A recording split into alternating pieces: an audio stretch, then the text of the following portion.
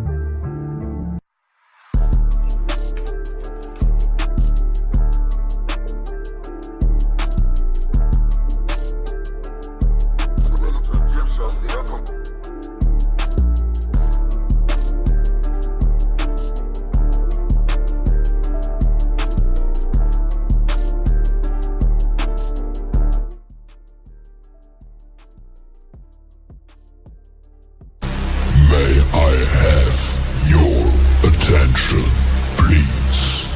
The show starts in 10, 9, 8, 7, 6, 5, 4, 3, 2, 1. Let's rock.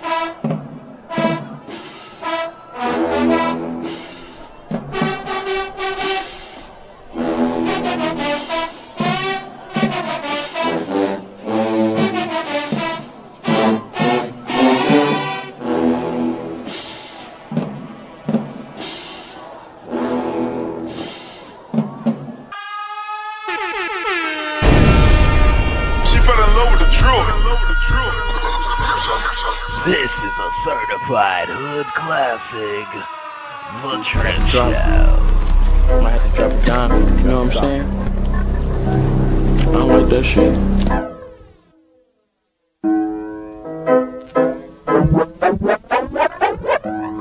Got the drip, drip, drip, drip, drip, drip. Yep, Drip Nation got 2.5 subs, y'all. Subscribe today. Y'all make sure y'all check out my homie, Drip Nation. Drip, drip, drip, drip, drip. Y'all subscribe. Shout out to Drip Nation. Shout out to Drip Nation. Much love to Drip. Drip, what's poppin', kid? Keep grinding over there, you heard? Drip was poppin', kid. Keep grinding over there, you heard?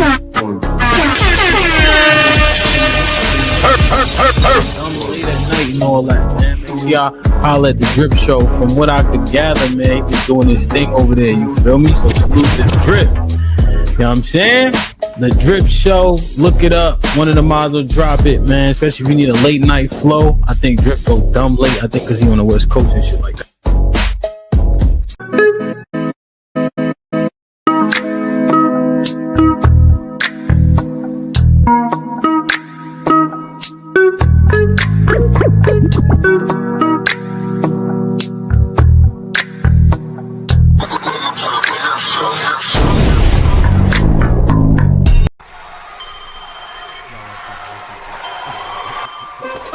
Drip Nation, let's go. Coming to the stage.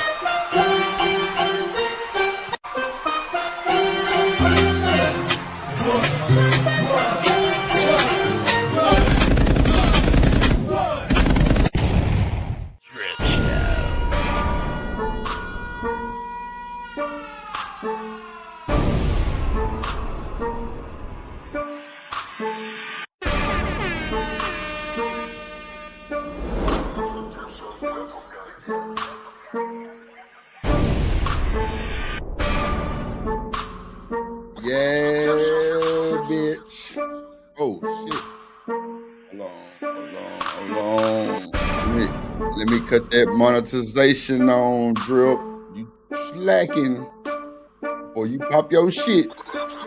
Let's go. Yeah. Drip, tell them. Frank it. Okay. Yeah. Let's go, Drip. Yeah. Drip up in this hole. Don't crank that hole. Hey. Say, don't crank that hole. Hey. Let's go, let's go, let's go, let's go, let's go, let's go, let's go, let's go, let's go, let's go, let's go, let's go. The Drip Show. Yup. We here, ladies and gentlemen. Yeah. I need you to stretch your arms left to right. Give Drip a hug. Take it through. Yes, Lord. Let's go. Whew. Man.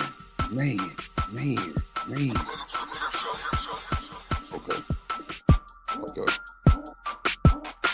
You know what? I need me a wallet, bro. You know, I ain't got no wallet.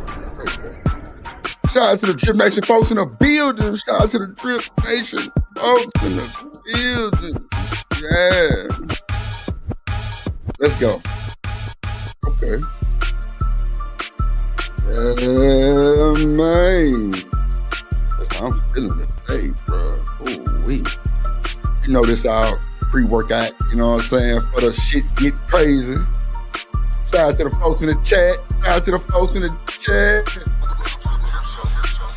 Yes, welcome to the Drip Show. Let's go. Okay. Shout out to me. Yeah.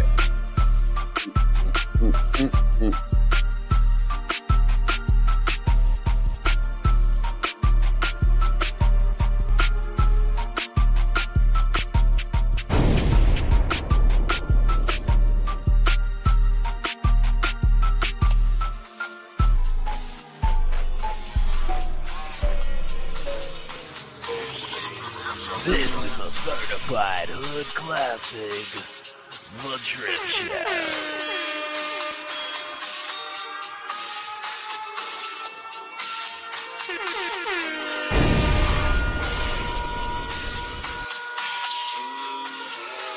This is a certified hood classic. Make sure you hit that like button. Hit the like button. Yeah. LIKE free. There you go.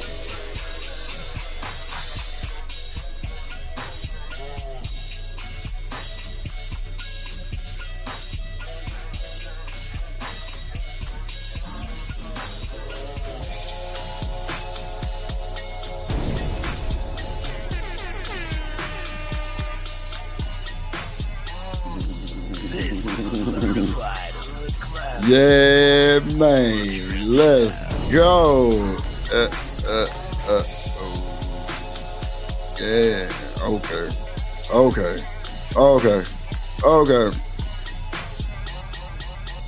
Yeah. Come on, baby. Let's go. Make sure y'all got y'all lotion on. Don't be ashy y'all. You like, you feel me? Shout out to the folks. I already see what time it is today. I already see what time it is. God damn it. Yeah. Roll call coming up.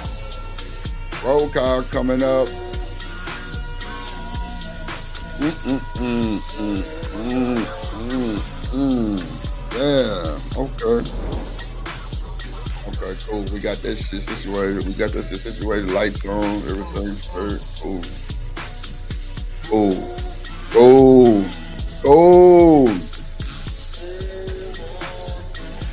Yes, Lord.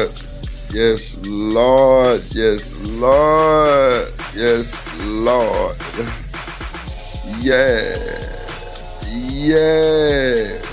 Shout out to the folks on phone them.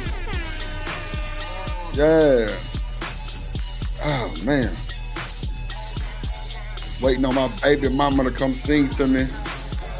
Yeah. Okay, drip. Okay, drip. Okay, drip. We here, have no fear. Hit that motherfucking like button. ASAP, please. Hit the like if you like. Yeah.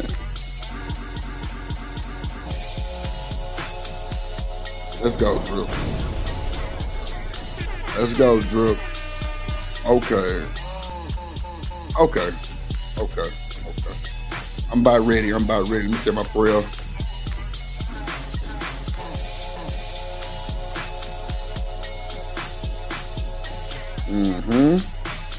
Gonna have a good show today. Yeah. Yeah. You gotta get that devil out your life.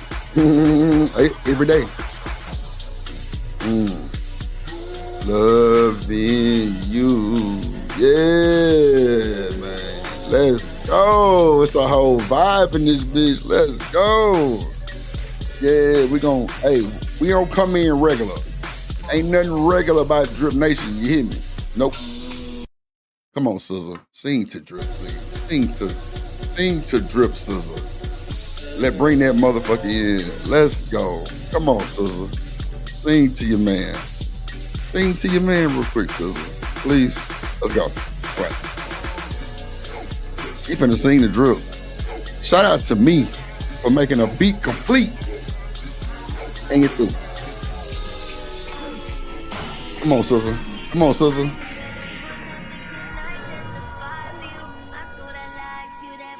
Man, I swear I did the fool on this beat.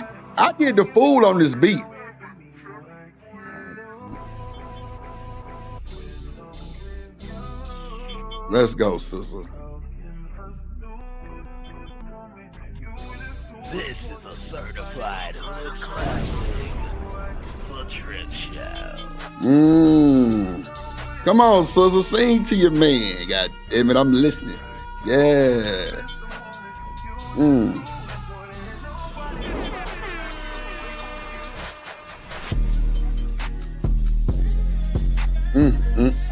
Go ahead, Drip. You know you a bad motherfucker, boy. Let's go. Refreshing. Let's go. Come on, Drip. Come on, Drip. Don't let him fall, Drip. Don't let him fall. Ooh. This is a certified hood classic. Come on, Drip. Yeah, we about ready, bro. Yeah, let's go. Okay.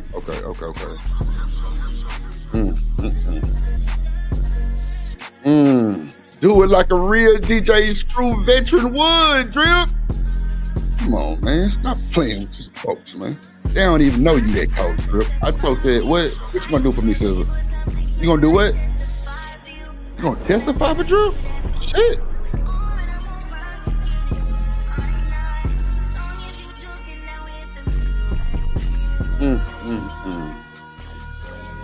She said she can't lose with Drip. Ain't no fucking way.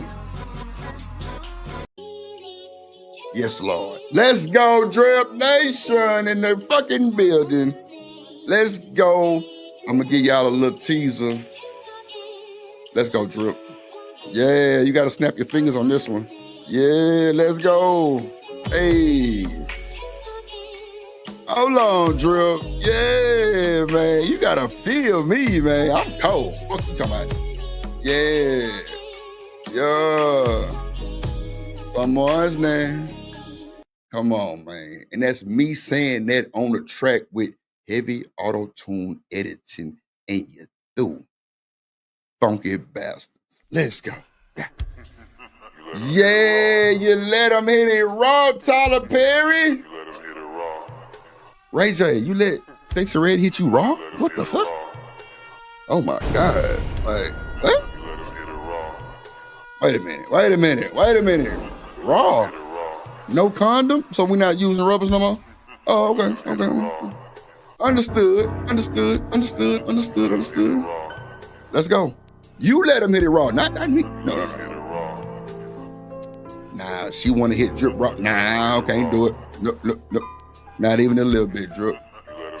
I ain't even a little bit. We're gonna play it tad slight. Then we're gonna get to it. Come on, Drip. Bring it on in. Did he redo this one too? Let's go. Yeah. Come on, Drip. Day and night, the sun. Yeah, fuck you talking about. Shit. Okay, let me stop playing. Let's go. Let's go. Shout out to the Drip Nation folks, man. You know how we come in this motherfucker with the vibes. You feel me? We just getting our blood flowing and shit. You know what I'm saying? Before we tear this motherfucker down, as usual. You feel me? Shout out to the chat. Shout out to the fucking chat. Shout out to the fucking chat. Boy, look at this shit here, boy. Sheesh. Lord of Jesus, man. Let me tell y'all something. I'm going to read these super chats before I do the roll call. Real shit. Shout out to my boy Art of the motherfucking facts. You feel me? Day 1A1 with the 199 super sticker. Yeah. Super. You got to say it like Shaky Breaky said. Super. Super sticker. Yeah. Then we got that boy Romello. Look, Romello, I'm already queued up for you, my boy. Don't you worry. Hold on, let me cut these tunes down. I'm already queued up for Romello. Watch this. See, he don't even know I was already ready. You feel me? When he came with that shit, I say, okay, baby, we're gonna rock out then. We're gonna rock out. Watch this. Watch this. Watch this.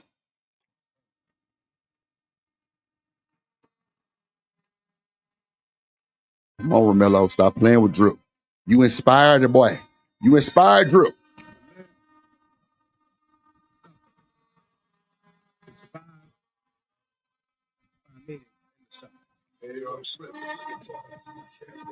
Come on, Romello. Come on, man. Hey, yo, I'm slipping. I'm falling. I got to get up. Get back on my feet so I can tear shit up. Come on, bro. Come on, man. Need you now. Come on, bro. Come on, man. Shout out to motherfucking Romello, 747. God damn it, he was a bandit, and he turned into a goddamn reformed bandit. I fucking love it. I fucking love it. Boy, I appreciate that shit every time you come through this motherfucker. I ain't lying. Artifacts, appreciate you too, my God. Real shit. Let's go. Get a black. Get a black. Get a black. Get a black. Get a black. Get a black. Get a black. Fuck a black. Get a white. Do it up. Do it up. Move back. Do it. Shake. Rock.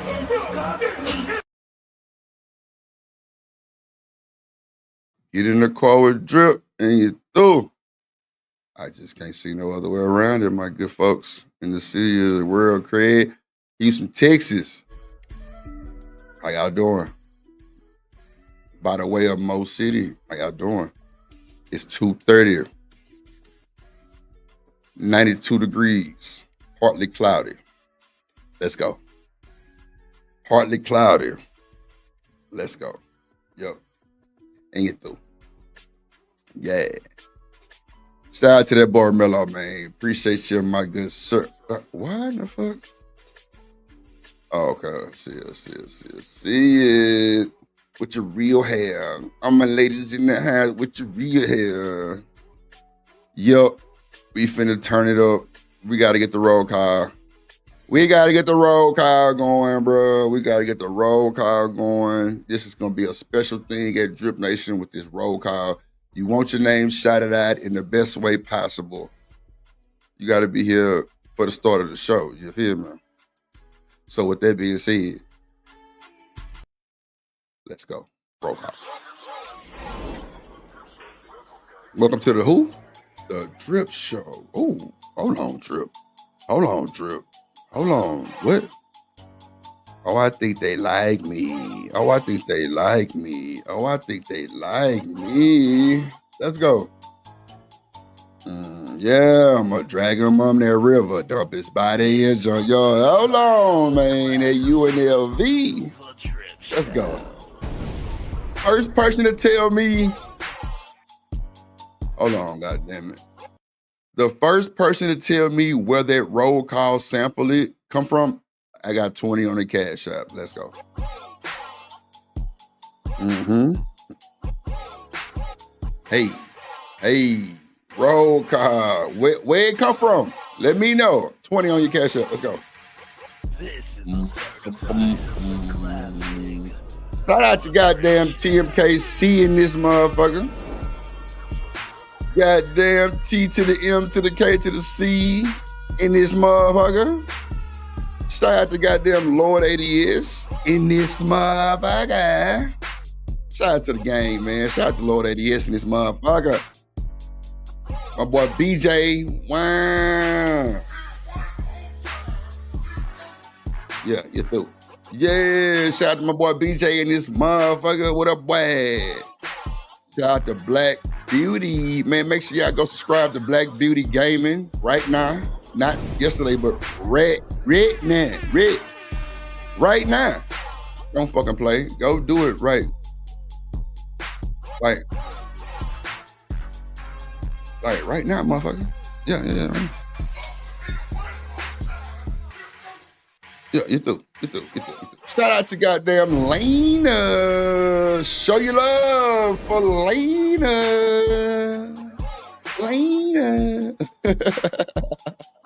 What's up, Lena? She be here. I like that. Lena then pulled up, popped up, and everything, man. What's going on? Shout out to my boy Art of the fucking Facts. Yep, Art of Facts in the goddamn building. Yes, indeed. What it do? Yes, Lord. Shout out to Chakra. Is it? I keep saying Chakra. Is it Chakra with a C? Chakra. Show your love for Chakra Love. Yeah, come on down, Chakra Love. Come get your prize and your drip and your throat. Yes, Lord. How you doing, little baby? How you doing, little baby?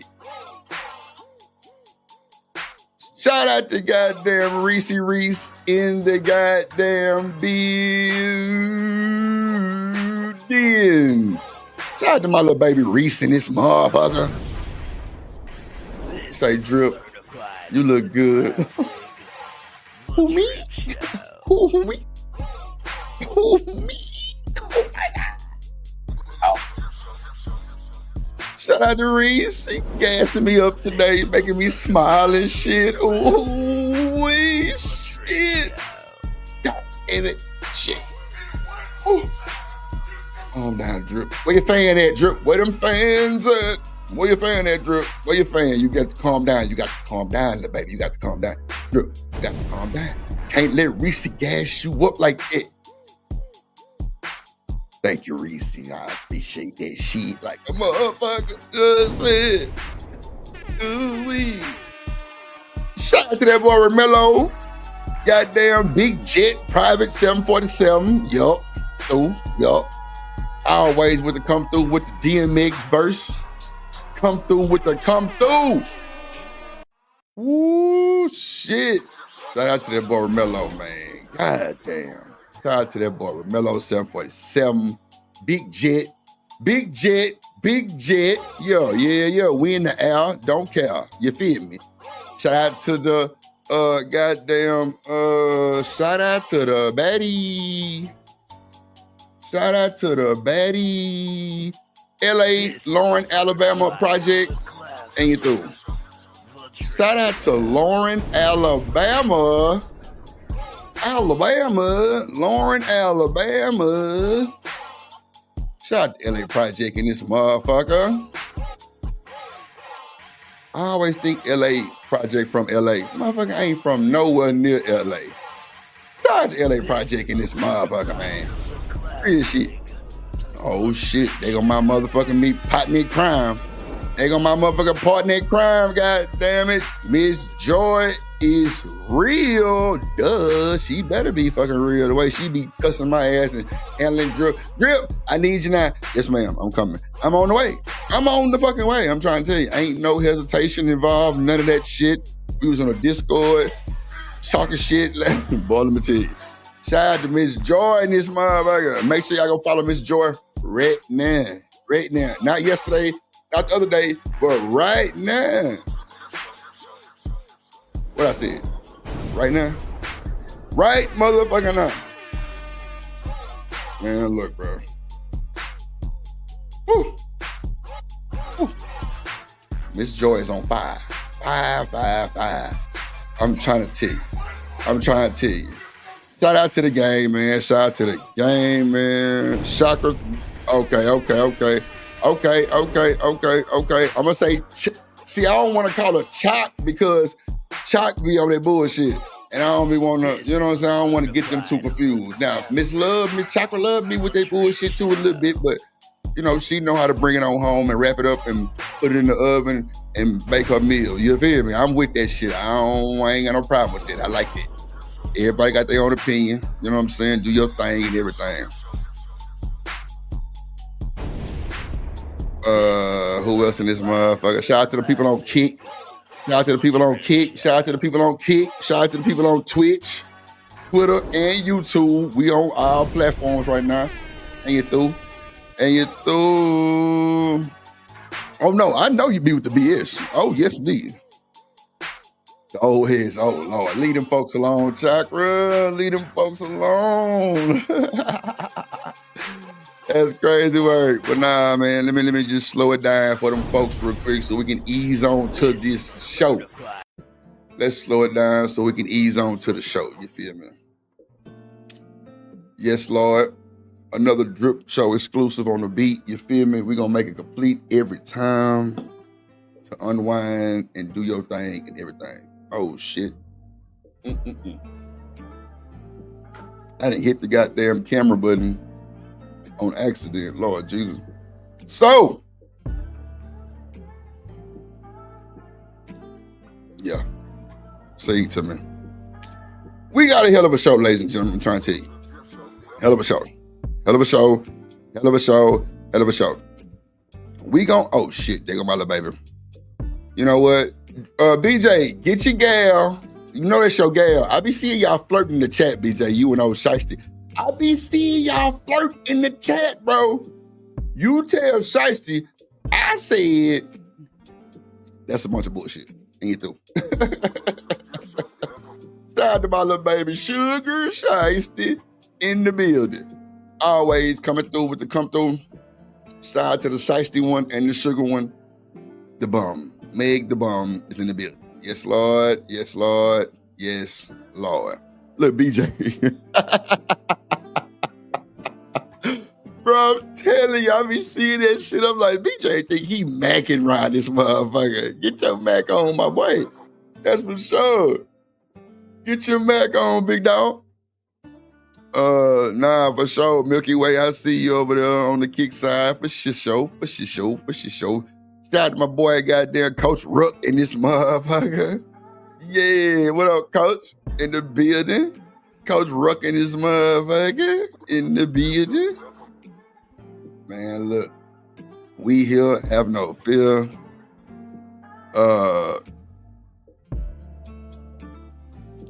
Yeah, she always say, what is this? That shit be fucking me up, Chakra. Every time she say that shit, I be like, bro. Come on, bro. You know what's going on, Shiesty. But that's Shiesty, though. You can't tell her nothing. It's cool.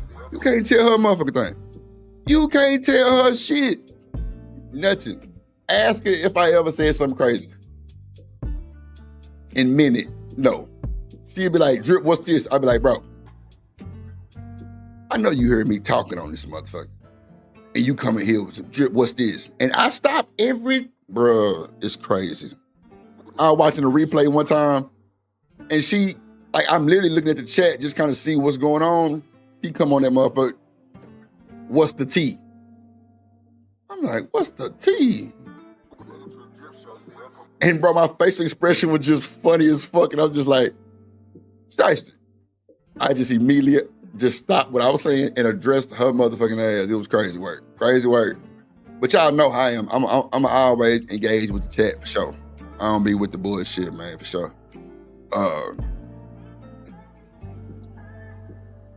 He say with the JP Love connection, damn, Coach Run, shit. That was some slight work right there, my boy. Shit. Nah, Shiesty crazy as hell. But nah, man, welcome to the Drip Show, y'all. I'm your host, Drip. Let's go. We finna crank it up one time. One time for your mind. Let a player come through. So we got Pusha T exposing Travis Scott. Okay, little rap beef. You know what I'm saying? We got goddamn. Oh man, I don't even want to go down that road, but we gonna go down that road. You know what, Lena? Yesterday when you told me, when I brought up that clip of Lapeef Network, I keep saying Lapeef Network, God damn, the Lapeef show, and you was like, Drip, can we speed through this? Man, I don't know why you said that shit. Everything slowed down and we goddamn, look, who is JP, Lord Jesus. Everything slowed down and we dwelled on that motherfucker. She said, Drip, can we speed through this? I'm like, yeah, it didn't work. But that shit was funny as hell. I'm like, damn. She did ask, can we speed through this shit? She knew it was finna go down the shithole. She knew it. And it definitely went up and down, goddamn. That's for sure. But nah, man, it's just content for the conversation. I don't have no affiliation with none of this shit to be going on really on the cool. It just be funny.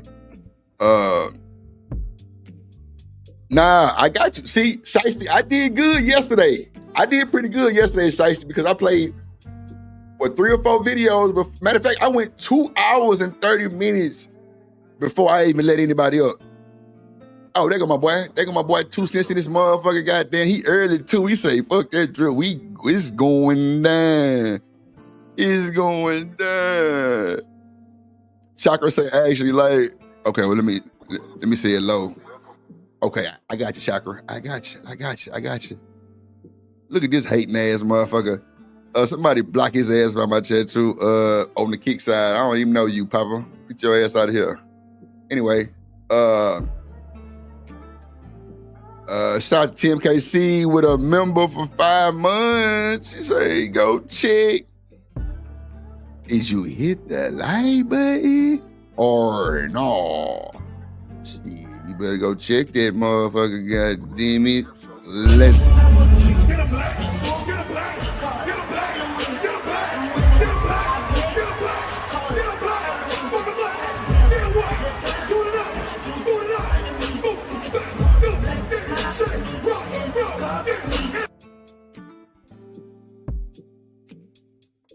get in the car with Drip. Shit, you loud not to make it back. You through. Yeah, lurking, listening now for sure. 2 cents for sure. Yeah, we finna 86 a few of these rats in here. Yeah, shout out to TM to the K to the C, goddamn, and you through. Shiesty, you crazy as hell. Nah, but I got you, Shiesty. I'm trying. I'm telling you, I'm getting better with that shit. But I did good yesterday. I actually played a whole bunch of videos before I let somebody up for sure. So we gonna go ahead and get started, you know what I'm saying, with the bull. Man, they saying, I don't even know how that's possible. You know what? I'm gonna start with a little political. They stopping folks at the border. A pregnant lady or some. Let me see. All right, bet we'll rock out like that. What the hell? Oh. Okay. Yeah, we'll rock out like that. Rock like that. All right. Let me bring this up. I appreciate everybody for being here. Appreciate the donations already coming. I appreciate y'all for real. You just don't know. Let's see. Citizen speak. Bad use for the juice. Let me cut down the tunes a little bit. I know y'all watching on y'all headphones or Bluetooth. I know I'm drowning y'all with that goddamn music. Let me cut it down like that, and then let me put another song on too, because I don't even want to hear that one. That's kind of slow, too slow. Y'all gonna be trying. Look, Chakra already trying to make Love Jones connections and shit. She over there vibing like a motherfucker. Shout out to Chakra Love in the goddamn building. Yeah, Ferg ain't shit. What up, Demon, in this motherfucker? Goddamn, my boy. Let's go. Let me move comments. Shout out to the boy, the Daily Rundown. Make sure y'all go subscribe to the Daily Rundown. Bro, be on that shit. Yeah, boy, be on that shit. Let's go. Out after she was detained by ICE while 9 months pregnant. Authorities took her into custody on allegations of obstruction. Her partner and cousin were the ones being targeted. KTLA's Annie Rose Ramos live now in Hawthorne with the story. Annie Rose, good morning. Hey, Jess, good morning to you. Yeah, what started as a normal day for Carrie Lopez Alvarado coming here to pick up her boyfriend and cousin who work as a maintenance crew inside this building complex ended in a nightmare. Detained by federal agents as a U.S. citizen and being 9 months pregnant, she says her biggest fear wasn't just for herself, but instead for her unborn baby. Damn. Ma'am, move your hand away. No. Move your hand away. Listen. Sir. Ma'am, put cuffs on her. Put cuffs on her. Oh, wow. Cuffs on. Hold her hand. I was kind of scared. So, like, my voice was very shaky in the video. But I, like, tried to stay strong. Let her go. She's pregnant.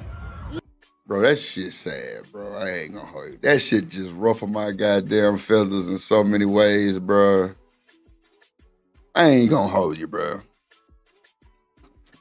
If I have kids and a motherfucker touch my pregnant ass woman, boy, it is motherfucking Arnold Schwarzenegger time 3954. God damn, dog. This shit here, bro, like, why are these niggas so aggressive with these women like that, bro? Like, it don't even need to be like that. Then you want to ask them, well, it don't even matter. I ain't finna go down that rabbit hole. I ain't finna do that. I'm not finna do that, Drip. Stay on your shit. Stay on your topic. Yeah, Chakra, this shit is fucking sad. I don't know what to tell you. This shit is fucking sad. Like, bruh, she pregnant, bro. You grabbing on her like she got a fucking gun. A pew-pew. I'm sorry. YouTube, goddammit. Come on, bro. Like, what are we talking about here? Let her go. Get back. Bro, this shit sad as hell. ICE agents detaining 23-year-old Carrie Sunday, June. And look, she's an American citizen. She's not even a... Man, look, bro. 9th, a week before her due date during a Hawthorne raid. A week before her fucking due date. So she big preg.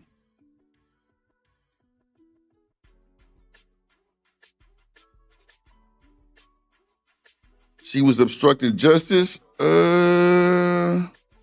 Yeah, 2 cents. I said you can get this work, I guess, bro. That's wild, bro. Yeah, later say they don't even care. I don't even... It started out, boss man, she was just in her car and they snatched her up out that motherfucker. But she was going to pick up her boyfriend. Man, that's wild, bro. Let me see. I'm gonna play the rest of it so we can see.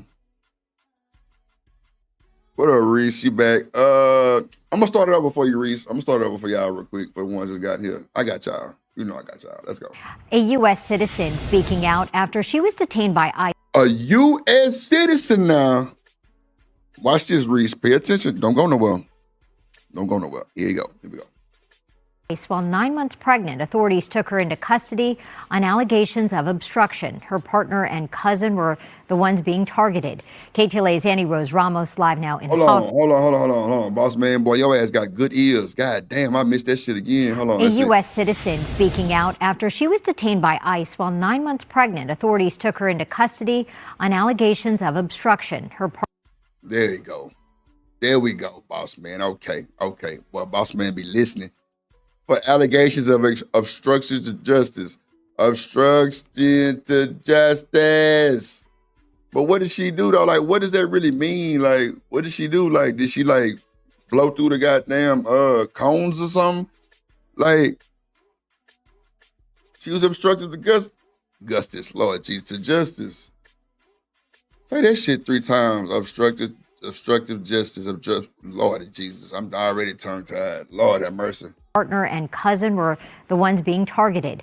KTLA's Annie Rose Ramos live now in Hawthorne with the story. Annie Rose, good morning. Hey, Jess, good morning to you. Yeah, what started as a normal day for Carrie Lopez Alvarado coming here to pick up her boyfriend and cousin who work as a maintenance crew inside this building complex ended in a nightmare. Detained by federal agents as a U.S. citizen and being 9 months pregnant, she says her biggest fear wasn't just for herself, but instead for her unborn baby. Ma'am, move your hand away. No, Move your hand away. Listen, sir. ma'am. Put cuffs on her. Put cuffs on her. Ma'am, put cuffs on. Hold your hand. I was kind of scared, so like my voice was very shaky in the video, but I like tried to stay strong. What up? What up? Let her go. She's pregnant. Let her go. Did she say her boyfriend set her up? That's crazy work. ICE agents detaining 23-year-old Cool. Miss Carrie Roses. Sunday, June 9th, a week Rose. before her due date during a Hawthorne raid, after she says she was protecting the truck her boyfriend was inside of, standing why between she ICE smiling. agents and You the that car shit, door. Reese. Federal agents telling her she was interfering with her boyfriend's apprehension. And in a matter of minutes, they were arresting her boyfriend, her cousin, and her. Damn. You say why she smiling. They had my boyfriend on the ground already, and they had tackled my cousin Oh, down. shit. And that's when I was inside the car, and I was kind of just Hell banging yeah, on I'm the a door. newbie on Like, what kick. are you doing? Like, why are you guys? Two cents say, why put your child in danger? Like, that is wild. See, that shit made me want to drop the link already, but I'm going to hold off. I'm going to stop. I shouldn't have played this first. This some bullshit. That's for sure. Let's go. treating us like that? They didn't do anything wrong. What up, Johnson? The Department of Homeland Security telling KTLA, quote, Carrie Lopez was arrested because she obstructed Jones say her voice wasn't shaky at all. federal law enforcement by blocking access to a car that had 2 Guatemalan illegal aliens in it. Now, federal agents taking Carrie from Hawthorne to a processing facility in San Pedro. The agents, she says, telling her she was going to have her baby while in detention, assuming she was undocumented, asking her if she was from Mexico. But you're from Mexico, right? And I'm like, no, I'm from here. And like, I was born here. Here, where's here? Where are you talking about? Where exactly is here? I'm like, here, the U.S., Los Angeles. They put us in chains. So I had a chain from my hand and under my belly that went all the way to my legs. There was just a constant fear of like protecting the stomach. Like I didn't really care about like my hands or my feet. And I was more concerned about like, oh, like, is she moving? Like, is she okay? You were afraid for your baby. Yeah. I was scared that the chain might have been like too much pressure. Agents eventually releasing Carrie after she says she started feeling pain around her belly. She raced to the hospital where she started having contractions, she believes, from the stress of what happened. 4 days later. Coach Roy said 9 months pregnant and she protected men.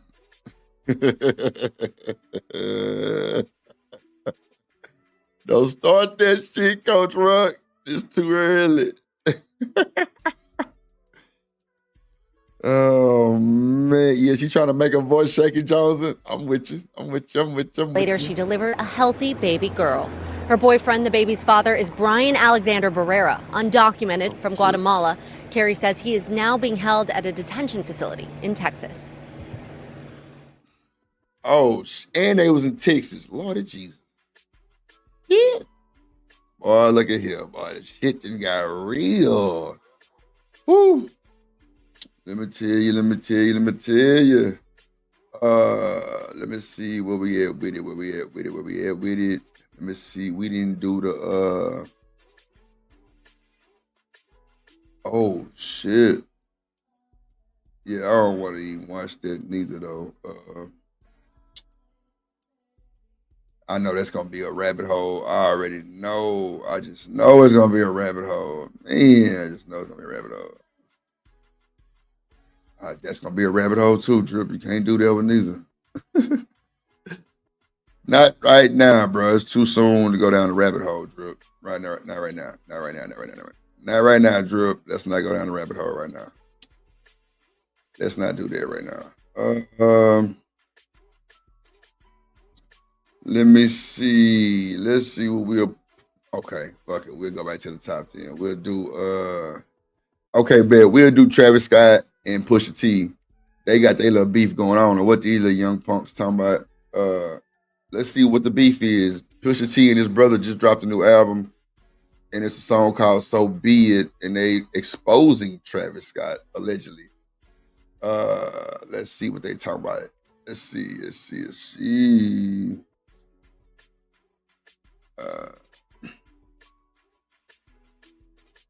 All right.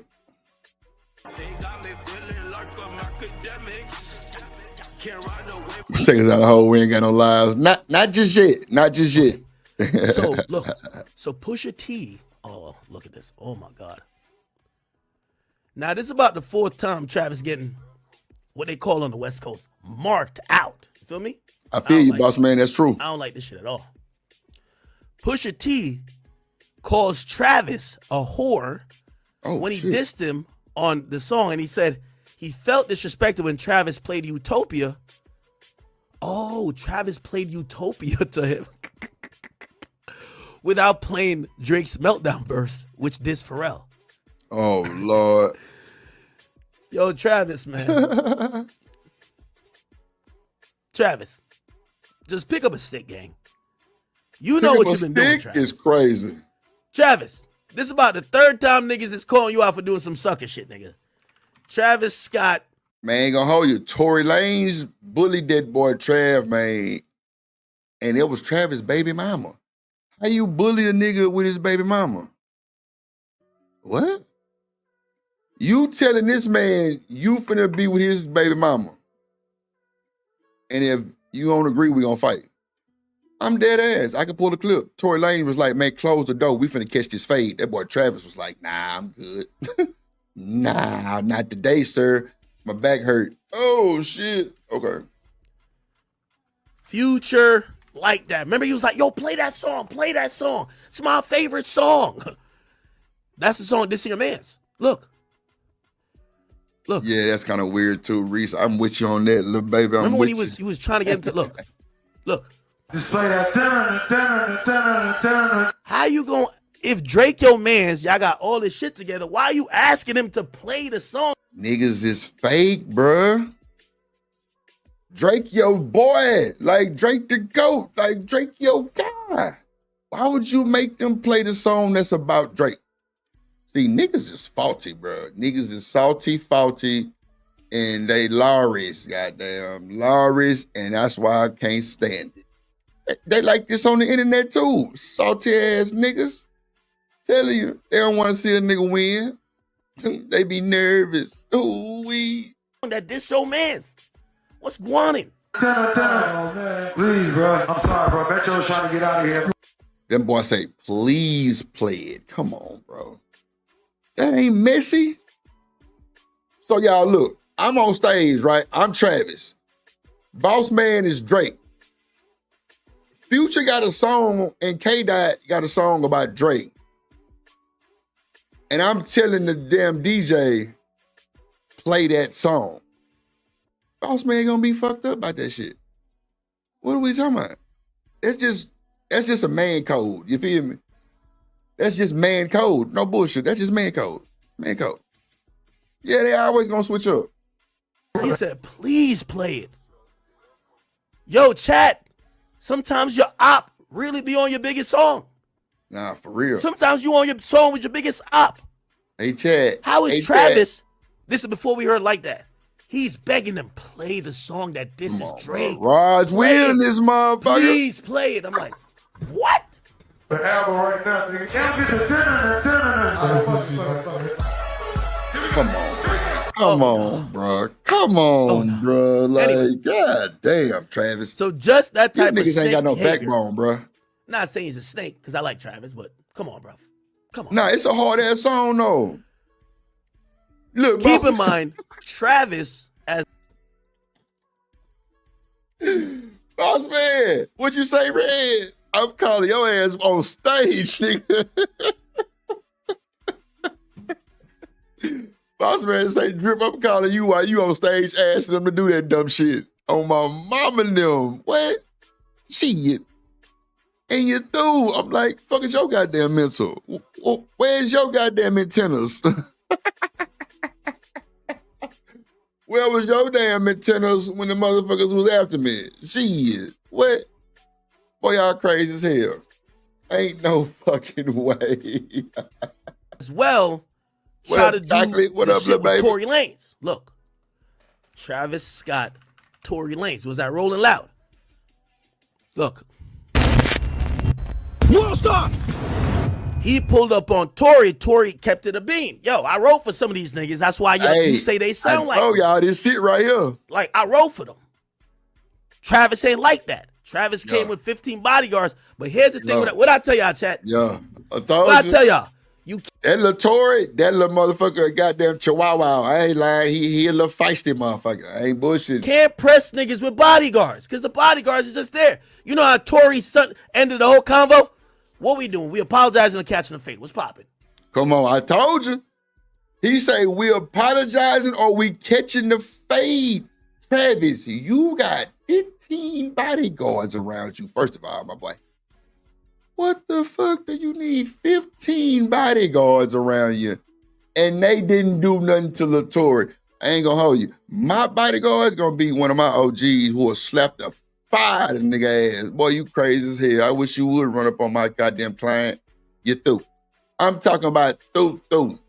Yeah. So, like what? Nothing else. Look. Watch this shit. Watch. I'm telling you, watch this shit. You're not the only person that say I'm not the only one. I ain't gonna lie to you. Bad. Yo, you can see Tory put his hand on the shoulder type shit. Like, you know? Like, why Tory's energy like that? Tory look nice. You're gonna see a hand get on the shoulder. You're not the only person. Oh, nah. Oh, nah, Tory. Boy, I would have. Boy, look at here. First of all, Tory, you like 5 foot, drip 6'3". So you got to know, nigga, you can't even reach my shoulder. First of all, little bitty ass nigga. That's first. Second of all, bro, don't you come at me about no fucking Kylie Jenner lips. Nigga. Boy, you better back the fuck up.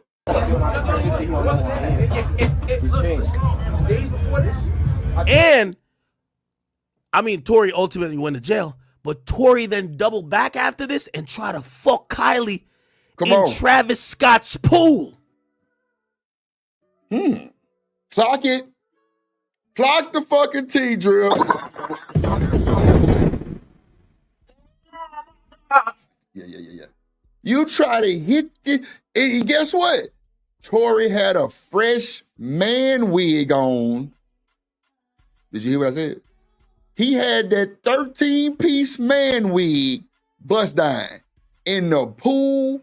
Now, we know black women don't get in the water unless they shit waterproof. You feel me? We know that. See, I told this chick I was talking to one time, look, if we go into Mexico, goddamn, I'm going to need you to get the wig that is waterproof or either just put on one of them old ones and shit, get your ass in that water, and I'm going to just get you another one when we get back and, you know, get your shit done or whatever you got to do. But we getting in that motherfucking water. Ain't no fucking way in hell. That motherfucking wig finna stop us from getting this motherfucking water. So Tory got in the water, y'all, with his man wig on. He a bad nigga. And that mean he must really wanted that Kylie Jenner. But guess what else happened that day, y'all? The shit with Megan and Kelsey. That was the same day. No bullshit. That was the same day. Same day. So for a man to get in the pool with his main unit, shit, you got to be bad. Now that's a bad beat. Yeah, you got to be out. That shit Boosie said. Yeah, the fuck? Y'all crazy as hell. Ain't no way. He might have to shoot Tory. Shit, what? At the end of the day, nigga said I sound like something, my nigga. I said what I said. If you felt the way and you want to handle it the way you want to handle it, that's why we here right now. So I'm saying, what do you want to do, bro? Do you want to do? No. Somebody backpedaling. I'm talking about moonwalking on a bitch in Calabasas. Oh my God. You apologize, or you want to shoot the fade, my niggas? I'm just trying. Lord of Jesus. As soon as he would have said apologize to catch the fade, that fire would have been coming. That hand would have slapped him in 3D. On my mama now. which is bullshit, my boy. You talking about a motherfucker with some lips that ain't even hers? You got to be fucking kidding me, brother. Ain't no fucking way. Everybody can get out of here every single. Sir, you apologize. That boy said everybody can get out right now. We can catch this fade. Boy, Travis like, nah, I'm good, my boy. Shooting the fade. Person can get out of here. Literally every person can get out of here, and we can shoot the fade, my nigga. And we can just get out. Niggas want to fight. Like, everybody just get out of here, my nigga. Let's just shoot the fade. Because it seems like you're just trying to come at me, my nigga. I'm not for that, my nigga. I'm not for that. That boy Latour is standing on business. I can't even hold you. He's standing on business. God damn. Petty P. What it do? Shout out to my dog Petty Pendergrass down in the building. Shout out to American Tradesman, aka Marksman. He'll mark your ass out. Matter of fact, American Tradesman would have been there.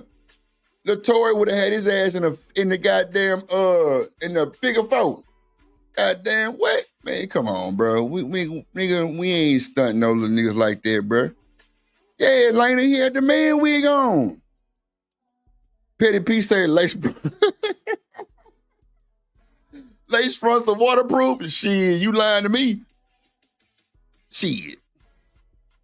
Boy, we with the shit today. I ain't bullshitting.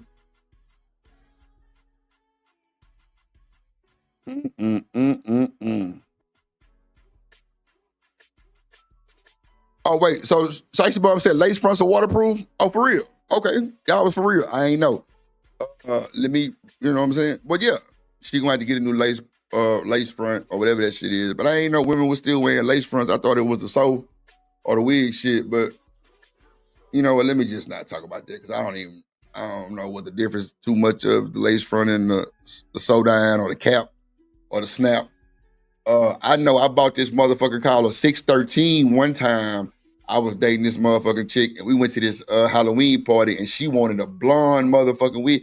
So my people own this big ass wig spot in Houston, right? So I got her the 613. You feel me? Yeah, I went that bitch confident too. Like, yeah, let me get that 613 with the frontal. Yeah, that one right there. Boy, the women was on your boy. Like, what you in here buying? Who you buying this for? I'm like, my motherfucking gal. The fuck you talking about? What you know about a 613? I'm like, cause I provide the motherfucking wigs for her big ass head. The fuck? You better miss me with what's your name? Drip. And it. No. Oh shit! Why Tory? You said glueless waterproof glue? No shit. Bald Tory is a different demon. Yeah, Tory's a demon for sure. That motherfucker wasn't bullshit. He wasn't playing with old Travis. Travis, Scott, you boy, if Kylie seen this, boy, which I'm sure she did, you ain't getting that pootang, my boy. She want little Tory to hit it with the man wig on. She want the man unit. Boy, shit. I'm trying to tell you. She said, like, you ordering food? Yeah, I need number 13, 613 in a 20 in a bundle. Yeah, that long motherfucker. Yeah. Nah, hell no, they weren't thinking I bought the wig myself. She was like, who you buying the wig for? I'm like, my motherfucking gal. The fuck? Where y'all going? You nosy in the motherfucker. And then try to, what's your name? Like, come on. I just told you I'm buying it for my gal. You still trying to holler that old drip? Yeah, it be like that sometimes. It's cool. Birdnest Tory with the turkey shit. I don't know if that's a demon. But bald Tory, when he accepted it that he was bald, look at him. He even flexing. Why Tory flexing like that? I'm telling you. I'm not for that. We can shoot the fade right now. We can shoot the fade right now. I'm a man to man. I'm a man to man, bro. So I feel like you come on, my nigga. This is how I came on here, my nigga. I understand. It's Hey, this is what I want. This is what I want TD niggas. Y'all might as well drop the day free video. Let's see if this is how it look. This is how they're saying they think that the day free shit happened. I would love to see it. Drop the video. You say just troll. I'm a man to man. I'm a man to man, bro. So I feel like you come on, my nigga. This is how I came on here, my nigga. I understand. It's the way the nigga came on. Yo, let me holler at you, my nigga. It's like I understand what you're trying to do. Nigga got the stuttering and shit. The fuck? Pretty crazy as hell. Yo, these niggas arguing, but they got liquor on the table. Nobody drinking. My understanding is aesthetics. I can't sound like somebody. Now listen, this is the problem. This is the honest truth. The song that you wrote, he asked me 2014 to reverse me, bro. To do a This bullshit. These petty ass niggas. Holy. I ain't finna bust a So break. Pusha Lord says, Jesus. yo, Travis, he played me Utopia, but he left off the fact that Drake had a verse on Meltdown. Now here's the thing, I gotta be honest. Maybe Drake is notorious for turning verse mad late, like right before. I remember Yachty. I had met Yachty. Well, not met Yachty, but I seen Yachty at Complex Con. That's when he was waiting for the Oprah's bank account shit. Loki's album got delayed because Drake turned that shit in dumb late. You know, Drake got mad feature requests doing a lot of shit. So who knows? You know, I'm shooting Travis some bail here. Maybe Utopia didn't have the Drake Meltdown verse yet. But Pusha feels a way why you play the song without it. When this is my man's. So we were in Paris literally working. That shit janky, bro. He was calling P to play his new album. Oh, so he was playing it for Pharrell. He came to Pharrell's studio. Oh, okay, all right. Yeah. All right, never mind. Travis, I can't get you back. I'm going to tell you why. Don't play the album for the nigga who you know is going to get dissed on the album. You should have took the Come diss on, off. Travis. Yeah, Travis. Or just at least stand on it. That's not your man's. Whammy. I guess maybe Drake was your man's at that point. If I play my album, it's like, say I'm a rapper. I play my album for Savage. Savage is like, oh, okay, that shit sound fire. Bro, these niggas Cadillac suckers. Bruh. Travis, you sound like a real live broad. Why would you do some messy ass shit like that? See, this is what going on this internet. When these niggas that y'all think that's so hard on this internet get their ass checked at the door by a nigga like Drip, and I'm new. Well, I ain't gonna even say I'm new no more because I've been here like a year and 2 months, 3 months type shit. It hit different, don't it? When you like, damn, Drip just, oh shit, that nigga Drip wasn't, shit, the fuck, nigga, hell nah. I'm a real man in real life, nigga, I don't go for that bullshit. But then you look at them niggas totally different though. Like, bro, you messy as fuck, nigga. Like, why would you say that shit? If a nigga ain't never disrespect you like that. That's why I always come with respect so I can get my respect. Cause I know you gotta give some to get a little bit. You feel me? So that's cool. I definitely give a little bit. I ain't fucked up about it. I'm a man. But when you come messy like that, bro, whatever happens to you, my nigga, that's on you, bro. All that other bullshit, I just don't know what to tell you. But that shit messy as fuck, bro. Messy as fuck. Like, man, I tell you, boy. This nigga Petty Penny, right? Boy, this nigga here crazy as hell, bro. What the fuck? I'm sitting here reading this nigga comment. Nah, this nigga crazy, nah. Real shit. Then I leave off the fact that another nigga's on the album dissing Savage. Yeah, I already know. Bro. I'm stamped in official now, for sure. Yeah, I can see it. Yeah, that's fucked up, bro. We were in Paris literally working. He was calling P to play his new album. He came to Pharrell's studio at Louis Vuitton headquarters where Clips recorded most of the Let God Sort Him Out joint. He interrupted a session. He sees me, that's Pusha saying it, and Malice. He says, oh man, everybody here. He's smiling, laughing, jumping around. You know, he doing all this. Fiend. Like, you know, that's how Travis is. Like, he's just always jumping around, like kid in the candy. That's that goddamn coke. Doing his fucking monkey dance. Damn, I'm through. Travis got to catch a fade with one of these niggas. It's getting that shit Travis, messy as fuck, you got to bro. catch a fade with one of these niggas. They talking about you too crazy. Niggas saying you doing a monkey dance. Niggas saying you doing a monkey dance. Like you on some Bobby Shmurda, like, And Travis Scott from my hood. It's time to catch a fade. Hey, he from Mo City. Who gonna tell Travis he just got to catch one? Damn, Travis. Also, did we forget the Tyga and Travis shit? Tyga, Travis fight. Yeah, that was some bullshit did we forget too. This? Look. Always over Kyler. Look. Yeah, I can't play that music though. Nigga, they grabbed that nigga up so crazy, the record started playing backwards. Future went to the past. Holy, never seen that shit before. That boy They wasn't bullshit. got so aggressive. Future went to the past. The record played in reverse. Holy. Lord Holy. Oh shit. Oh, I think this Travis. Hey. Damn, Trav. Nah, that's not Tiger, but that's Tiger's man. Yeah, bro, you out here getting punked like that, bro. Man, bro, you can't be from my hood getting done like that, bro. Bro, let me tell y'all a quick story about the nigga Travis Scott, right?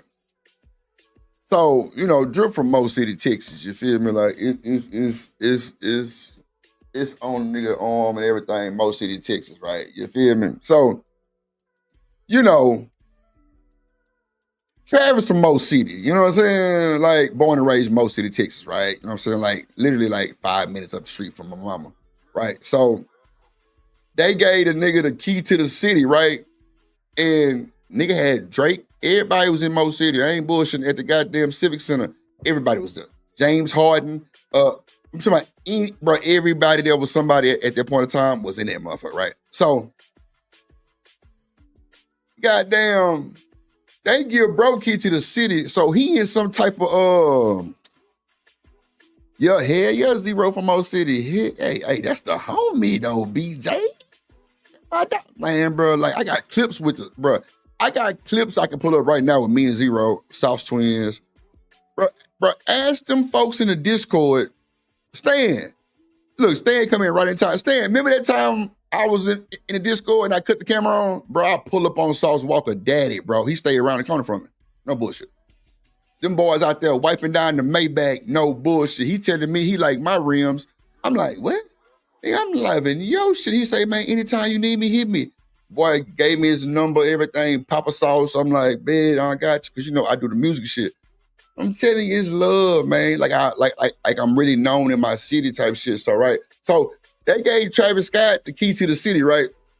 They got the goddamn LaFerrari, some of those fancy ass car. This nigga does 120 miles an hour down Texas Parkway, which is the main street that come through Mo City, right? Bruh, high-speed chase with the fucking police, bro. I'm like, bro, you set yourself up for fucking failure, my nigga. Why would you do some shit like that, bro? Why would you do some shit like that? Like, just capping and rapping, bro. Long story short, the laws caught him, right?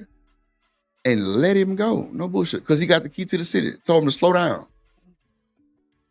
Let Drip come through on that motherfucking bike that goddamn fast. Boy, they gonna put the helicopter on my black ass. No bullshit. Like, nigga just doing dumb shit, bro. Like, the nigga was weird in school. Like, he weird, bro. But you know, I think all artists like that that's talented, they be weird. You know? Well, not weird, but they just be like to themselves. Like, you know what I'm saying? Type shit. I don't know. It's kind of weird, but that nigga Travis is like, man, bro, man, look. This nigga mama, I kid you not, y'all, worked at the AT&T cell phone store. You know when they say black women, like older black women, don't like to leave their house and shit like that? You know what I'm saying? You know, they want to stay in their house. That shit is for real. That shit true. This nigga mama was still working when Travis Scott was super rich. It was a blue Maserati parked outside the AT&T store. Goddamn. Every fucking day. Folks used to be cars everywhere, y'all. Going to the AT&T store and they in there asking this woman, are you Travis Scott mama? Well, his real name is Jock. Asking you, are you Jock mama? I'm like, bro, y'all nigga lame as fuck. But nigga taking pictures with her, man, all kind of shit, bro. It's crazy. But she ain't want to stop working. Real shit. She did not want to stop working, bro. Nah, Lena, for real. That's a fact. That's true story. Like, she did not want to stop working, bro. Like, he had to make her stop working. Matter of fact, she didn't want to leave her house. But the attention got so big, she had to. Because it was kind of getting dangerous. You feel me? It was kind of getting out of hand. To the point where they had 2 police officers that would sit in front of their house all day long. No bullshit. It was crazy. But that shit was weird. I'm like, mama, you don't want a bigger house? You don't want? Nope. I want my house right here. No bullshit. And she didn't want to leave. She didn't want to quit her job. None of that shit. And bro, been rich. He still was working there. But shit, if she don't want to start working, she don't want to start working. Shit. She was a OG, triple OG. Yeah, man. Nah, that's facts, boss man. She say she ain't want to live through her son. That's bro. Hey, bro, she was so authentic, y'all. It was like that good welcoming feeling. You know what I'm saying? Like, man, she was so soft spoken. She was nice in the motherfucker, bro. She let everybody come in there, ask her questions while she's at work. But the manager wasn't tripping clearly because, bro, I'm telling you, that AT&T store was packed every time I passed that motherfucker up. Packed. And nobody's buying cell phones. They and that motherfucker taking pictures with Jock Mama, which is Travis Scott. Ooh, Big Ruck say it's easy to go to work when you ain't got to. Come on, homie, pop your shit. Let's talk about it. Yo, Travis, brother. Yo, Travis, you got to come over here with me for 3 months. You too light on your feet, nigga. I know I'm trying to lose weight, but you got to gain some weight. They pushing you around like paperweight, gang. Travis, you got to eat some oxtail, dog. Yum. Dumpling. Curry gourd. Jerk chicken. Yo, you in LA too long. You eating all them lean, vegan shit. All this green juice shit. Nigga, this is why, like, come on. Need some ackee and sourfish, my brother. Curry goat. Hey, goat. Curry goat. Gungu soup. Like, yo, Travis, what's going on? Huh? Google soup. Man, look, let's get these niggas out my screen. I ain't got time. God damn it, boy, I tell you, boy. Shout out to the chat, man. What's going on, man? What y'all got going on, man? Man? Yeah, Travis out here looking like a whammy. No bullshit. Damn. Okay. Ooh, Whitney. So a bunch of allegations coming out with Whitney Houston. Y'all know that, right? Hold on. Let me go here. Here go here. We here. Let's see. All right, let's see what we got here. Let's see what we got. Wagwan. Hey, could it go? Bomba clat the fire. Let's see, my friend. Let's see, Bomba clat.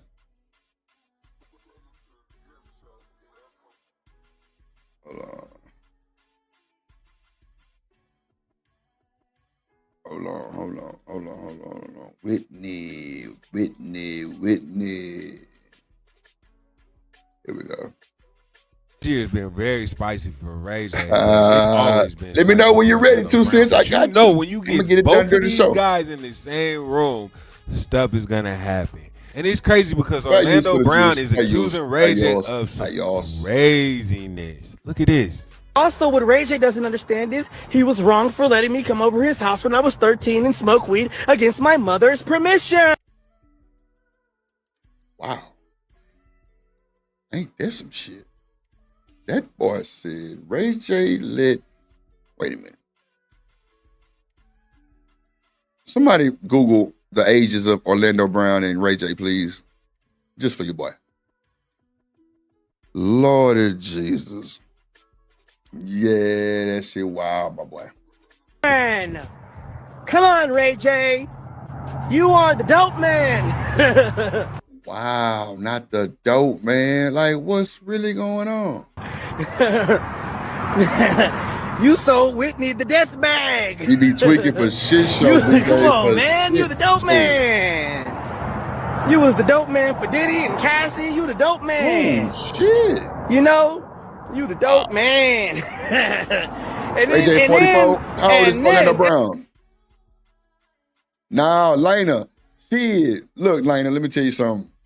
You really calling my ass out too because I definitely didn't believe that motherfucker at first. But that motherfucker, that's just like Jaguar Wright. I kind of believed it, but I didn't. But I know she really in the game. But I know Orlando Brown in the game too. With that, 37. Okay. Damn. Okay.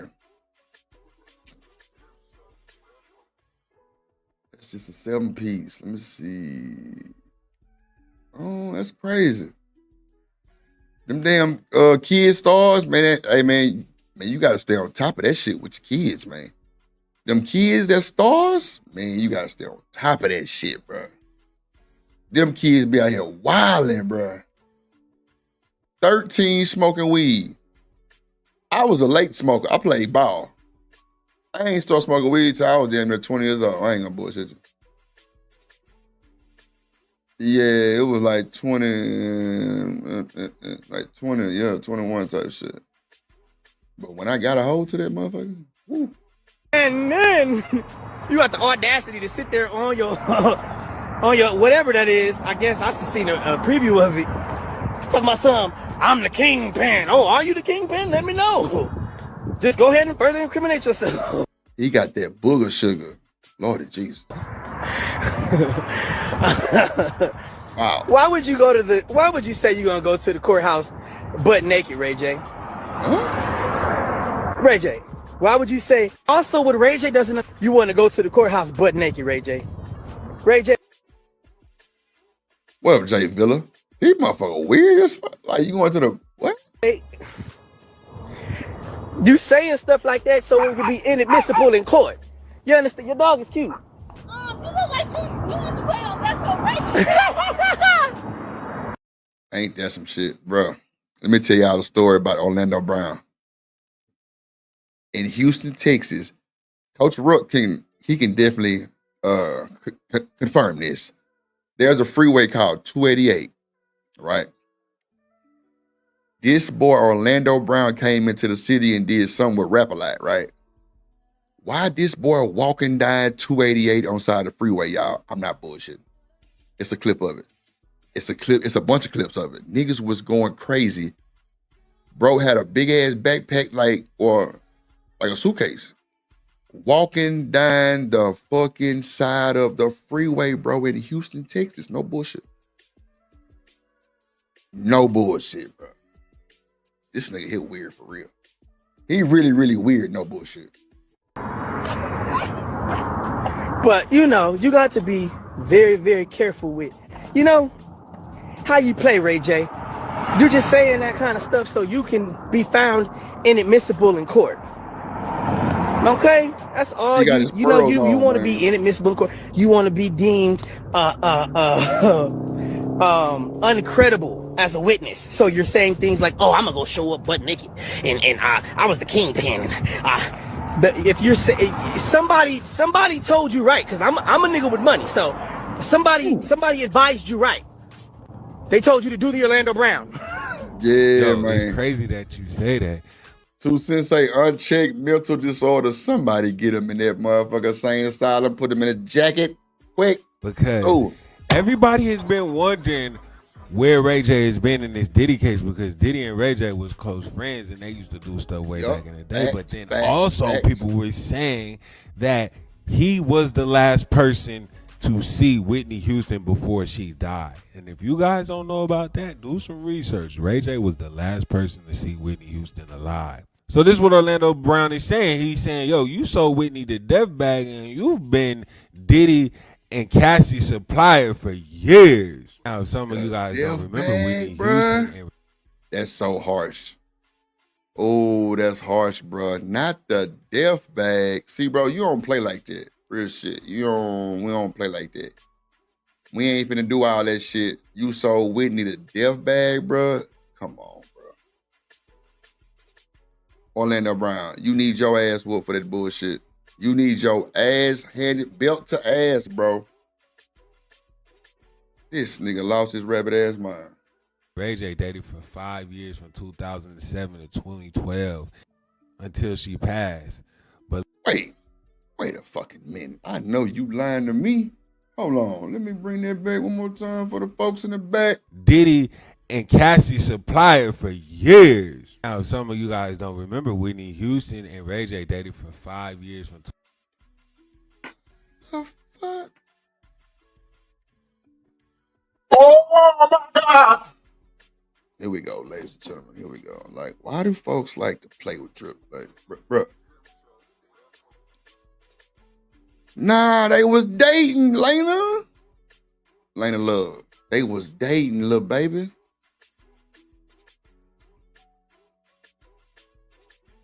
I heard some allegation shit, but I didn't know they were dating. What the fuck, Ray J? You know what? Never mind. You got it. Out of respect for the Houston baby, out of respect for the Whitney Houston family and her estate, Craig. Yeah, we just gonna leave that alone. 2007 to 2012 until she passed. But look at these photos of him and her. Bro, they kicking it. What? They kicking it. Wow. She full of that dope. Ray J like he full of that dope too. Damn. Yeah, skeletons like a motherfucker. Then on stream not too long ago, he was talking about the rumor swirling around it. Like the black, like other like vloggers and shit, like talking about it. Then they pull up like all the Whitney shit, and then you try to put me like walking out of the hotel. Salute. Like as if I could even get in there. I'm like, I wasn't even in there. So it's like, what are y'all talking about? Like I gotta literally mother come and out son and getting it on. Oh my God. What it really was, which is super disrespectful to Whitney, but as like now it's getting out of control. Now it's like, fam, like I was not there. Yeah, so this is deep, man. It just seems like, I don't know. It is. I'm gonna drop that boy in a second. Oh, I hope he don't get caught up in that Diddy trial. But look what Orlando Brown said like 4 days ago. He opened up about Whitney Houston tub incident. Ray J. Poor Ray J.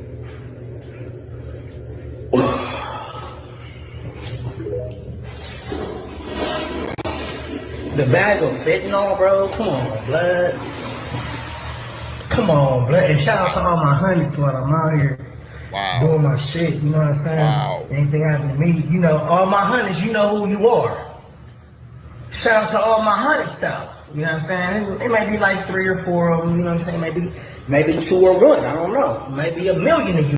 But shout out to all my honeys, cause yeah, man. That nigga gave my mama the bag with the fentanyl. That's wild. Then opened up the door and let him put her in the tub.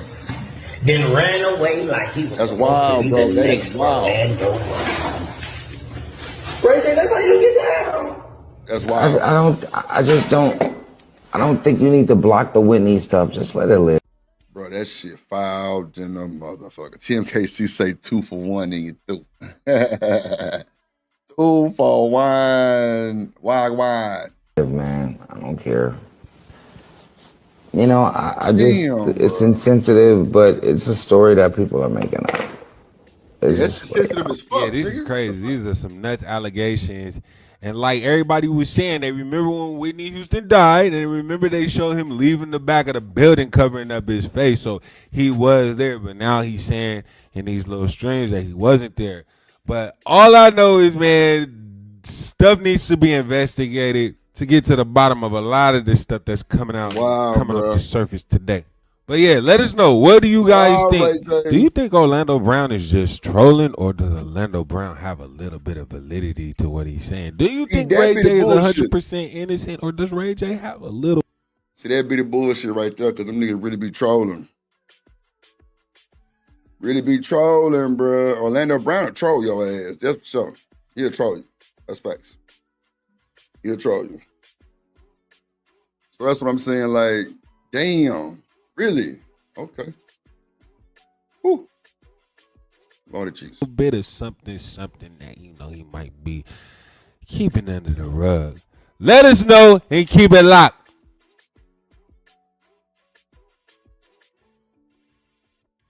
Shout out to that boy Petty P with the 10 ball.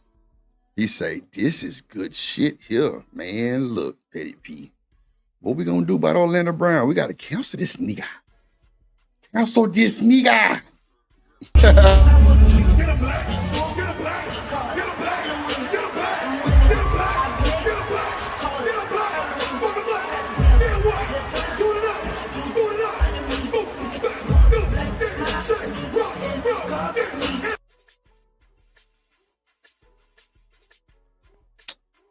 Get him black.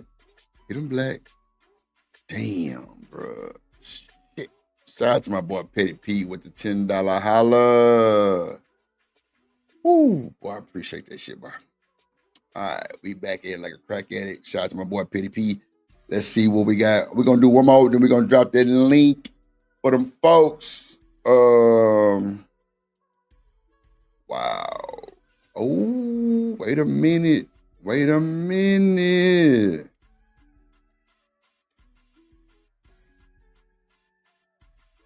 Uh-oh. They say they got audio? Wow. Let's see something, folks. Exclusive on the Drip Show. Let's see something, folks. Hit them folks, don't stop. Hey, Juju on that beat. Oh my God, I hope this is not true. Let's see though. Let's see though. What up though? Let's see. Oh wow. This can't be life. This can't be fucking life right now, bro. He trashed to her pity, not a bullshit. Streets are saying that Ray J was supplying people with substances, Diddy being one of them, but also Whitney, and that he was a pivotal role in ending her life. Let's talk about it. Hey guys, it's Maradi Daily and consistent content. Let's get straight into this video where there are content creators outside of Diddy's courtroom currently speaking about how Ray J's name was mentioned earlier on this week and about how he was somebody who was supplying substances to people, and Diddy being one of them, and that he basically did work for Diddy, and I do believe he also did work for Jay-Z. When they weren't happy with stuff, he would help speak to people or expedite certain worries or calls or phone calls, whatever. He was the middleman for a lot of the stuff. And so they're basically stating, these people, that Ray J was somebody who provided Whitney with some substances that was laced with phenanyls, which is what they believe, purely because there was an insurance policy on her name, and that if she passed, obviously Clive and many others would have benefited so much. I mean, why else would this man have a birthday party knowing that See, I ain't gonna hold you. Them policies get your ass knocked off. So them motherfucking insurance policies will get your ass knocked off for sure. Bro, there's so many cases in the city of Houston of husband knocking off wife or wife knocking off husband, but the insurance money is insane. Oh shit, my headphone. It's insane. she was dead a couple of floors upwards? I really don't understand, to be honest with you. You got Whitney Houston unalive because you knew she was susceptible to it, and he pushed that off on Cassie. I'm willing to bet that Diddy didn't get Cassie hooked. It was Ray J. Woo! I honestly don't understand. I think that's, to me, quite shady. Clive Davis is... Bro, where's Clive Davis in all this fucking bullshit?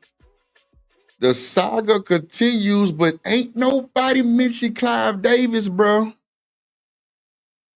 That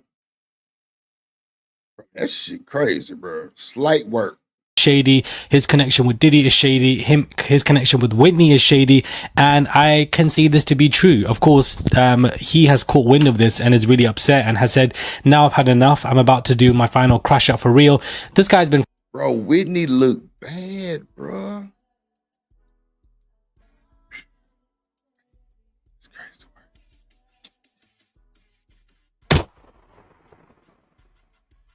Whitney looks horrible, bro. When Lena put them goddamn skeletons in the chat, now I know why she put them skeletons in the chat, bro. Wow. Sheesh. Crashing out for 5 months, but you know, hasn't crashed out once. But this one is for my kids and for my mum, pops, and Brandy, and my niece. If something happened to me, then so be it. The truth matters more in the long run. I'm talking to everybody who played with me this week and sent me threats and continue to try and bully and manipulate me. Well, then that would be Diddy's sons and Diddy himself, who you don't really call out, considering that they tried to jump you 3 times. Why would you not be calling them out? Why are you saying Ray J look like he toasted too, but that Whitney, boy, that shit took over, boy. Don't they say something like, if you're gonna do the drug, don't let the drug do you, or some shit like that? Yeah, it's better go drink some of that water. free Diddy? Why are you supporting Diddy if him and his sons basically were trying to end your life as of, you know, the last couple of months ago. Why are you now coming to speak to us about how people are threatening you, but you're not naming names? Ray J, I'm just tired of you. I'm tired of your antics. I'm tired of what you're saying. You don't really make any sense. Over a week ago, you were lying about being intimate with Sexy Red and just... He's a shooter. He's a shooter. He's a shooter. But even had to call you out. It's not about you having crash out. You're just being dumb and you're looking for attention. You're a grown man. Go home and act your age. That's that little brother syndrome. Brandy, she the, because I know your family are already embarrassed about you. Now your name's being mentioned in, these Diddy trials, and people are saying that you were providing substances that were laced to celebrities. Because we still want justice for Whitney Houston. Ray J was Whitney Houston's gay best friend selling her illegal substances. Wow. Not the gay best friend.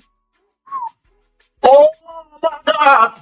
Look at here, Dripper Man. Look at here. Look at here. Have no fear. And it's alleged that he gave her a fatal cocktail because Clive Davis allegedly had an insurance policy on her. To off them doing the dirty work for somebody like Clive Davis, and that you were also a gay boy toy as well.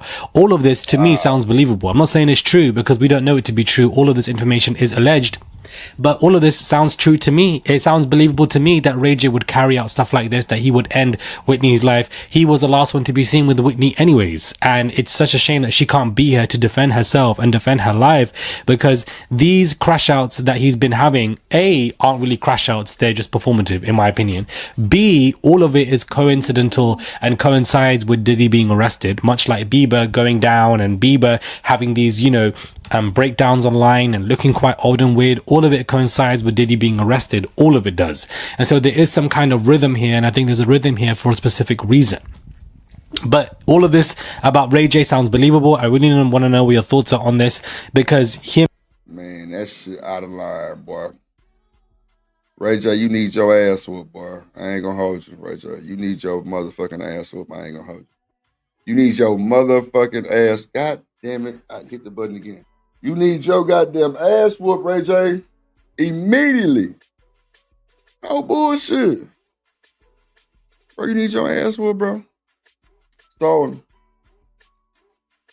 let's see here. Let's get to the milk and cookies. I'm going to play one more video before we get to the Tyler Perry. Let's see here.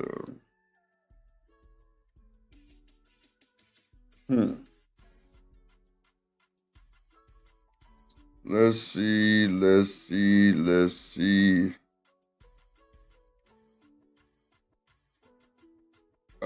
Now let's see. Okay. Somebody sent me this with a cash app, so I'm gonna play it. I don't think this is gonna be good, but we can play it. And I know I don't think this is gonna be good because of how much they sent with the cash app, bro. Oh wow. They definitely want this played. Okay, cool. So we're gonna bring it back right here. And shout out to my motherfucking moderators, man. Who in the hell calling me from Las Vegas? Shout out to my motherfucking moderators, man, in the building, man. Raj and his motherfucker, Big BJ and his motherfucker, Tim KC and his motherfucker. They ain't his motherfucker. What we doing, Drip? What we doing? Okay. Let's see.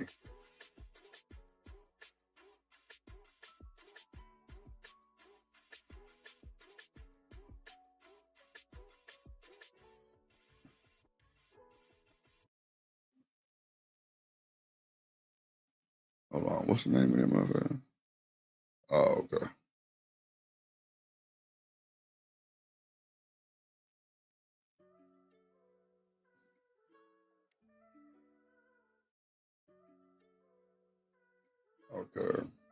Okay, here we go. 3.5 seconds for this high heel going your mother eye socket. Oh, shit. Do you think I'm playing? Your mama, nigga. Oh. Your mama, your daddy. See, I ain't gonna lie, it's already petty. I already see what's going on. Appreciate the cash app though. I'll play it. Can't hear what the you're saying. You're mad because you got rejected. It never ceases to amaze me watching modern women today escalate situations and then hide their hands when they get called out on their bullshit. Now, let me go. See, I knew this wasn't finna go well. I knew this shit wasn't finna go well.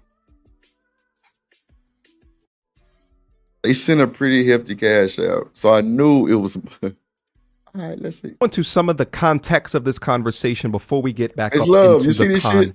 They fucking with me.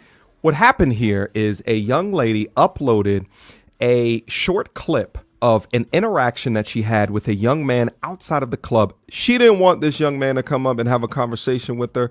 He did anyway, and then she rejected him within his ego. She uploaded that content, I guess, seeking sympathy all over the internet. It ended up going viral, and then a lot more people had opinions in regards to it. She uploaded some content later trying to explain her behavior, but it was too much too late. Nevertheless, I wanted to have this conversation here today for a couple of reasons. Number one, in regards to men approaching women, what's the right and the correct way in order to do that? Two, women who seem to find it sport to. See, this is when the bullshit comes in. What do you mean men approaching women the right way to do it? Brother.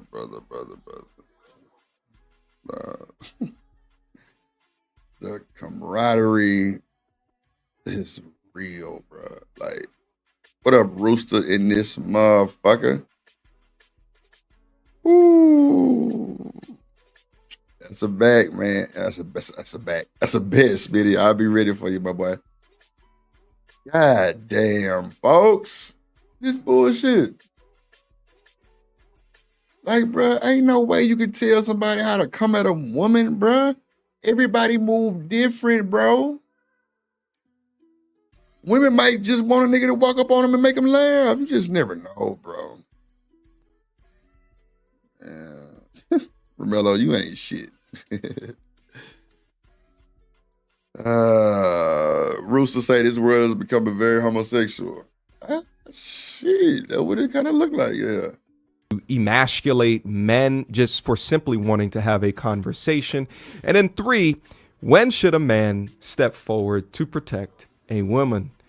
Yeah, but Reese, like, if you're approaching a woman, like, if you don't know the right way, which can be anything, I don't think you need to be approaching no goddamn woman. I'm just saying, Reese, we grown. You feel me? We ain't talking about no fucking kids. We grown. If you don't know the right way to approach a woman, bro, a woman, bro, then nigga, that's a you problem. Bro, women just want to be in the mix and feel good, feel safe, and they gonna talk your fucking head off.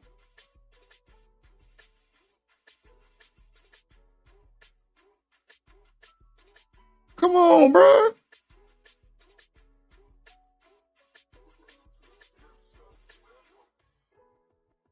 Come on, Rooster.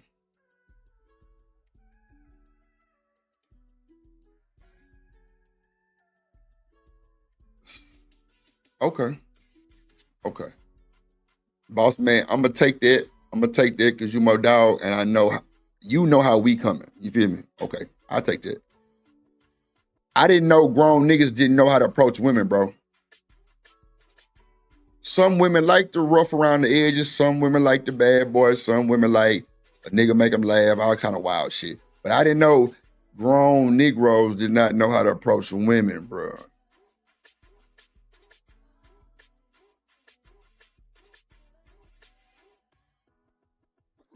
Well, Coach Rugg, you said I need to be careful because some of these Manispherians, bro, you really want to know how I feel about that shit? I don't even know what the fuck the manosphere is. Don't give a damn.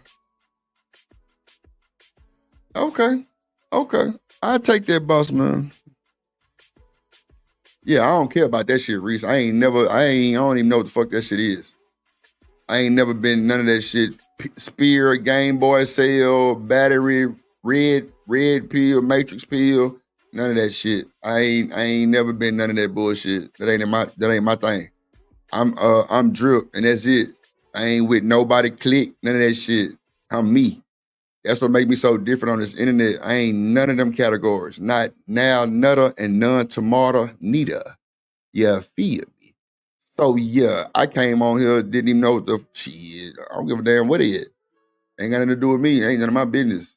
That's facts. And I'm gonna stand on that all day. One band. Say it with your chest. Without further ado. Bitches nowadays can't even take their shoes off on side of the club because a nigga like this talking to Rooster, for real. Boss man said it a number of times. bitch ass nigga, get the fuck out my face. You got 3.5 seconds for this high Yeah, heel going boss on man, you ain't bullshitting. Hey, boss man, if boys still asking they partner to go holler at somebody for them, that's crazy work. Ooh, I'm playing. Okay, but if I say get out my face and you ain't got out my face, why the fuck you still in my face? Because I'm trying to figure out why you trying to be so hostile. Yeah, see, I would have been walked off, man. Like that's not good, bro. If she's bluntly telling you to get out of her face, bro, you already stepped wrong long time ago. Niggas and see, and I ain't gonna say all men, majority, minority, none of that bullshit, because I don't even talk like that. But you got some guys that just don't know how to take the NO and move on. Like, bruh. So you finna question everything she finna, like, why would you even want to still talk to her if you got a questioner like that? You see what I'm saying? Like, man, I guess I'm really different, bro, because niggas get the vibe, bro. We ain't slow. We ain't dumb. None of that. We get the vibe. Trust me.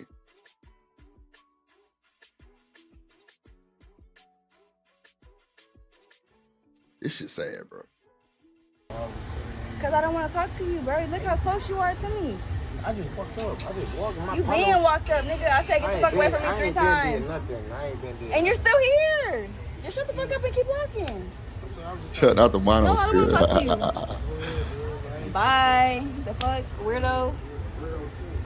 Your mama, nigga. See what I'm saying? Yeah. That's Mama, too your daddy. much. That's too much. I can't hear what the fuck you're saying. Pussy, you're mad because you got rejected. Yeah. Wow. The fuck? Ugh, bitch, I hate coming out. I'm going the fuck back inside forever. Forever. Fuck. Now, this bit of ratchet happened in Houston, Texas, and before we go into the content Houston! specifically, Come on, I want boss to take a look at her man. digital footprint. You already saw it from Boss man. My H-time motherfucking partner, Coach Rupp. What the fuck is going on, man? Come on, bro. Rooster. When have you ever gotten to a back and forward like this with a woman in real life, bro? Bro, we gonna move around. But I can't say for all, because I've seen some be combative, call you a bitch, all kind of shit. Well, fuck you then, bitch. I be like, bro, what was that for? You mad because she don't want to talk to you, bro? That's just normal shit. You was taking a 50-50 chance when you even opened your fucking mouth to her. I mean, what are we talking about? What are we talking about? What are we talking about? What are we talking about? Clock that shit. Damn. Crazy work. Man, shout out to my boy Mello, man. He said, all skin folks ain't kin folks. The devil doesn't have a face, bruh. That was deep. Shorty like the way that I pull out. You talk cash, go to go for. Get a black, get a black, get a black, get a black, get a black, get a black, get a black, fuck a black, get a what? Do it up, do it up, move back, do it, get a black, get a black, get a black, get a black. I played get it right, take off, get right, get a black, take off. Come on, get it right, take off. Come on, Shout out to my motherfucking partner, Romello 747 with that motherfucking $5 holla. Yeah, Reese, that was harassment, bro. Nah, I mean, shit, I don't think, man. Boss man, you say that's not harassment?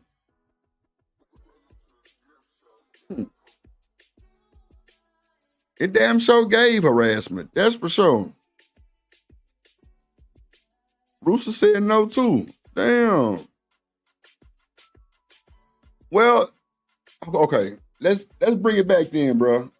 Let's bring it back and see. Let's bring it back. Let's see. Let's bring it back. To women who seem to find it sport to emasculate men just for simply wanting to have a conversation. And then 3, when should a man step forward to protect a woman? Without further ado. Bitches nowadays can't even take their shoes off on side of the club because a nigga like this talking to me. What do you mean, nigga like what? I said, get the fuck out my face, right? What do you mean? Bitch ass nigga, get the fuck out my face. What you mean? Like, I'm bugged. What are you talking about? What do you need, baby? I don't know. You got 3.5 seconds for this high heel going in your motherfucking eye socket. Go in my eye socket. I think after she said you got 3.5 seconds to and your shit gonna go on your eyes, whatever she said, the heel, I think that's harassment.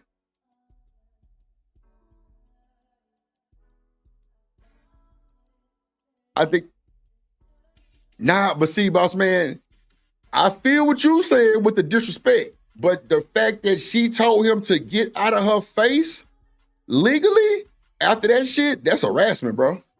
We can pull that shit up. That's harassment for sure. I know you ain't trying to hear that shit because you like, well, shit, that motherfucker told me, call me a bitch ass nigga and all that.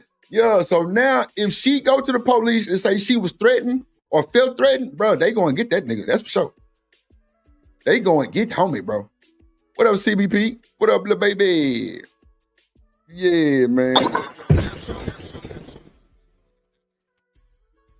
After she told him to get out of her face, that's harassment, bro.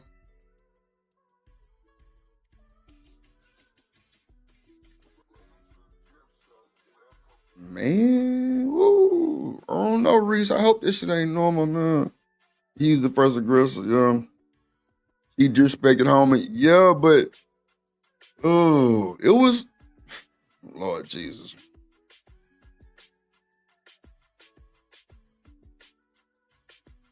Well, nah, see, boss man, you trying to play with me, bro. You trying to mix me up, bro. No. There wasn't no conversation. Okay, so look. So fuck it. Let's break it down.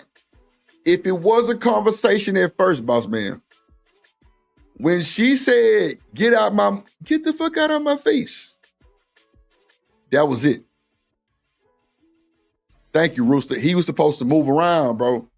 After that, get out my face for this heel going your eye socket, bro. You supposed to move the fuck around, G. Ain't no way. Yeah, that's harassment after that point. Oh, okay. Cool. I was gonna say shit. Okay. Yeah, he was harassing her. Yeah, he made, yep. Yeah, nah, for real shit, Rooster. For real. He lucky. Because other niggas, niggas want to play Superman, they would have jumped out there and been on some more shit. Yep. Yeah, Rooster cooking today. He ain't bullshitting. But you know, boss man, this is a clip too, so we don't know how it really started. None of that. We don't know how it really started at all. So, but after she said, get out of my face, that's definitely, yeah. I mean, I feel you. But that don't really mean nothing when it's, you know what I'm saying? Legality. Excuse me. That was definitely harassment for sure. I got you, Smitty. I'm definitely finna drop the link on this one, my guy. Definitely finna drop the link on this one, man. And then we'll get to the Tyler, but I definitely want to get some opinions on this one from my people. Yeah, it's about that time. 2 hours, yup. 1 hour and 57 minutes. Yeah, we're gonna drop that boy. I know folks want to simulcast too. Maybe I need to start putting a link early for my simulcasters, and then I like bring people up later type shit. What up, TNL? What up, boy? Good to see you, my good sir.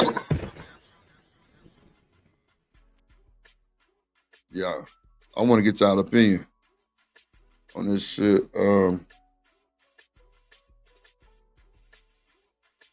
Yeah, that's crazy work. And shout out to everybody on Kick. We on Twitch, we on Twitter and YouTube right now. Appreciate y'all for watching on all platforms. Make sure y'all hit the like button, support the stream, support my black ass. Send a super chat, send $1 cash app, shit, however you want to do it. Everything is appreciated. The water bill due, drip been dripping. Let's get to it. The link has been dropped. If you simulcasting, let's go. I'm gonna start charging y'all ass simulcast because y'all getting y'all watch hours up. Yeah, y'all don't want to give drip $1. Fuck that. It's gonna be $2 an hour with a simulcast. Nah, I'd be fucked up to do that shit, huh? But shit. Watch. Drip Nation gonna be a platform that's gonna be through the roof. Give me a second. Just watch what I tell you. It take time to build. It take time to get all the bullshit narratives off me. Because they be lying. Yeah, let's get to it though. I'm telling you, you better get in while you can. Because it's gonna be drip or drown in a few. Watch what I tell you. I'm next up. Watch what I tell you. Watch it. Niggas already out here taking wrenches from other folks because they come over here. Come on now. Bitch ass niggas over here taking folks wrenches because they be over here. Get them black. Get them black. Get them black. Yeah, like what? Nigga, I'm cool, calm, collective, one band, one sound, and you through. That's it. Other than that, uncertified, baby. And you're done. Oh, don't go to Drip Channel. Yeah, you better not go over there because your ass gonna get hooked and you gonna stay. You feel me? Yeah, bitch ass nigga. Let go. Let me bring up my dial real quick because let me bring him up the right way. You know, somebody. Let's go. Drip Nation, let's go. Coming to the stage.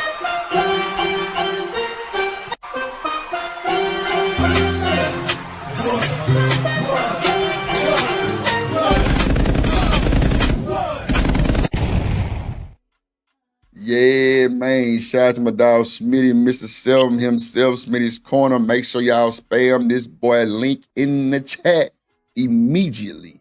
Appreciate Am I clear? Clear in the motherfucker. What up, my boy?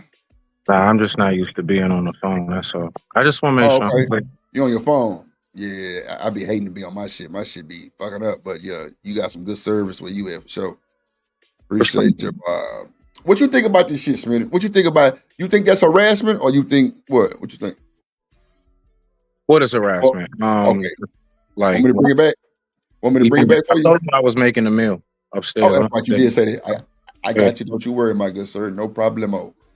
But homie, let's go. She uploaded that content, I guess, seeking sympathy all over the internet. It ended up going viral, and then a lot more people had opinions in regards to it. She uploaded some content later trying to explain her behavior, but it was too much too late. Nevertheless, I wanted to have this conversation here today for a couple of reasons. Number one, in regards to men approaching women, what's the right and the correct way in order to do that?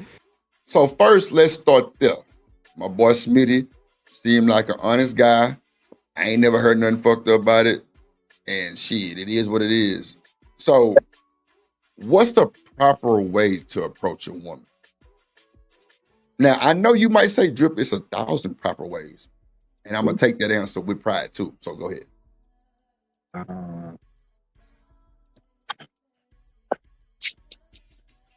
The proper way to approach a woman.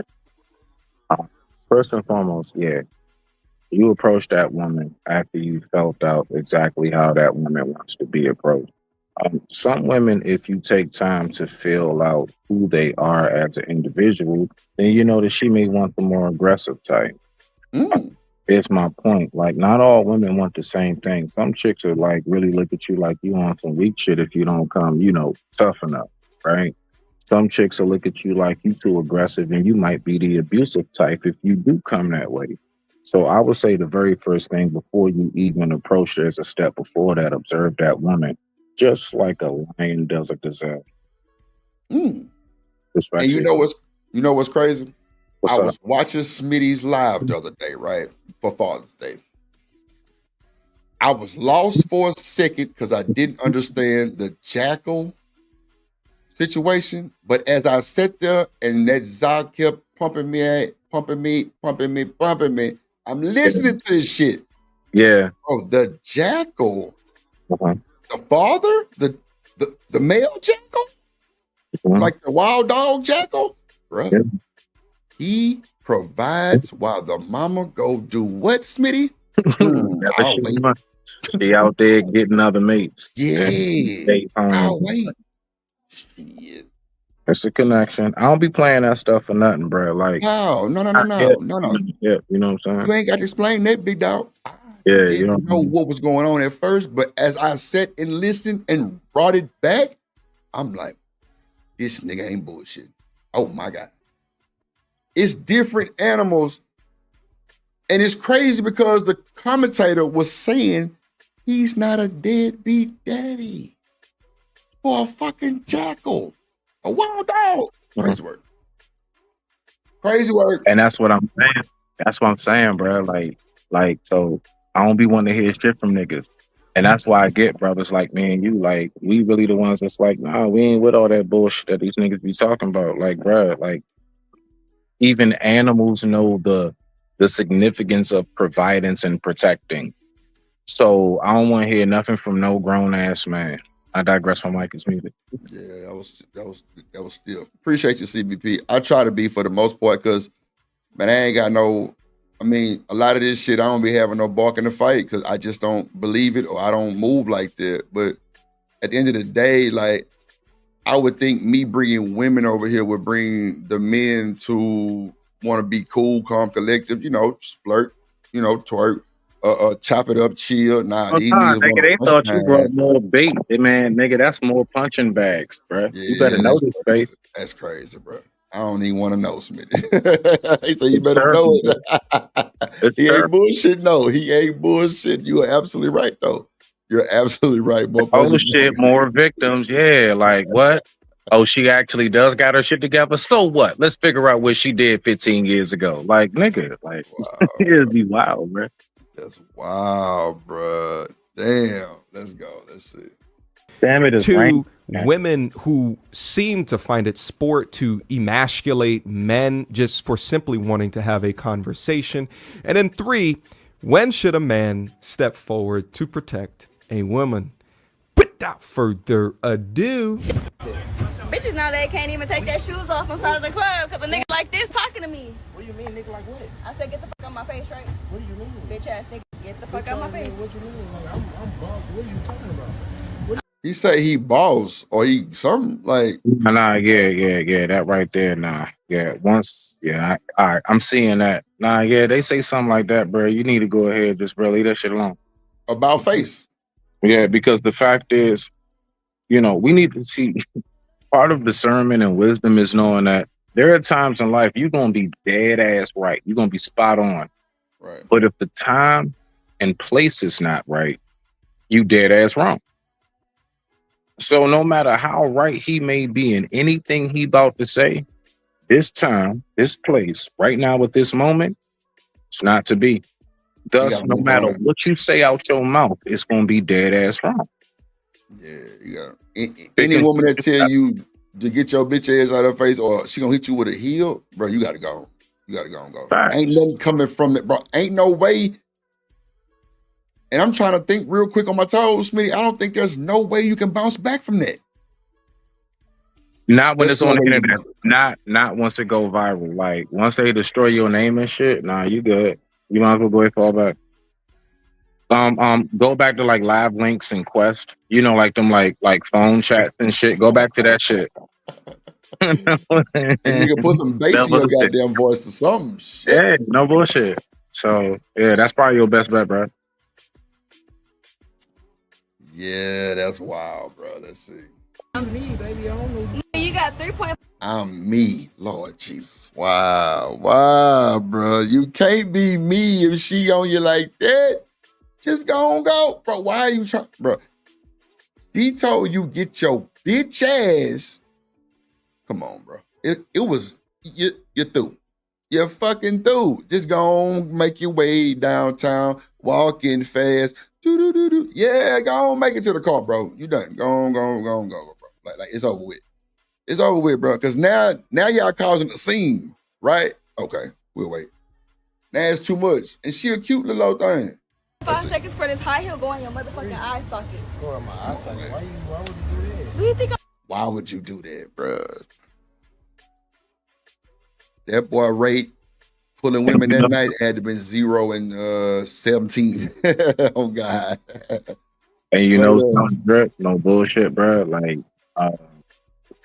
so like, when a woman's attractive, and if she can if she has a decent little following, and it look like, you know what, she might be on her stuff. Okay, sis, I see you and this other chick that rock with her, bro. You really dead in the water. Mm-hmm. Really dead in the water, bro. That really is one of those. Nah, they can just say that you's a piece of shit, and you will be a piece of shit. Not just to women, even to other niggas. Grown ass men will come at you sideways off of what Shorty said, and these niggas never talk to you a day in their life. Come on, bro. You ain't bullshit. And I'm talking about, I'm surprised it wasn't a scene right then and there where the nigga would have been like, say, bro, the woman said, you know what I'm saying? She good type shit. Right. Man, I don't know, bro. It's wild, bro. It's wild. That shit disrespectful as fuck. And after she said, back up on me, now it's harassment. It's definitely harassment, Shiesty. I see you, little baby. It's definitely harassment, bro. Like Shiesty. So, well, it don't matter. Shit, never mind. Yeah, that's crazy. I'm playing? Okay, but if I say get out my face and you ain't got out my face, why the fuck you still in my face? Because I'm trying to figure out why you trying to be so hostile all of a sudden. You trying to figure out what? Why you so, bro? Why are you wasting your goddamn time, bro? Like, you got a rebuttal for everything she telling you. Hey, Drip, am I clear? Yeah, you cool, my boy. You cool, the motherfucker. Hey, bro, I don't know how my reception is. I bet. Nah. But you goddamn me clean as a whistle. Goddamn everything clear on my end. Voice straight, camera straight. You good to go? Nah, because it's like, you know, it's raining. Like it's okay. Yeah, like it's a lag or something. Yeah. That's what I was saying. I was just making sure and shit because it's like, Nah, you good. Every time I say something, you right on, like you right there. You right there. You good. What up, David Richardson in the building? What up, boy? Drip man. Hold on, what she say? You have to hold on. Drip make you have to be mean. Oh, I think drip men make you have to be mean. Okay, I got you. Yeah, like I can see that. And I've seen it on my party bus a million times. Because, okay, just imagine, Smitty, we on a bus, right? We on a party bus, big tour style bus, everything gutted out, so the seats go around the bus. In the middle, where it's normally seats, it's a dance floor with poles and shit, right? And I'm gonna see if I can pull a picture up. Well, I got a shitload of pictures I can show y'all. But bro, it's a dance floor all the way from the front to the back. And it's poles in the middle. If you got a bus of 40 people, bro, everybody is shoulder to shoulder, Smitty. If you next to a woman, there's no way you shouldn't get no play, right? Bro, I've seen niggas be on some let me move my shoulder lean and put my shoulder on your ass niggas and think they're supposed to get a woman attention. Bro, the bus is moving. You know what I'm saying? Like the music banging, it sounds like a real club inside. Like she probably don't even feel that shit. So now you looking lame to the motherfucker doing that bullshit, right? Bro, when you finally get her attention, I don't know how you don't even get her attention. She damn near sitting on top of you, Smitty. Because it be packed like that. Bro. And you get into an altercation like that, bro, how in the fuck did that even get there? Hold on. Women don't be mean from the jump unless she got you talking to a lame ass nigga like this, and then you come right behind it. I can see that happening. I can see it happening. But just off the rip, you got somebody. Nah, you got a point. I say it all the time.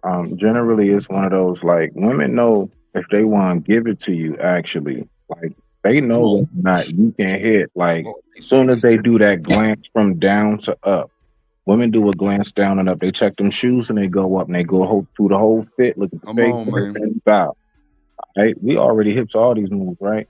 But like once she do that, she know if she want to do anything with you. The only thing that she's waiting for is, girl, let's just see if this nigga gonna say some wild shit out his monkey ass mouth. As soon as you approach and you say some goofy stuff like, "What's going on, blue shirt?" Yep. There you go. You know what I'm saying? Like, so it just like that's where that what we used to call gift for gab. I haven't heard that in so long. But that's where that. I know I got the gift to gab, boy. Hey, real talk though. You know what I'm saying? So like, real shit. Nigga tell me all the time, boy. Hey, boy, your ass talking, nigga. Goddamn, make him. Hey, boy, your ass need to be on the radio, or nigga, you need to be a salesman or some shit. Cause, boy, I get to, bro. It's all about the knowledge, though. If you knowledgeable about shit, bro, you can talk that talk like that, and not have to stutter over shit or not have to think about shit. Nah, bro, you very knowledgeable. Then we get to talking about that tech shit, boy. I go for days, boy. I'm talking about straight banter, straight knowledge, gym dropping, like. And not have to worry about none of this shit. But we talking about digging pussy or some shit like this, I'll be like, bro, look at here. I don't even want to say nothing about it. Does it be sad? It be sad. Yeah, Lena, if a woman say no, move around. Like, you trying to, well, I'm him. Who in the fuck is him? You know how many hymns came to her that night, I'm sure? Come on, bro. You ain't the only one talking to this woman, bro. That's a fact. It's a big fact. These niggas crazy as hell. Rooster, your ass cooking, boy. God damn. Hell yeah, the motherfucking police coming. Nah, for sure. The police is coming. No bullshit. Let me see. Wow. Showing his teeth. Boy, you ain't shit to it. Cane Corso 2 cents. That what you think? Yee. Artifacts. Don't call your uncle in the gym class. Man, I'm telling you, bro. It's like, for you to get upset like this to what she say she gonna put a heel in your fucking eye? Wow. What up, Travel? I just don't know. Hey, Dre. Yes, sir. Man, I love peace, bro. You love peace? Man, come on, bro. Peace is like everything, bro. Ain't it, though? Everything, bro. I'm gonna go ahead and roll out to preserve that. Yeah, for shit show. Do that shit. Right, bro. Appreciate you, bud. Travel One say, yes, Travel. That nigga out of order for sure. Boss man in the building. What it do, my boy? Yeah. Hey, what's up? Coolin'. What's good, my boy? Shit, chillin'. Chillin', man. So, I know you said he was disrespectful and all that shit. Yeah. And from what we've heard, man. Okay, so watch this, boss man. Let me ask you this. Do you think these women really, really be disrespectful, or they say that shit just to get a nigga out of their face? Straight up. I mean, I think it's 50-50, man. I think you do have some of those who say that just to get a nigga out of their face, and you do have some who, you know, is disrespectful in that way. You know what I mean? You can't just, I'm not going to say it's one-sided at all, because, I mean, I've seen it both ways. I've seen a nigga straight tell his woman, yo, if a nigga try to talk to you, man, you better get that nigga out your face by any means necessary. Yeah. I've seen a woman be like, shit, I ain't trying to talk to nobody tonight, so whoever come on my face, they gonna get it. Yeah, I heard that too. You see what I'm saying? So you're right, 50-50. I can take that. I take that. Yeah, so I think it's 50-50, man. I mean, and then you just so then I could throw in there the same thing that, I mean, some of them women just do that shit to see how you gonna act. You know what I'm saying? To be like, oh shit, he ain't coming at me sideways and I'm talking to him crazy. Oh, that nigga weak. Oh shit, this nigga put me in my place. Hold on, let me get your number. You know what I'm saying? So they I mean, it really just, it's hard to speak for somebody else, but I've seen it all 4 ways that I just put out there. So I mean, no, that's facts though. I seen it all 4 ways too. Shit, probably more than that, like a motherfucker. Right? Yeah. Crazy. Yeah, that's crazy, man. I ain't gonna lie, that's crazy. See, I be thinking the motherfuckers just trying to get, because like that boy Smitty just said, bro, women gonna look you up and down. Yeah, nah, for sure. They looking at your shoes, everything. They looking at everything. Yeah. If you dirty shoes, she ain't going for the most part. Yeah. A woman, she gonna look at you, bro, before you even walk up to her. She done already peeped you. What he got on? She checking your fingernails. She checking your hair. She check all that, bro. Before you even walk up to her, she already didn't look. That's Travel just, One. That's just life. You know what I mean? Yeah, nah, for sure. Travel One, man, we agreeing today. We agreeing like a motherfucker, because I just said that shit, Travel One. I said she probably been approached by 15 niggas before he came. So if any one of them came in the most disrespectful way or lame way, and she got an attitude about some shit because she ain't like the way someone said something was done, cool.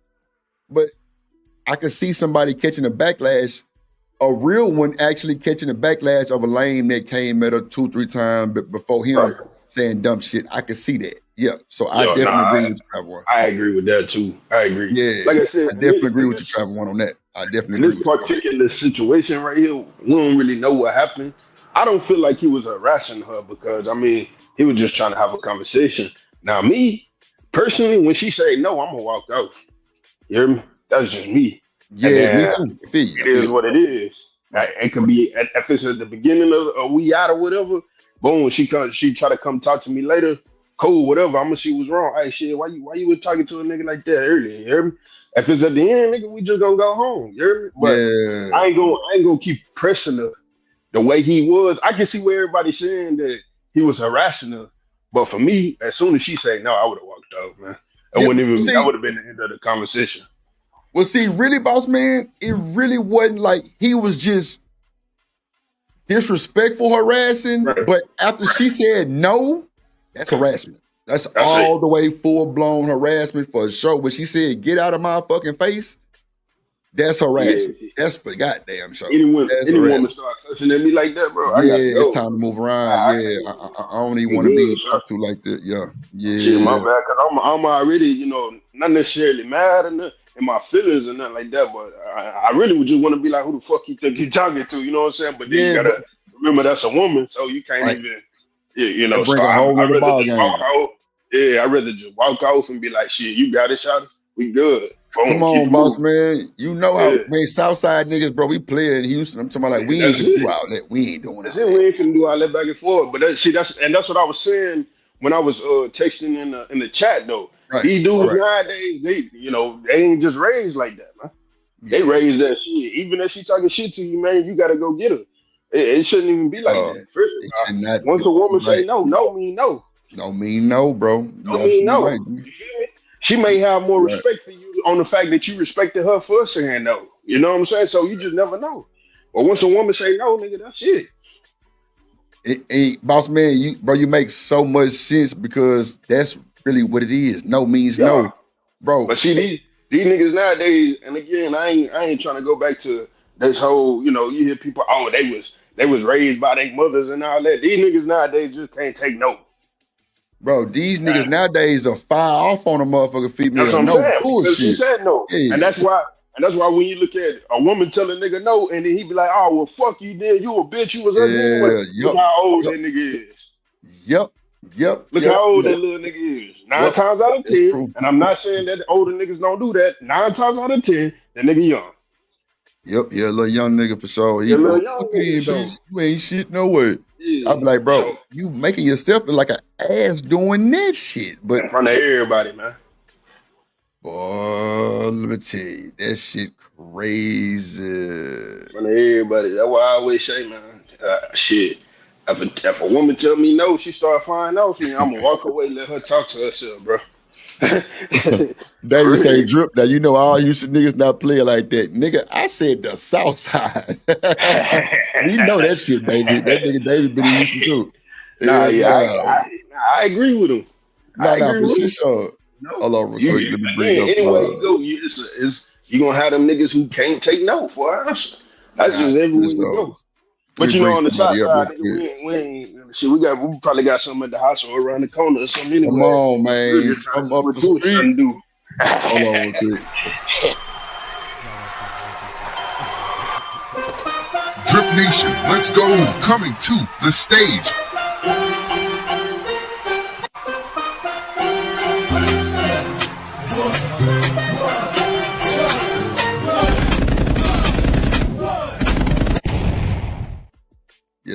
Yes, Lord, 2 cents in this motherfucker. He got 2 cents for you. Let's go. What up, 2? What's good, baby boy? Hey, I know you hear that change jiggling in my pocket. Yeah, 2 of them. But next 2 times. Yeah. It's jiggling. But I'm just gonna give you a different take. I'm gonna just give a different take on what we're talking about. Just playing devil advocate on it. Okay. Now, I seen what the young lady did. See, what we just got to get a better understanding of what's going on. You at a sociable event. This is what a club is. Now, it wasn't I don't think that's a restaurant or something like that or whatever. A bar or some shit, man, like a sports bar or some shit. Yeah.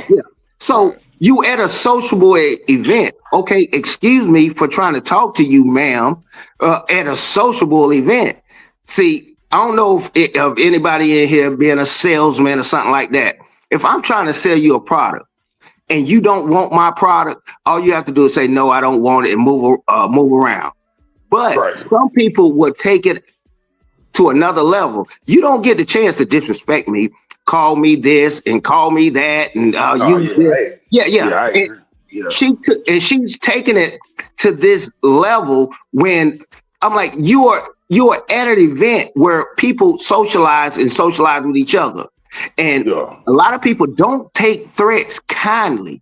You don't get a chance. If you can go left, you can insult me, tell me you're going to hurt me in some kind of way and all that. You can do that. But when you go left, guess what? You get left type of results out of that. And I hate it when women do that. And that's why I said that Chihuahua thing. I'm like, man, it's a Chihuahua showing his teeth to a cane corso. Stop it. Yeah, stop it. You got to go call somebody. You can't do nothing. That boy could have snatched her off that doggone that little platform she was on and kept it moving. I'm like, man. That's why I was telling Boss Man, like them little young niggas, they would have, man, them niggas fight women. Like them niggas would have fired off on that motherfucker. Yeah, it's crazy. Nah, like I agree with what 2 cents is saying. You know, but again, based off this right here, you know, like I said, we don't know what happened in the beginning.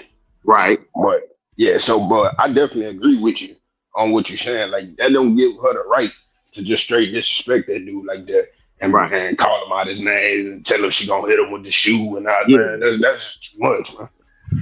See, this is my thing. They didn't show it from the beginning. It was like they caught it like when it kind of got escalated. So who knows how it started? But I'm gonna still stand on my square when I say when she said, "Leave me alone and get your bitch ass out of my face before I hit you with this heel." I'm over. I'm done. I'm cool. Oh nah, yeah. Once my life is made, you know, we tote them rockets. So once my life is made, and get what, boss man? They do too. The women tote motherfucking rockets too. Shit. Once my life, man, I'm out the way. But I mean, again, we looking at the world that we live in today, bro. It's different. Yeah. Boss man, you ain't lying because, bro, Megan Thee Stallion, he caught charges too for beating up her boyfriend with beating up, was it a boyfriend or somebody beating up a dude with a heel, bro? She got charges on her for that shit. See? You know what I'm saying? So, fellas. They can go any way now. Leave that motherfucker alone. Like, let her bask in her femininity, goddamn, whatever they say that shit is. Let her make it because it ain't, bro, I'm telling you, it ain't looking good. Now, and boss man, we done seen niggas come up on other niggas trying to talk to females like, bro, she really trying to get you out the way, homie. No, Let her make it type shit. Like, yeah. And see, that's another thing I'm saying about this situation right here. You don't know what Shorty got going on. Well, now Reese, he being devil's advocate. Reese, don't take two seasons out of character. He just being devil's advocate. I'm just being devil's advocate. Yeah. Don't take that like that. I'm just devil's advocate on this just one. for the conversation. I'm looking at both sides. We just what she say? I can't she see the chat. Oh, go ahead. No, she was just saying, let me see, go back. Why do y'all think y'all are weapon proof? And then she was saying that he didn't actually watch the beginning of the thing. He harassed her and disrespected her type shit. I mean, 2 Cents came up here and said that he was gonna play the devil advocate. Yeah, for sure. Yeah, that's all I said. Yeah. I'm not agreeing with that dude. Yeah, I'm not agreeing with that dude. Yeah, okay, no. It's just devil advocate for the facts. Yeah. Oh no, here you go. She said, "Yeah, that's why I don't see why 2 Cents just said that. That's what it was. Yeah. He was playing devil's advocate, Reese. Yeah. Okay, now I see what she just said. I just cut the chat back on for just a second. No, but because but what I'm saying, Drip, I'm like, it's not fair. I know it's not fair. A man, doing what he can do to a woman and stuff like that. I know that cannot be fair to some people. I'm just speaking in reality on what these animals and people will do.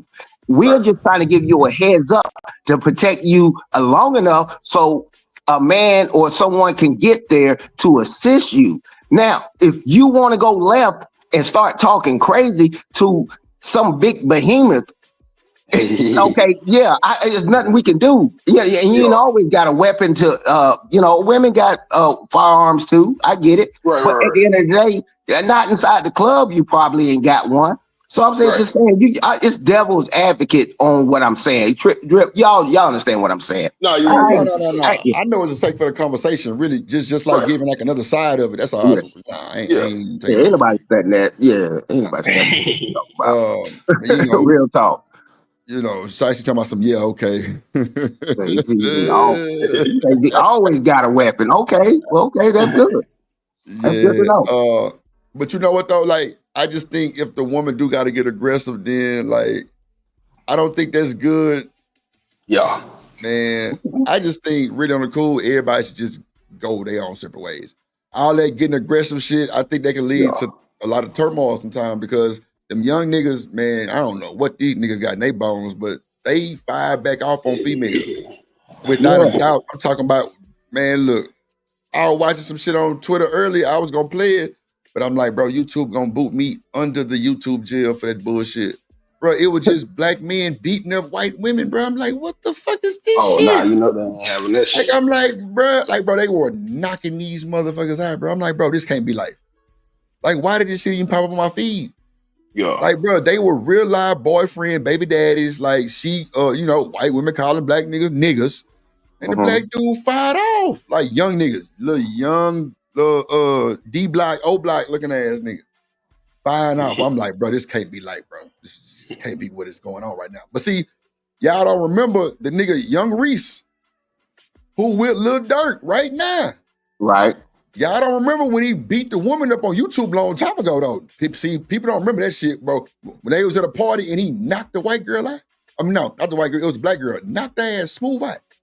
Oh, no, I definitely don't. Internet, ain't got no clue what you're talking about. Come on, man. Put in, if anybody on their YouTube, they might not show it on YouTube no more, but it's Lil Reese, Durk partner. It's on World Star. Fighting the girl. I'm telling you, it'll blow your mind. Yeah. It'll blow, bro. He tried to, bro. It was sad, bro. And the real crazy part is these niggas think that shit is cool, bro. Look, BJ said, yeah, Drip, I remember that. I'm telling you, bro, knocked it, bro. Oh my God, yeah. You see, if you're not defending yourself, bro, and I mean like really defending yourself, man, you good. Man, it's a different game right now. Yeah, the YNs are they're a little bit different. I ain't saying we didn't do that nowadays. Some different crazy. It wasn't the same type of numbers that we were doing this type of stuff. These young dudes, they do not care. They really don't. They don't have that same guidance or that moral compass on them like that. Right. Yeah, a woman she can defend herself. She can say anything she wants. Nobody's saying that. But guess what? When you choose to do that, you will see that cane Corso, just like I said, you will see his teeth.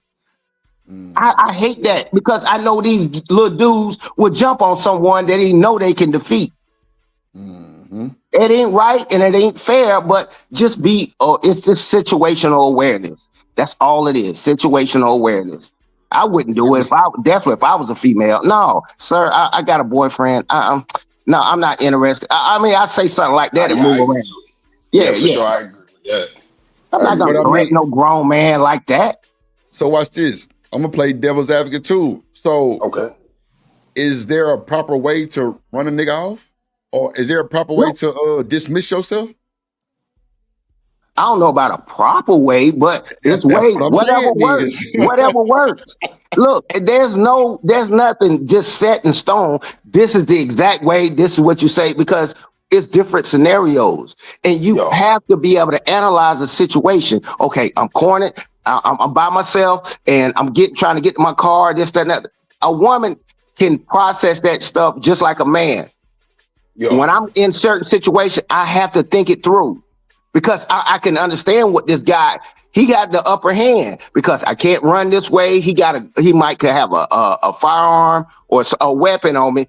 So yeah, I'm gonna slow that stuff down a little bit. Now, you get froggy when you got a firearm on you. I'm like, okay, one more step, Yeah, she had something in her purse. Bang on you. You got all the confidence. If she had something in her purse, I get it. People got weapons. We in Texas, bro. We carry them. But guess what? People with firearms can die too. No. It's a famous statement that says this: they ain't stopped making guns when they made Joe shit. That is a fact. That is a fact. So nigga, we can shoot this shit out like some gangsters, or goddamn, we can just walk away on some chill shit. But now, like, I think anybody got to get that aggressive with a woman, bro. It's the reason why you're approaching her, first of all. You like what you see, right? You shouldn't have all that, you know what I'm saying, testosterone pumping through your veins when you talking to a woman, no. Bro, like, I'm just saying, I'm a play-ass nigga, bro. Like, I like, I'm with the shit. Like, first of all, if I'm peeping you from across the way, I'm finna see what you're drinking. I'm finna see if you even got a drink. I'm finna see if you smoking, everything, so I can be prepared for have my shit together. So when I approach, it's gonna be with a cool little, a little extension with it. You know what I'm saying? Hey, you want some more to drink? You know what I'm saying? You want a drink type shit? How you doing? Like type shit. Even if you with your friends, I buy all y'all drinks. It don't even matter. But I ain't finna come on no lame, weak shit, though. Like, I'm gonna come real stiff, too, at the same time, but it ain't gonna be on no shit where I gotta make you scared of me type shit. Like, nah, I don't wanna do that. I'm trying to come finesse 2 times, you feel me? I'm trying to, like... You know why they do it, though, Drip? You know why they do it? Because it worked. Because it has worked in the past. This is the thing about it. Sometimes some guys can do some aggressive stuff. I'm like, dang, he did this and did that. Some woman, if it was some choosing signals, she liked him and he liked her, she might be like, okay, Mr. Aggressive and this, that, and other. It works sometimes. This is the reason why some men might do something uncharacteristic and get out of pocket. Some women are turned on by it. Okay, you ain't no chump, you ain't no this, that, and other. So that worked for him. It might not work for me. I can't do the same approach that he do. So I understand when men do that. It didn't work with her. Hey, move around, young fella. Move around. I'm with you on that. that. I agree with that one too. That's kind of what I was saying earlier. Right.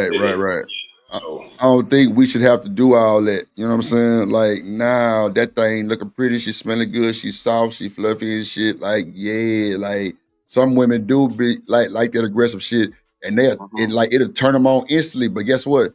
We got antennas, 2 cents, and them motherfuckers will get to going to the other side of our head, Craig, because she ain't with this shit. So hype your aggressive ass down and come different. But it's ways we can switch in a motherfucking New York second. Yeah. Make it all right. But once she get to cussing your motherfucking ass, bro, it's done, bro. Just oh well, why you talking to me like that? I'm him. Woo, woo, woo, woo. See, that kind of let them know too. This nigga might whoop me if I talk to him, meaning in the future. Come on, man. Like, bro, you doing too much, bro. It's 300 women in that motherfucker, and you over here questioning why she talking to you, and then you tell her because you him. Motherfucker. Oh, yeah, that I'm him shit, man.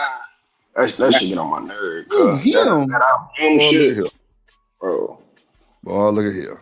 I bet you are him, goddamn. Him at that. Hey, he gave a master class on how not to bag a female. He gave a master class on. I'm like, man, come on, bro. Yeah, you want to see how not to do it? Okay, play that video. He gonna show you how not to do it. Yeah, that's for real. Nah, that's for real. This is not the other way around for sure. This motherfucker. Hold on, let me see what else happened in this shit. Hold on. Cause I don't want to talk to you, bro. Look how close you are to me. I just walked up. I just walked. You been walked up, nigga. I said get the fuck away from me 3 times. I ain't been And you're still here. Just shut the fuck up and keep walking. I was just trying to talk to you. No, I don't want to talk to you. Bye. That boy got a velour suit on. I'd be damn. Shit. Bye. The fuck, weirdo. Your mama, nigga. Your mama, your daddy. So let me ask y'all this. And I'm gonna play devil's advocate again because I like how 2 Cents played that shit earlier. That was kind of cool. Yo. Let's talk about this woman being combative. Nah, I said that. Do the most with the negative, with all of this talking. No, let's start there. Now, I know the women's like, damn, Drip, you was on my side. And I'm still on everybody's side. I'm just trying to play devil's advocate with it. Just like, does she need to stop talking? Can she just walk away type shit? Or no? And I'm asking for the chat. Yeah, she is left. Yeah, if she choosing to go left on that one. Sometimes as a one, we know, especially if you're a baddie, bro, they getting approached all the time. I don't understand how they do it. They can't go to the gas station. Yep. They can't go nowhere. I'm like, how do you even move around? Because if you're a baddie, dudes are getting at you in every race. Everywhere you go. Yeah, everywhere you go. So sometimes it's like a defensive mechanism that a woman can do. Let you know I'm hard or, I'm strong and stuff like that. And it can go left sometimes when they do that because some guys just looking for an excuse to put his hands on a female. But at the end of the day, man, I'm like, just be careful. And you ain't got to be a baddie. But I'm saying guys would do that.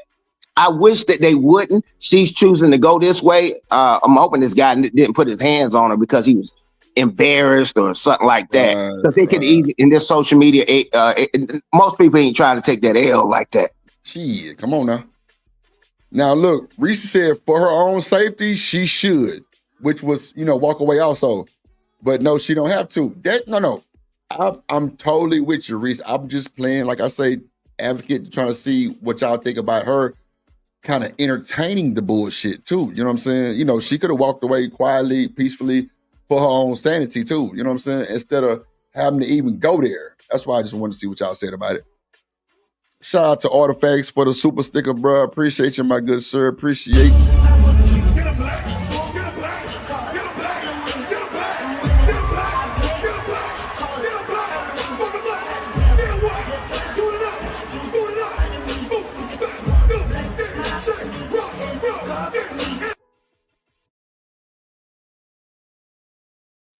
Bro, y'all know what I just noticed with that damn clip for the Cash App? You got sober Kodak, and then you got them drugs Kodak. They look totally different. Nah, for real, bro. They look totally different, bro. Like, I just look at this shit like, God damn. Bro was vibing, jugging on that motherfucker. Then you got the other Kodak. He offbeat like a motherfucker. We don't know what he got going on. Shit. Appreciate you, Art. Appreciate your Art always coming through. But now, BJ said that shiesty bomb in the video. Precaution. Hey, you got to show me how to unblock, man. Once you block somebody, you can't bring them back. You know, no. You gotta how do you? well, I don't know how you do it, but I talk to my brother. right click I on get it. with him. Yeah, I get with him because I did it in a chat one time. Just people I didn't want to see. I have to figure it out. I can Google it. I don't even want to know why I even asked you that. I can Google it how to do it. Yeah, because some people on there. That was months ago. I'm like, shit. I fuck with Shitty Bum, but I mean, Shiesty. Oh my god. Oh shit. No. Shiesty. Oh Lord Jesus, bro. You know you asked for trouble, right? No. Hey, I know she get it crunk. I know she get it crunk. I can't see her chats. That's why I said that. It keep the chat crunk at the end of the day, man. I'm like, yeah. I'm a comedian after hours. She probably gonna roast me in that chat, but I ain't studying it, man. It's all good. Yeah, I'm just joking to that lady. I don't know her like that. I hear she cool, but she can. Yeah. I know she gonna get me hell in the chat, but it's all good. He coming for sure. She probably sitting over there like this motherfucker. Yeah, I'm a real one. Yeah, I ain't no pussy cat. Yeah, I'm still a real one. I'm still real with it. Boy, that's funny. I ain't never heard of that. I ain't gonna lie, you and Ferg, boy, look, I think y'all the only one gave Shiesty hell. That's it. I ain't gonna hold you. Hold on. I can't hear what the fuck you're saying. Pussy, you're mad because you got rejected. Yeah. Wow. The fuck? Ugh, I hate coming out. I'm going the fuck back inside forever. But Now, this bit of ratchetness happened in Houston, Texas, and before we go into the content specifically, I want to take a look at her digital footprint. You already saw from the video, she's got the bat wing lashes. She got the glued. Oh my God, this motherfucker. Now we gonna look at the ratchet shit. He's talking about the bat wing eyebrows and shit. What the fuck does that have to do with you just moving your ass around? See, this is what I don't like about this shit. This is what I don't like about this internet and all these old categories these niggas put themselves in, bro. Plain point, period. Walk the fuck away, period. I don't give a damn if she got eyelashes that'll reach you and nigga, they on her fucking eyelids. Nigga, it don't matter. You approached her, right? So you must like something. Okay, cool. So man, look, see, this nigga didn't piss me off already. Okay, so Lena say he likes to drag the women. Okay, yeah, see. The people or the person who sent me this sent a big cash app. So I knew it was something with this video, first of all. And it ain't no smoke to them. It's just I knew it was some smoke behind it because you sent the video with the cash app. That's only happened like 2 or 3 times. Like, I don't charge to watch videos. I just say, if y'all want me to review something, just send it. But they sent it with a cash app, so I knew it was some smoke behind it. What up, Pumps in the Bump? You all right? She said, clearly dudes like her lashes, that she's pretty. No, she fine. I'm fucking with it. But this nigga finna try to call out everything that he probably don't even like. Personal shit. But Lena just said that he like to drag women. So, okay. Let's see. Sideburns with the spin at the bottom. You go up on her page. The Glorilla. Lord Jesus, have mercy. Sideburns with the spin? Oh, you a petty nigga. Let's go. Page, and it's single mama, tight ass. Oh my God, bruh. You don't know what you clicked on, but I let you play it. But yeah, you don't know what you clicked on. But go ahead. Shit, boy, this niggas is crazy, bruh. And y'all wonder why y'all niggas got problems with women. Lord have mercy. Uh-oh. There go Shiesty. You must Hey, Trill. hey, what's that club? The Alpha them, the He-Man Hater Club. Woman Haters Club, oh my God, bro. When I be hearing dudes talk about what a woman hair and this, that, and other, and eyelashes, and I was like, man, bro, you don't like women, do you? Come on. You really don't. I'm like, really? That's what you own right now? Okay. Bruh, they don't like women, bruh. Like, you ain't bullshitting. It's crazy you say that because I used to always be like, man, y'all crazy as hell saying men don't like women. But shit, these niggas will point out more shit than a woman would. Man, it's crazy, bro. This don't make no goddamn sense, bro. So now you finna itemize her motherfucking ass everything wrong. You gonna itemize that shit for it and load it on a whole goddamn Excel spreadsheet, and you gonna walk that shit down, huh? That's crazy. That nigga say she need to eat a couple more pieces of chicken. She look hungry. You ain't shit. That's closed, still up in the club, tattoos everywhere, sunglasses at nighttime. It's the typical standard issue city girl, thotting and bopping modern woman. Now, what I find, wow, city girl, modern style, thotting and bopping. Lord Jesus. Boy, you sound like a motherfucking He-Man woman hater for shit show. Spanky. That's Spanky right there. That's for sure. He owned the goddamn He-Man woman hater club. That's Spanky. God damn. Like, bro, first of all, fellas, don't y'all know that shit look GA than a motherfucker? That you itemizing this woman and her goddamn characteristics?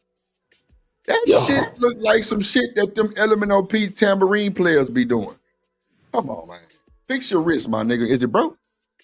Your wrist must be broke, bro. Come on, bro. Niggas not doing, I ain't doing none of that shit. But it is for the content, it's for the YouTube gods. Okay, cool. But if this your regular self doing this shit, bro, you probably single too. It's cool. We ain't fucked up about it. You ain't got no. They say he married. Oh, well, shit, that's even worse. Like, bruh, man, look. I told Stan ass the other day, Frizzle, what's good, my boy? I say, Stan, you been married 30 years, some years, right? He say, yeah, hell yeah. I say, was you happy all 30 years? He say, nah, Drip, I had my ups and downs, like a real nigga would. I say, bro, why did you give these niggas like any type of pushback on this internet if you married? He say, Drip, I'm just trying to spread the word on how we can be better. And it ain't just really on relationship, it's political shit too, just, you know, being in the army so long. And I respected the fuck out of that. Because bro, Shanika said on the motherfucking stream, she said, y'all lucky I ain't goddamn talking to Drip. Because he wouldn't be streaming. I'm like, what the fuck that means? She said, nigga, I will be all over you on the stream. I'm like, oh, she was real about that shit. She said, nigga, y'all better thank me for not wanting to talk to him. I'm like, damn, y'all just gonna put me on a chopping block like that for being 35. Goddamn. God damn. But bro, she was so shit. She was like, ain't no way in hell my man gonna be streaming 8-9 hours for these motherfuckers talking about some bullshit. Nah, I agree, man. Man, look. I agree. You know where I'm coming from. Like, that shit crazy as hell. Hold on. What's so interesting about these women is that when I look at them, when I look at their image, this to me is Dusty. This is the exact definition of Dusty. I walk far away from these women because I know they ain't about shit and they're nothing but trouble. Bitches nowadays can't even take their shoes off inside of the club because a nigga like this talking to me. Anyway, she refers to herself as bitches. Now, my point that I'm trying to make here is that when you take a look at the image of both of them, you're on the same damn level. So I find it so interesting that women like this will refer to men with this particular type of image as dusty without realizing that it's the same damn image. They'll often complain about the results in their life or they'll complain about the man that they chose. Is it me or this nigga look like The Rock a little bit? I ain't even been on the Zai yet. I ain't even hit the Zai yet, so I know it. You don't hit the Zai then, nigga. This nigga don't hit the Zai. Oh shit! Hell Go no. get the motherfucker there. Yeah, you tripping. That boy said The Rock. You roll that motherfucker up naughty, goddamn. It's about that Drip shit. What? You never said The Rock. No, Afion Crockett or somebody like that, maybe. I don't know what it is about that side view, bro. That boy kind of remind me of The Rock. I don't know, but the sideburns, I don't know, bro. That shit wild, bro. Hey, don't twist you up one, man. Matter of fact, I just hit mine. Don't twist you up one, man. I'm damn You this with the pistol. Shit. Hold on. What about that? Yeah, we're gonna let you finish the statement. Oh shit, nah. Go ahead. Yeah, you said The Rock, but you meant to say what? The Rock's what? Shoes or his toenail or what? Like the right. I don't know. Maybe I'm tweaking a little bit. Okay. Meet them, and we'll forever talk shit about they baby daddy. Meanwhile, this is the consistent results that you will get because you guys are on the same damn level. Now, when I say level, I'm just referring to image, judging a book by its cover. But if you listen to her speak and the way that she's responding to this man who's just trying to talk to her or get her number, it's clear that she has the mind of an adolescent. Because a nigga like this talking to me. What do you mean, nigga, like what? I said, get the fuck out my face, right? What do you mean? Bitch ass nigga, get the fuck out my face. Now, if you notice, the man's not being disrespectful. The man's not calling her out her name. The man's not recording her, but she's inviting all of this into her area. She is escalating a situation that doesn't necessarily need to be escalated. If you want to reject a man, it's best that you do it directly and calmly. There's no need to get aggressive. Go ahead, boss man. But see, he said that he didn't want to be in a situation where it escalated. But we all know that when you put yourself out there to speak to a woman, it's possible that shit gonna happen. Oh yeah, that's for sure. That's for sure. You gotta have it in the back of your mind. Yeah, it's in your mind, dog. I don't care who you is. It's in your mind. Yeah. It's in your mind. Hey, shit, this shit could go left because she's sitting right there. Again, like I say, who know her man went to the bathroom or something, or to go get them another drink, and now he over there at the bar. He look over and see his girl going off on the nigga. How he gonna approach you? Yeah, it's gonna be up. That's for sure. You see what I'm saying? So you gotta put it. You already have in your mind as a man, or you should, that it could go left. I agree with that. What else, Smitty? Hey, no, he good. Yeah, you good. Yeah, he good. No. Hey, I want to holler at you about some money if you're into it. About some who? About some money, my nigga. Okay. I heard you. We'll rap. Yeah, I don't want to do it on this shit. But we'll rap. Yeah, that's what I'm saying. Like on the back end, bro. Like, for sure. Put it in the back chat. I got you. I'll put the number or whatever you want to do. We can talk about it. Bet. That's it. That's cool. Bet. Yeah, that boy. Shit. I'm rolling up this shit. Smitty talking about some money. Lord Jesus, I lost my train of thought. Shit. Good, man. I'm sitting here looking at the TV, man. I'm still tripping off. You said this dude looked like The Rock. He looked like. I don't know. His side view just give me like. I don't know, bro. Yeah, get your vision back right. He looked like Ray J if he bleached his skin and put on glasses.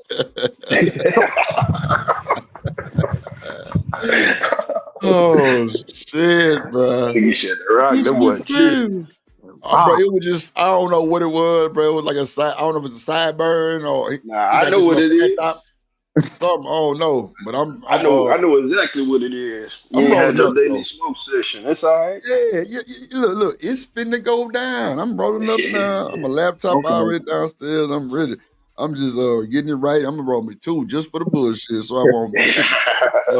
God damn, shit. Why you bullshit? You kind of look. If I squint my eyes, you kind of look like Barack Obama. Then, since you want to crazy. Since you got to turn your head sideways. Squint my eyes, you look like Barack. Bro.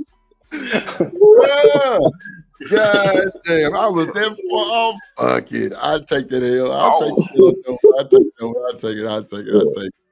What up, Chad? Who stuck in this motherfucker? All right, what's going on? All right, laughing like a motherfucker. Shit, BJ say drip tweaking. Yeah, D-Time, what's good, my boy? Tyler, freaky ass. Yeah, we finna get to that boy in just a second. I'm gonna drop the link for you, D-Time. Hey, let's get on that, man. Yeah, I'm definitely finna get on that now because this nigga here crack. What up, Dr. Quantum in the building? They laughing on my face. A lot of people not keeping that same energy about this nigga, man. It's a lot of people.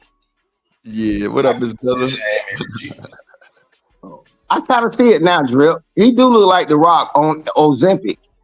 Look, just the sideburn side. I don't know what it is, bro. Like, I'm like, what the hell? He OD'd on Ozempic or something, man. Yeah, his bobblehead would be the Rock. I need to get on my computer or some shit, but goddamn graphics card driver, something wrong. Hey, look, that boy, Drip screen is widescreen, bro. He can't see the whole head. Nah, it's this curve. That motherfucker one of them curve screens. So my shit kind of curve around, but yeah, that motherfucker running around, yeah. See what I mean? It curved right on the part where he don't look like the Rock. That's why all these look like the Rock. Oh shit, boy, that shit hilarious. Man. I'm looking out like, damn, Drip, you got my guy. You got you a couple of them puffs in, huh? That's how you see it. It's finna happen though, goddamn. But shit, so sorry to Miss Bell in the motherfucking building, man. What it do. Especially when there's no men around you that can help protect you should things actually get escalated. You have to be realistic about safety in these situations. I don't know what it is about women like this, but for some reason in their mind, they think that they can talk to a man like another man is trying to talk to a man that's trying to disrespect that man, and then also not suffer similar consequences. Now, what I'm not saying is that men should not be putting hands on women. I don't think people should be putting hands on people. But what I am saying is that why escalate the situation with a man that you don't know and that you don't know what he's capable of? But instead you choose to emasculate the man. And there's some dudes out there that take their pride and their ego more seriously than any type of jail sentence that can be granted to them. What are you talking about?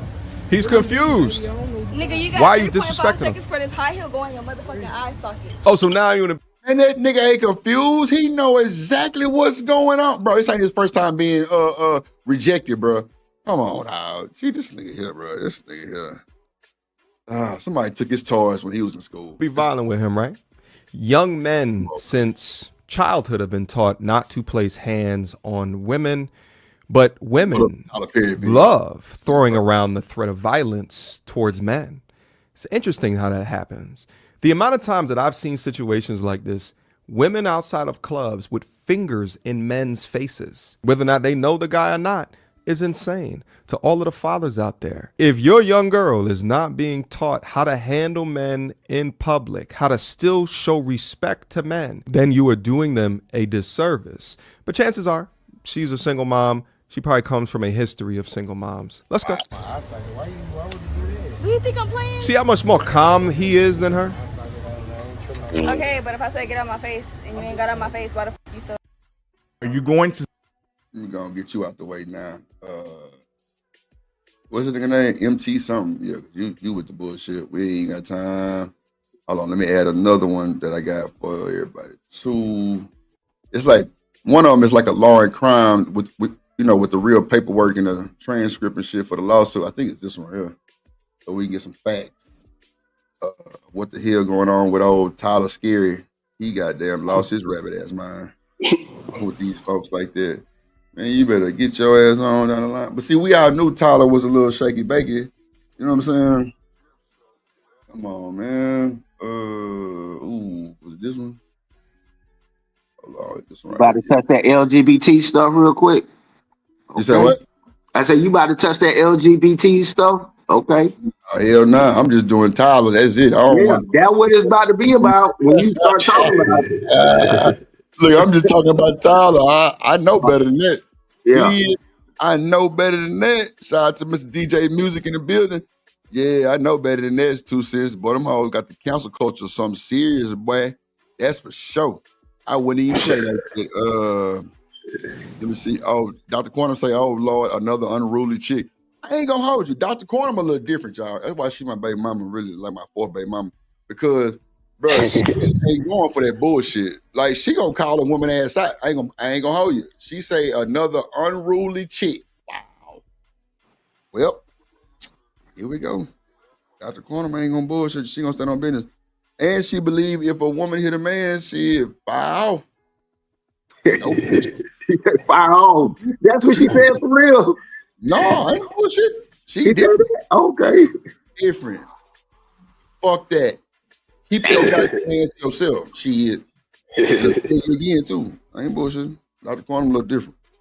She a little different. And she Dr. Quantum. That scares me. I ain't gonna hold you. Dr. Quantum shit.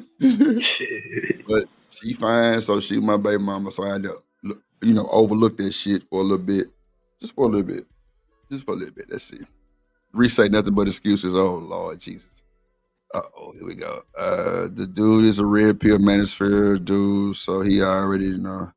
Oh, okay, yes. Yeah, I don't know about none. Well, I ain't gonna say I don't know about it, but I don't intertwine with none of that shit. Okay, he's antagonistic. Okay, big. Chaco said this dude's pressure. They can't accept rejection. No, I mean, and you know what? It's really not even just rejection. Because, bro, you can save yourself for being just called out like that, like a motherfucker, bro. Just about face. Go on about your business. You good. You do. But then again, 2 cents. I'm going to say this and I'm going to go and press play. Yeah. Women will say if a dude is LMNOP, it's cool to do that shit. It's cool for a man to hit a woman, bro. That's a fact. Fucked me up the other day when they had this nigga named Armand Wiggins on the screen, and it's a woman, kind of trolling that nigga, and the women in the chat was like, shit, he should have bopped her ass. He should have hit her ass. I'm like, what? But and then I brought up JP. I say, now, if that was JP, they was like, hell no. Take that nigga to jail. I'm like, whoa, are you sick? The 2 cents. Me and my brother at the mall, right? We see this LMNOP calling this woman out, telling her, leave my mama alone. That ain't your man. Stop trying to follow my mama. And we hear the nigga talking loud as hell, right? Old boy stole off on her 2 cents. The woman had to be 55 plus, bro. No bullshit. Stole off on the woman and was sitting on top of her, punching. Bro, she was leaking 2 cents. Bro, nobody moved. Me and bro, if bro didn't beat me to him, it was going to be upside down. Bro, the Laos tried to press charges on my little brother. Bro wrapped that boy upside down, 2 cents, and flushed him. Bro. It was crazy work. Nigga ain't had that energy for my little brother. No, they don't. Yeah, guys that do that type of stuff, they normally don't have energy like that for formidable competition. They really don't. Boss man, we at Pearland Mall, no bullshit. Flush that boy. Bro, flushed him. I'm talking about 2-3 pieces of him. He ain't want no more. He curled up like a pit bull, curled him up. Boy folded up. I'm talking about shit. The Laos came in, was like, well, who hit him? Shit. Bro. Bro, I wish guys like that. Yeah, I wish they would run into some of my aunties, or you can go to Arkansas or Alabama. It's some burly women that actually got them hands and actually I seen a couple of videos with women beating on a dude. Yeah, if maybe I don't know what to do to trick their mind to stop putting their hands on women like that. And I ain't saying you can't defend yourself and like grab her and stop her from, breaking your chain, scratching your face up or something like that. I ain't talking about that. I'm talking about you actually literally punching and pummeling a woman like it ain't nothing. I mean, that is so crazy to me, bro. I promise you. But hey, that's the world we live in. That's facts. Welcome to America. To America, born in the USA, man. That's wild. I'm talking about bro was sitting on her, punching the shit out of this woman, bro. Nobody moved 2 cents. I'm like, what the fuck is going on? Well, I look up and even I'm talking about, I'm right behind bro. Bro just shot off and boy, I'm talking about what that boy K.I. say. What? What? It was over. Bro was on the side of the old lady, folded up like I don't want no more. Like what? It was crucial. Yeah. It was crucial. And he lucky we ain't both get to him. Tell him, bro, that shit was so out of pocket, out of bounds. Bro, I ain't never seen no shit like that. Where this dude, firecracker ass nigga, flamboyant ass nigga, jumped on the old lady, bro, and thought that shit was cool. I'm talking about in broad daylight. You surprised? Ain't no fucking way, bro. The laws wouldn't change, bro. Hey, look, yeah, he made it, but he was swole up because bro had them whipped him up real quick. Bro, my little brother shot off so fast, bro, it was crazy, bro. I'm talking about, bro grabbed him by the back of his shirt and got the welling. And after 3-4 of them, he folded like, I don't want no more. I'm good, my nigga. Like, who are you? I'm talking about, bro was on the ground, not moving. Like, but what? Bro was asleep. No bullshit. Bro, I'm talking about flushed him. I'm like, boy, you lucky you got to him before I did, because it would have been ugly. Like, bro, we don't play that shit. Hell no, my nigga. We ain't finna sit there and watch no bullshit like that. Then it's crazy because as soon as the police start trying to come at my little brother with the bullshit, everybody starts saying, nah, sir, he actually got him off the woman. You know what I'm saying? Because bro, I was a big ass knot on his eye and his lip was busted. I'm talking about bro wasn't playing.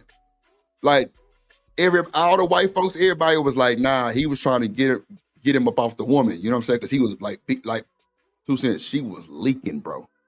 It was like blood on the pavement, like a lot. I'm like, damn. Nobody moved, bro.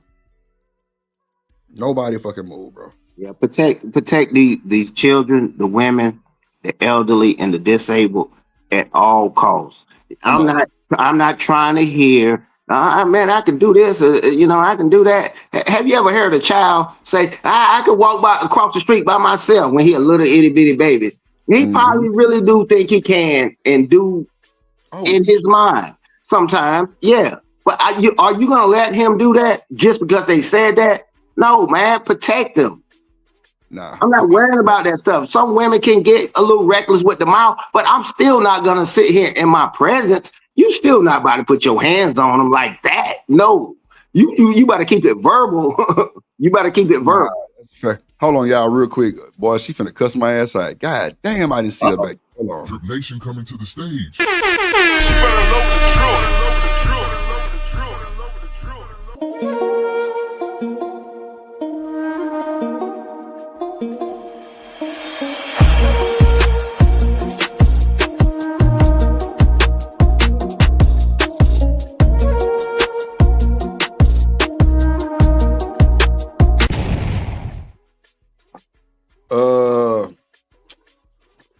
I'm sorry, I didn't see you back there, Mama Jamma. You doing Shanika? Oh, okay. Shanika, you better act like you. Don't make me treat you like this woman on the video. What?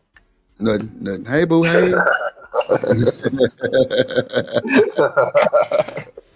Say what? You better be feeding her grapes in the video. What up, Shanika? Hello. What up, everybody? How you doing today? Yeah. Hot outside. Other than that, we good. Yeah. Florida, Broward County is hot. It's hot in Houston too. It's like 92 degrees. No bullshit. Yeah, it's hot as hell out here, man. It's hot in a bee. Lauderdale, stand up. Hey, where you at for Lauderdale? Lord of Jesus. For Lickerdale. For Lickerdale. Okay. Yeah. Get him black. Yeah. For Lickerdale. Lord of Jesus. So we watched that MTR video that you has. That wasn't even. I don't think that was the one you said. Who's that? James Moore. What up, James Moore in the building? What did you do? Who else is snuck in this motherfucker? Let me see. Man, okay. Dr. Quantum, you better tell him. Yeah, Dr. Quantum a thug. We know that. We already know he's a thug. But Shanika fight a nigga too, though. Oh, you know what? I'm glad you're here. Shanika. Now, Shanika, tell 2 cents about the women in your family. They kind of history with men. Really? You trying to be funny? No. Not even a little bit. I'm dead ass. Go ahead. Everybody in my family is pretty much married except for me and like a handful of my cousins. But all the women in my family are very aggressive. So they will attack you verbally and they will lay hands on you. So it's not uncommon for them to get very disrespectful, if that's what you reference, Drip. There you go. The whole family. Yeah, all I of know.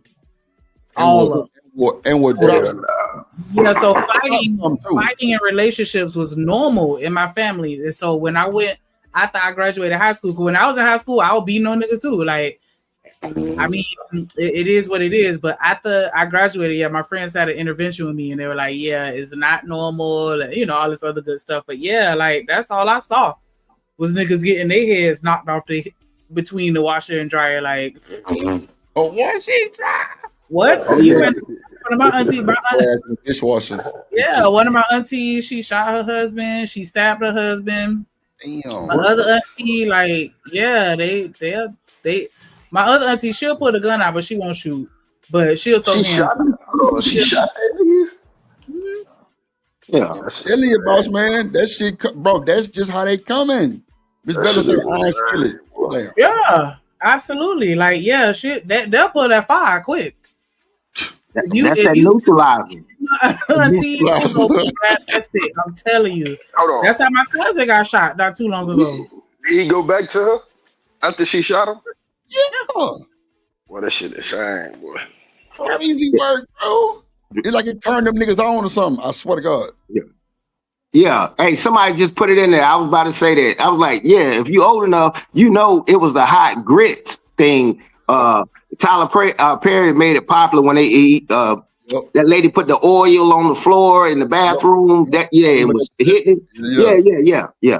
I mean, it is. I know women that can, you know, get it. They can get it in. You better be on your P's and Q's, or you about to get embarrassed and get drugged. And dude mad because his face card declined. His face card declined with that lady, and he's mad. His card declined. Hers didn't. His did. And I'm telling you, my uncle-in-laws, like, they go real hard for my aunties. Like, they give them whatever they want. Like, they spoil rotten. Like, it's not even a situation like, listen. Shit, wow. I ain't bullshitting, boy. They run time. Boy, man, you shoot. Oh, hell nah. It was a death sentence. Yeah, me and my brother, we grew up in a different age. Look, if you put your hands on one of the females like that in our family, I mean, it's a lot of uncles. And they ain't talking about, look, I'm small. I'm small to them. I'm 6 foot, 6'1", you know what I'm saying? Like that. I promise you, my uncles, them, they 6'4", 6'5", 250, 280 pounds. Bro, I promise you that you gotta put something in them. You got to do something with it. You better have a knife, firearm, or something. You did not put your hands on no woman, not in front of us. No, especially not the family. It's a problem. Yo, what up, Frizzle? And this motherfucker, what up, boy? I'm telling you, bro, it's wild, bro. Like, yeah, see, since you talking about your people, nigga, I'm 6'3", 315, so you gotta know, nigga, I ain't got time. I'm going under the jail. They gonna put drip under that motherfucker. Oh, yeah, definitely. They put me under that motherfucker. I ain't got time. I'm not even a play. Yeah. No bullshit. What? The little feisty motherfucker Chihuahua come up to me with that bullshit, trying to goddamn read me my goddamn Miranda. Shit. You got it, baby. You got it. Don't you worry. Don't you worry. You got it. You got it. You got it, baby. Let me go the other way for real, because it's not gonna look good. You looking up to me yelling. Hell nah, boy. Shit. I'm good. Now see, 2 cents. Shanika's 6 foot tall, so she whooping niggas is something we can see. Yeah, I already sized up. I done looked at. I sized up. Ain't nobody playing with Shanika like that. Hell no. I know. I already know. I can see her sitting down. I can kind of gauge what I didn't think she was 6 foot. I would have said something like 5'10", 5'11". Oh, no, she is 5'10". I'm 5'10" without heels. Yeah. Okay, that's what I thought it was. Yeah. I sized up. Hey, look, you better size somebody up. I know who is really about that life and they ain't about to be like a chihuahua trying to bite at your ankle. Nah, some people they'll knock you down like a Doberman picture or something like that. Just run over. You better be aware. That motherfucker got a fist on them, goddamn, and a forearm. The fuck? Get the fuck out No, the way. I don't. My uncle-in-law like they don't fight back. They just take it, and I don't. I'm not with that. Like, and my mom, she was like that, but she kind of ended up like she mellowed out. She mellowed out a lot, and so yeah, we hit a little different. But the rest of the family, yeah, just sleep with one eye open. Damn. When you get older, you change your mindset. You remember that scene on Menace to Society when dude was at the card table and he was talking about his money. Somebody that's low key like that, man, they're scary because they're like, what? They be quiet. They ain't no raw. Everybody is not rah. Everybody's not there. You know what I'm saying? Yep. They will, hey, man, they'll take you out so slow and quietly and sit right there and drink their tea or whatever and keep it moving. Finish their cigarette. Mm-hmm. Crazy. And then it's a whole goddamn emergency. Yeah. Playing with a real one. Hey, you sure you want to play that Tyler Perry, man? You want to play with them LGBTs, man? I'm gonna get off the goddamn panel because I ain't about to get it. It might get a little rough with that LGBT stuff that he got going on. LGBT shit a bunch of times. Tyler Perry ass is crazy as hell for this bullshit. See, it's really like them high profile platforms. 2 Cents real cool, like a nigga like academic something like that. Like I ain't gonna get looked at, like not even a little bit. But nigga, this the news though. So they can come with the whatever. You feel me? I come in peace. But shit, I think it's set up though. I come in peace. You say what? It definitely is giving setup. What, Tyler Perry? Yeah, because Buddy was an actor on his show. Like, they're clearly like friends. Like, you know what I'm saying? Like, this ain't nobody that's a stranger. And then, like, as soon as he's because they were saying that Tyler just hit big on this movie with the one on Netflix with Taraji or whatever. I forgot the name of it. Street Star. Okay, that. He just hit big on that. I think he got like almost 300 mil off that movie. And then a week later, here come Buddy, file the claim. Like, really? But Shanika, we know Tyler, right? We know that, right? Yeah, but I'm saying, like, I don't know. I don't know. My thing is like, I just have a different perspective. Like, if I'm dating a dude and then he treat me some kind of way, and then I leave him and then I don't say nothing, and then he get with somebody else and then he treating that person better, and now I'm mad. Now I want to sue. Now I want you to go to jail. Like it's different. That hit different than me being mad and wanting to do that regardless of what happened to you in the future type shit. And I just feel like in this situation, like it wasn't a situation where he like was genuinely upset about it. It just seems like he started getting jealous and now he wants to, seek vengeance type shit. But that's just from what I've seen on different platforms. Miss Bella's like, she too pretty for domestics. Lord Jesus. Yeah, as soon as you start raising your voice, I'm out of here. Thankfully, nobody that I ever put my hands on, they never hit me back. I thank God for it. I promise I do. Because, child, these women out here getting done up by dudes. Man, I was just saying that shit earlier by Lil Reese. Back in the day, that boy punched that goddamn girl. That shit wild, boy.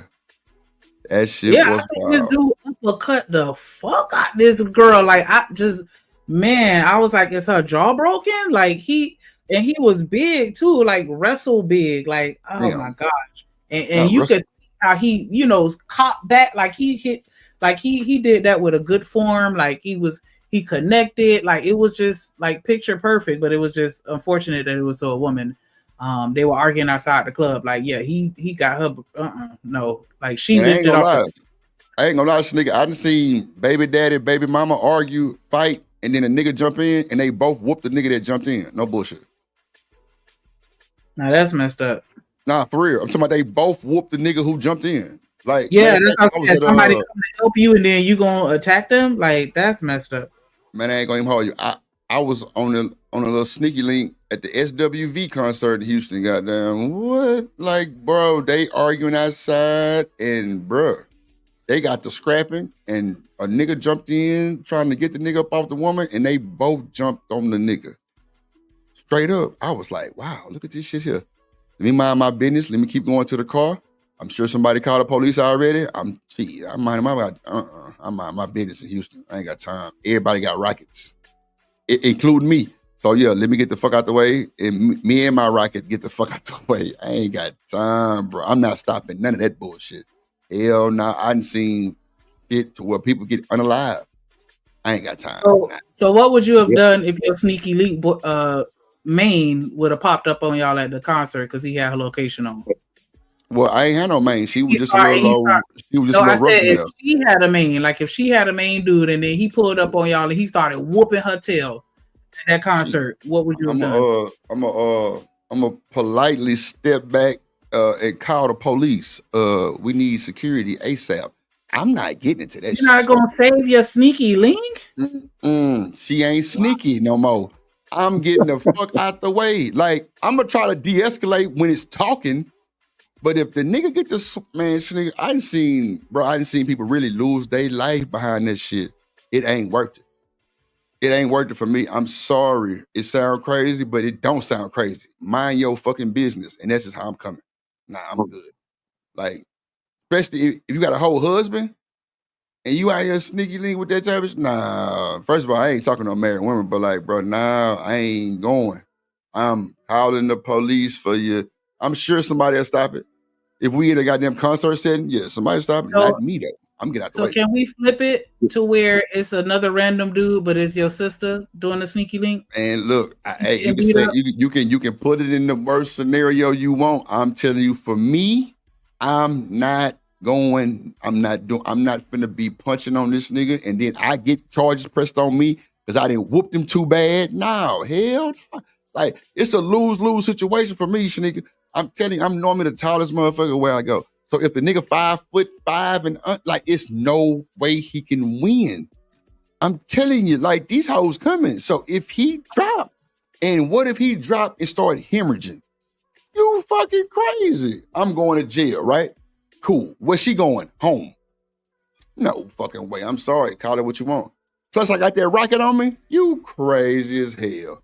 I've been in pull that motherfucker and bang the nigga head up with that motherfucker. I'm going to jail for assault with a deadly fucking weapon. I'm going to jail, nigga. Is it worth it now? Know what it is. No. Is it worth it now? Exactly. So yeah, let me get the fuck out y'all way. Yeah. Hey, let me say this, Drip. Hey, check this out, man. The only reason why this is such a big thing right now is because when you're deceptive and you saying like, I don't do this and I don't do that, and then we find out that you are doing that and you got allegations behind it. See, now you seem deceptive. Now everything that you say, it's hard for me. I'm looking at you, with a side eye. We even start our own word on here. You know how they be like the diddler and all that? No, you out here tollering around. You out here tollering around, and this is what you get. You out here doing what Tyler doing. Yeah, he tolerant. That's what I'm gonna start saying when they guys playing both sides. Hold on, give me 2 seconds. Both sides. Hold on, one second. Hold on. Hold on. Go ahead. Oak Cliff, South Dallas, Pleasant Grove.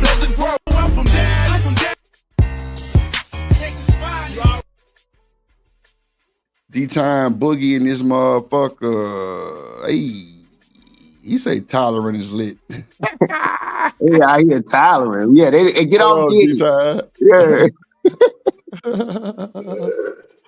Oh shit! No, they don't deserve. Look, shit. Y'all can say what you want.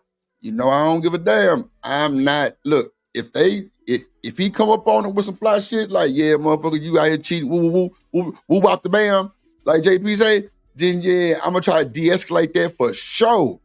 But if the nigga get to doing the most and everything, oh no, let me call security. Security. Dang, boy, he's.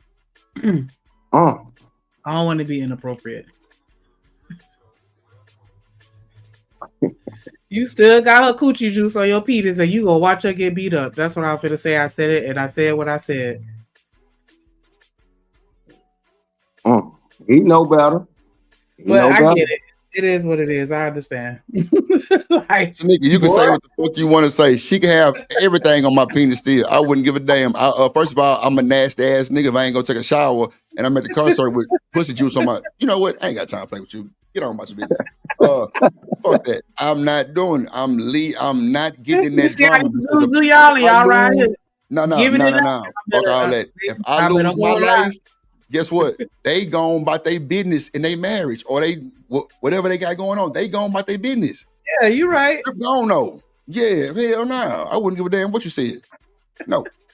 You can spin it how you want to spin it. I'm telling you, nope. I'm through. Nope. Let me go on about my business. Goddamn. Like I say, if I can't de-escalate the argument, shit. Let me get the fuck. Self-preservation. Self-preservation. How I'm gonna save you? I can't even save myself. Shit. Self-preservation. Hey, y'all out here stealing my boy 2 cents word. That tolerant hit different, don't it? Oh, that's our. Hey, that's our. Hey, that's ours on Drip Show. Different. They out here tolerant and hey, no, bro. You got me back up. What it do? Okay, so we gonna add that to the dictionary along with tolerant. Yeah, the diddler.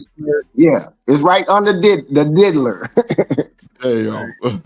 Hey, tolerant out here, bro. D-Time down there. You on mute. Hey, that dude Smitty ain't say nothing. I saw him come in, but I don't know. Smitty be chilling. He chilling. Oh, he in the cut. Okay.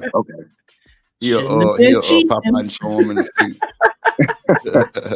Man, it'd be so fun when I be just sitting here chatting with y'all like that, man. It's crazy, but it's all good. I'm talking about just natural, genuine shit. Ain't nothing made up. Ain't no griftings and goddamn scheming and plot. We just be real shit talking like, right. Shit, man. Look, I love it. D-Time, you on mute, baby. If you talking, I'm finna press this play button. Yeah, Smitty in the corner. He chilling, Dr. Corner. You already said it wasn't, but you know, other. Don't think that they were. That's cool. Hey, man. Let me tell you something. When I worked for Deloitte, and I was a consultant, no bullshit. Every time I would be in a meeting, no bullshit. Women couldn't even talk. Them Indians, bro, they would disrespect the fuck. Boy, let me tell you something. I'm glad I even said that shit really on the cool because I caught myself damn near checking something on the goddamn hotline and it didn't mean nothing because other cultures, that's how they move. When I was a consultant for Deloitte, them motherfuckers had, and I'm working for some client, I forgot the name of them. They was in New York. Bruh, the Indians, they don't respect women. Like you can't even talk over them. Like they'll interrupt your ass and keep talking. To where you can't say shit. No bullshit. And it was to the point where the women were complaining to the goddamn manager like, well, we can't even say nothing. Bro, I'm telling you, bro, them other cultures, bro, they don't respect women. On some, you know what I'm saying, authority type shit, they don't respect it. They do not respect women on authority. You can't make no decision. No, shit. I witnessed that firsthand. Because I'm like, bro, you gonna let them speak? And the nigga kept talking over him. Shit. Kept talking 2 cents. I'm like, bro, this is crazy. Shit. So I tell you, them Indian boys, they do not respect women. Or it's either that or either they don't respect the authority dealing with making decisions or something. Because I'm telling you, every last one of them that was Indian did not stop and let the women talk about nothing they wanted to say about the project at all. It was disrespect the whole way. To the point where it became a problem. And they might have eased up a little bit, but they still was doing that shit. I'm like, bro, what the fuck is going on? Why they like this? And I kind of, did a little research just on the back end, and that's how they do women. No bullshit. Like you can't overtalk no man. Not no Indian dude. Nah, hell nah. Not happening. Hey, why Smitty looking like I don't know if you watch basketball. He dude remind me of Mike Conley. Bro, I know you know who Mike Conley is. Hell yeah, boy. Hell Mike Conley with the I beard. was gonna say, what that boy name is? Damn, it's another one he looked like too. Damn, what's that boy name? Not J.R. Smith. What's that nigga name? Yeah. It's gonna come to me. It's gonna come to me, bro. But I was looking at this nigga, I'm like, that nigga Smith look like somebody else in the league too. You put Mike Conley in the Jumbotron. You see what I'm talking about? Dude looked like him. I almost thought it was him, and I looked at it. I read the name. I was like, oh, how does dude get Mike Conley up in here? I know he on vacation. That ain't the first time he heard that. I know. Smitty looks like Smitty. Yeah, he do look like Smitty, but I'm just saying, Mike Conley. I'm telling you. Yeah, it's a close person you look like too. I'm talking about splitting. It's crazy, bro. Splitting images is wild.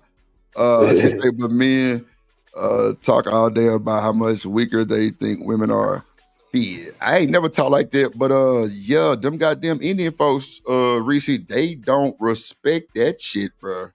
I was like, damn. Like, it really threw me off like a motherfucker. Okay, there you go, D-Time. You on mute, though. You on mute, G. Yeah, they wasn't, I'm talking about they wasn't trying to hit that shit. Okay, you at the J. That's a bit. I see you down there cammed up. I see you. Yeah, there you go. What up, boy? What's up, baby boy? What it do? What it be? What it ain't, baby? Yeah, cooling. What's up, tolerant situation. What's up, my people? Happy June motherfucking team, too. Yeah, like a motherfucker. Shit. Look, ain't nobody even said nothing about that shit. Yep. Because it's technically tomorrow, but it kind of. Well, yeah, you're right. Varies. Yeah. They talking about Drew. They talking about, well, wish you off tomorrow. I say, God damn, black men only get 1 day off. Okay. One day. Post office grind. I'm glad for that, is what they saying. Yeah, that's exactly. What they say, other people don't get a day. Some folks ain't even off shit. And didn't they just make that shit to where everybody was off type shit? Because at first, motherfuckers was going to work. Yeah, I think it just I want to say Biden did that. Yeah, I know it was recent for some. So Reese said tradition would be to defend a damsel in distress. Nah. A damsel, yeah. Drip law. We ain't damsels no more. Out the way, goddamn. Before your ass get that thing on you and you through. And then I'm down in the box and they still crip walking around the world, Craig. Ain't no way in hell I'm putting myself in that shit. No, I got to defend myself first before I can defend anybody. So I'm not doing that. Now, if we in a parking lot and a nigga starts shooting and it's women around me, yeah, I might push her down so she can hit the floor because normally women don't drop like that. I definitely do that, but I'm not finna fight you and your motherfucking nigga. Hell nah. Shit nah. I'm too player for that anyway. Shit. Nope. I'm gonna keep moving and get the fuck out the way. And I'm gonna go on by my motherfucking way. And I'm gonna security. They over there fighting. You might want to go get them. So yeah. See, I don't know what she had going on. See, you know what I'm saying? That boy could have been a whole psychopath. Shit. Hell nah. You seen Lil Mama just got deceased on live. These niggas ain't playing out here. Too. Yeah, I saw that. Yeah, that's telling you, man. That's some young niggas, 2 cents. See what I'm saying? That's them young niggas. They'll fire off on a motherfucker. I'm telling you. But then it was a certain time that back in the day, women didn't say certain shit to men because they knew that a nigga is, you know what I'm saying? You feel me? You talking about you done fucked your nigga, I fucked your best friend and all that. Man, it's like, all right. Yeah, that shit be rough. I ain't gonna hold you. Fuck around and find out. Yeah, fuck around. That's fuck around and find out, man. That's crazy. I hate that fool, but yeah, man, shit out here different, bro. You know what I'm saying? You say, but then we'll say all the niggas in jail for defending women. Shit, that won't be me. I ain't going. I'm not throwing my life away for no motherfucker who was doing dirt. Yeah, nah. Shit, nah. Cause I ain't know nothing about that other motherfucker clearly. And then a nigga pop up on us, that bullshit. Nah. Now, if he come at me with the smoke, it's go time. That's for sure. But if you start whooping your gal, that's on you, my boy. You got it. I'm telling you, I'm getting the fuck out the way. I'm gonna try to de-escalate the argument, and I'm through. But Drip, if I get to fighting you, they ain't gonna come help Wes. You know what I mean? You feel me? She ain't finna help me. Shit. Boy, look, she gonna be trying to tell me to get up off that nigga. Yeah, they gonna come on, bro. Down the escalator. You know what I'm saying? Ain't nobody gonna help me. You know what I mean? I'm I feel you, D. I'm telling you, fuck Hey, who that. is that? Who is that talking on the TV? That's D-Time Boogie, man. He at Oh, work. okay. Breaker 19 right quick. Yeah, that boy at the job, shit. That boy at the mail truck, shit. He getting it in, punching that clock. I'm telling you though, but bro, what if I get to whooping her nigga and she jump on me? Come on, bro. Nah, hell nah. Cause nigga, she gonna be trying to tell me to get up off that nigga. Shit. Cause I'm telling you, it's gonna already be ignorant nigga TV on some shit like that, bro. Come on, man. Ain't no fucking way. I'm gonna be mad as hell too. Like, oh, this what we doing? Bet. Let's go. Like, I'm gonna show you. Yeah, nah. That nigga get the whooping on her. Hey, bro. Hey. I see you when I see you, my boy. He could be a whole mental patient who you just never know. Like, that shit can go way deeper than what y'all think it'll go. But ain't nobody worried about that. They just want you to help somebody. Nah, I helped at the beginning. That's where it stopped. How many times you probably seen this altercation happen in like real life, Drew? You know what I'm saying? Shit. I was just telling these folks I was at the goddamn SWV concert, and it was a nigga and his baby mama outside fighting. Bro, they beat the nigga up who jumped in, D-Time. Yeah, I can see that, man. They jumped on the nigga who jumped in, bro. They like clicked up and started whooping that nigga. I'm like, wow. Yeah. Nah, I ain't got time. I seen shit like that when I was a young nigga. I was probably like 12.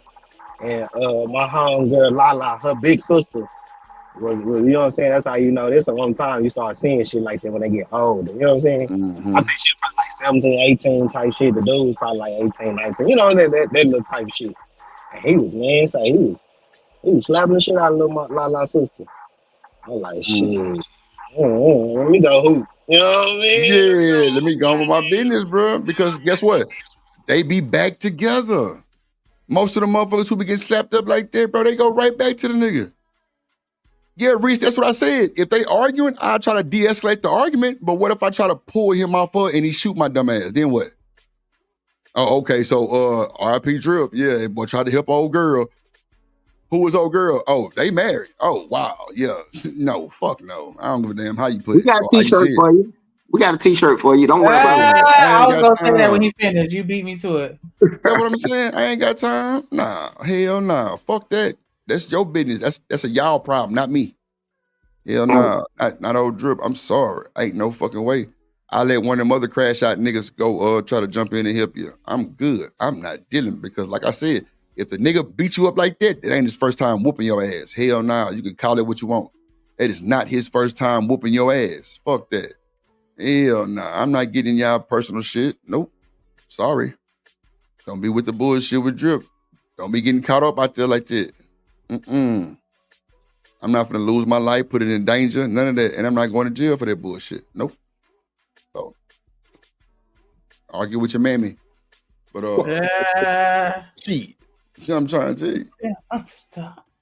Coming into Law and Crime, actor, director, and film titan Tyler Perry is the latest celebrity to be accused of sexual assault. We got our hands on a new lawsuit filed Friday in Los Angeles Superior Court by an actor named Derek Dixon, who starred on one of Perry's hit shows. We want to break down this lawsuit and what it could mean for the movie mogul. We're on the case presented by Law and Crime. I'm Chris Stewart. Harassment, assault, and retaliation perpetrated by Tyler Perry, a powerful media mogul, against plaintiff Derek Dixon. This real deal paperwork right here, ladies and gentlemen. Let's go. Professional actor and screenwriter. Mr. Perry is an American actor, filmmaker, and playwright who has built one of the most successful careers in the film and television industry. Mr. Perry took his success and power and used his considerable influence in the entertainment industry to create a coercive, sexually exploitive dynamic with Mr. Dixon, initially promising him career advancement and creative opportunities such as producing his pilot and casting him in his show only to subject him to escalating sexual harassment, assault, and battery, and professional retaliation when Mr. Dixon did not reciprocate Mr. Perry's unwanted advances. These events occurred while Mr. Dixon was employed as a series regular on the Tyler Perry show, The Oval, and while Mr. Perry held direct control over his employment, compensation, and creative opportunities. Go ahead. Not only he was gay, he was aggressive with it. That nigga Tyler look like an aggressive ass gay nigga. 6'9" ass nigga touching on people, grabbing on people and shit. Nigga, get off me. 69 God. God. God damn. Lena say, I believe the victim. Oh, look here. If I ain't never seen a cold case, nigga, this is one of them. You hear me? Tyler did that shit. I know he did. Wow. How you know he did it? Somebody take these time microphone, bro.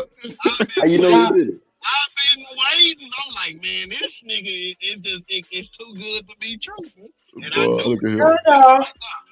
How you know he did it? No, that shit was funny. Yesterday, David said it wasn't Tyler. That was Medea. Oh, man, that's wild. That shit was hilarious. That's crazy.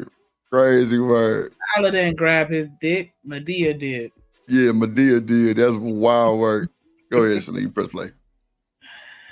I believe it. Crazy. This lawsuit even compares Perry to some other infamous celebrities who have been called out for their behavior in the past. Quote, just like Harvey Weinstein, Bill Cosby, R. Kelly, Sean P. Diddy Combs, Kevin Spacey, Roger Ailes, and many others in the industry, Mr. Perry's success has led him to believe that money and influence can get him whatever he wants. The nigga got an airplane takeoff strip in his front yard. Yeah, he got some. Yeah. No. It ain't about the flex. It's about that nigga gonna get what he want. Nah. I mean, I think the nigga lying, but you think so? You think so, for real? I don't know. I mean, oh shit. They had the text messages. What the text said? It was a lot of them, but clearly, Buddy been saving text messages since like 2010, or like he been saving them for a long time. And he was and like the conversation, if this is real, because with AI and Photoshop and all this other shit, if it was real, they had a personal relationship. Yeah, exactly. Wow. And that's the thing. That's why I don't believe it. Because Very if those text messages are real, they definitely had a relationship. Because on one of the text screenshots that I saw in another video, Tyler was like, yeah, you need to, have somebody making love to you. And like, what? Like, and then he was questioning him on when he saw him with another dude. Like, I don't know. It just seemed, it had a sprinkling of zest in the text message. Like, of zest or a whole if you want to say that that's just two friends, okay, fine. But yeah, it had a hint of zest to it. Like, I don't know. I had to side eye it. But the real thing that always gets me is how the hell they come up with this money, man? That dude suing him for $260 million. 260, boss man. Shit. Oh. He trying to feed his son. Yeah, man. They trying to start a new Tyler Perry network. That's a joke. Yeah, that too. Crazy, that's man. Wild, bro. Yeah, that Shannon Sharp didn't matter. Yeah, she was 10 million. What? Man, I'll raise you 260 million. That's 260. Not Michelle, but Michael is in this one. Yeah, he caught up. We been knew Tyler. I mean, if Tyler would have came out the closet, people still gonna love him, what he do, and this, that, and other. But everything we talking about is speculation. We don't know that man's what he doing in the bedroom and stuff like that. But after a while, the coincidences become real after a while. I'm like, okay, everybody lying on you. It's gonna be a problem. It's gonna hard to get off from this one. Because people been saying now that 260 mil, the dude lying on Tyler Perry, but they ain't had that same smoke for Shannon Sharp. Who?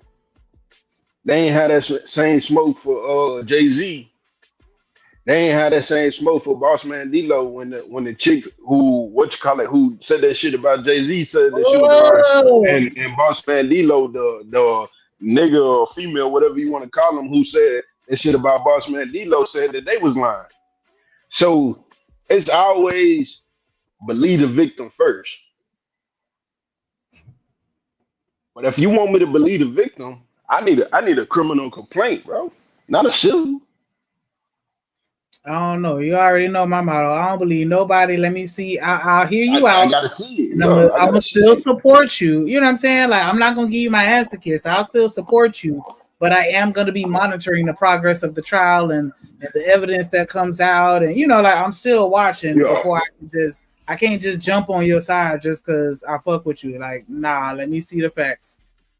But see, that's the thing. We all knew Tyler Perry a little feminine. So everybody like, oh, it's a man. I'm not surprised that it's a man. How can you be? How can you be surprised that it's a man? Everybody, when Tyler Perry first came out, everybody said that he was, a woman trapped in a man's body. When he first came out, everybody said that. We saw him play Medea. We're like, what the hell?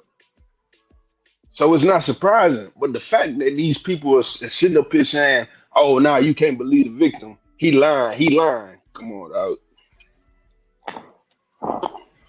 Yeah, I think it's dangerous to automatically believe anybody. I think we have to, investigate. But sometimes I understand it's not always something that can be proven. Right. You know what I'm saying? And in those situations, you got to play it by ear. But yeah, I don't know. Like in this situation, it feels like it could be a con, but then it sometimes feel like it could be a little, homosexual. But we just gonna have to see, because he gonna have to prove it beyond a shadow of a doubt, or at least that's how I thought it was supposed to be in court. I don't know. Yeah, we can get away from that a lot of times. We get away from innocent until proven guilty, because the dude is probably on. It sounds like it's a criminal case that's bigger than civil. The preponderance of the evidence and reasonable doubt. It's there's two totally different things. And then you got the court of public opinion. But at the end of the day, I mean, some people, you're not innocent until proven guilty. You're guilty until you prove yourself innocent. And that's unfair. But hey, that's the world. Welcome to America. Just in case my brother listening, hey, welcome to America. Shout out to Artifacts with the $1.99 super sticker. Definitely appreciate the support. And on that tip, $2 a day, $2 for my 2 dimples. Come on, support the dimple fund so I could get the S added. Because Reese said all I could call myself is Dimple. I'm trying to get that S. Let's get $2 on the super chat or super sticker, and you're through. Get a black, get a black, get a black, get a black. I played it right. Take no. Get it right. Get a black. Take no. Come on. Get it right. Take no. Come on. Yes, appreciate the support. As always, make sure y'all hit the like button, subscribe to this channel, the Hideout, the Plug, my channel, your channel, everybody channel that's on the panel, everybody channel that you see in the chat. Make sure you scroll up and click on every link, because we build it around here. If you on another platform, oh shoot, I'm not even restreaming. Good, Googly. If you on another platform, show some support on the platform that you own. We ain't greedy. We just saying support your interests. It don't gotta be me, but it can be. All right, and you're through. Let's see what they say. I received their shit. Dimp for now. Hey.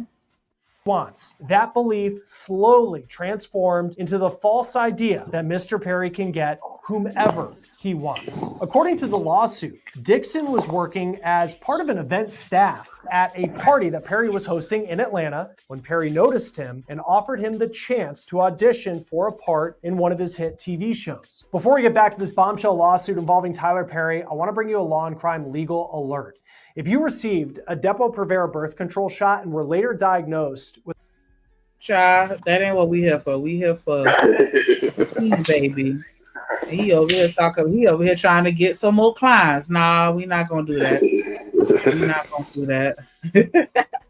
I'm still tripping over the what's the other one? Have you or anybody you ever known been affected by dang, I can't even think about it. I be seeing the commercials all the time. Like, I think everybody pretty much has been paid at this point. Like, y'all could stop.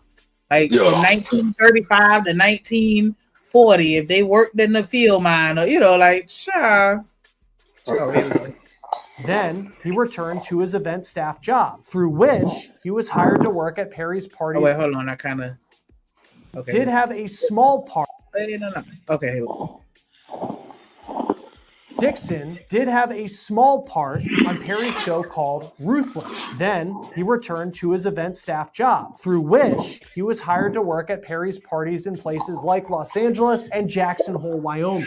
As Dixon spent more time with Perry, he says that Perry would flirt with him through text messages and his advances became more aggressive. Dixon claims that he was invited to Perry's Georgia home where he and Perry drank together. When Perry told him he was too drunk to drive and offered him his guest bedroom, Dixon says he accepted. But then he claims that while he was asleep, Perry climbed into bed with him and tried to initiate sex. Dixon says he tried to distance himself from Perry, but he was offered a role on Perry's show, The Oval. The lawsuit then... So... this man come and climb in the bed with you while you sleep, and you just not gonna say nothing because you gonna get up and go to work the next day. Yo,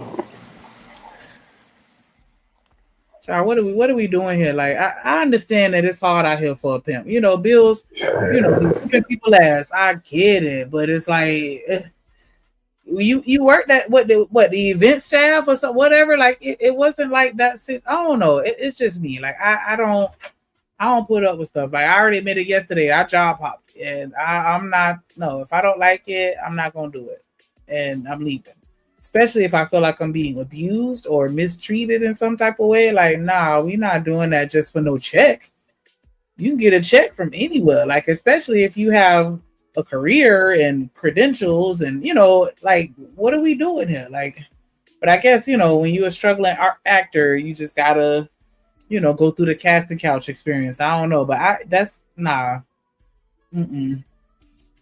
He want to be famous a little too bad at this point, where you just gonna ignore a man climbing in your bed trying to hunch on you, like, hey, whatever, and action, like like I don't. But I feel like they skipped past like.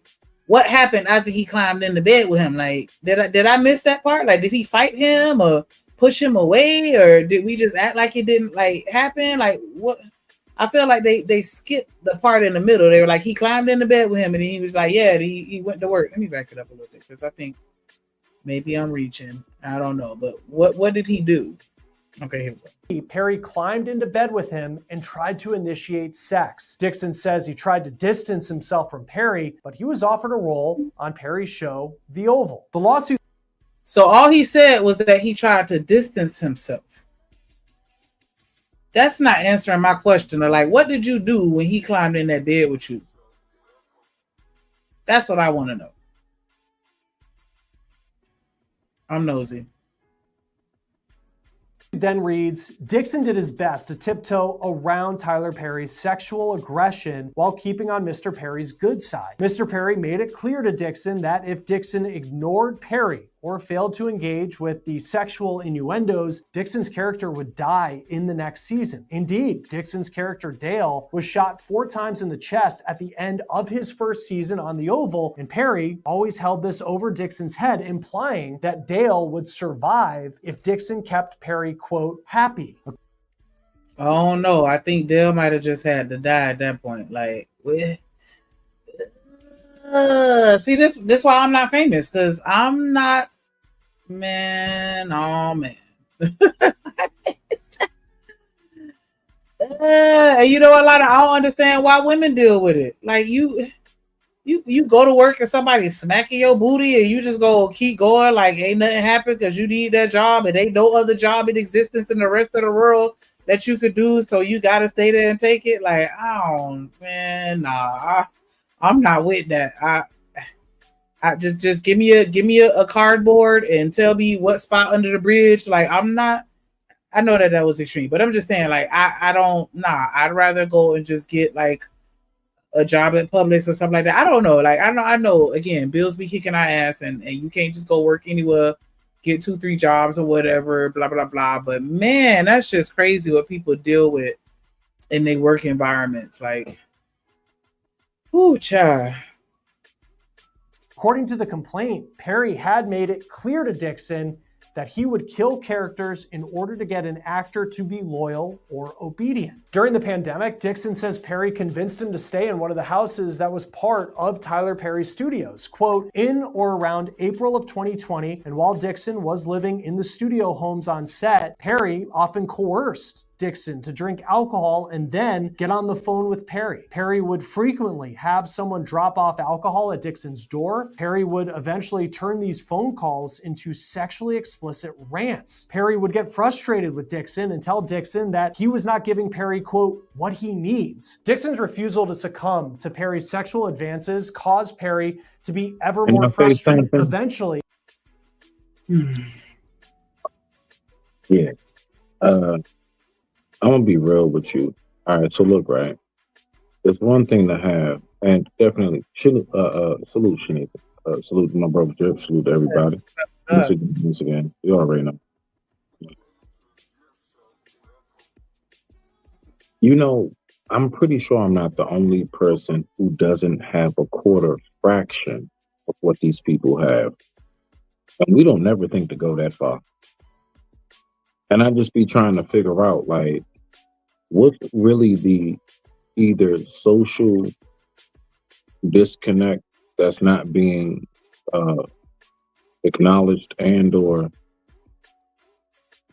is it really truly that much of a power trip? Because, you know, from what I hear, most men who are grapists, they don't do it because of a lack of options. It's full-fledged, like usually the ones they get are the ones who was willing to give it to them, but it's a power dynamic.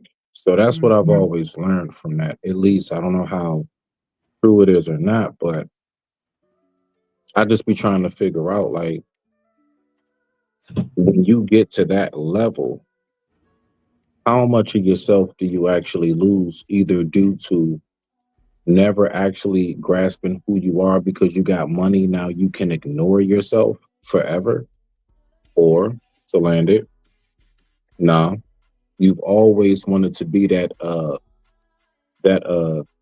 you know, that dickhead. You just got the money to do it now. You smell me now? But I digress. My mic is muted. Rock out. Yeah, I think it goes back to what they call it, the toxic programming, you know, where people just have accepted that if you're trying to make it in Hollywood, you got to get with the program. And that's why you'll see some people just randomly disappear. Because they were saying that's why Lorenz Tate just disappeared. Like, yeah, like you know what I'm saying? Like, you could, like, some people get in real deep or deeper than others. Because I've yet to hear about Denzel Washington getting caught up in anything. Like, and he even said before, you got to leave before the devil come out, or, you know, whatever he said. Crazy. But yeah, it's like a lot of them can't stand on their talent, and so it's like, you know, I gotta do this in order to get where I'm trying to go, and it's just like I don't understand why people just accept it. Like, you know, the whole casting couch, you know, rumors and stuff like that or whatever. Like, you just got to get down if you're trying to get down. It is a real thing when it comes to the whole, like, soul selling, and it's not, you know, always how we picture it, like some like spirit type thing, but it's more so of a moralization or demoralization. Like when you go against everything that you've ever believed in, like you sold your soul. Like if I just all of a sudden got somebody to give me enough bread and just start shitting on women or just like saying talking stuff that I never did, right? Start talking about the those who are deceased, like the drill culture. And if they could pay me enough, I sold my soul. Any and everybody who knows me to the slightest fraction will know that's not Smitty. You know what I'm saying? You can say anything about me, but y'all know that ain't me. So if I started doing that based on the check, I sold my soul. And a lot of times that's what we got out here nowadays. And through the all of that, a lot of people are really desensitized. Like I'm not gonna ever stay away from that. Ain't gonna talk too long on it, but like folks is really desensitized. But don't nobody feel nothing on you. Let's just be real, dog. Like so listen, it don't have to have anything to do with like actual body that drop. Like it could just be something that you saying that's a true fact. I ain't feeling that. We don't even feel when bodies drop. Like I said, niggas die every day. I digress. My mic is muted. Right to the family. Artifact said at a certain point, power gets corrupt. You get, excuse me, you get to see somebody in power. You got to see somebody in power to know what it looks like. I definitely agree with that because I used to say like there's no clean way to a billion, and I'm still stand on that. Like a lot of the people that got the heavy hitters, you know, financially, I can't help but feel like the majority of them has shitted on somebody, stabbed somebody, stepped on somebody to get up that ladder. Like it's real hard to not, you know, to get to that level and have that type of power and be clean and, you know, no kind of skeletons in your closet. Like I don't buy it. So yeah, when I see people with a whole bunch of money and power like that, I just be like, yeah, where the bodies at? Because I know they buried somewhere. You know what I'm saying? Like I don't like it. But so Shanika, I gotta challenge that. All right, so look. So bad. Would you believe that since the dawn of time, like I'm talking about like ancient Egyptian, whatever time period you want to think of, right? Would you believe that people have always had wealth? Not even just black people, just like there have always been like the most wealthiest of the wealthiest and the poorest of the poor since the beginning of humanity. Yeah. Was it always the case even back then? I think so. I think that the people that had it, they stole it. They manipulated people for it. Like I feel like there was some type of corruption involved in most, and I'm not saying all naturally, but I feel like in most cases there's some type of usurp, or you know, like it's something that they did where they took something and everything, unless you're a nepo baby, or you know, you were born in a family with money, right? But if you go back to the beginning, I feel like that's where you find the corruption. So basically, Shanika would tell us there is no such thing as honest wealth. So if you come from a bloodline and a background of wealth, somewhere down the line, somebody did some shaky shit in your family. Somebody took something, somebody lied to somebody, somebody took advantage of somebody else, somebody used somebody else for their labor. And I mean, I don't mean that and it's levels to this shit, right? It's a spectrum. It's not always like egregiously disheartening or, you know, whatever. But yeah, at some point it's just like,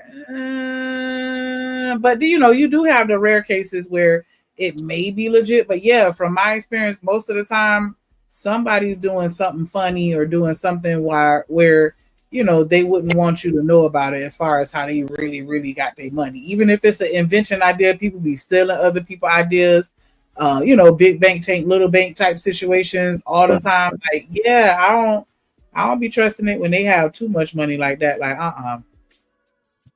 So there's no way like that something can be hidden in secret because we want to keep it in the family and we don't want the main corporations and brands to try to steal it, right?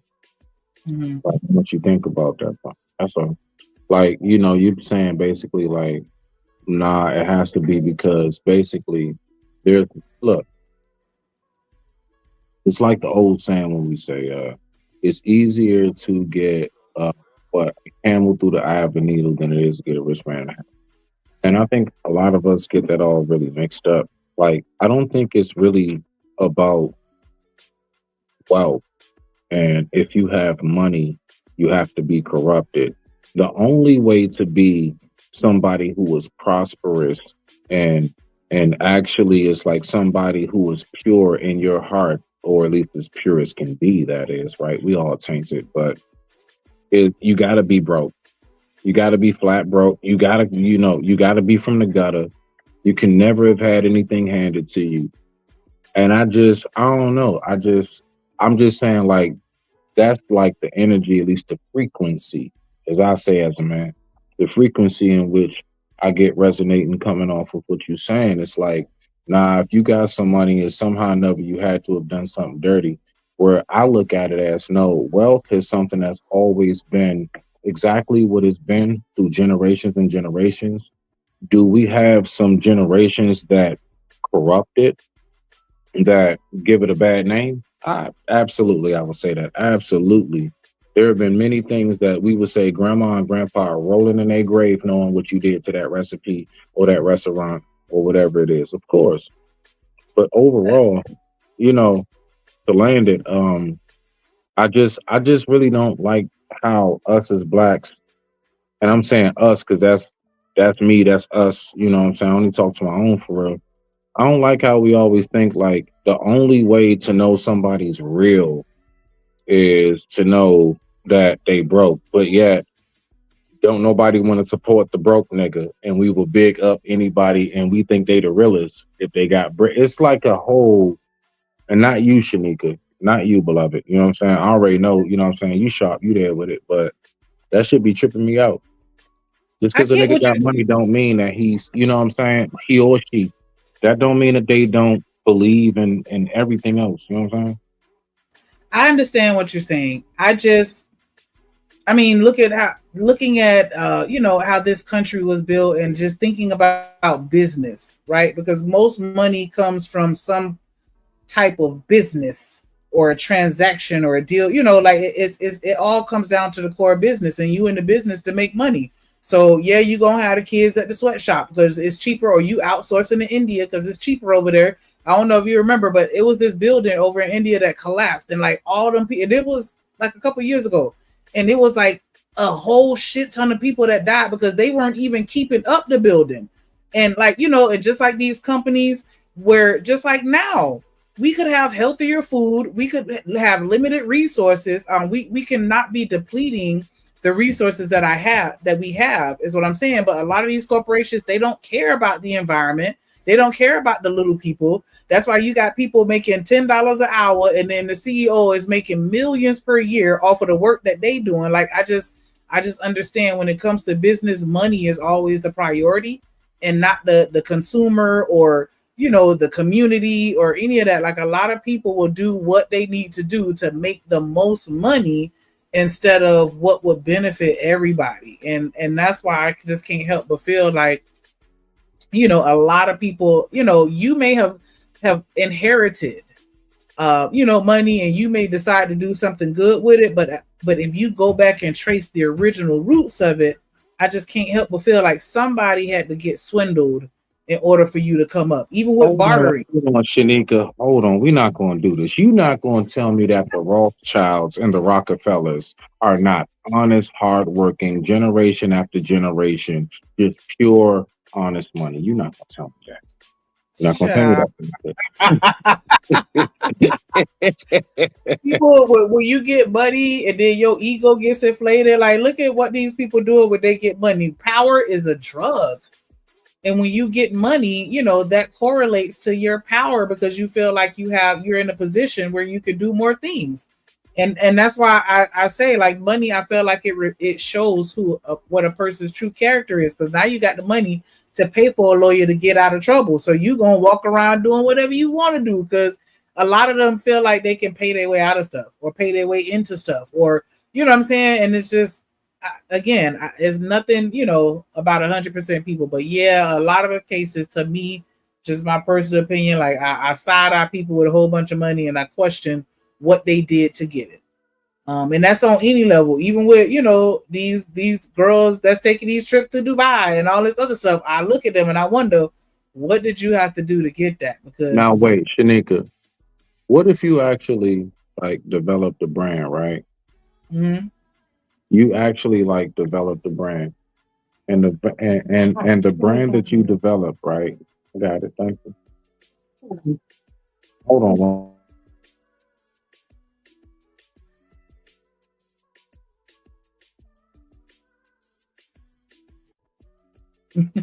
No. I was just I was just saying, like, whenever I look at somebody flashing money, I wonder, what's really going on the back end. So I know, trip to Dubai. Right. I mean, like somebody that's constantly going back to Dubai, like that's what I'm talking about. Those Instagram, models where. Hello. Where'd she go? Oh, shit. Guess I'll wait. I guess I'll wait.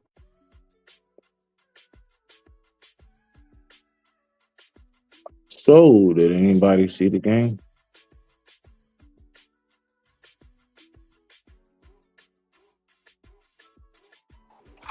What's up, baby boy? You can hear me. I don't know what happened. You right on up. There we go. I was about to just, Came all the way out of stream, y'all, with that one. Sorry, go ahead. All right. So, so when it comes to what you're talking about with like I guess you could say the labor aspect of things, right? Do you see it the same way if the role was reversed? As far as like, would I take advantage to get my money? No. Actually, the role being reversed as far as Shanika finally makes it big. Like us knowing you here, people knowing truly your struggle, people knowing that you really have. I'm just saying example. The examples we always hear. Those moments of sleeping in the car at one point, all of that, hopping from place to place, and then you finally make it. You just happen to make something that just hit for the Mega Millions. Mm-hmm. Now you up there with the Tyler Perrys and the Elon Musk's and the Kanye's and Jay-Z's and Beyonce's of the world. And what if somebody said the same thing about you? I would understand. What if the now revolves? No, I would absolutely understand it, because like if I got my money in one lump sum, like an accident or a lottery or something like that, then I don't, of course, they don't count, right? But like if I had a business and I invented something and I sold it, like I understand, like once it gets to a certain level, like you can't, it's something gonna have to give, right? Because a lot of these small businesses, they don't make it when they trying to help everybody out and give everybody discounts and this, that, and the other. Like, I could understand why somebody would look at me like that, because in most cases, people will make a product for 5 cents and sell it for $5. So, if you actually got your money out the mud, all I'm saying is, to make my point, this is, we have endless stories of people who actually real deal have developed generational wealth who just like a plot of land, the whole nine. So to say like, nah, if you really doing a damn thing and you was able to hold that intact, to just automatically assume it was, somehow or another based on ill intent, it's like, I mean, then you kind of, you know what I'm saying? So it's like, that's why I said that. Like, what if you made it? Like, or your son, what if Drip made it? And Drip's story. You know what I'm saying? Like, I'm talking about like big dog. You know what I'm saying? I get it. But it's not always necessarily you. And that's why I said I don't think it's a clean way to $1 billion. That's why I made sure to say billion and not, millionaire, thousandaire, whatever. Like, you can make your money, but I feel like, once you get to that billionaire status, like some corner has gotten cut somewhere. Like, so you making telling me that black people have a cap? We have a cap. Do I think that we have a cap? A cap. That's what you're saying. There's a cap. There is a ceiling. No, I just think once you get to a certain level, that's when I begin to give you the side eye to wonder if you've done anything corrupt. Okay, so my bad. The cap, I mean, as far as like if you hit past like the hundreds of millions, at that point, that's the cap on your authenticism, the organic part of you. There has to be a ritual you attended, ceremonial. There has to be something that you done sacrificed in some form of fashion. You had to do something dirty in order to get there. You know. You could have cut a corner or underpaid somebody, or I'm gonna think that once you get to a certain level, like something, in order for you to make the type of money that you're trying to make, unless you've been in business and grew very slowly over 20 years, like I'm gonna wonder what corners have you caught, or if there's anything immoral going on within your corporation. And it may not even be you. You could be, at the top of the chain, and somebody beneath you could be doing something that you may not be aware of.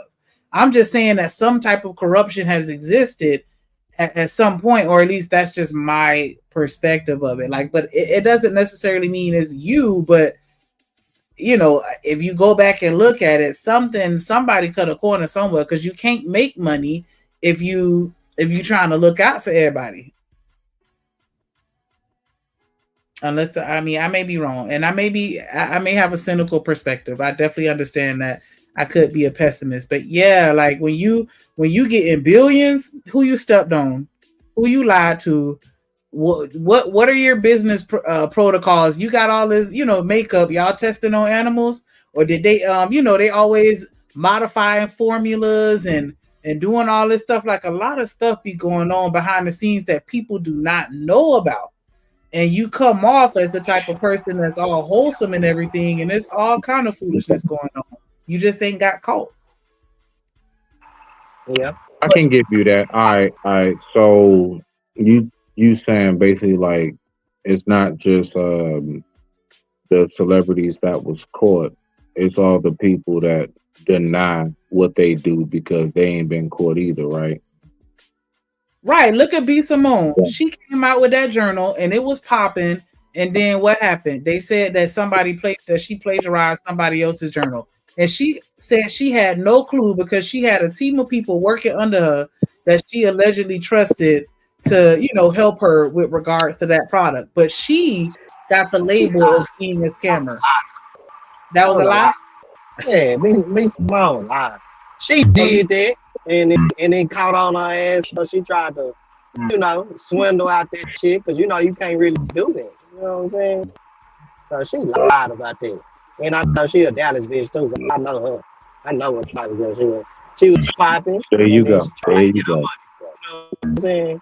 I said, but I'm just real talk. She was just trying to get her money. She was, I'm with you, gotta act fast. You know what I mean? I ain't mad at you, Hey, real quick. I don't mean to, I don't know. Somebody, I'm hearing an echo.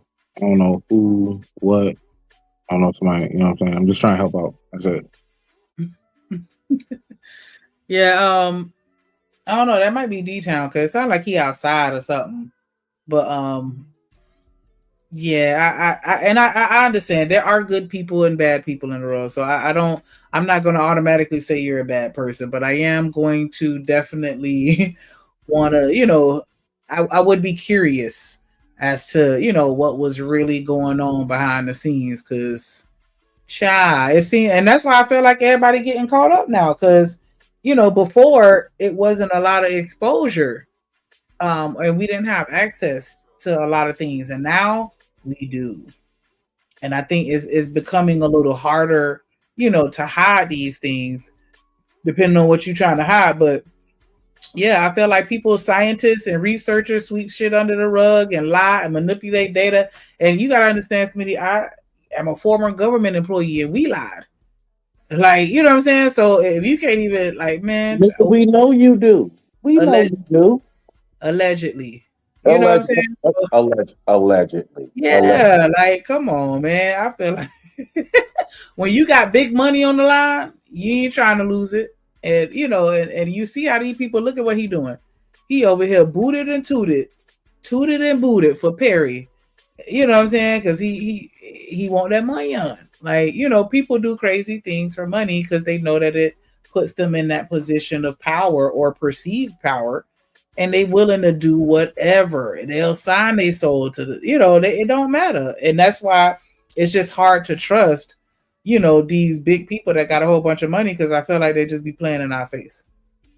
I still feel like Elon Musk played in our face with that Cybertruck. Like, how you come out with a truck that looked like a math problem? Like, the shit looks like a trapezoid. Like, I feel like he was just, that was a joke. He was like, I'm finna come out with just anything, and I bet they'll buy it just because it's mine. A piece of garbage. And what we did, went out and bought it. Like, you know, they especially the psychological manipulation. Like, they will sit here and look at these people. Look at Gucci and Louis and all these, you know what I'm saying, high-end luxury designers. They getting the same, they got it from all the, you know, these sweatshops and stuff like this over in China where you drip people at. Like, you know, it just, man, I'm telling you, man, it's too much. It's too much foolishness out here. But I love the fact that now people are getting put on blast. Everybody got cameras. Everybody got access to the internet. You got people that's the ethical hackers, and then the non-ethical hackers, like people that's tapping in. You got people whistleblowing, people snitching. Like, hey, snitch. You see something shady, snitch So on let them. me ask you a question there, Shanika. Let me ask you this. All right. So with that being said, right, do you believe that, because there are people who actually believe that, and this is a real thing. I actually saw a documentary on it, and I think I want to do a show about it. Like, here you go, at some point. Do you believe that those who are PDF files, don't you know, like them little clips we all see, you was trying to meet up with a minor at the Target or something on the Walmart and you get caught? People say you shouldn't expose them like that because they can actually be deleted by somebody else on the scene, and then you won't get justice and all this other stuff. Plus, they're still a person, and you just shouldn't do it that way.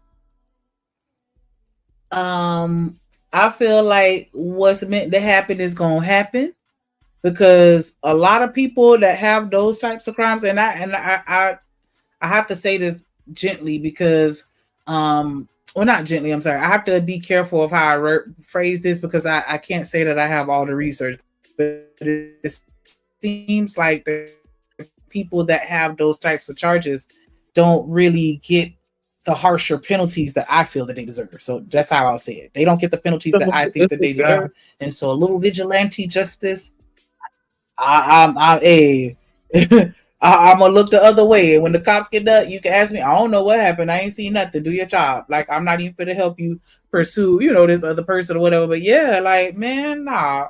Them people be doing that foolishness and years later. Hey, Shanika, I'm surprised at you right now.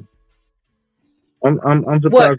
What? I wouldn't get mad at somebody for beating up, or, you know, you usually come a lot tougher, shout, or like way worse. I mean, way less. Like, I'm on some, like, put their ass on Front Street all the way. Why? I do believe there are certain aspects in life we do need to bring shame back. I do believe there are categories in life. Let me see. What's a category in life we need to bring shame back for? We passed shame with that. They have a psychological issue that may or may not even be fixable. And so that ain't psychological. No, that's a demon. That's a demon. Ain't nothing psychological. It's a demon. That's a spirit. Right. That's what I'm saying. Like, that to me is different from, you know what I'm saying? Yeah.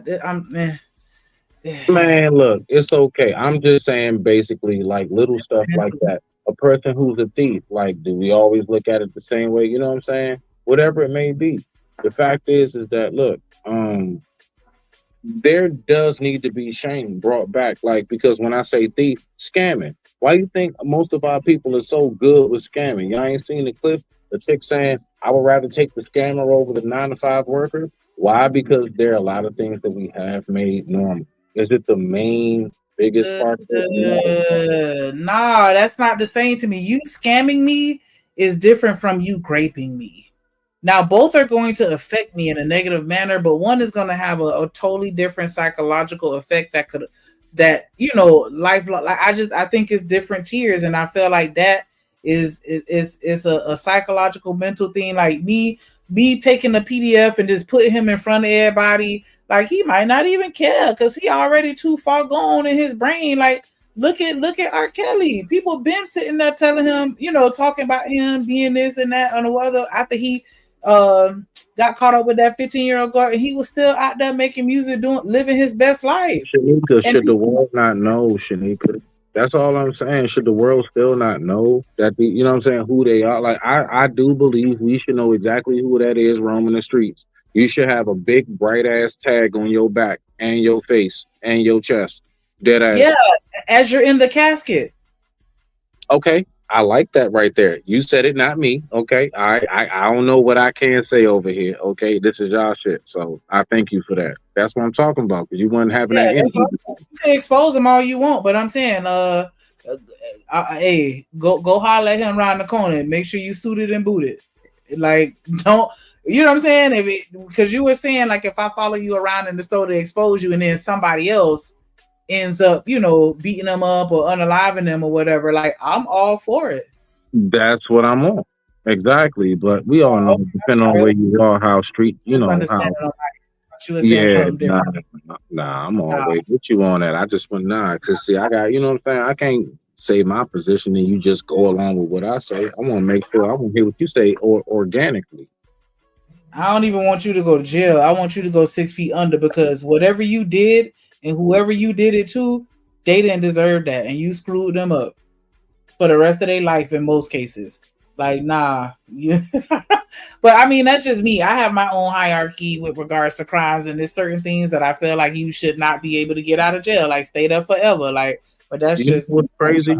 It's crazy. I like that you said that, because I really have been re-evaluating the old saying that goes, "Sticks and stones may break my bones, but words will never hurt me." And I've really come to the conclusion that more people I've recognized from these spaces and beyond are more hurt from words than any spanking or beating that's ever come to them. Yeah. I do believe that words definitely do hurt people. So serious damage. Yeah. So like, my whole thing is, in your personal opinion, what would you say, at least from a woman's perspective, is more tougher to get over, the psychological abuse or physical abuse, considering it's one or the other? Psychological. My body can heal itself, but that brain is powerful as hell. And that's why you see a lot of people get caught up in the situations they get caught up, because once you get a person's mind, you're in there like skincare. Like, you could get them to do whatever you want them to do. Like, it's just, nah, you come stab me, that stab wound will heal. Or, or whatever. Or if it don't, I can adjust from that and I can learn how to live with my disability. But if you mess me up mentally to the point where I can't even sleep, that brain is fire. Oh, I'm sorry. Yeah, like if I had to, because and Reese, you're right. Wow. You don't get both in most cases, but I'm saying if you had to separate and choose one or the other, that was the way that I interpreted his statement. If I had to separate them and choose, one or the other, and they were completely independent, yeah, I'd rather you just go. I'd rather get a black eye than for you to have me convinced. No. I want to make sure, because I just got a glance at the chat. No, not rather. Which would you say, as a woman, would be more likely to be a longer lasting effect? Let's say both happened 10 years ago on the same day. Psychological damage 10 years ago today. Physical damage 10 years ago today. Which one would you say that you would have a easier time moving forward in relationships and your own life, your own personal sanity and happiness, the physical or the psychological? Not because, neither it should be. For the record, I'm not saying, pick your poison, but I'm saying, out of the two, which one would you say, as a woman in particular, lasts longer, physical or psychological? Rock out. Yeah, because I feel like even if I endure a physical event that was traumatic, somebody, I get pew-pewed. it's not going to be the physical that's going to bother me. And this is just for me. It's going to be the mental. Now I'm scared of getting pew-pewed again. Now I'm nervous if anybody playing with a gun around me. Like it turns into a mental thing. And so that's why I say I feel like the mental is always going, well, not always, but the mental is a little heavier than the physical because the physical more than likely, yeah. I feel like the physical is just going to lead to a psychological issue, and the psychological is hard to get over. But I mean, yeah, it just lesser of two evils type shit. But I definitely think a lot of people get drunk with power, and and money seems to be the conduit to that in most cases, other than just your affiliations with people possibly or whatever. But and I also, that makes you a target, also. So that's why with this situation with Tyler Perry, it's kind of difficult because he has had this, this accusation of, being bisexual possibly or whatever. Because I've seen him with women too, so I don't think he fully gay or whatever. But he always. I know you did not just say that. How many times have you known the gay dude to be around the most women? Stop it, Shanika. I digress. Come on now. But I'm just saying, I've looking at it. Get your shit together. I'm just saying, like you've never seen a situation where someone appeared to be within the alphabet community and they weren't? Bruh, come on. Bro. All right. I mean, let's be talking about a metro. Yeah, metros. Like I would say, Prince falls under the category. Rest in peace to him. Prince fell under the category of metro.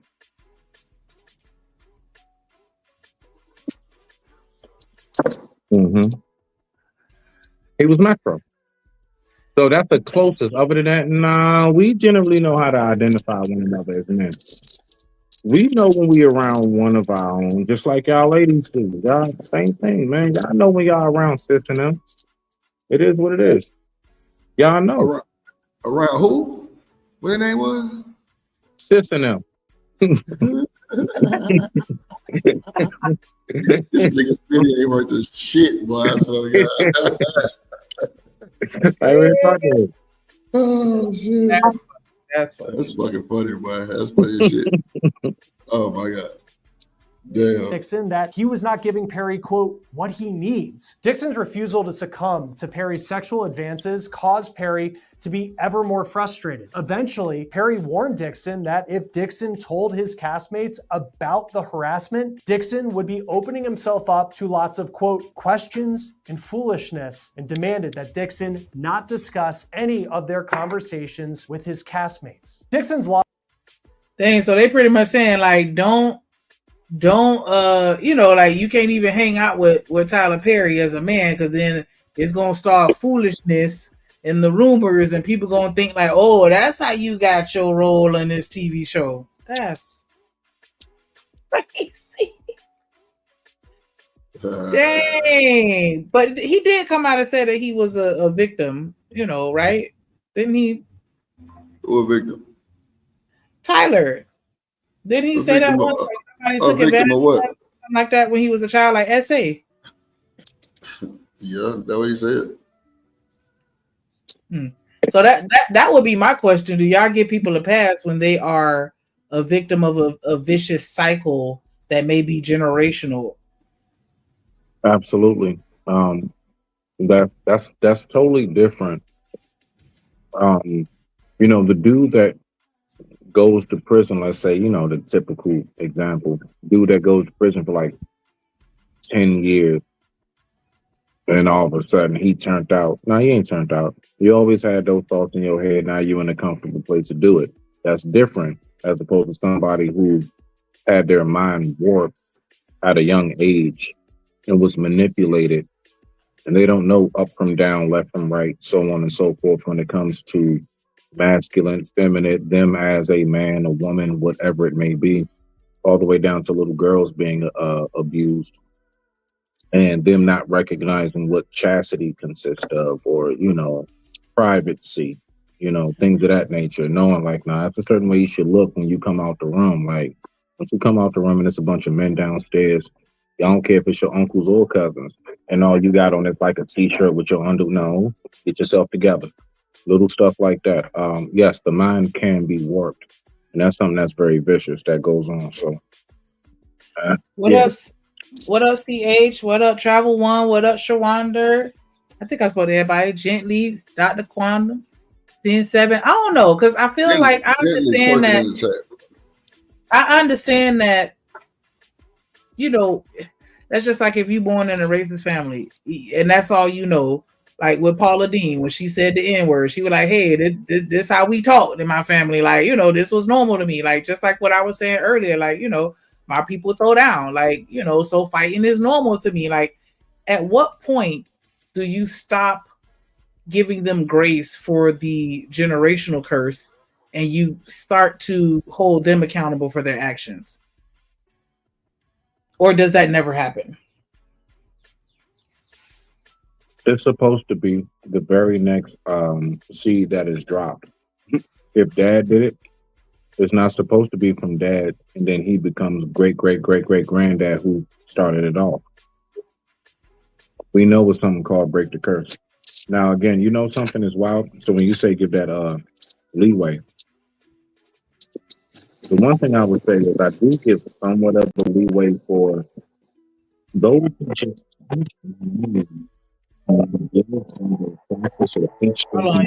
Okay, you getting you sound like that nigga went underwater? Yeah, like something started covering your mic or something. That boy went underwater. My bad. You underwater? Oh, okay, my bad. My bad. No, I'm saying like I do give leeway to those who, for whatever reason, absolutely just never have been like you can't give something you don't have. If they don't know nothing about what love consists of, family unity, how to conduct yourself as little boys and girls, growing up as into young men, young ladies, into adults. Say right now, then yeah, that's the only reason why I give somewhat, depending on how a person tells me what their background growing up is. Depending on what that is, yeah. I might give you a slight, depending on what it is that is. Cause I'm like, you gonna tell me that at 30, 35 years old, you gonna touch on, your young cousin because you got touched on when you was a baby, and then that's okay? Like at some point, as a 35-year-old grown ass man that dealing with somebody underage is against the law. Like even if you've had the trauma where you have had it done to you, like are we really saying that you don't know the law and that it's against the law and then you still choose to do it anyway? It's not about that. You see, a lot of them things, think about it. Most rapists, most people who go out and catch a body, I think all of these people knew what the law consists of before they did it, Shanika. I mean, just being honest. All these people, they know exactly what the law consists of. So that that's means what I'm saying. They know exactly what they're doing and they know that is wrong, but because they are a victim of a perpetual cycle or generational curse, as old folks like to say, we gonna get them a pass because they don't, that's just how they were raised, or they don't know no better. Again, the whole past part, no. What I'm saying is, when it comes to the psychological evaluation of it, I do give slight leeway to the one who was raised corrupted. That's it. I can at least understand you a little bit more. Nothing else. It goes no further than that. Okay. So bringing it back to the video. We gonna get to the end of it, I promise. But because Tyler's saying that he was a victim, so I'm just curious as what does they have to do with anything? What they got to do with anything? Some people tend to express empathy if they feel like you suffered. Bro, ain't no fucking way. Let me tell you something.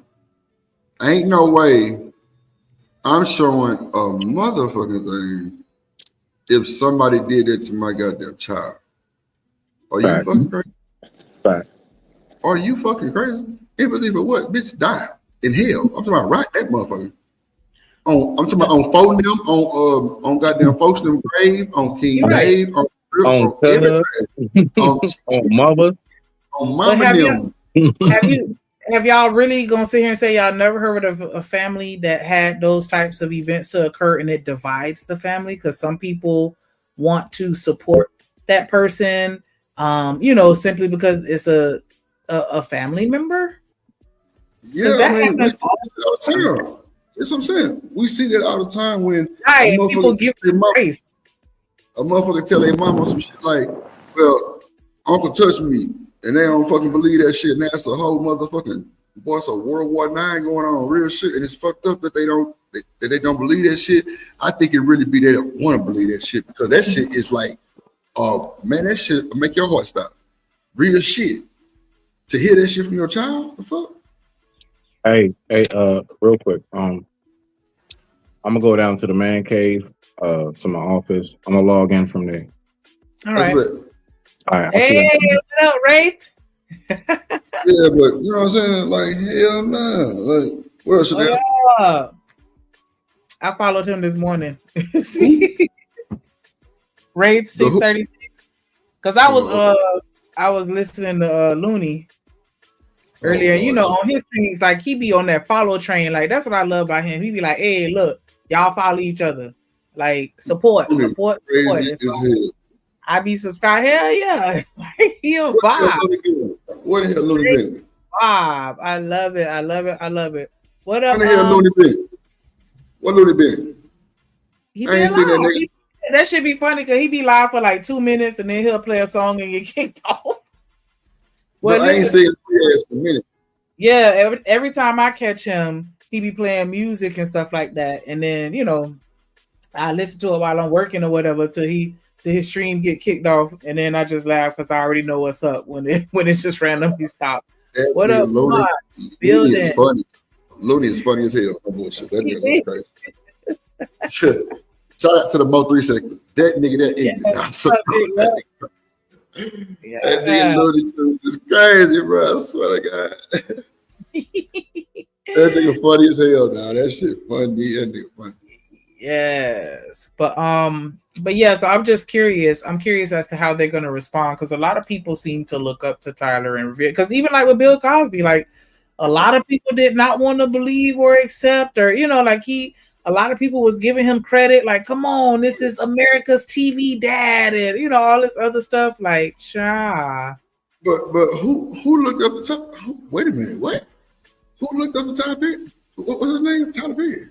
Yeah, like I thought some people did because he did a lot of things for Black people. Because I remember one time he was on it was one of them award shows, and he was like, yeah, because I don't produce more Black billionaires than blah blah blah blah blah. Like he was popping his shit. Like he went in and provided a lot of opportunities for a lot of Black people. And I thought that, okay. So why you ain't employed then with Tyler Perry? Why you ain't employed with Tyler Perry? That's not my industry. So why ain't employed with Tyler Perry?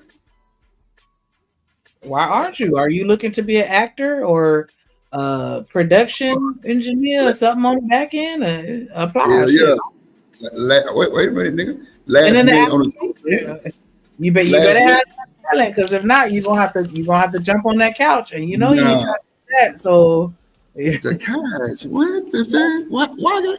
What else standing across in the building? Man, you crazy as hell. Ain't no fucking way. What up, LA in that motherfucker? Lauren, Alabama. God damn it, you through. What up? Man, look. So check it out. So, did you say earlier that we supposed to give? Well, hold on, Chanel. Hey, party people. What up? Look, I'm gonna call you Latory. Why the fuck I'm gonna call you Latory? God damn. I think about Tory Lane. Nah, we watched Tory Lane's video earlier with him and Travis Scott almost fought. Oh. Yeah. Okay. What's going on? Nothing. Just tuning in to the Drip Nation. You know what I'm saying? Not much. So the Drip Show or the Drip Nation? Yeah. Trying to figure it out. Oh, okay. So how you feel about the Tyler Perry scandal?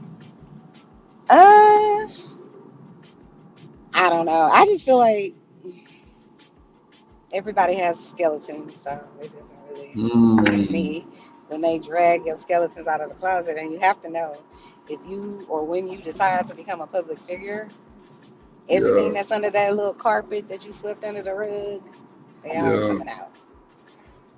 Yeah, I feel like a lot of people, once they get a certain level of power and money and notoriety or whatever the case may be, they think that they're above the consequences and that they can, I think that is, that ego, like I'll never get caught. Because that's how I feel about, with certain criminals, when they just keep going bigger and bigger and bigger, like you start getting a little too cocky thinking you will never get caught. And then that's when you get caught. Yeah, and I think the entertainment industry, that at least me, I just found out. I knew it was, dark and whatnot, but like, when you start hearing about all the lawsuits and all the stuff with like P. Diddy, you've heard these types of things about other, people, industry people. I just didn't know anything about Diddy.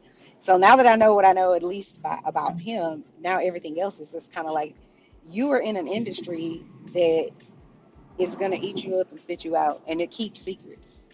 You know what I'm saying? Absolutely. And so when you're around these other secretive people who have what I feel like all of the skeletons holding you hostage, which is why they still over there on mute, the whole damn industry, then at some point you're probably going to get, I personally think fame can be intoxicating, and just like money can be, you have a whole lot of money that'll buy you a whole bunch of I would say power, but really more than anything, options.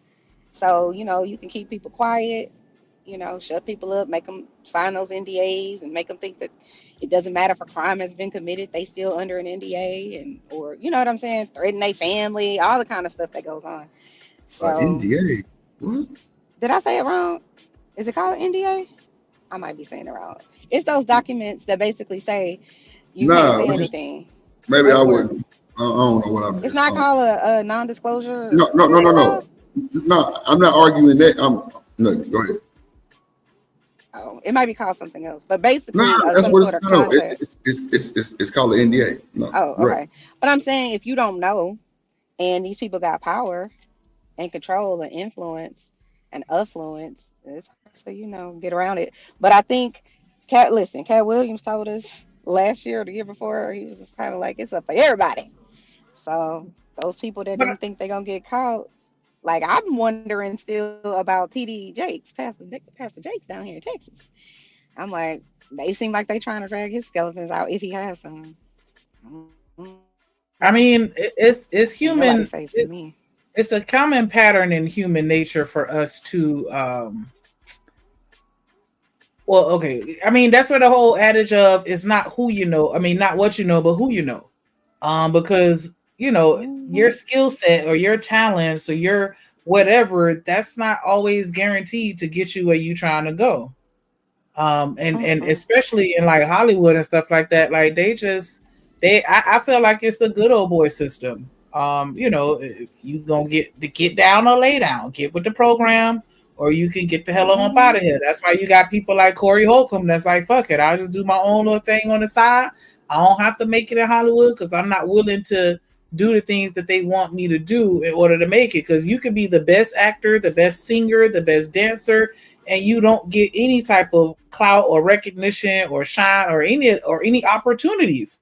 And we see it every day. You got these people whispering on the track, trying to pretend like they know how to sing all the auto-tune and all this other stuff, and they have no talent, and they get propelled right to the top.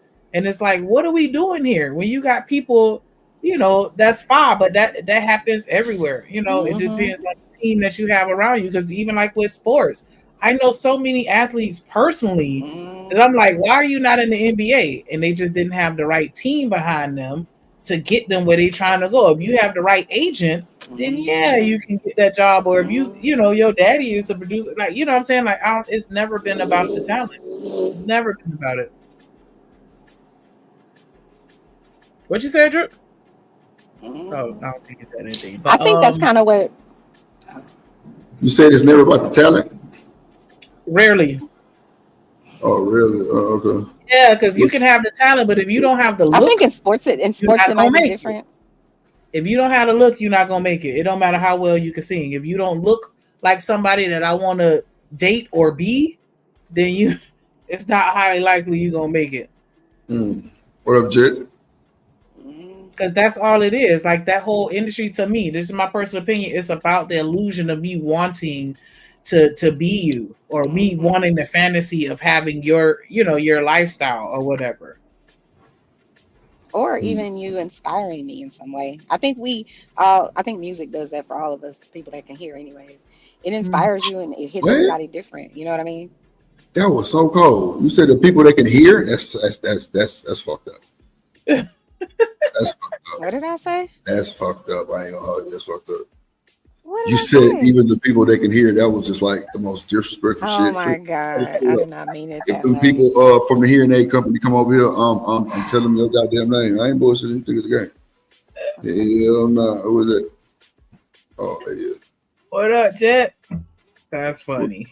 What up, baby? Yeah, but I mean, looks take you farther than talent, and that's a fact. Looks, shit. That shit only goes so far. Man, come on, bro. Are you serious? You know how many ugly niggas I sing agree with that, basketball? Take you farther than talent. I agree with that. Beauty will get you a lot further than talent will. I do agree with that. You say what? No, it is. Especially with women. Because men. Go ahead, Sorry, go ahead. I was gonna say men could be like that. Sean Connery. I love me some Sean Connery. Rest his soul. But like men could still be an actor at 92 years old. Women, after you turn 24, 25, it's like it's a wrap for you.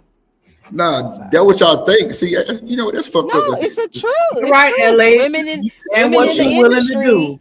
That right there. Oh well, She there's said probably it. that too. Yeah. The That shit looks is and what cool. you willing to do. It gotta be a combination of the both. Because you can't be fine with morals. You gotta be willing to ride that castle couch. You can be ugly with Nick. It's crazy work. Listen. Y'all a whole mess. Oh shit. Oh them. I'm trying to tell you. You could be the best actor in the world, but if you ugly as all outdoors, child, don't nobody want to see you on that big screen. Well, what's it called? Flavor Flav is an exception to that rule. I'm just saying. Go ahead. Flavor. He's an artist. He's not a movie actor. But I'm saying you say I think talent. it's different when you're an artist versus an actor. I think it's a little different. He's a man. Beauty standards. Yeah, that too. And he was a part of a group too. Well, all I'm saying is he's an exception. That's all I'm saying. To me, because he's There's always going to be some exceptions to the rule, of course. Cute, is all I'm saying. It's always going to be exceptions, but the majority of people that make it in Hollywood, they look good to a certain extent. Like, not saying it ain't no uggles, of course it's something, but you got to balance it out. But for the most part, you got to look a certain type of way. Man, look, remember that day? Double standard, though. You already said that. It's definitely a double standard. Hold on. You remember that day we played that video with old girl who sing Paper Planes MIA? Yeah. Remember that? What did she say? What did she say that Jay-Z had told her? She had to cut her hair a certain way and dress a type of way, right? Absolutely. They gonna do that. And guess Hollywood what? will make you feel ugly as hell. And you could be the baddest woman ever. And they gonna be like, yeah, but your nose is a little crooked. And like they gonna chop your ass up. The damn industry made Glorilla get her nose job.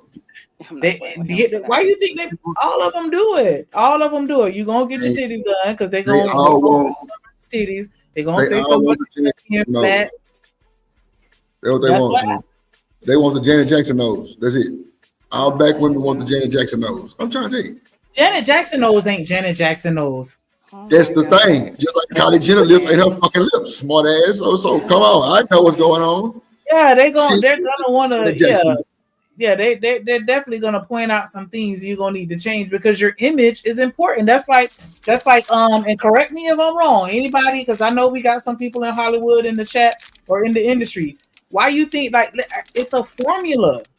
That's just like you have to have iconic hair. You know what I'm saying? Like you don't have to, but I'm saying like if you really want to stand out, you're gonna have a hair. Why you think Ice Spice been rocking that orange shit for the last 27,000 years? Because that's her thing. Like when you see orange hair, you think of Ice Spice. Like you gotta don't. I don't, You know because what I you don't think know who of? that is. You know what you think of? That girl with the long ponytails. What was her name? Punky Brewster. Goddamn, that's what you fucking think about. You don't think With the long stockings. Pippi. Goddamn it, Pippi Longstocking. That's her name. Yeah. Come on, shit. You tweaking. A lot of people do. A lot of people do have certain hairstyles that they ride out because they want you to associate them with that style. Man, anytime you hear the Bayang song, what you gonna think of? That swoop bang, that motherfucking swoop bang. Come on, man. This shit. Come on, now. Come on. Everybody want the Bayang. Everybody probably had the Bayang. Man, stop playing Exactly. with You gotta be a trendsetter because imagine, just like you said with Aaliyah. Thank you, American Tradesman, because I was waiting on somebody to speak up like that's actually an industry or industry adjacent. Just like with Aaliyah, you had all the girls rocking the bangs. That's what you want as an entertainer. You want to have that influence. Well, I think Alicia Keys and her braids that came to the front was iconic. I personally feel that. Okay, and she had people rocking braids. I'm saying you want to. I'm agreeing with you, Shanika. Yeah, she stuck with. I know. That's what I'm saying. Like she okay. had people rocking braids. Man, y'all gotta understand how I talk. All I know, ladies, is that sex sell, and women ain't got to be nothing but sexy to sell tickets, man. If they look good enough, they will sell out. Thank you. That's kind of. I don't know, Lord. You kind of reach. I'm telling y'all, like the image is the most important aspect of your career. Man, okay, so look at the boy from Snowfall. This nigga ugly. Right. Not this nigga ugly. Ooh, I know. Remember, Drip, before we do this, Drip, I want you to say that dark skin. Yeah, you better men do not need to adhere to the beauty standard. That is for women only. Only women have to adhere to Samson beauty Idris, standards. I forgot his name, but the one who dated give us free. Give us free. That's that boy name. Give us free.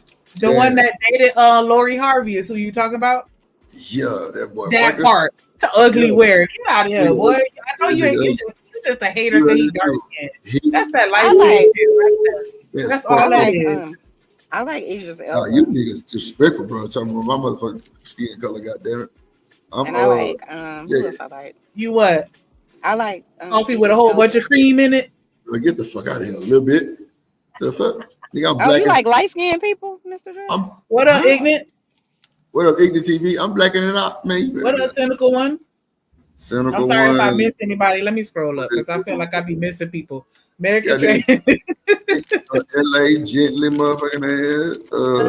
Yeah. Shit, I think I spoke to you, Chakra. I'm about to say Shaka, like Shaka Khan. Cynical One. Goddamn, man. Shout out to that boy Corey Love, man. Shout out to my boy Corey Love too, man. Real shit. You know what I'm saying? Me and that boy. I'll be fucking with that boy show live. You know what I'm saying? Shout out to Looney and the Mo 3 sector in the building. Looney Tune. Make sure y'all subscribe. Make sure y'all subscribe to this channel. I think you already did though, but yeah. Looney.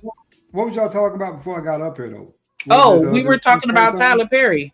And I was asking, like, you know, do you give grace for people when you find out that they're victims as well and they're just perpetuating the cycle, you know, from what they were accustomed to? Do you think that Tyler Perry deserves grace because he has a lot of power and respect in the Black community for the things that he's done professionally? And so it's like, do you think that that should count towards something? As far as then also knowing that he was a victim himself, you know what I'm saying? Like, do you weigh any of that into it? Or you just like, nah, you grown, you know what's right from wrong, or at least you know what's, you know, whatever, you should know better type shit. After listening to the Diddy trials, I have learned that there are no victims. Everybody does their thing. You know what I'm saying? It's just that, you know, some people are after the bag. Now, you asking for $260 million? That seems a little obtuse to me, right? Bro, like that's real crazy. Wait a minute, bro. No, it don't. Lord, yes, if a nigga grabbing you and fucking sexual assaulting you like that, I want 360. The fuck? Hold on. So only because he was a man, he get that? Bro, no, because the nigga, what? So if it was a woman, would she still be entitled to 60? No, wait, because y'all clearly ain't hear what the fuck. Listen, I was ready to argue. No. See, look at you. Your ass, you know what? You need to release. You know what I'm saying? Relax, release. Yeah, that type of shit. So look, what I'm saying is this, Lord, is when you say the money was a little obtuse, if a nigga done you like that, would you want us to say the same thing? The money was obtuse, like that's too much. Fuck that. I need it all, nigga. The money, drip. The money wouldn't matter because I want justice. That means that nigga gonna get up out of here. Bro, he got my time and suffering and my healing, goddamn it. My healing starts when that nigga stop. You know what I'm saying? Ain't number one way to stop that shit. That's how I see it. Lord, yes. Now we know this YouTube, right? And we know people like to exaggerate just a little bit on the cap side, right? This drip though, keep it real with your boy. 260 million, my boy. Are you serious? So I'm shit. He did it. I'm fucked up. But this ain't me. And for two, so far the record's 50 million with Shannon Sharp. This dude asking for $260 million for what again? Nah, but bro, what if he really did it to him? So let's ask this question, Mr. ADS. What is a fitting number for someone Ring you, or they're saying what would you say is a good number? I mean, me personally, like I said, I ain't into that type of stuff anyway, so I try to stay away from all that as much as possible. What do you mean into it? But if I was to guess a number, about 10, 15 million, something like that. How much? 10, 15 million, something like that. You think 10 to 15 million? Boy, that's crazy, bro. Lord ADS, bro. Why, you do realize you're gonna have just a good trauma the rest of your life. You know what I'm saying? He got to pay for that. What? Trauma. Okay, so first of all, dude, really? Really? Nah, really what? Really? Yeah, really. So it's the soft tissue injury to the brain that we gonna complain about? Really? No. Do you know what we talking about? I can't. Yeah. When you said trauma, right? It's soft tissue injury to the brain. That basically you got them stuck up in there. No. Wow. Now you're really playing with your boy right now. It's cool though. So I'm talking about like the PTSD, the anxiety, the not sleeping at night, the goddamn me shit. Your ass might get saucy on me, goddamn. I mean, I don't know, but bro, you know what? I want to say this because I feel like you're trolling me right now, but I don't want to say it because it's real kind of. As a black man, you have free agency with me, brother. No. Because I know you're not like that. You know what I'm saying? Like, so I ain't even gonna put that jacket or even try to play with the jacket on you like that because I ain't that type of nigga. But now, I just think, bro, I think you really kind of. That shit gives a different vibe to me, Lord ADS, for some odd reason, bro. But like, where is your empathy meter? I can't. Shit. I mean, like, if you want to put a price on somebody raping you, bro. Right. No, let's bring the charges before we go, because I had the same fallout with Angry Man over this Diddy stuff. I want y'all to read the charges first before y'all get emotional. No. I'm emotional is a general fucking question. No, I ain't emotional. No. Wait a minute, I got you. I'm asking a general question, man to man. You're going to put a number on somebody raping you, bro? Not at all. Not me, because it's the only way I get that satisfied is death. But bro, that's what we saying, ODS. That's what she asked you. What would you put a price on that? And you said 10, 15 million. I mean, from what I was reading, it really wasn't that for say head on, right? It was more of the advances that Derek had shot away. You know what I'm saying? Boy, look at so him. I mean, I'm just looking at it from kind of a. You say it's not empathetic, but to me, it's just that's how I see things from a logical perspective. You know what I'm saying? It's 200. I mean, whatever. I hope he gets it all. How about that? Let's all hope he gets it. Yep, that sounds about right. Yeah, because you can't put a price tag on what you've done to my whole entire psyche, right? Yeah, so I gotta for the rest of my life be wondering and jumping and whatever else I might be going on. Like Jip said, the PTSD, can't sleep right at night, can't really sleep ever again because of whatever happened to me, and it's beyond unbelievable. But I shouldn't even say that because I worked in sex crimes my whole entire adult life. But it's unbelievable for people to really almost trivialize it down to what the charges were. Who gives a shit about the charges?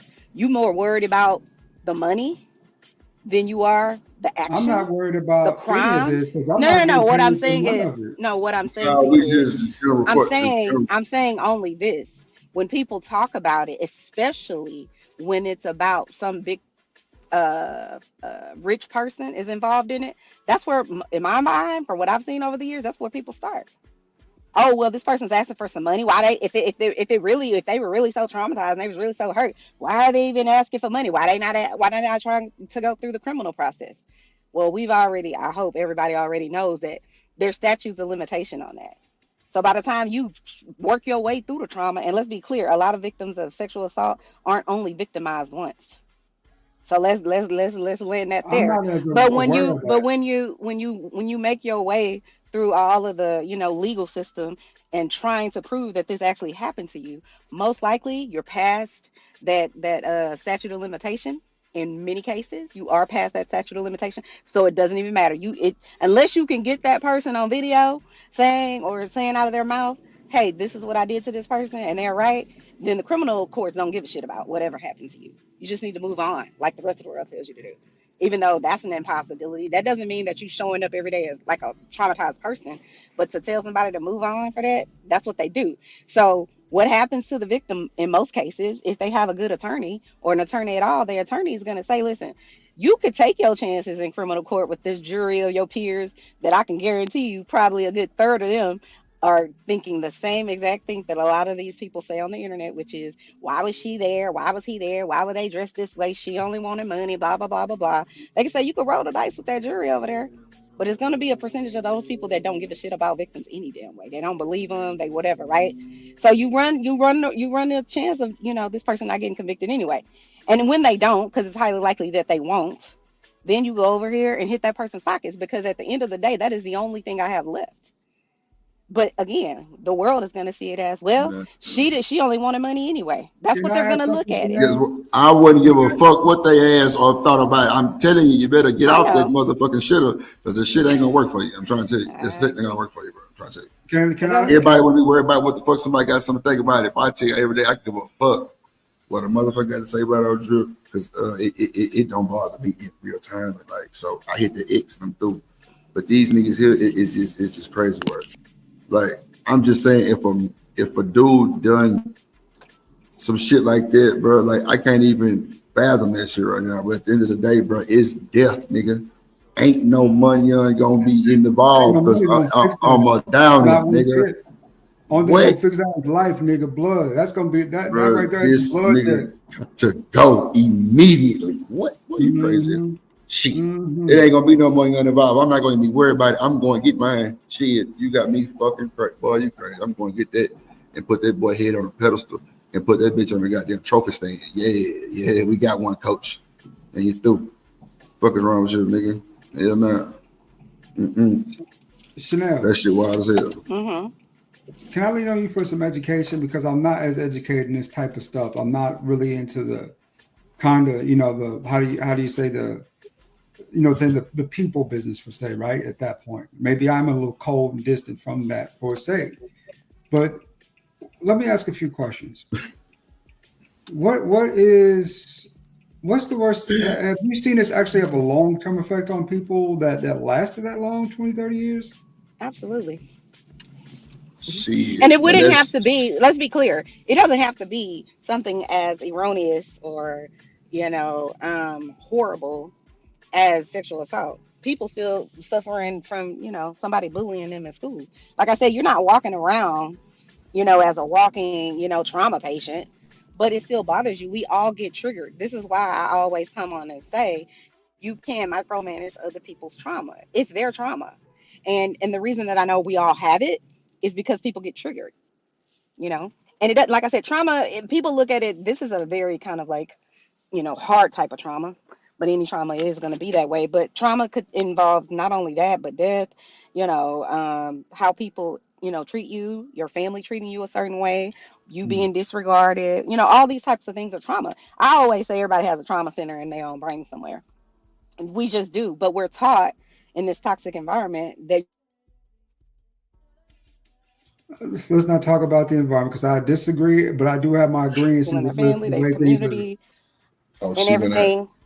Oh, can y'all hear me? She Yeah, went you out. went out for a second. Oh, no, but I was just saying we all have trauma. So to me, I would never try to put a time frame on it. Whenever people are, because to me, this is what should happen. What you should be doing is learning how to cope with it and how to go from when you get what's the right word? When you get triggered to not just going directly to the response, which might be crying, which might be anger, which might be frustration or whatever else. So that's what a lot of people have to work on, but a lot of people don't get that or don't know that because they family telling them in the community telling them you need to move on. Chanel, But what's your second Chanel, question? we deaf. Oh, These y'all can't dudes. hear me? Y'all No, can't hear me? I heard your You answer. ain't shit. Just so you know. Now But my that thing, and this ain't me trying to cape for the older generations. I don't think that they were saying like we don't care about the trauma. I think they were just saying like, okay, it happened. We can't change it. We gonna have to figure out how to get over it and not cry about it every day for the rest of your life. And I felt People like that don't was do that just though, the way that. Shanika. People don't do that. What is what I'm saying? People don't ordinary. How many people do y'all pass by every day at work or wherever you are, and you say, "Hey, how you doing?" And everybody says, "What's the canned result? Canned response? Oh, I'm good." You dying on the inside. People are taught that. They're taught that we don't need to talk about it. I understand the older people are doing those things, but they're doing it because that's what they were told. That's why. And I'm saying we gotta say, like, we gotta listen to people. We can't just tell them that they have to move on because how do you move on in the world that's treacherous? All right, You so like know? I was saying, because I was in the middle, but yeah, Oh, I think that it was my you kind of apologies. touched on what I was going to say, but yeah, can I I don't ask think you that it was a them little being bit of malicious. follow, It was Shanika? just them, following a pattern that they were exposed to during their upbringing. Because if you research the older generations, like that's just how they responded based off of the things that they were going through at that time. Because they were going through war and recessions, and you know what I'm saying. So they had to be like that. Whereas nowadays it's a little different, and I think that that's where the disconnect is. I remember as a kid, my first time hearing about therapy, I was 12, 13 years old. It was 92, 93.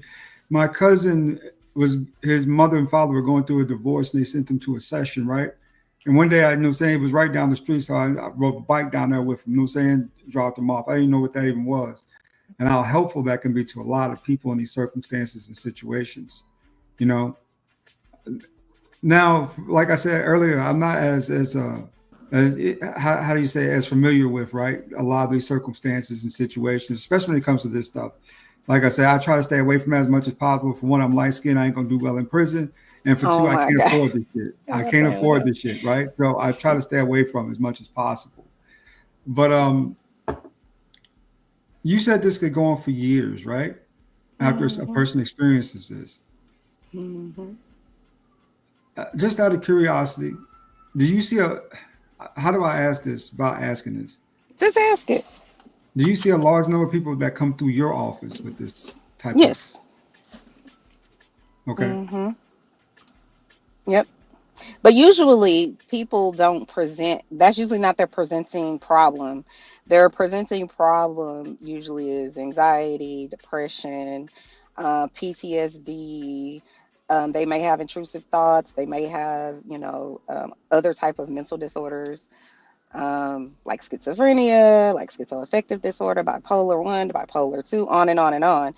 But some usually somewhere along the line, they talk about sexual assault that has happened to them in their family, usually, or people that are close to them that, have done that. And unfortunately, a lot of times families won't, even when you put it out there and you admit they tell you Uncle so and so did it. People don't move those people out of those people's lives. They stay right where they are and continue to reoffend. So yeah, I don't think that's a type of trauma that you really get over. I really don't think most people get over trauma. I think they get through it. And then when they get triggered, then they have to go through it again. But yeah, that's my opinion though. But I Yeah, mean, you functioning, just right? said that nobody ever really truly gets over it. And so The to reason I sit say there that and play is the victim, hold on now, come on now, because I feel like you starting to get out of hand. Like everybody always give you your grace and let you say what you gotta say, and Drip will tell everybody to shut the fuck up so you can finish your statement. You gotta show that same respect to everybody else. And this ain't me with no attitude or nothing. I'm just saying, like, just let me finish my sentence because I was quiet while you spoke, and I would like that same respect. And I'm not saying that I felt that you disrespected me. I just think that we need to be a little more intentional with how we communicate, and that's how we can do better. But like I was saying, with regards to the trauma, you know, it's something that you're in most cases you're not going to be able to get over for the rest of your life. Most people are affected by the things that traumatize them, especially on a very serious level. And so, you know, and it's not me dick riding the older generation, because I'm not. We all fucked up. You feel me? But I think that there was a hint of where it was necessary to learn how to cope. And I think that that was the overall message. Not saying just ignore it, sweep it on the rug. While there were many that said it, many did just try to sweep things on the rug and act like it didn't happen. And a lot of them didn't get the help that they needed, or whatever the case may be. But at the same time, it was just kind of like, okay. And I'll also even add that they didn't always necessarily have the answers for how you can cope.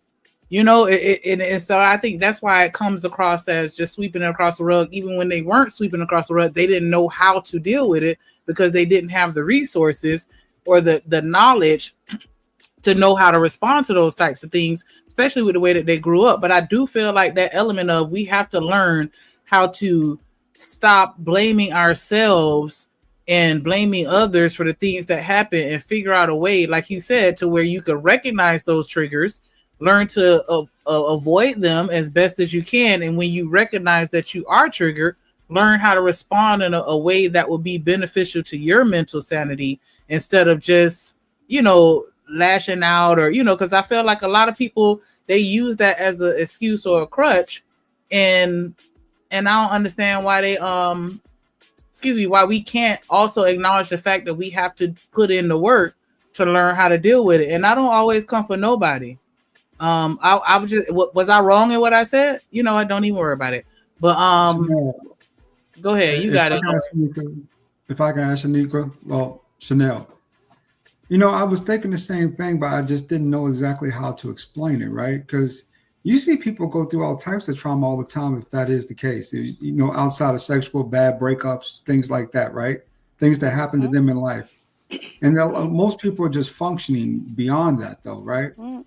Well, some people they are, because they may have a lack of support, and others may have a good support system and still are just functioning. And some have a great support system and are functioning just well. Some people are not as emotional as others. They don't have the, you know, it takes, it's sort of like, you know, it may not take you longer to get over the, you know, basketball, y'all lost the championship, and somebody else on your team might take them a minute. You know what I'm saying? And that's obviously not as egregious as, you know, sexual assault or anything like that. But I'll tell you this, like, I literally just left a lunch, and even though it's 7:22, where I was speaking with one of my coworkers, my newer coworkers, and while we were sitting there, she told me about being SA'd, sexually assaulted. Like, we were just having lunch at Salada, minding our business, and just talking about work and stuff like that. And she told me right then. So it doesn't have to be, you know, some, you know, therapy session where, you know, you're telling all of your deepest dark secrets. And that's why, you know, like, for me specifically, I get irritated when people, you know, everybody's different, but it does irritate me how stuck people are on the money, or, you know, they think she may or he may have done something and they was trying to come up and all that kind of stuff. I'm not saying that stuff doesn't happen. I'm just saying most of the people that I meet in my lifetime tell me some sort of situation where they were sexually assaulted. So it doesn't have to be that they're in therapy or they're in counseling. A lot of times people will share it because they feel like it's a safe space to share it. Some people, you know, want to crawl under a rug and never want to talk about it again. Some people block it out, you know, and whatever way they respond is appropriate for them. That's why I'm like, whatever works for them. I can't tell you what to do. I can give you some coping mechanisms, but everybody's different. So, but anyway, did you have a question? I'm sorry. What percentage of those who come through your office, if I can ask directly, right? You said it's okay. Mm-hmm. What percentage of them are women who actually that you find this out with? Most of them. I wouldn't want to put a number on it because I haven't done any statistical whatever for my clients, but I could just tell you what one statistic I do know. 1 in 4 women will be sexually assaulted in their lifetime. I do know that. We don't have a lot of research around men, and especially black men or boys. Because trust, I've looked, and it's a lot of reasons that doesn't happen. Mostly, I think shame and same things that go on with women, but there's like this stigma on men that you need to, get through it. And if that did happen to you, then you're gay or you're, whatever. So I feel personally, I don't know this to be true, but my instinct says that a lot of boys go through that same type of trauma, but they're usually not presenting with that when they come to my office. They're presenting with some other mental disorder or issue.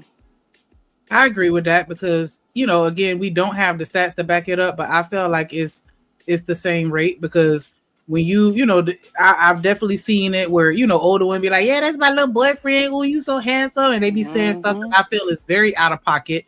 And because they're a woman, it gets swept under the rug. Just like when you have these women that sleeping with the students versus the men that sleep with the students. It's two totally different outcomes with regards to the outrage that the public has based off of what happened in those situations. And so, yeah, I think it's absolutely happening to men just as often as women, but we just don't know because they just won't say it. And that's the sad part. Like, we have the space as women to be able to just mention things like this nonchalantly because we've talked about it so much, but men, they got to take that to the grave. If not, they're going to be looking at you like you Tyler Perry. I believe that, Shanika. I do believe that to a large extent that a lot of these boys have been in circumstances they should not have been, right? For whatever reason,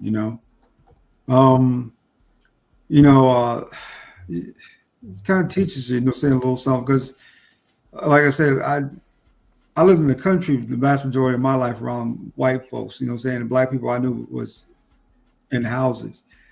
Most of this stuff, I mean, I never heard of this stuff as a kid.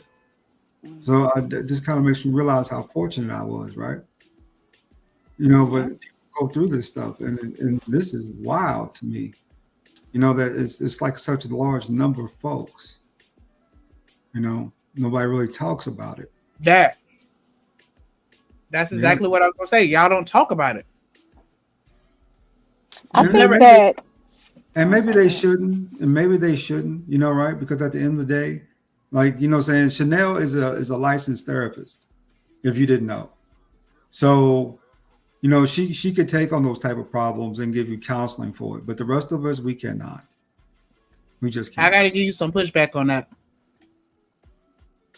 Because as women, we can sit around and we can heal each other. And that's no disrespect to Chanel and her profession or anyone that's in that profession, because you definitely have to put in the work to get that, and it's admirable. But I don't feel like we should discredit the things that we can do for each other just as people. I've been in situations where just talking about certain things with my peers has helped me grow and to deal with certain things simply because I thought I was alone, and I'm talking to my homegirls and 5 or 6 of them like, yeah, this happened to me too. Just that one thing of them saying I've experienced that as well has helped. Not tremendously in every situation, but it does have an effect. Just being able to have that safe space where you can talk about it with someone that you feel comfortable with expressing that to. That's just like venting. Venting makes you, even if you scream it at a wall, it still make you feel better to get it out, regardless of who's listening. It's different when you work with a licensed therapist. It really is different. It is. Yeah, much different. It feels more free, right? Like you can have a real conversation and somebody actually listens to it. And understands it, right? Can give you some type of counseling for it. Some good legal counseling for it, right? I had a therapist for about 2 years after the pandemic because I got to the point where I got disconnected, right, from family and friends, wasn't answering calls. I literally didn't call my current girlfriend at the time for 6 weeks. I didn't even really think about it, right? So my mom was saying she put me on to game, and I had to go get a therapist, use my insurance. It's a little steep on the price, but at the end of the day, though, when I left there, I felt like a better person, right? Because I did realize I wasn't as bad as I thought I was by far, even with my behavior. well, it probably wasn't as good as I should have been, right? A lot of cases, I think what men don't want to talk about is that what we carry with us, right? Throughout life, saying the failure, the success. I think that's hard for men to talk about, right? Especially on those types of levels, because it's just like full exposure. But, if you get the right person, it's like it's totally worth it, right? Because you get to come back together as a better version of yourself. So, but I wouldn't suggest just talking to like guys like me, because I'm not going to know where to assist or how to help that. Right. I think I definitely think that both people are right for different reasons. Sometimes, it's easier to talk to someone like how you said it may just come up in conversation with your friend, your auntie, or whomever. And that might be very, you know, um, moving for you, and it might help you, heal or whatever the case may be. But there is something to be said to a certain extent about like the formal education part of it. And so I'll just give you an example of this. So like I remember in college there was a class I took called Death and Dying. And right now I'm outside of my own practice. I am a hospice social worker. So all of my patients are, dying actively. Um, but that class, whenever I took it years ago, probably 20 years ago or whenever it was, but when I took it years ago, I didn't realize there was so much to death and dying. One of the things I always took with me was a lot of times, especially females, you get pregnant and then you have a miscarriage, let's just say. And many people, I call them well-meaning morons, but they'll be like, "Oh, you're young, you can have a baby again," or if a woman had that A word that I don't think we could say, if that happened, people will be like, "Well, whatever." They mean well, but you probably shouldn't tell that person that, because even if they had a stillborn, even if they didn't carry full term or whatever, to that person, it's still a loss. But if you don't have that education, or somebody educated, I'll say it like that, or at least has that type of knowledge, then you're gonna say those things, and people feel like, "Oh, I can't really say anything about what happened because these people are telling me." And this is the part that I'm talking about, like with the trauma that goes lifelong. Because although everybody else did moved on, you still looking, "Oh, I wonder what my 5-year-old, my baby would be 5 now. I wonder what they would be doing," and it's a true loss. But before I took that class, I never thought of it like that. I'm certain I probably said a whole bunch of that type of stuff, and that's just one little nugget of it. So, but I 100% believe or agree with Shanika's assessment of it could be anybody that can help you heal. I guess that I'm assuming that's really what she was getting at. And then for things that are way more complicated, like a mental disorder, you certainly need to be diagnosed by a psychiatrist, and can go through levels of therapy or different types of therapy, which is I think more or less what Mr. ADS was referring to. Yeah, Where and you need you definitely professional have help. to. I'm sorry. You definitely have to be, mindful and exercise discernment when you're determining who you want to open up with and be vulnerable about the things that you're dealing with. And so I will always say, a person that is a licensed professional will always, have hold a more weight than someone else, right? Because you've been specifically trained in that area, right? And so logically that does make sense. But I'm just saying, like, even using the example that you did about the woman that lost the child, her cousin could be a nurse, that could still that could still relate to that. I used to work when I worked I used to work in survivor benefits, and so I can still, I understand death on a different level, not because of any type of formal education, but just because of my professional experience in dealing with, those types of situations, and understanding the whole grieving process when you're talking to people, that's lost a loved one. Because I used to be very insensitive, especially like in a hospice situation. It's like, okay, they're in hospice, they're on the way out. Why is it still bothering you when it happens? You saw it coming. Like, I would say stupid shit like that, but it's like, even when it's coming, it still doesn't prepare you for when it actually happens. And that's just something that you learn, dealing with people that, when you're dealing with death on a regular basis. And so that's all I was saying. Like, sometimes, you can still get things to help you to heal from things from the person that is unexpected, which is not the person that isn't a therapist. And when you do get a therapist, you still got to be careful and make sure you choose the right one, because we all saw that video of that therapist crashing out. Like, we all have seen a therapist where it's just like, I don't know. Shanika, they are expensive as hell. Therapists are expensive. They're also people, though. They're also people as well that deal with things on their own. And you know what I'm saying? Just like how you have people that have never been married, but they're a marriage counselor. Or, you know what I'm saying? Like, and that's not to discredit them and say that they can't do their job efficiently. I'm just saying, like, I could also talk to a married couple too, and they may be able to give me some insight just as is, beneficial to me as a therapist as well. And so that's all I was just saying. Like, everybody may not necessarily have the resource or the finances to afford a therapist. And when you can't, then, just make sure you find the right people that can still, you come back on your panel and find Chanel. That's all you need to do. If Chanel's up here, you good. Yeah, funny. Thank you, though. I'm on a live, babe. But and that's one thing that I guess I can appreciate, that we are, they are more accessible nowadays. Because I know at one of my jobs, they had the app where you can go and get therapy. You could text the person back and forth, where you don't have to go and sit in their office. And, a lot of jobs have the EAP, so employee assistance program, where they'll give you a handful of sessions or this, that, and the other. I just think that, I would encourage everyone to utilize or at least seek out the resources that are in your area. Because I feel like a lot of times we beat ourselves up over the traumas that we endure. And we, allow that mental block to prohibit us from getting the help that we need.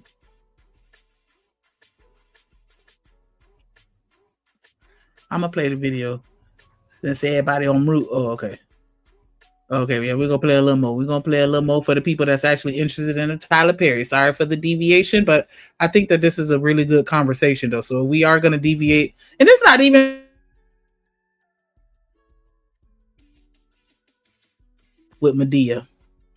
Lawsuit also listed out some of the sexual commentary by Perry that Dixon claimed he experienced while filming The Oval in 2020. This is what he says that Perry told him. Dixon said that Perry told him, quote, that he liked being choked. That was after Dixon's character was choked by a cast member in a scene on The Oval. Perry also allegedly said, "Why do you twist your hips when you walk? How can I get a day of Dixon? When will you be thick again? I love how I feel right now, but I don't like being horny. I feel sorry for the first person who flirts with me, and I've been trying to put that energy somewhere else, but everything is sexual on this stuff."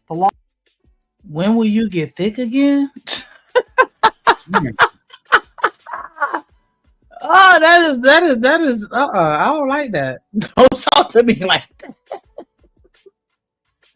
Ooh, my gosh. That was one of the screenshots of the text messages I saw on another one, on another stream or whatever. So that's wild to be texting your employer. Like this why they be having the segregation, why they say bosses don't need to fraternize with their employees. Like you gotta keep that separation, because the lines get blurred, because he gonna say, "Oh, we just friends. This how we talk at work," and then now it's harassment. Y'all better be careful about these conversations y'all have with people. Talking about, "Oh, we just co-workers. It's all good." I don't know. I still need more context on this, Shanika. I just do. This just seems shady as hell. These are text messages or conversations he's saying that he had with. Yeah, it seems shady to me. This is back in 2022, right? I think so. I don't remember. 5 years ago. Yeah. We'll see. We'll see, right? But I still think, regardless of the context, that's just the inappropriate thing to say to somebody that you working for, like your boss. Like, that's just a bit much for me. But it was they didn't show like the back and forth. They just showed, the little snippets of the conversation. I saw the screenshots with the back and forth, and that's how they were talking to each other. Because that's why I said they had the other screenshot where they were like, Tyler Perry had done told him, like, yeah, you need to find somebody to make love you, to help you relieve some stress or something. He said to that effect. Like, what? Give me the backdrop on this, Shanika. Give me I have read into this sparingly just for this reason. They let those bussies do whatever they do. You know what I'm saying? And we know, let's just keep it real. Act like y'all don't know that Tyler been that the whole time. We take all these Madea movies about. He liked that dress. Ben liked it. So we already knew this, right? Now, it's just wild to me, right? That all this went on and nothing came of it. This wasn't no type of. I'm not sure what this is. It's weird. It's like really, really strange. You know. It's wild. Just took a glance at the chat, right? So they're saying that there have been some studies that have been conducted, and apparently they're suggesting, right? And I'm gonna say suggesting because when it comes to studies, you got to take it with a grain of salt because you don't know what factors come into play with regards to how they're determining or how they're interpreting the data, right? But they're saying that psychologists had the fourth highest unaliving or self-deletion rate amongst the healthcare professions.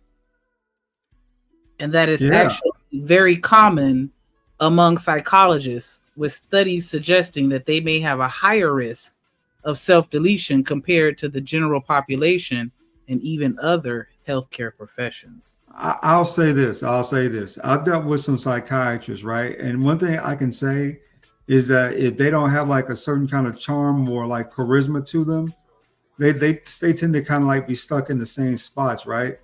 The really good ones know how to really speak to people. And Chanel has got that quality. She knows how to talk to people. So, that's like A+ work. But, we still got to talk about, figuring out a way to get the numbers down, right? $360 an hour, Chanel? Yes, sir. $360 an hour? Well, if you're a psychiatrist, I'm not a psychiatrist, so let me be very clear about that. I'm not a doctor. But hold on, can y'all hear me? Yes. Yeah. No, I just feel like, listen, whatever you want to charge is whatever you want to charge. But they're doctors, so that's not uncommon. Hold on. And also, I just want to point out, they're just saying in comparison to other healthcare professions. So it's not even necessarily, compared to just everybody, but just specifically that sector. And you can look it up with the National Violent Death Reporting System if you want to kind of look into that. But that, like who said that? Like Chakra was saying, like I wouldn't be surprised. You didn't listen to people problems all day, like child. Like that's a lot. That's very, what I'm saying? Because I know just me having conversations with my friends about the shit that they have going on in their life, that is very draining. And if that's all you doing all day, every day, hats off to you, because child. But I guess you do get the gratification as you see the progression and you see them, healing at their own pace, so I can understand how rewarding that can be as well. And it's absolutely necessary because we need to learn, how to cope. Because I feel like, in high school or even before high school, as you matriculate through the K through 12 system, everybody need to be, they need to have more not guidance counselors, but they need to have a psychologist, a psychiatrist on staff where you can, the students can go and sign up for sessions or have mandatory sessions and things like that. I think that should be incorporated into just our everyday lives a little more. Like, not just the guidance counselor, but somebody you can go and actually sit down and talk to, while you're still a child. But I know that can be, I understand the bureaucracy and logistics behind it and why they, wouldn't do it. But I think that is absolutely necessary. And I really wish that they would take this stigma off of, like you something is wrong with you if you need a therapist because you should be able to fix yourself. No, we got to stop that. We really got to stop that. Because if that were the case, we wouldn't have all these people running around here batshit crazy. No, go and talk to somebody, please. Well, I would say that that's accurate.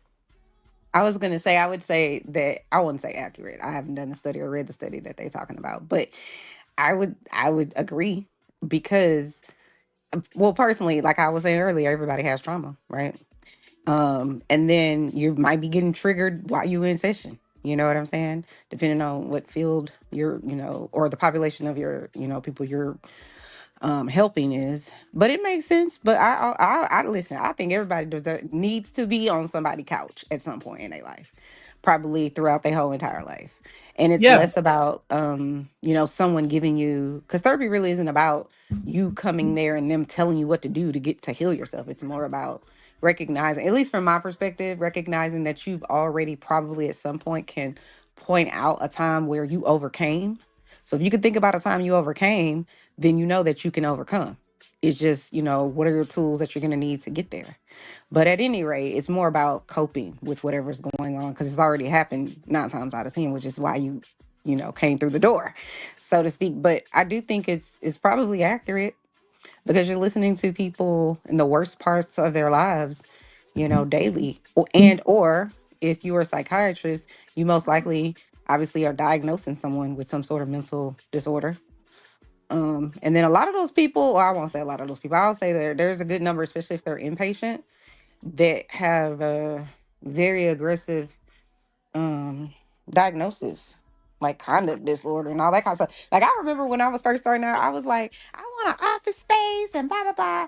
And then COVID changed all that because COVID said we could get it online. No, COVID C19 didn't say C19. nothing. Oh, I'm so sorry. I apologize. My bad. But no, so No, then I was like, just stop. Just okay. stop. You're talking too much. God damn. Yeah. Hey y'all, I'm back. So, what we talking about?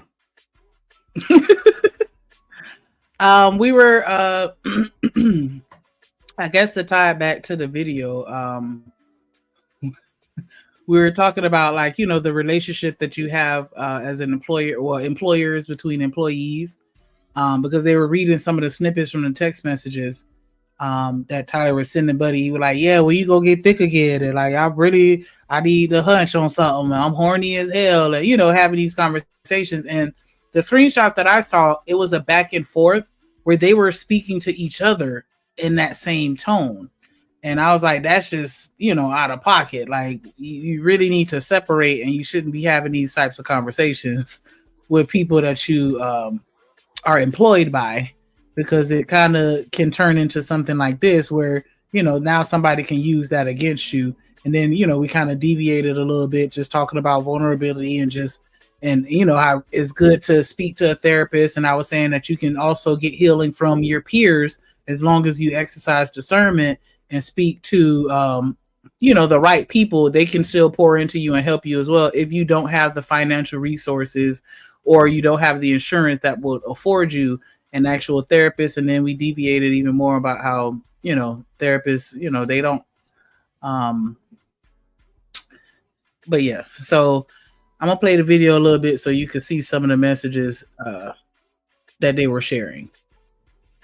Lawsuit also contained numerous text messages from Perry to Dixon, some of which seem to have been sent when Perry was intoxicated. And if Dixon didn't respond, according to the complaint, Perry would hound him.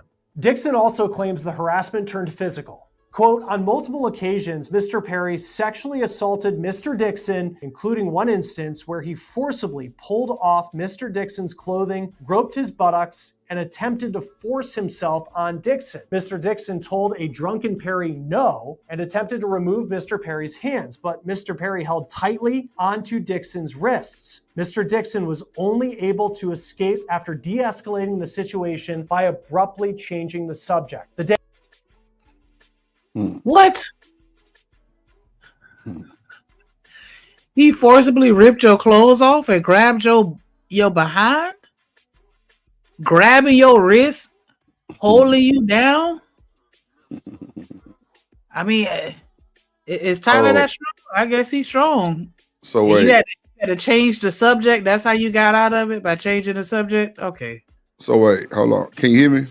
Yeah. So just think about Dwight Howard trying to hold you down. Dwight Howard's 7'6". He got allegations too of rape on a male. Just think about a nigga 7'6". Nigga. It said 7'6". Nigga 7'6". Oh no, like you de-escalated the situation by changing the subject. I feel like, and I'm not a man, but I just feel like if I were, what like, up, boy? you de-escalate the situation by throwing hands. I'm sorry. Bro, I'm trying to tell you, it's crazy. I don't know how I would feel as a man to have another man overpower you like that, and all you could do is change the subject. Like, dang, boy, that sucks. Change the subject? That's how he de-escalated it, by changing the subject. That's what he said.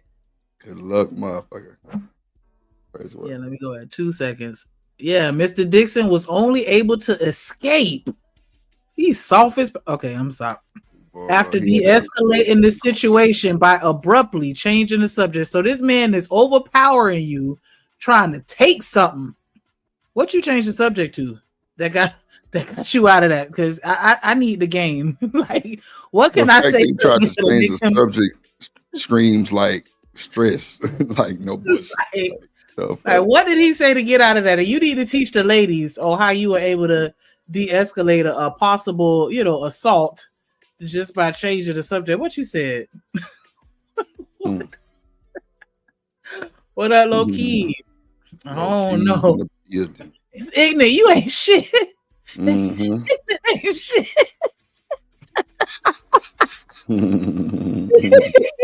He said he probably asked him, "Do you have a condom?" Bro, somebody banned ignorant ass out the fucking chat for about 2 seconds. Oh my god, this is not funny. I'm sorry. I'm not. That is hilarious. Yes, it is. Because what if he did say shit like that? I'm laughing at the joke. What if the nigga asked some shit like, "Why you got me blocked on social media?" What?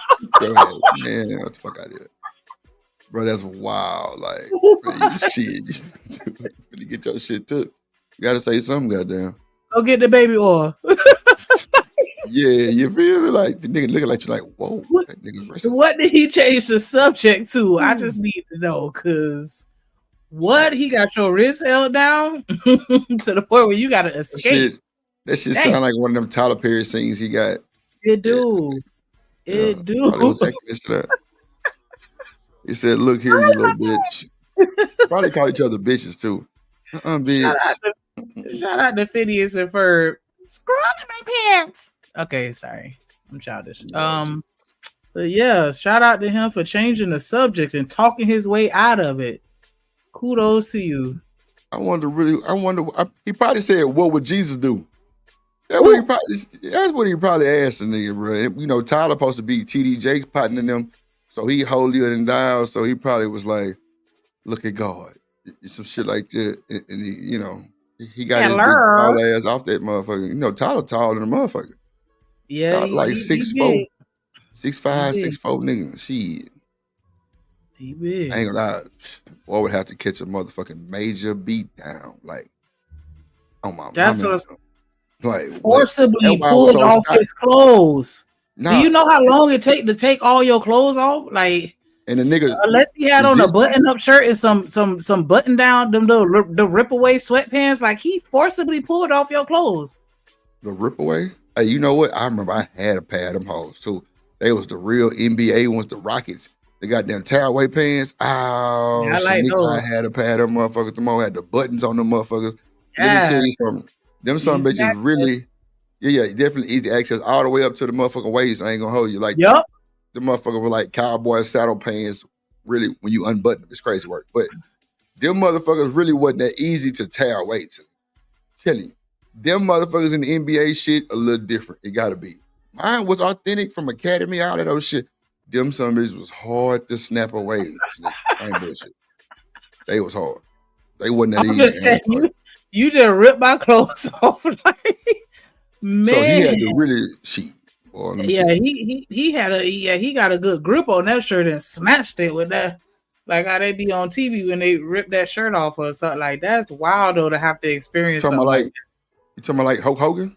Yeah, like just grab it and snatch it like it's a white beater, like it's a piece of silk or something. Like just rip like that. Like, dang. You sound like you a little turned on by that shit. You all right over there? You sound like I'm just saying. I'm just saying, like clothes. I don't know. I don't know.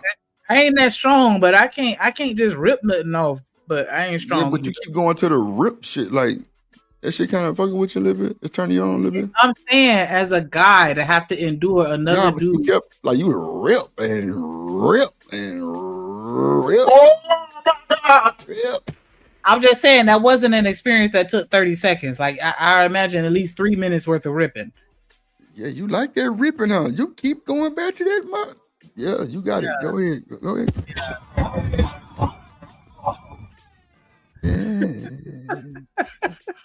Yeah. Tyler strong. Shit. Rip that motherfucker in. Rip that beat. Situation by abruptly changing the subject. The day after the assault, Mr. Perry called and texted Mr. Dixon relentlessly saying, "Tried you, call me, and I really need to talk to you. Please call me as soon as you can." And finally, when Mr. Dixon answered, Tyler Perry's oh shit, my bad. Kasim, you see that shit? That's some bullshit, huh? That's what I said too. I'm trying to tell you, it was some bullshit. Bullshit.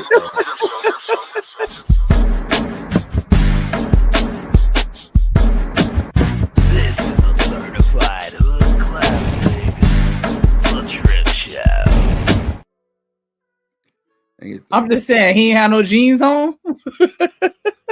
You say he had the ripaways, the little button ups. That's clearly he had some ripaways on. Because what? Man, like, you know they got to put it in a fucking music setting. I mean, not a music, but a movie setting, and he gazed in his eyes as they twinkled like the stars, looking at him as he ripped his cufflinks off. It hit him in the nose. Grabbed his buttocks. Yeah, that's wild. Then you say then grabbed his wrist. Boy tried to hog tie his ass. He tried to hog tie his ass. That's what he tried to do. He pinned you down. Were you on your stomach? Oh my Jesus! Eating crackers and shit. That shit crazy work. I'm high. Yikes! Like, child, look at a drunken Perry. Wow. Drunken Perry. That sounds like a crazy motherfucker. A drunken parrot. Drunken Perry. That sounds like a drink that you will order from a bar. Like, let me get that drunken Perry. At the beach. Hell yeah. Yeah. I fuck with it. You would drink that motherfucker? You would drink that motherfucker? I drink a drunken Perry? Yeah. That sounds kind of strong. Hey, bro, let me get two of them. What they got? Yeah, them motherfucking drunken Perry's right there. Yeah. Yeah, that's for them. I need a water. Oh God. You know that drink's strong. That's all I know.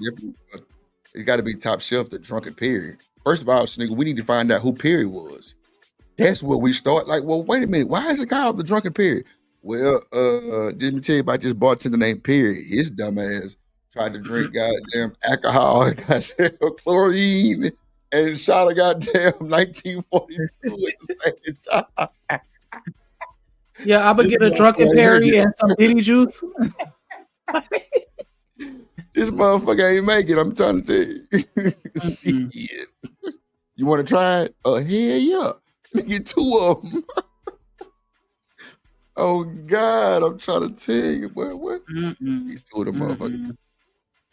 Situation by abruptly changing the subject. The day after the assault, Mr. Perry called and texted Mr. Dixon relentlessly saying, "Tried you, call me, and I really need to talk to you. Please call me as soon as you can." And finally, when Mr. Dixon answered Tyler Perry's call, Mr. Perry profusely apologized for the sexual assault while blaming it on other things. Perry continued, quote, "He didn't know why he would do that. Maybe he was self-sabotaging." On the very same call where he apologized for the sexual assault against Dixon, Perry told Dixon, quote, "And don't worry, we're going to do your show," referring to the pilot that Perry knew Mr. Dixon had desperately wanted to produce.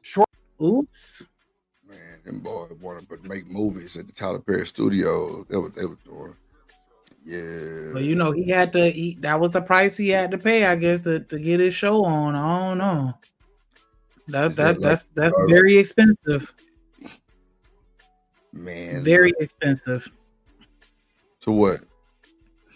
as far as the price to pay for the fame, or to get your TV show, to get the money and all this stuff. Like, I mean, he probably was on his knees a few times for that show. You know what I'm saying? You got to pay like your way these days in that industry like that. And if he probably, so you got to know the LMNOP can recognize the LMNOP real shit.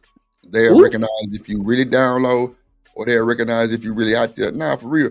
These folks, so look, it's this shit called Splash, right? In Houston.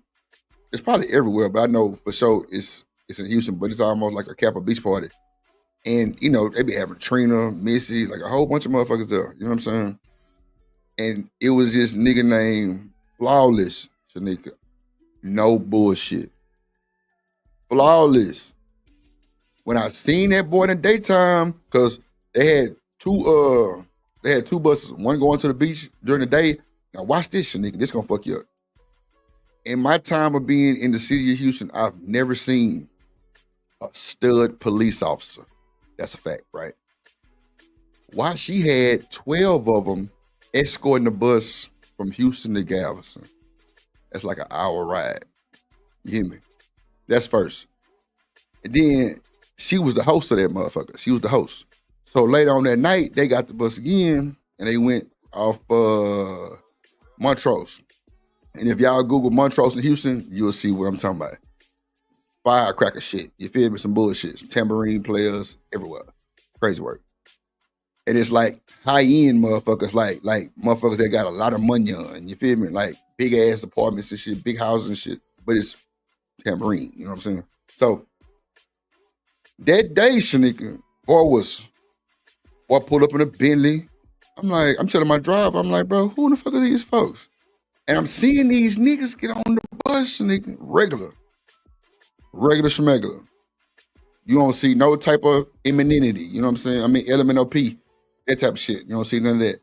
That night, I'm seeing nothing but a bunch of look like women. You feel me? Why one of the women was Flawless? Bruh, come on, Shanika. Hey, Shanika. You know me, I'm an asshole, right? I had to ask. No bullshit. I say, bro, that's you from earlier? Oh, my mama. He's like, hell yeah. I'm like, oh my God. Oh my God. This nigga, that's really that. I'm like, damn, bro.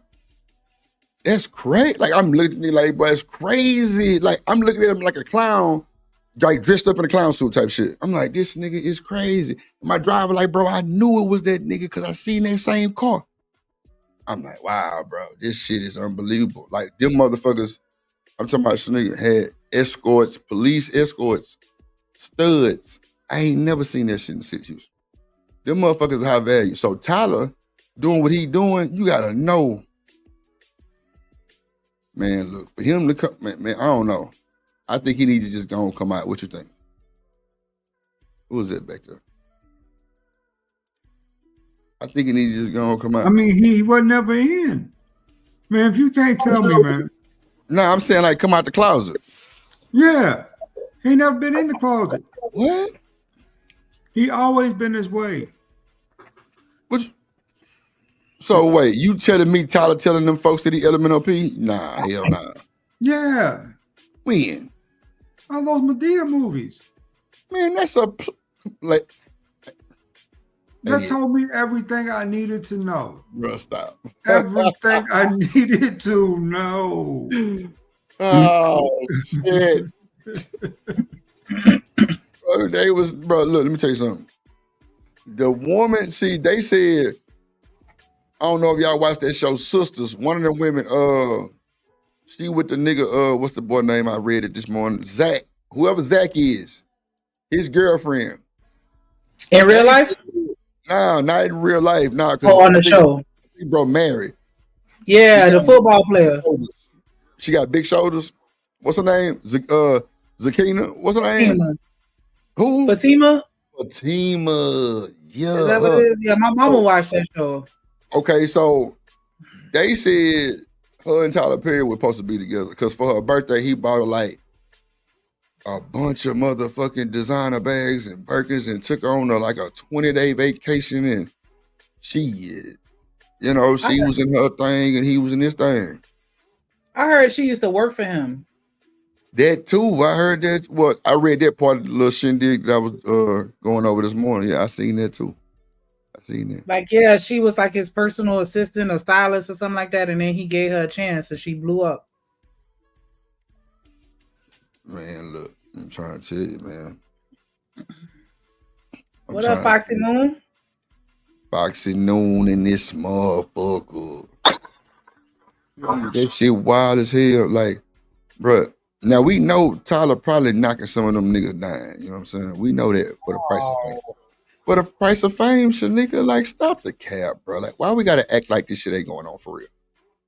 You don't think so? Yeah. Some of them niggas know how to shut up. You feel me?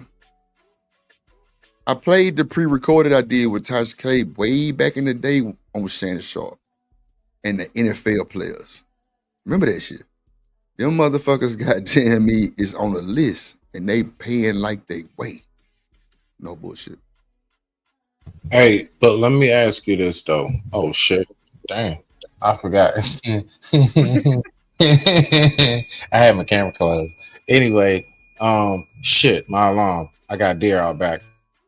That motherfucker say deer out back. Hold on, my bad. Yeah, I gotta go. Hunting field. I've had the deer just randomly strolling up in your backyard like they pay bills.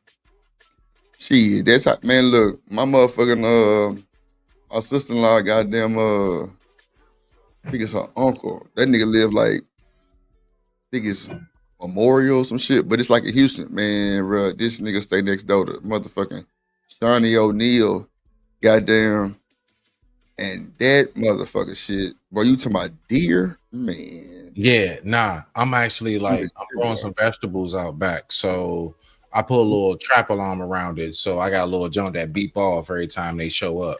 Do it shock it? Nah, it just let me know. Nah, it just let me know, and then it just like it gives off like a dog whistle. Like yeah, that just run. Yeah. When they get too close, it runs them off. Yeah.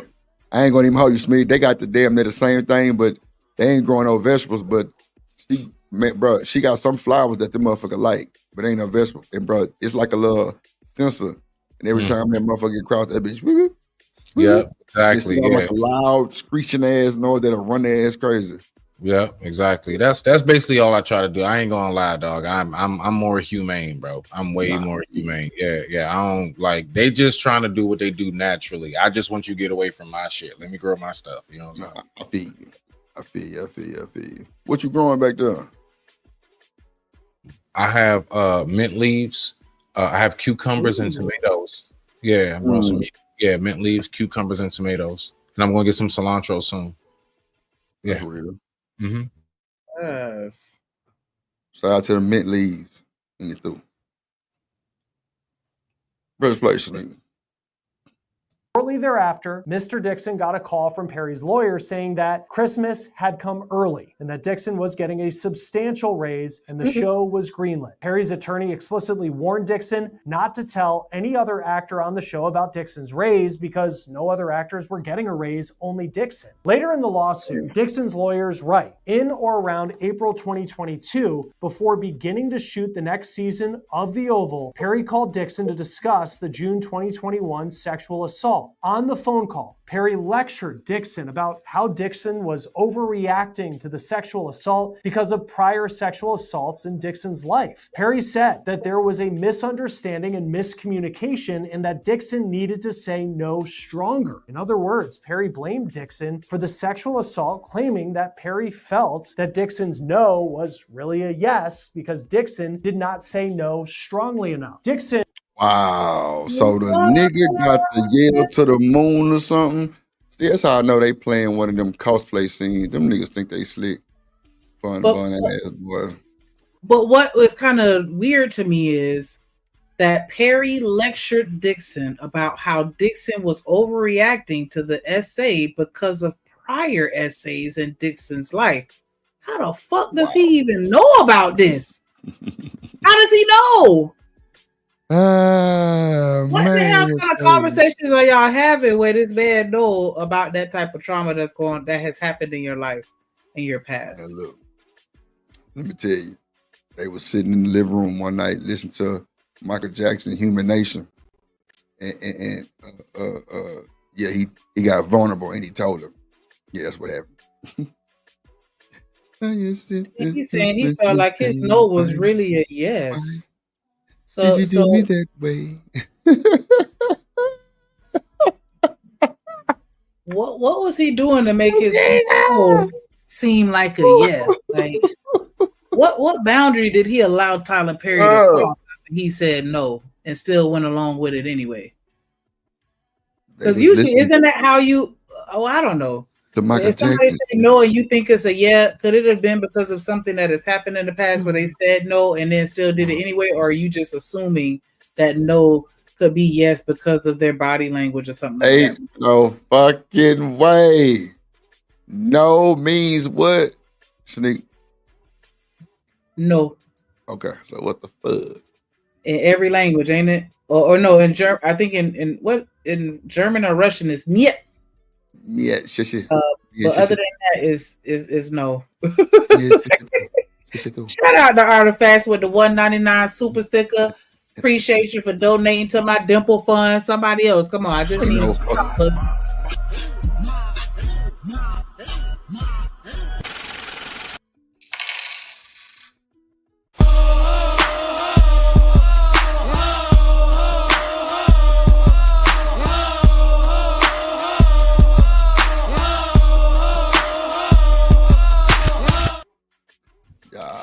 Hey, you see how disrespectful employers can be? My bad. Now, yeah, much respect. Can I tell a true story? Actually, real quick, like a short true story. Yeah, go ahead. You got it. All right, cool beans. All right, much respect. So this actually happened to me. So it's during my college days, and no, further. Yeah, okay. But goodness gracious, I'm getting old. Man, that felt like yesterday. All right, anyway. So in real life time, one day in my life, I had the capability of getting some. That's right. I had the capability of getting some. You know why I ain't getting none that night? Because while we were messing around, flirting, touching, playing fake tag, pillow fight, you know, the whole little flirtatious fun stuff. When I really started to go ahead and say, okay, I'm thinking to myself, I got the green light. You know what I'm saying? When I started to go ahead and proceed to go to that extra step, she said, oh, no. Now, mind you, it really was that playful laugh. No. So I went on ahead and I backed off. And I said, okay, all right, bet. So we both in the same place now, right? I'm just saying, right? So follow me. So come to find out, she hit my phone up the next day and she like, you missed out. I said, missed out on what? She said, boy, you could have got some of this good. I say, what are you talking about? Like, you know, I already told you off jump, like my energy is your energy. So whatever type mode you going in, like whatever direction you taking it into, I'm gonna take it in that direction and or fall back. You know what I'm saying? She say, nah, you supposed to go ahead and go through with it. Hold T. That whole no, watch to land it. She said, boy, you stupid. I only said that because I didn't want to seem easy. How you didn't know? Damn. So I'm saying, listen, anomaly, not whatever. I'm just saying I actually went through that before, but yeah, I ain't get the cheeks because just like how we just talked about. Once she said that, I went right with my gut instinct. Come to find out, nah, she was playing games the whole time. I digress. My mic is muted. Respect to the family. Yeah, that's very dangerous. It is, right? Very slippery slope, and I ain't even want to play with it. Plus, look, right? Plus, you know, we was sipping and toking too. So I know, like, you know, intoxications are involved, nah, I ain't playing with you. Nah. Yeah, like it did just I don't know, like and you know, I'm definitely not gonna speak on her character because I don't know her, but that just seems very dangerous to have that type of mindset. Like, yeah, I said one thing, but I really meant something else. Like, how could that translate into other, you know, Shanika, parts of your life where it's like you, sure. Shanika, I'm gonna take it there. I really don't even want to hear that, shout. You want to know why? Because when you say that's a dangerous mindset, you know what I've always thought is a dangerous mindset? The chick that while you on top digging the dog out of her, she takes your wrist and puts it towards her throat, and she wants you to squeeze it. That's right. Is that not a dangerous mindset? Nah, real talk though. I really be wondering about that. Where did that come from? I'm dead ass. So if we talking about it in that sense, when it comes to that, I mean, there's a lot of things that are not safe. That is a prime example. Nah, that's a prime example, Shanika. Something wrong. I understand what you're saying, but I feel like it's I think it's a little different where you're talking about somebody that enjoys pain versus somebody that's saying my mouth is gonna say one thing, but I really mean something else. Like, you know what I'm saying? Like, that's just like me saying, no, I'm not, I don't want, well, excuse me, if I said, well, yeah, I want you to put it in my booty, and then you put it in my booty and it hurt, and then now I'm ready to, you know what I'm saying, crash out over that. It is like, but you asked for that when you really didn't want it type shit. Like, that wasn't a good example, but I'm just saying, like, I think it's different when I'm sitting here saying, like, nah, I just lied because I didn't want you to look at me a certain type of way, but I really wanted what I lied and said that I didn't want, versus me saying like, hey, I want you to bite my shoulders because I just like pain, or, you know what I'm saying? Like, I think it's different. I don't know if I communicated that as well as it made sense in my mind, but I actually get where you're, I get the point that you're advocating. It's not about whether or not, you know, agree. No, I get what it is that you're expressing. I do get it. I get the portrait that you painted. I'm with you. I see the picture. Okay. My whole thing is, when it comes to the root reason as to whatever it is that you were speaking about in the example that I just gave, I want you to now tell me what's the difference in the root cause of each. Or is it not the damn near same almost all the way around the board 9 times out of 10? The root cause as to how they even get to that point in the first place. I get what you're saying. I digress. My mic is muted. Respect to the family. Yeah, I understand that now. Yeah. Dang. Nigga, you a nasty little motherfucker. Oh my God. Yeah, you went down the rabbit hole with that motherfucker. No, Drip. It's not nasty. Smitty. I got it. She know what time it is. I said what the fuck I said. What up, Kills? And so what? You know it. Stop playing. Anyway. Kills. Shout out to the chat. What the chat doing? I'm on this motherfucker. And donating to my Dimple Fund. $2. Nah, ain't nobody donating to that motherfucker. Two in your through. Ain't nobody donating to this shit. Come on, twins. Let my cheeks be twins. I told you what to do. Go get a piercing on that motherfucker. And I don't want the piercing. Go get a toothpick. Go get a toothpick and stick it through that motherfucker. Or like one of them piercer things and just stick it through that motherfucker and just let it heal kind of. This nigga said go get a sewing needle. That's how they used to pierce ears. Shit. He said go to Michael's. Go to Michael's. You go to the nail shop. See, let me see Jet. Oh my God. Because you know you missed it. So let me get a spill to all the new watchers. You know what I'm saying? Right now, are collecting donations to my Dimple Fund because I only have one dimple and I feel like I was supposed to have 2. And so it costs 4 stacks to get to get dimple surgery, right? But I only need 1, so I shouldn't have to pay the full price. So I only need 2 stacks, and I'm asking everybody to contribute towards my dimple fund because you should have 0 or you should have 2, but you shouldn't have 1. And I want to be called Dimples, but Reese said I can't be called Dimples. I can only be called Dimp because I got 1, and I want to be called Dimples. So I'm asking everybody to give $2. We ain't gonna call you that neither. Towards my dimple fund, so I could have 2 matching dimples. We're not calling you Dimples anyway. Yes, you are. You motherfucking Dimples. Wait till I get my other dimple, and I'm telling you, that's gonna be my whole personality. Dimples. Like what? That's gonna be my whole personality. Dimples. Yes. Yeah. Whoever calls a nigga Dimples, be blocking your ass. Period. Dude. See, haters. Man, calling you no grown ass woman, no goddamn dimples. How y'all call a grown ass man, Buddy Debo from Friday? Everybody called him Tiny. That's that man's real name. That was his real name. His name was Lester, wasn't it? Or something else? Tiny Lester. You tweaking? Oh, that was his real name. Okay, well, damn, I take it. But still, you can still call me Dimples. Yeah, good luck.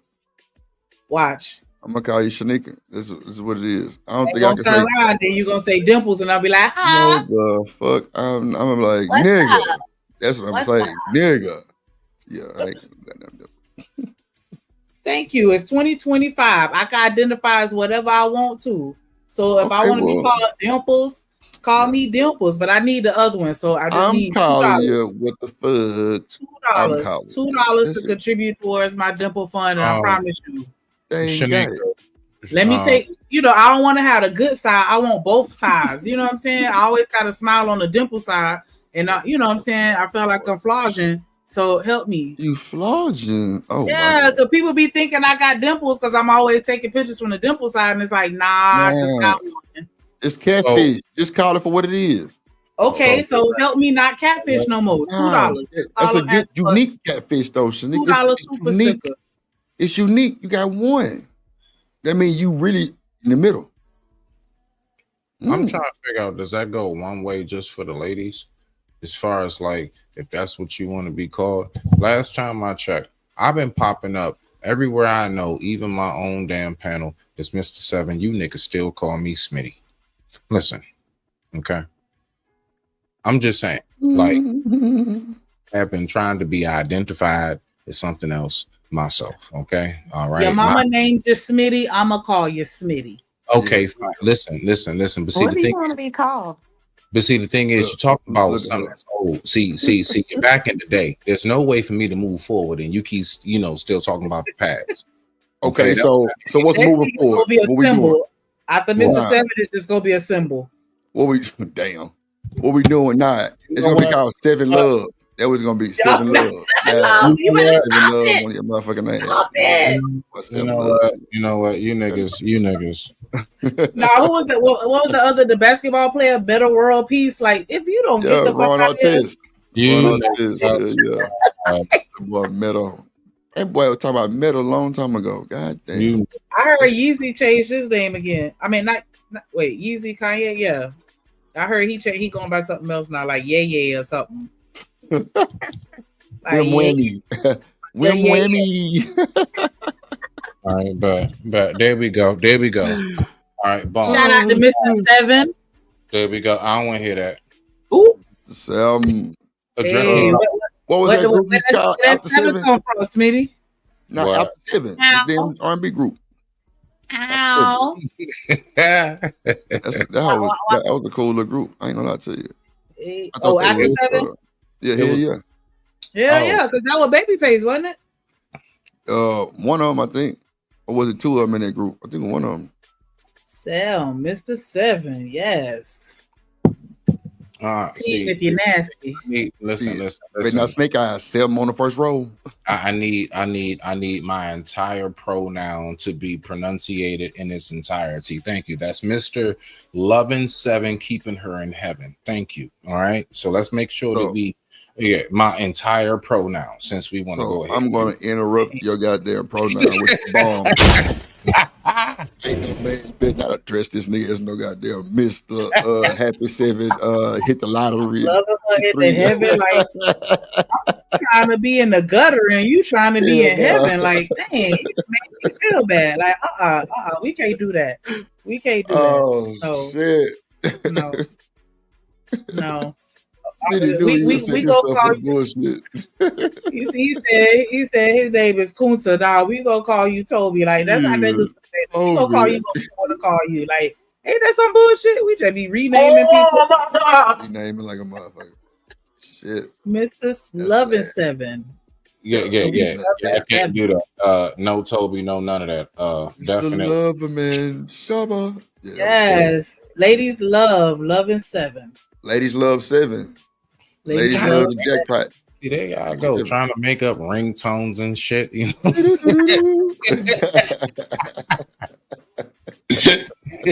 I ain't mad at you. So shit! We have here cutting up. What's up with this shit highlighted in yellow?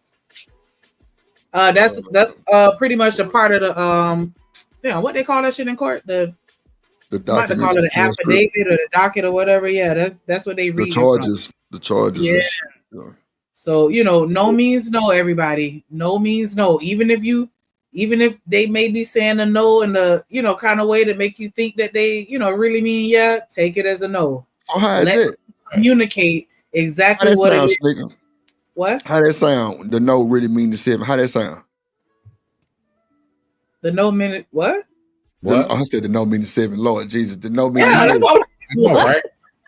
Damn, I'm looking at Smitty's name and I'm trying to ask the goddamn question at the same time. No, the no meaning yes. You know what I'm saying? That's for the ladies, Drip. That's for the ladies. No, I got you. Okay, now. Yes, nigga. How does that sound? The no meaning yes. Stop. You still said stop. Right, but the way that I said that would kind of alert a little bit. Stop! Don't put my underwear off. Like, and then they're lifting their pelvis. Right. Facts. Big facts. Now, big facts. Physical. See, I said how it sounded. Now you added the lifting your pelvis. Okay, yeah, that's something totally different. Guys. Big facts. No. But you stop. Like, no. Like, you know, it ain't that certain. Nah, nigga. No. Like, you don't get that. It's that no. Long live baby daddy. Yeah. Gassing him up. Long live baby daddy. Bro, we need to start like a radio morning podcast. No bullshit, bro. Where we just talking shit. Like, you know what I'm saying? Like, not even on the visual, just straight audio, like on Apple Music and shit. And you know, for the longest, that's what I always thought people were talking about when they talked about podcasts. I didn't even realize they were talking about YouTube because I never knew any of this shit existed. Yeah, you ain't the only one. I never knew. My shit only consisted of bushcraft, camping stuff, nature facts, and music. That's primarily about it. My shit was different. Nature facts, animals, and music. That was it. And then all of a sudden, you niggas start popping up out of nowhere. It wasn't me. It wasn't me. Day. Wasn't me. Nah. Yeah, I was. Yeah, same here. Like hair videos, music videos, cooking videos. Like it was always something like that. Ain't that a bitch? Damn. Oh, I'm sorry. Well, you better. Okay. Okay. Because she was looking at cooking at Kaya before Kaya came. Yeah, man, we were looking at Martha Stewart. The fuck? With Snoop Dogg on that motherfucker. With Martha. Cooking with Martha is crazy. Lord Jesus. That's wild. For real. I ain't mad. Shit. He just sitting there rocked up. Either she hop on it or she don't. Real shit. Can you imagine sitting on the couch and then you just look over and then you see a just bricked up like what? You better hum just like you just hummed. Hum. God damn it, the fuck. Like how did that happen? You tried to look over. Come on, man. What up, Taylor Bill? That's wild. What up, Shiesty? Easy. Look, Shiesty say I don't love them hoes. She crazy as hell. That's wild. But he said, make sure that your no sound like a no. And you're through. Yeah, it gotta be a no. It's gotta be a no, man. It's gotta be a no. You can't be with the bullshit. Strongly enough. Dixon says he finally, quote, woke up to the fact that Perry was allegedly stringing him along about working with him on his own show to keep him around to be sexually harassed. Stringing him along. He woke up. If you wouldn't have known that this was a man. Oh shit. That's hilarious. That's wild. That's hilarious.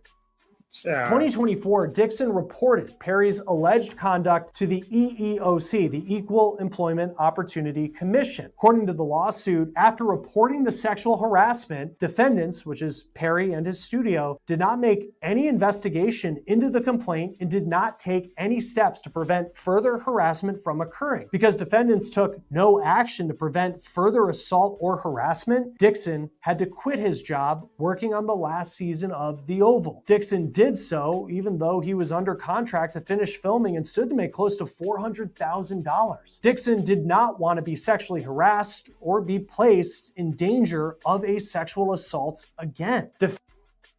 I wonder what made him wake up. I actually want to know this one question. All right, Foxy Moon. I actually want to know this. Do you, thinking about that, do you think that it's easier for a man to manipulate a woman into a sexual act as opposed to a man manipulating another man into a sexual act on the average? Or do you think that if the man is manipulative, he's manipulative? Because that just kind of threw me off as far as like, what are they talking about? Like, so, you know, because I don't know, like, I'm wondering, am I wrong for feeling bad? I mean, am I wrong for like not feeling bad? Should I say, as far as like, bro, you a grown ass man. How you get, you know what I'm saying? Like, how you let another dude, you know what I'm saying, trick bag you in a circumstance like that is all I'm basically saying. Yeah, because y'all the logical creatures and we're the emotional ones, right? I don't know who told you that, Shanika, but you know, okay. YouTube. Oh, okay. Oh yeah, University, YouTube University. That's all. Shout out YouTube University. I don't know if I could say what would be easier, but I think that it would hit different with a man, because I think that you would be more inclined, and not you as an individual, but just men would be more inclined to be quiet and secretive. Whereas a woman, I think that she'll blast you faster. And I think that the manipulation, like, you know, is tied into the shame, you know, for the same reason why men don't speak out on, you know, SA events right now. Because, you know, it hit different when a man say he been assaulted versus a woman. And I think that leverage of like, yeah, you want everybody to know you a power bottom, like, you know what I'm saying? Like, I'm gonna be quiet. Whereas with a woman, what can you really hold over her head other than I'm gonna tell everybody you a hoe, or like, you know what I'm saying? Like it hit different. Like, I don't know, but that's just me. It's not, well, that's not the way I was going. What I'm saying specifically is when it comes to, because I heard in there, like, okay, he was like manipulated into whatever. Now, when it comes to a man to a woman, I don't know why, for whatever reason, I guess my mind gears more towards maybe naturally. I can see how that could happen, to do finessing, swindling, however you want to call it, right? Grooming, brainwashing. But it's like man to man. The only thing that goes through my mind is like, bro, how you not know the tricks that we use? You know what I'm saying? It's like you should know everything behind the scenes here. You know what I'm saying? That's all I'm basically saying. But I digress. My mic is muted. I don't know if I want to necessarily say he was like tricked into doing some sexual things that he wasn't into. I think the manipulation just came into him, you know, because I feel like in these situations, everybody wants something, right? Or both parties want something. And it's an imbalance when only one person is getting what they want. And in those situations, like with his situation, like he wanted that show and he wanted, everything that came along with it. And it's like, just like with any other situation, like, why are you sticking around for this? Like, because he wanted it that bad, just like with the diddler. Like, some people look at Cassie and be like, she stuck around because she really wanted that fame. Not saying that that's how I feel. I'm just saying, like, I've heard people say that, like, yeah, she just really wanted to be famous that bad, or not even taking them out of it. Just anybody in general is like, I want to get over on you, and then you beat me to the punch. That's a problem. You know what I'm saying? Like, I don't know. But I feel like he was holding that over his head. Like, hey, you want to be a star? Then Oh, so you feel it was like a being held over his head more so than the example I was given. Okay, I can understand that. That's all. Yeah. Like, you wanted it. How bad do you want it? Type shit. Okay. Respect to that. Because that's why people, they say you sell your soul or whatever. Like, you want to be famous that bad that you're willing to, these quote unquote rituals, the shaming rituals, and all this other stuff that they say happens or whatever. Like, I don't know, but I don't know if I feel like he was manipulated, and that's why I'm saying that. I feel like he knew full well what the hell was going on, and it wasn't until he felt like he wasn't getting what he wanted. Mm-hmm. For the price that he wanted to pay, then it turned into a problem. Because see, I think that he probably thought he could, get over on Tyler. Like, yeah, I'm good looking. I know you're a little zesty. I'm gonna flirt with you a little bit, just like with women. You know what I'm saying? I'm gonna flirt with you a little bit, get a couple free dinners, maybe some jewelry or a new set of tires, or allegedly. I'm not talking about me. I'm talking about other people. But you know what I'm saying? You do the mercy flirt to get what you can get, and then when you find out that he took advantage of you, now it's a problem. I see what you're saying. Okay, because what he's waking up from, what he woke up, you realize that you wasn't getting, what you thought you was gonna get, right? And now you mad. Okay, now I think. Chanel, go ahead, beloved. Forgive me. No, you're good. I was just gonna say, I think at the end of the day, it just sounds like predatory behavior. Period. Point blank. End of story. That's my opinion. Do you feel like both of them were attempting to be predators? If only one person was giving whatever or handing this person this part or dangling it in their face, was to either loosen them up, groom them, whatever you want to call it, into having some sort of sexual relationship with you when they ordinarily wouldn't, then yes, that's predatory.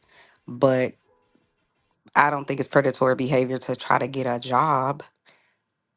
I don't see how it could be predatory that way. If the guy, the handsome white guy, was trying to get a job and he's, doing all that he's doing, I wouldn't call that predatory behavior. I think that's average anybody looking for a job behavior. It's like, how can I get a leg up? But if you're handing or dangling something in front of someone's face so that they could eventually loosen up to do something they wouldn't ordinarily do, like some sort of sexual act with you, then that's predatory behavior. To me, that's my opinion. Do you think that he? Well, I don't know. I guess I'm a pessimist and a hater. Like, I'm not 100% sure that Tyler Perry made a straight man gay. Like, that's my only thing. I don't know if this is necessarily something that he wouldn't do. Well, my only thing is, and I only learned this in the past few months, that like I think they call it gay for pay, or while they're in prison they might be this, but they really not that type of thing. So I don't really know. I'm not a man, so I can't really speak from that type of, and I'm not gay either or bisexual, so I don't really know. But I'm just simply saying from the perspective of, you're a producer or you're some sort of, mogul with a whole lot of money. And you know that you have these people out here, like you guys were saying, who will give up everything to have their one dream in life come true. And you know, like you guys were saying, manipulate them into doing something they wouldn't naturally do, or that's against some sort of law or policy or whatever, then to me, again, that's predatory behavior. If the end is to, get something out of them that the law would say is not right, your company most likely would say is not right. They're here, they're supposed to be talented and they're supposed to be judged on their merit and all that kind of stuff, or their true talent or whatever it is, then that's supposed to, be the qualifier for them getting the job. We all know that ain't the truth. But I'm just saying in this case that's supposed to be what it is. So to me, if you're doing that and you're just trying to get this man or woman to have sex with you, then that to me is predatory behavior. I understand what you're saying. My personal opinion, right? As someone that's not licensed in the mind or those types of positions, I feel like sometimes you can have two people that are predators, and then one person may have the better advantage or position or leverage over the other person, to where it can become problematic once the lesser of the two realizes that they've been outmatched. And it kind of makes me think about those girls that go after the rappers, and they go and they sneak into the hotel room, or they jumping fences and they doing the most and all of this other stuff, because they have it in their mind like, I'm going to use you for money or whatever. And then when the rapper hunched them and then put the hot sauce in the condom and they can't get the baby, now they want to sue. Where it's like you were trying to be a predator and take advantage of him, and then he just beat you to the punch. And so that's what I meant by like, do you think it's possible that both of them could have been predators?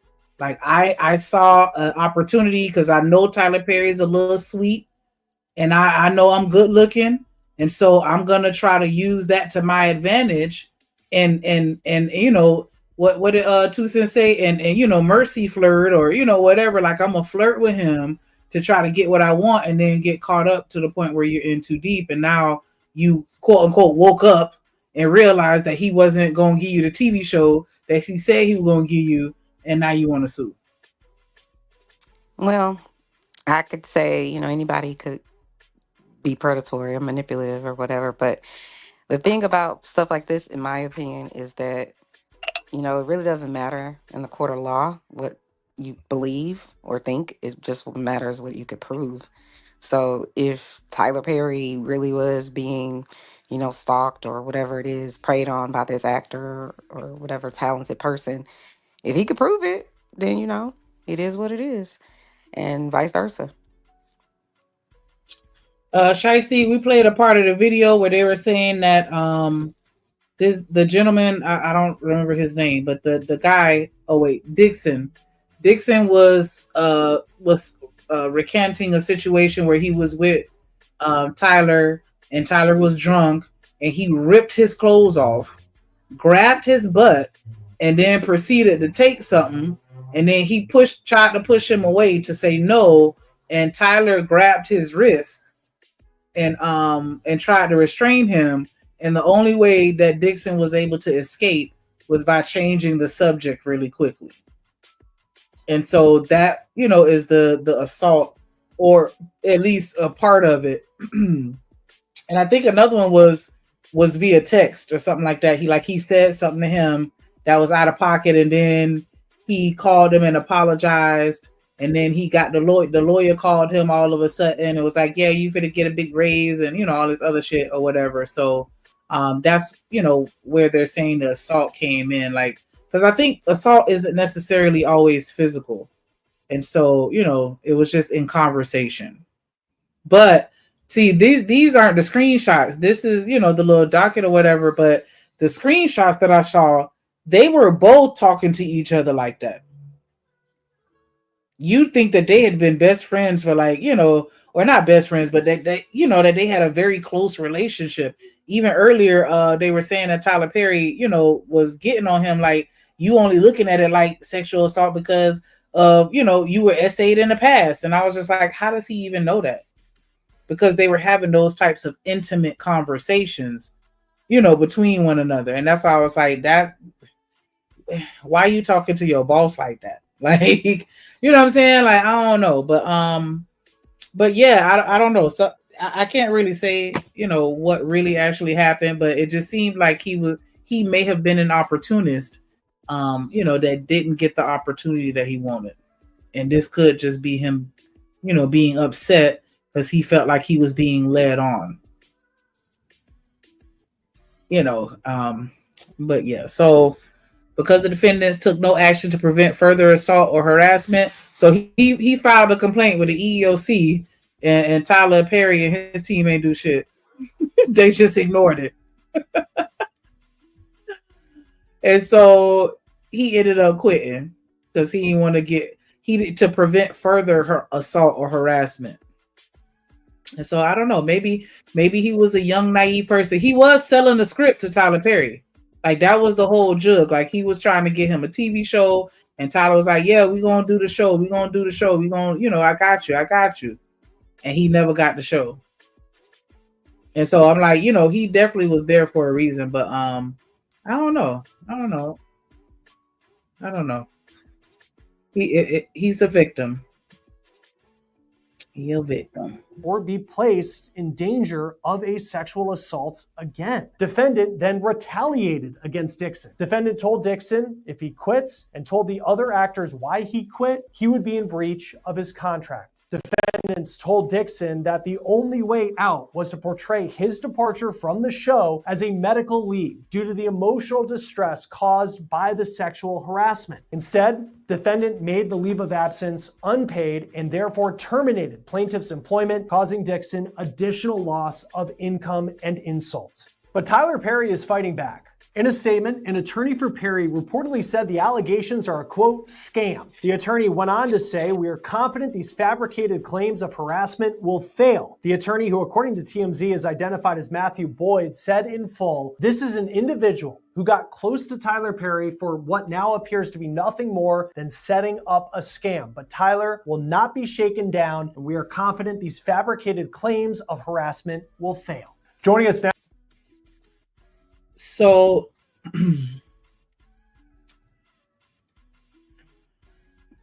I don't know. The only thing that makes me feel like Dixon might actually have some shit, like some serious proof, like, you know what I'm saying, like a strong case, one, because they actually, the lawyers accepted it. So clearly they see where, they could possibly have a legitimate case. But just the simple fact that he is going to get blackballed like a motherfucker in Hollywood. Like, you ain't finna get no job nowhere after this. So I would hope that, after making these types of allegations, that he has everything that he needs to substantiate it. Because I don't want to say he could kiss his acting career goodbye, but a little bit.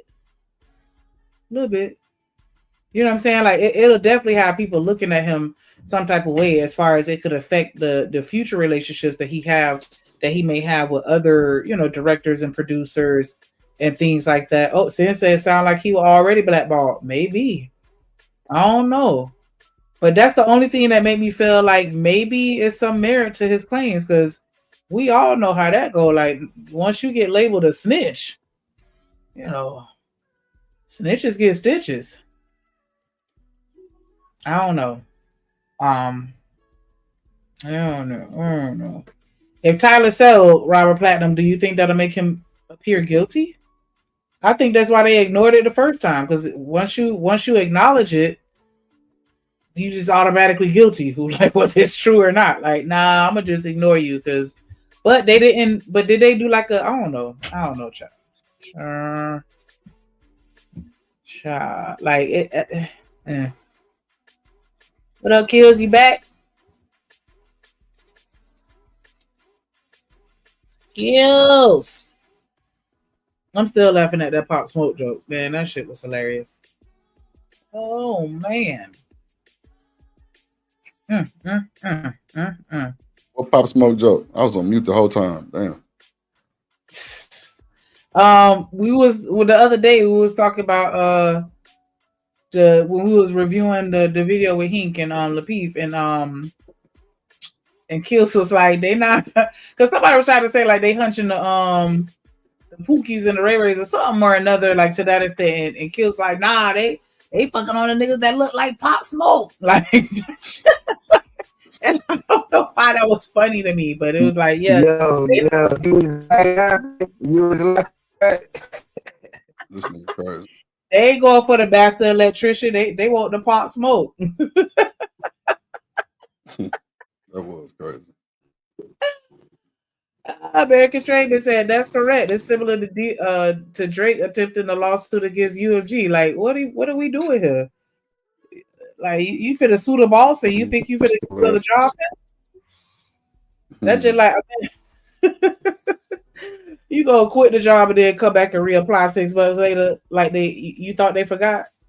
Oh, Chakra said he a white boy, he'll be fine. Yeah, maybe, probably. But yeah, I don't know. I think that, yeah, I don't know. He might have a little merit though, but that's why he asked for $260 million too. Like, yeah, you better ask for an amount that'll have you set for life, because otherwise you're gonna be in somebody's office talking about T-Mobile.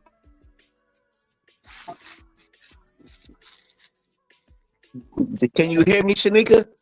Hey, now I can hear you. Yeah. Oh, okay. What you? This phone tripping, bro. Oh. Tripping, man. It need a whole new router. Need a whole new router, and I ain't gonna get my router until tomorrow. Yeah. Just go back on route. We're gonna try it again. When you move and connect to another tower, then we another tower. Now, as former federal prosecutor and president of West Coast Trial Lawyers, Nima Rahmani, thank you for taking the time, as always, to be with us here on Law and Crime. I know we're still gathering information about exactly what Derek Dixon is accusing Tyler Perry of, but from what we know right now, how strong of a case does it seem that he has? Boy, I hear all the jokes now. Like, don't be named Derek Dixon. And then sue another man for sexual assault. Not Derek Dixon is crazy, right? Because when he just said it, I just had a joke in my head. For real. That's crazy, right? Oh shit. Yeah. Chris, thanks for having me. Really breaking news today. Bombshell lawsuit against Tyler Perry, and information is coming in, but it does seem to be a strong case, at least in terms of the text messages. Sometimes in the sexual harassment cases, really the harassment. Oh, dang, you went too far. Because I'm like, let me back it up to this lawyer. Is it me, or does his head not match his body? Am I tripping? I'm probably tripping. Why his head look extra large and his body looks medium? It could be the suit. Like what? Like you know when they be showing them little AIs and then they make the head look really, really large and then it's a regular size body. Like, I don't know. That's what this is giving. Like, where's your neck, buddy? Like, I don't know. It just look weird. Okay, I'm done. Sorry, Niama. It's just jokes. Seemed to be a strong case, at least in terms of the text messages. Sometimes in sexual harassment cases, really the harassing behavior happens behind closed doors, and it's a he said, or he said, she said, or she said type situation. But text messages are fantastic, whether you're a prosecutor or a civil plaintiff's lawyer like I am. And looks like Dixon may have the receipts in this case. Yeah, he's looking for $260 million. Even though Tyler Perry is a billionaire, that's still, in terms of net worth, just from what I've been reading online, $260 million is a lot of money. What does that tell you? And when someone sues someone, like in this instance, it's not a criminal case, and you're looking for a specific amount of money, what goes into determining what that is? Yeah, lawyers can say all sorts of things. Really, ultimately, what matters is what they ask the jury for. So they can ask for less or more during closing arguments. So I usually put that aside. It gets a lot of good headlines, but I can't imagine this case being worth 9 figures. Sexual harassment is wrong. No one should be subject to it. And sometimes you get these nuclear verdicts or runaway juries, but I can't imagine a case like this going for that amount, even though, like I said, I don't condone any of this behavior. No, and Derek Dixon, he has some text messages that that very much show. I mean, if Tyler Perry was someone who was supposed to be professionally his boss, that was going to open up career opportunities, it's not something that a boss would be allowed to say to an employee if that was their relationship. When it comes to this case, what's the bar that Derek Dixon would have to prove in court to get money from Tyler Perry? Dixon mouth. Oh, in your mind. So there's a few different claims, and they're all very serious. I'm not trying to downplay any of this. There's a sexual assault, right? Grabbing his buttocks, pulling his underwear down. That's pretty serious stuff. And then you have sexual harassment. What I say is really the worst kind of sexual harassment, which is the quid pro quo. That means, hey, you know, if you perform sexually, I will help your career. And if you don't, I'm going to retaliate. And the argument here is that Dixon was going to be written off the show if he didn't comply with these sexual demands. So, you know, when you go to law school or really study employment law, that is the textbook quid pro quo sexual harassment. This for that. You give me something, you get a benefit. And if you don't, you're going to be punished. Yeah, and Tyler Perry, I mean, he. But I mean, like, is Tyler Perry the one and only conduit for you to get your TV show on TV? Clearly. Like, why you just go shopping around with another network? Right? Like, you really had to be a power bottom for that? The power bottom word is insane. Yeah, like, power. I don't think white boys popping like that though. Like all of them African dudes popping. You heard me? All them African dudes popping right now, and all them African women popping. You heard me? I'm on mute. I digress. This nigga ain't shit. Damn. I don't think it's appropriate to trivialize sexual assault. I'm just saying. I missed what you said. I'm sorry. Can you say that one more time? Ain't nobody like. I'm like, yo, why he ain't go to the police though? Why he want to sue for 230 million? I don't see no police reports. Hold on, real quick. I just wanted Chanel to say that one more time. I'm sorry. I said I don't think it's appropriate or that we should be trivializing sexual assault. Like saying things like, oh, he's a power bottom and laughing about it. I just don't think that's appropriate. But that's just my opinion. I understand. What you were saying, Kills? Nah, I was just saying since certain essay things been going on in Hollywood, I'm like, yo, how come the first thing they want to do is like freaking do a lawsuit? Why is there no police report? Shouldn't you go to the police? Or shouldn't you get like a rape kit? I mean, my bad. Shouldn't you get like a, I don't know, they call it an ass kit? I don't know. You know what I'm talking about? Dark humor. Dark.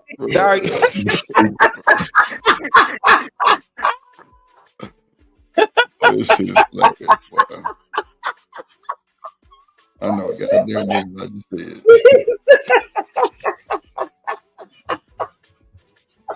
Millions of people get FA and they don't ever go to the police. So saying someone didn't go to the millions police. Of people. So you saying millions of people? I'm saying I don't think millions of people got essay though. Like I'm just saying, it doesn't really matter. my first thing, you can go read some. My first intentions will be, I will go to the police.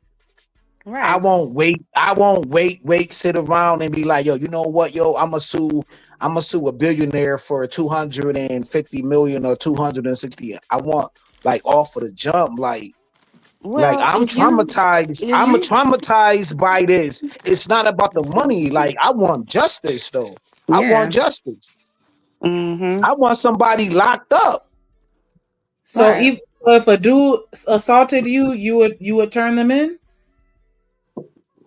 Hell yeah, I think that's the part of it where it's like me personally, not going to the cop. Man, yo, I'm telling, I'm going to Popo. I'm going to Popo, or I don't see, yo, I'm on the internet, but like, yeah, I'm going to the police. You gonna bend over and let me? How can the hood? How can the community call me a snitch and I got SA, bro? Yeah, lots of people are on the internet calling sexual assault victims those things all the time. I'm just saying, Kills, you gonna go to the police and you gonna let them give you that pull out the ass kit and do Oh, all that. nah, we ain't doing all of that. Like, I got a female doctor for all that though. I got a female doctor. Like But you've just been, I but had to you've get, just been ARG I had to get that procedure done for cancer and all of that, yo. But I had a female doctor though. You heard? but you traumatized in the hospital. Yeah, no, I'm traumatized. Not in a hospital. I'm traumatized that a 6 foot grown ass dude trying to get at me Right, but you and went to the ripping my hospital. clothes off. I'm not traumatized in a hospital. I'm traumatized by the experience of what happened. So No. That's not what I'm saying. What I'm saying is you're saying something about a female doctor versus, another doctor to check your booty for that. Huh? So I'm just saying if you're traumatized and you go into the doctor to get the R kit, that's what you said, right? Or am I confused? Chanel, can we no, use Oh, better so you're words, gonna go please? to it's the like, yo, doctor? you got a hearing problem. I was asking, were you going to the No, but doctor? can Nah, we you use not better words? asking. Because It's hold like on, when you, hold on, hold on, hold on, hold I on, won't hold on, go ahead, Kills, hold Dre. on. Can we use better words? Because y'all tweaking. That's her, bro. God No, I was damn. sincerely I asking could a understand. question. Nah, but I'm just saying, That shit is come not on, no man. sincere Just question, use bro. but or something Okay. else. But y'all, come on, man. The six. Like check your six. That what they say And in the yes, military. Shannon. I don't know what you mean. Watch your six. Watch your back door. You're a Oh. back Dorian, as Corey Holcomb say. Watch your back Dorian. I'm just saying I could understand why he wouldn't have gone to the police because it's not common for men to report those, which is why we don't even have Yeah. I'm just hey, throwing it out there to see do anything stick. but that's why we don't that's why we don't have those stats today because y'all get tight lipped and tight Yeah. cheeks. Oh, come on now, tight cheek. Come on, pause. No diddy. All right, That's I'm done. fucked up. Is an institution in Hollywood. He's not the type of person, if you were an actor, that you would want. You wouldn't want to be on his bad list. Their relationship started around 2019. The most serious incident, according to what we know thus far, is that incident where he was wearing, said he was only having, Derek Dixon said he was staying at Tyler Perry's guest house in Atlanta. He was only wearing underwear, and Tyler Perry apparently pulled his underwear down. That was back in 2021. It's now 2025. What do you make of the timeline that it took for Derek Dixon to come forward with these allegations if they're true? That's messed up. I don't even want to know why he was around him in his drawers, but I mean, I don't know if that's the thing that guys do. I'm just kidding. But yeah, like that.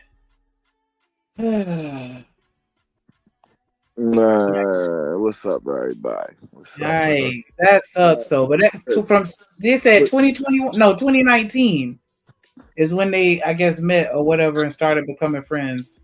I was about to say, do y'all not see the play here? Y'all don't see Yeah, the play here, man. yo, we all seen the play, bro. I just said it. I just This a said why he play, didn't go man. to the police. I just said that, bro. This It may ain't no. not be a play though. No, that's a play. Come on now. I was about to say you not about to sit there and tell me that Tyler Perry was doing a whole bunch of scrambling and shaking. I don't want to believe it. I ain't gonna believe it. We ain't gonna do that. See, you feel what I'm saying? When you a pillar of the community, when you the Medea, you feel what I'm saying? When you are Medea, it hit a little different. You feel what I'm saying? No, hell no. Yeah, Nope. Nope. what's Dexon net worth right now though? Yo, what's his net worth? Shit, don't I ask didn't know me. his name before this happened, so I can't Do even we? tell you. Can you look anyone up hear his me? when you get some time, look up his Yeah. net worth because all you gotta do is put two to two together. If he got like even if he got like, you know what I'm saying, like 15,000 in the bank, 50,000 in the bank, 60,000 in the bank, you know what he want? Yo, he want that money. Can anybody hear How me or much not? is net worth? We If hear he you, don't girl. got no M's in his bank account, he want the money. Okay. You know what? I ain't even Yes. gonna lie. We gonna have to put that as Chanel name for now on. That's Chanel name. Oh shit. Can anybody hear me? I'm trying How to did tell I? you. We damn How sure did ain't I gonna get get? it with the Chanel name. Is something wrong with my devices? I can't. I There's don't understand. always something wrong with your damn devices. You be talking, we dropped you and shit. No, we didn't. I didn't say. Yep. That's all, folks. Not this time. I didn't say anybody dropped me, but okay. That's what you normally say. Who dropped me? You have said that before, Who though. dropped me? Who I'm dropped trying to me, tell Pip? Y'all dropped me. it's going to be one of them names, bro. It's going to be the either can you hear me or who dropped me. You got to it got to be one This of should be rude. This shit. Hey, y'all hear me, motherfucker? Nah, but the only, like I said, the only reason why I feel like it might be a sliver of truth to what he's saying, because I just can't. I just find it crazy that he would even go this far, knowing that how the industry is going to perceive his actions. Because I just can't see him having any opportunities like that.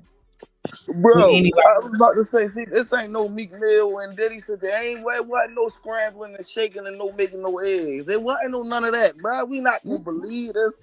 We gonna put this to the side, and we ain't never going. We gonna put this in the box, like you feel what I'm saying. Wish we could. So, why don't you?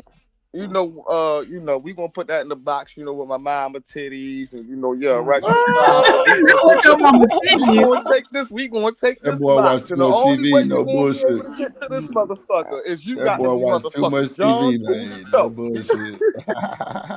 Hell nah. I put with the bad boys. Yeah. Yo, man, he got to go. No, I'm talking about. Yo, Cat Williams said everything gonna get everything gonna get exposed. You know what I'm talking about? Know what I mean? Everything's coming out right now.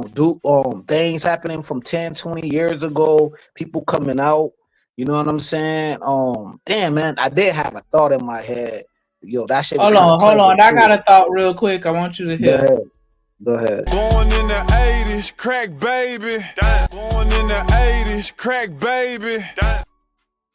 Yeah, that's Fergie down there. What up, Ferg? Cool. How y'all doing, man? Shit hard, boy. Yeah, what? That's it, boy. You know us crack babies. We finna sue. I'm just kidding. We finna sue. Oh shit. And everything right now, man. Hey, yo, right now, people are suing for anything. People are suing for anything right now. You dig me? Damn, is this the case where the guy suing Tyler Perry? Yeah. Yeah, it's unfortunate. Yeah, I mean, what you think, Ferg? You think he was sponsoring that man? You know what? Listen, man. All of that whole diaspora is coming down, man, one by one. And it's unfortunate. I mean, it is what it is, but YouTube has been revealing the truth. You can't hide. And it's going to continue to do it in people that we may have admired that are in positions that people sort of, I guess, congregate to because, our minds, we look at success based off what people have and not what people do. In a sense, we got to see it to say, oh yeah, that's successful, which most people will never achieve. So they live through that. But this guy coming out, listen, man, they go take down every brother that gets to that pinnacle. Tyler Perry was just on TV talking about how they begging for a seat at the table. He gonna be down in Atlanta building his own. That was at the funeral. That was at Angie Stone's funeral. Yeah, and I think he said it on the BT Awards last week. But still, look at everything now. Not even a week later, now he getting sued by somebody. Yeah, that's a fact. It's crazy. And he said a lot of things within that speech that he delivered at her funeral, or you know what I'm saying, her passing or whatever. You feel me? He said a lot of things within that. So I don't want to go. You know what I mean? I don't want to get drip show. So I'm gonna go mute. Huh? That shit cutting up, Kills. Fuck his shit. I think that y'all think this is the powers that be taking Tyler Perry down. Can he getting too big for his britches? I ain't heard nobody say that yet. I ain't heard nobody say that yet. How many times we seen this, Shanika? How many times though, bro? How many times, girl? Who Tyler Perry done pissed off, or he done linked up with with somebody studying Dr. Sebi, you know what I'm saying? I'm surprised they heard that. He was trying to buy out Warner Brothers or Disney or some shit. Like, you know what I'm saying? Like, No. That's what I'm saying. It's crazy. Dixon was a plant. Okay. That's what I'm saying. It's crazy work, man. If we gonna keep believing all these allegations, man, we gonna be allegations. I'm trying to tell we gonna be allegation until we can't take no more allegations. It's gonna be to the point. It's gonna be to the point where as though they gonna take the word allegations out the damn dictionary because everybody just gonna be. You feel what I'm saying? At this point, you ain't even about to sit there and claim an allegation or no, you're gonna be committing allegations at this point. You feel what I'm saying? Allegations finna be a crime. You feel what I'm saying? Everybody finna be allegating they ass in jail. Allegating is crazy work. Somebody come take Trey Mike real quick. This nigga crazy. He said everybody gonna be alligating. Boy, I'm through. Alligating, mystery, flirting. Listen, I'm trying to tell y'all, man. Listen, like I'm trying to tell y'all, right? You gentrify their mind, Trey. When your mind is gentrified. They're gonna be what? When your mind re-gentrified, you feel what I'm saying? You know, the allegations and the allegations, you feel what I'm saying? They all go together, you feel what I'm saying? So that is hilarious. You know, just make sure y'all re-gentrify y'all mind. You know what I mean? You know. I just feel like it's just hurting, you know, the people that are, you know, genuinely victims. Because, like you said, eventually, I think that people are going to get desensitized. And it is, you know, that's just going to lead to people not caring as much as, you know, we used to. I could definitely see that. Goal. That's the goal, though. That is the goal. Like, if anybody not paying attention, that is the goal to get to stop having the allegations be the end all be all. And at the end of the day, I was about to say, at the end of the day, I don't think that that's such a bad thing because I mean, shit, when you guilty before, I mean, when you already guilty and you got to prove your innocence, that's just something wrong with that off the break, just off of any allegation. Like, you know, I mean, shit, we need to be more desensitized to allegations anyway. If you ask me, I mean, personally.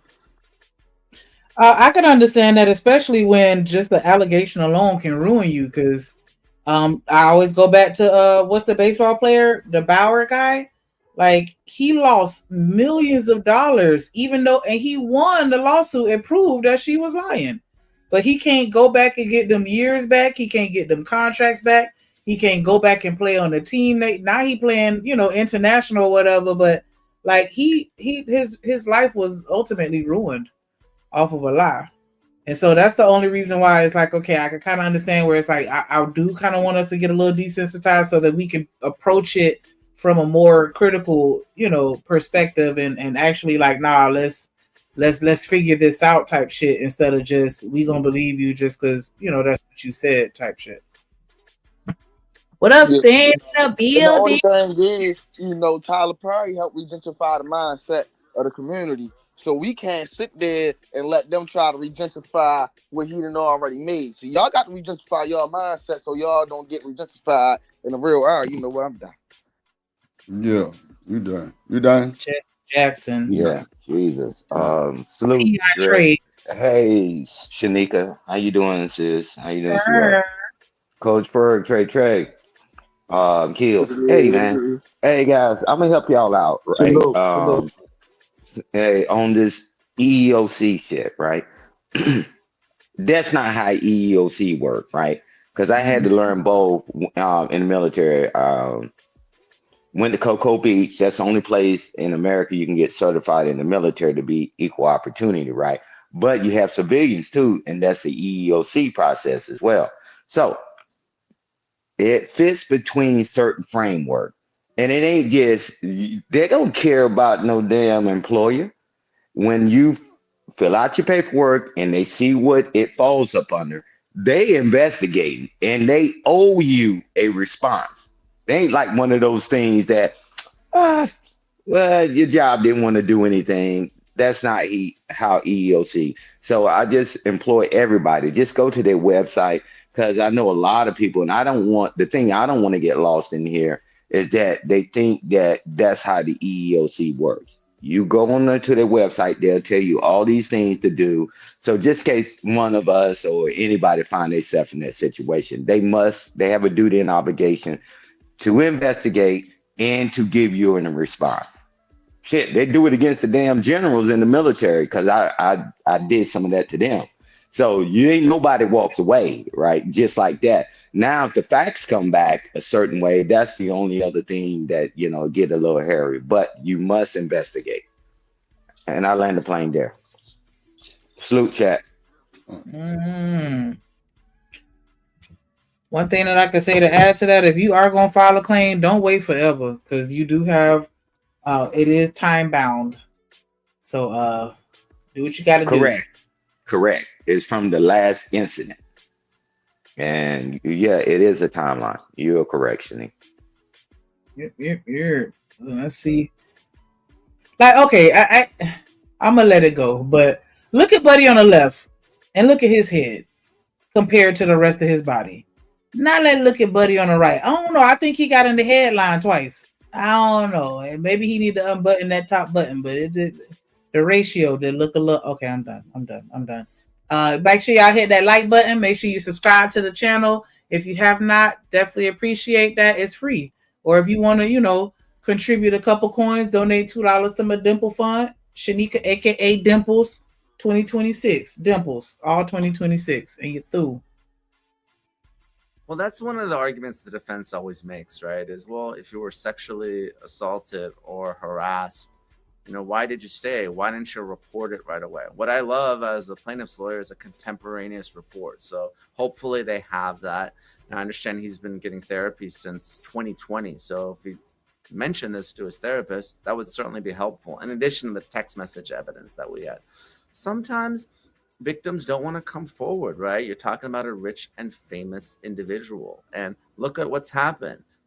Perry's lawyer came out and said, this guy's lying. This is a shakedown. This is extortion, right? They always go after the victim. And we don't know if the allegations are true in this case or not, but very few sexual harassment cases are reported or litigated. And oftentimes the harassers, they get away with it. So, if you read the lawsuit in this case, it's definitely meant for public consumption. It has those text messages embedded in, and it starts by comparing Tyler Perry to the Harvey Weinsteins and Diddy's of the world. And I'm not saying we've gotten that far, but those are serious sex trafficking, sexual assault allegations. Sexual harassment is wrong, and there is some sexual assault certainly alleged in this case. But sometimes people don't want to come forward because if you're a victim, you're going to have to really tell your story in a very, very public way. What is interesting, though, is under California law, he could have filed as a John Doe or a Jane Doe, and he chose not to. So I thought that was interesting. Yeah, what does that? So why you think he didn't do the Jane Doe? I mean, John Doe. I'm sorry. That was a grown-ass man. Nobody? Okay. I think that is, I forgot you can do just a John Doe. So people will know, because I don't know. I don't think I would have put my name out there.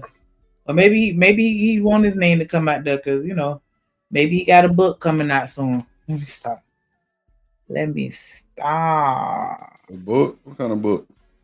I'm just saying, most people, they gonna have a book. Because it's like, why would you want everybody to know your name? I would have been, especially if I'm still trying to work as an actor, I wouldn't want anybody to know that it was me. I'd wanna be a Jane Doe or a John Doe. Don't tell anybody. Just give me my money. Hey, I didn't see Chanel. Is Chanel on the panel still? Yep. Yeah. Hey, how you doing, sweetheart? I didn't see you because I'm on my phone. That's okay. How you doing? I'm good. How are you? I'm doing well. Good. Thanks for asking. You're welcome. Yeah, you see Reese in the chat. She said, I didn't know whether that was Stan or 2 Cent speaking. Yeah. That's funny. I'll tell you, because in some ways, I could see if I was the defense to say Derek Dixon wants some notoriety. He's not a household name. He hasn't been in a lot of high-profile shows. He was in a couple Tyler Perry shows, but if you're the defense, and do you look at that he didn't file as a John Doe and say, look, this is proof that this was a shakedown, which is the term that they've used? Look, it's interesting. Obviously, the fact that he didn't file as a John Doe, that's not an argument that the defense can make. But really, and I've sued a lot of celebrities. I'm sitting here in Hollywood right now. I've represented some, but sued a lot more. So I've handled a lot of cases like this. Most of the time, the victims will come in, and when I explain what a lawsuit entails, they have pause, right? Like, oh my God, people are going to come after me. They're going to drag me on social media. They're going to call me a liar. I'm never going to work again in Hollywood, right? After making an accusation like this. And then I tell them, there are certain circumstances where you can file as a Jane Doe or a John Doe. And most of the time, the victims do want to avail themselves of that protection. Now, sometimes the defense lawyers, they hate it because they think that it allows the victims to smear the defendants. Even in the Diddy case, in the civil case, some of the judges have unmasked the victims. And obviously that's New York law and federal court, a little bit different, right? But in California, the protection is pretty broad. And most of the time, the victims do want to proceed anonymously to at least protect themselves and their families. When it comes to, and as someone who has represented people who have been in the seat that Derek Dixon sits right now, where they say they have been through something traumatic and they are going after a very strong and powerful person. You look at that $260 million number, the timing of this coming out. I mean, Tyler Perry has this show, it's a movie, Straw. It's the most popular Netflix movie of 2025 thus far, 50 million views in its second week. And then here's this lawsuit that comes out. The defense might look at that and say, well, you're being opportunistic. But at the same time, I mean, if you are suing someone powerful, how much does the timing factor into when you unveil this lawsuit? There is a PR component as well. Litigation is about leverage, and I would be lying if I didn't consider that. I've come on Law and Crime and I've talked about lawsuits, I filed against Kanye or Lizzo or any number of celebrities, right? Because it can put pressure on them to settle. Now, sometimes they dig in their heels and, that's what judges and juries are for. But if you are trying to advocate on behalf of your client, whether it's a confidential settlement demand, a mediation, or litigating it in the court of public opinion, it matters, right? I mean, you're looking at the Justin Baldoni Blake Lively case. That case is almost as much outside the courtroom as it actually is in the courtroom, because everyone cares about the reputation in Hollywood, and whether it's cancel culture or just bad press, it can force a defendant to settle. So that's a tool that you have to use if you're a plaintiff's attorney representing victims like this. How likely is it that the plaintiff's attorneys had spoken with Tyler Perry's representation ahead of this news coming out today? I think it's very likely. There's two types of lawyers, and I don't know this particular lawyer personally, but I could tell you that most of the time, a lawyer will send a demand, right? They'll send a demand, they'll enter into negotiations, they'll break down, and that's what will happen. I mean, in Cassie's case, there were, filing negotiations with Diddy's team, and they ran out of time. I personally don't like doing that. For me, if I'm going to take a case, I'm taking it because I believe that it's a righteous case and I'm going to file a lawsuit. I don't like to bark if I'm going to bite. But again, it's a personal preference that I have.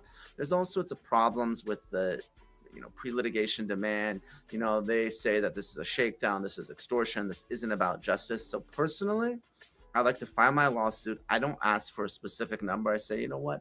I'm going to talk to the jury when the time is right, because that helps, avoid the defense's argument that this person's asking for $200 million and, he's never made, more than $200,000 in his entire life. I think he's saying the loss of earnings here is $400,000. Where you're getting at this number, it's astronomical. So, you avoid some of that bad press and that backlash by just filing your lawsuit and moving the case forward.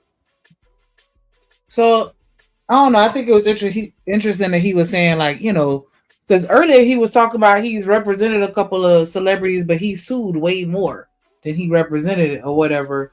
And he said that he takes the case because of, his moral compass, as opposed to, I guess what, again, I'm a pessimist. I would think that a lot of attorneys take the cases that they feel that they can win, and the cases that could bring them a lot of money, and the cases that are high profile, that'll put their name out there. and then after that, if it's a moral, thing that they, agree with or whatever. But I never thought of them prioritizing that. So that was just interesting to hear him say that. Like, what? I don't think that. Most attorneys ain't got no damn moral compass when they suing. They suing for money. Most attorneys make regular salaries. I say 80, maybe 80 to 100. They all looking for their big payday. It is what it is. It makes no sense. He's lying. I'm gonna tell you that. Yeah. They'll get you in court and they'll slander your grandmama's name if they could. Where's the moral compass in that? But just on Tyler Perry, I'm sure there's plenty of them. These, I don't know, man. I'm gonna be nice today. There's plenty of brown skins down in the ATL that'll be love to get some Diddy R rubbed on them and shit. The fact that this little white boy, he put him in his shows, probably showed him a great deal of respect. And you going for $250 million. How much is studio worth? $250 or more? I mean, it's like once we try to go big, all of a sudden, here come the takedown.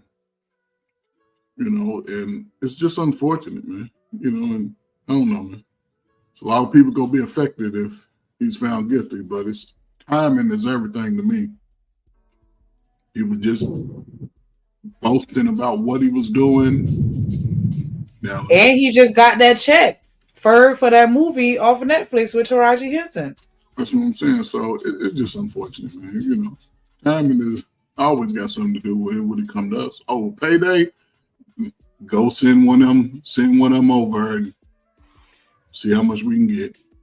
But do you think that this is kind of similar to the Cassie situation in the sense that, he probably been doing this for a long time and he just fucked around and found out and chose the wrong victim? Because I remember, I don't know, allegedly, what's the guy name?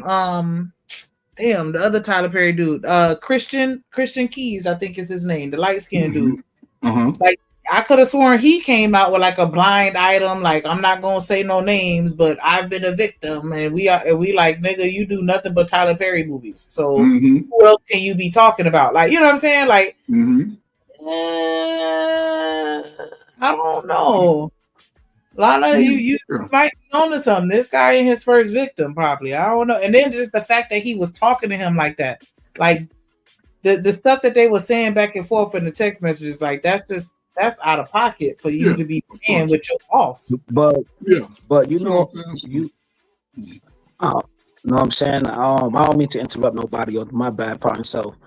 But do you think like this is the new drizzle era right now? Because I heard like the dudes like I don't want to say no names because I know Drip don't like that, but I heard a little bit about the drizzle era, like don't want to work. You know what I'm saying? Yeah. They want to be the house husbands and things like that. You know what I'm saying? And then they said like he a D-class celebrity or whatever the case may be. So he ain't really trying to push forward like that. He ain't trying to be a Russell Crowe. He ain't trying to be no Johnny Depp. You know what I mean? Or the world's. You know what I'm saying? So now it's the easier scapegoat. This to be like, you know what, man? Yo, things ain't going my way, man. I'ma sue, man. I don't care about nothing. I'm just gonna sue. Like, it is what it is. Cause I ain't hear no Pookie and Ray Ray's trying to sue Johnny Depp or Russell Crowe back in the days. I don't know. Maybe I'm wrong. Maybe I'm just reaching or whatever. But I'm just trying to like, throw something at the wall, hope it stick though. Cause that drizzle do got me be thinking about a lot of things, and the other side of the hand been created that wave. You know what I'm saying? But you do also have to factor in, the differences of the times, because you were saying you never heard of this going on back in the day. It's a lot of stuff that we really didn't hear about unless it made the larger media sources, media outlets, because we didn't have access to everything and everybody like how we do, being able to, with these smartphones and shit like that. Like, even though because you know, back in 2000, like everybody didn't even really have a phone with a camera on it. Yeah. Hey, yeah, Shanika. This is my thing, right? So, a lot of things been going on for many years, right? And a lot of times people just settle, right? We know the rules at a workplace. You know you should be doing certain things, right? We know it, right? Companies, they settle out of court all the time, right? For things that their employees do, right? And you know, and Hollywood or Hollyweird is no different, right? Because it's still jacked up human behavior. That's why I would say, welcome to America. Man, they settle out of court all the time. I mean, yeah, that's the stuff you don't see, right? And I'm just saying, man, you know, if in fact this went down that way, 260 million, that's a lot of goddamn money. But it's the compensation, just like that lawyer said, not Stan said. He said, typically what I do, I take it and you know, depending on who it is, he says sometimes they pay you before you go to court, and sometimes they dig in their heels, right? And if you think a lawyer has a moral compass, you have lost your damn mind. They get 20 to 30%. And hit the calculator, Shanika, how much 30% of 260 million? Ain't no morals for no damn attorney. They trying to eat. And like Coach Ferg said, that a lot of them making 60, 70, 80,000 dollars a year. They think just because somebody a lawyer, but they in $300,000 worth of debt.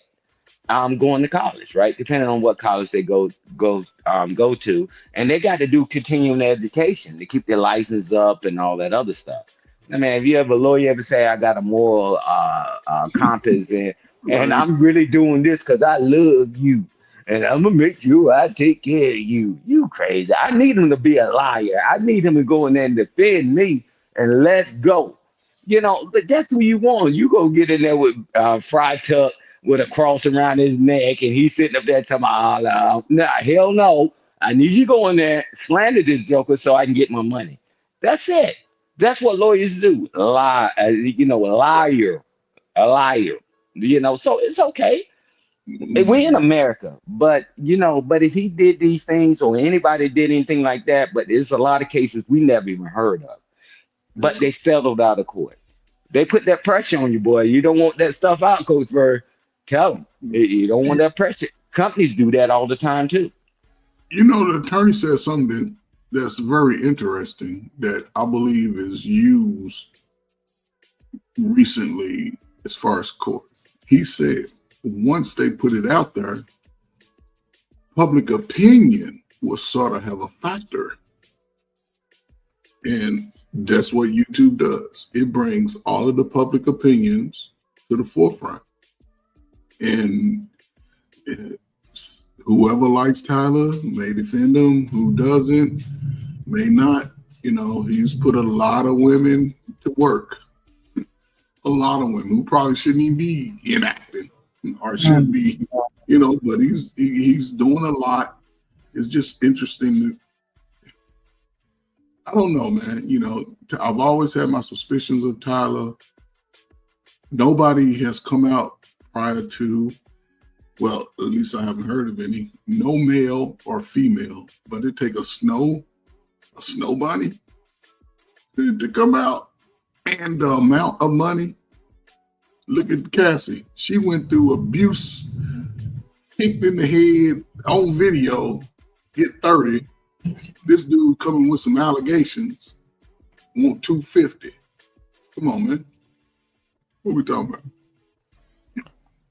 Yeah, and that's interesting, Coach Berg, is that see, because you whenever anything like this happens, people choose sides, right? Shit, Tyler Perry has buried some of the greatest, right?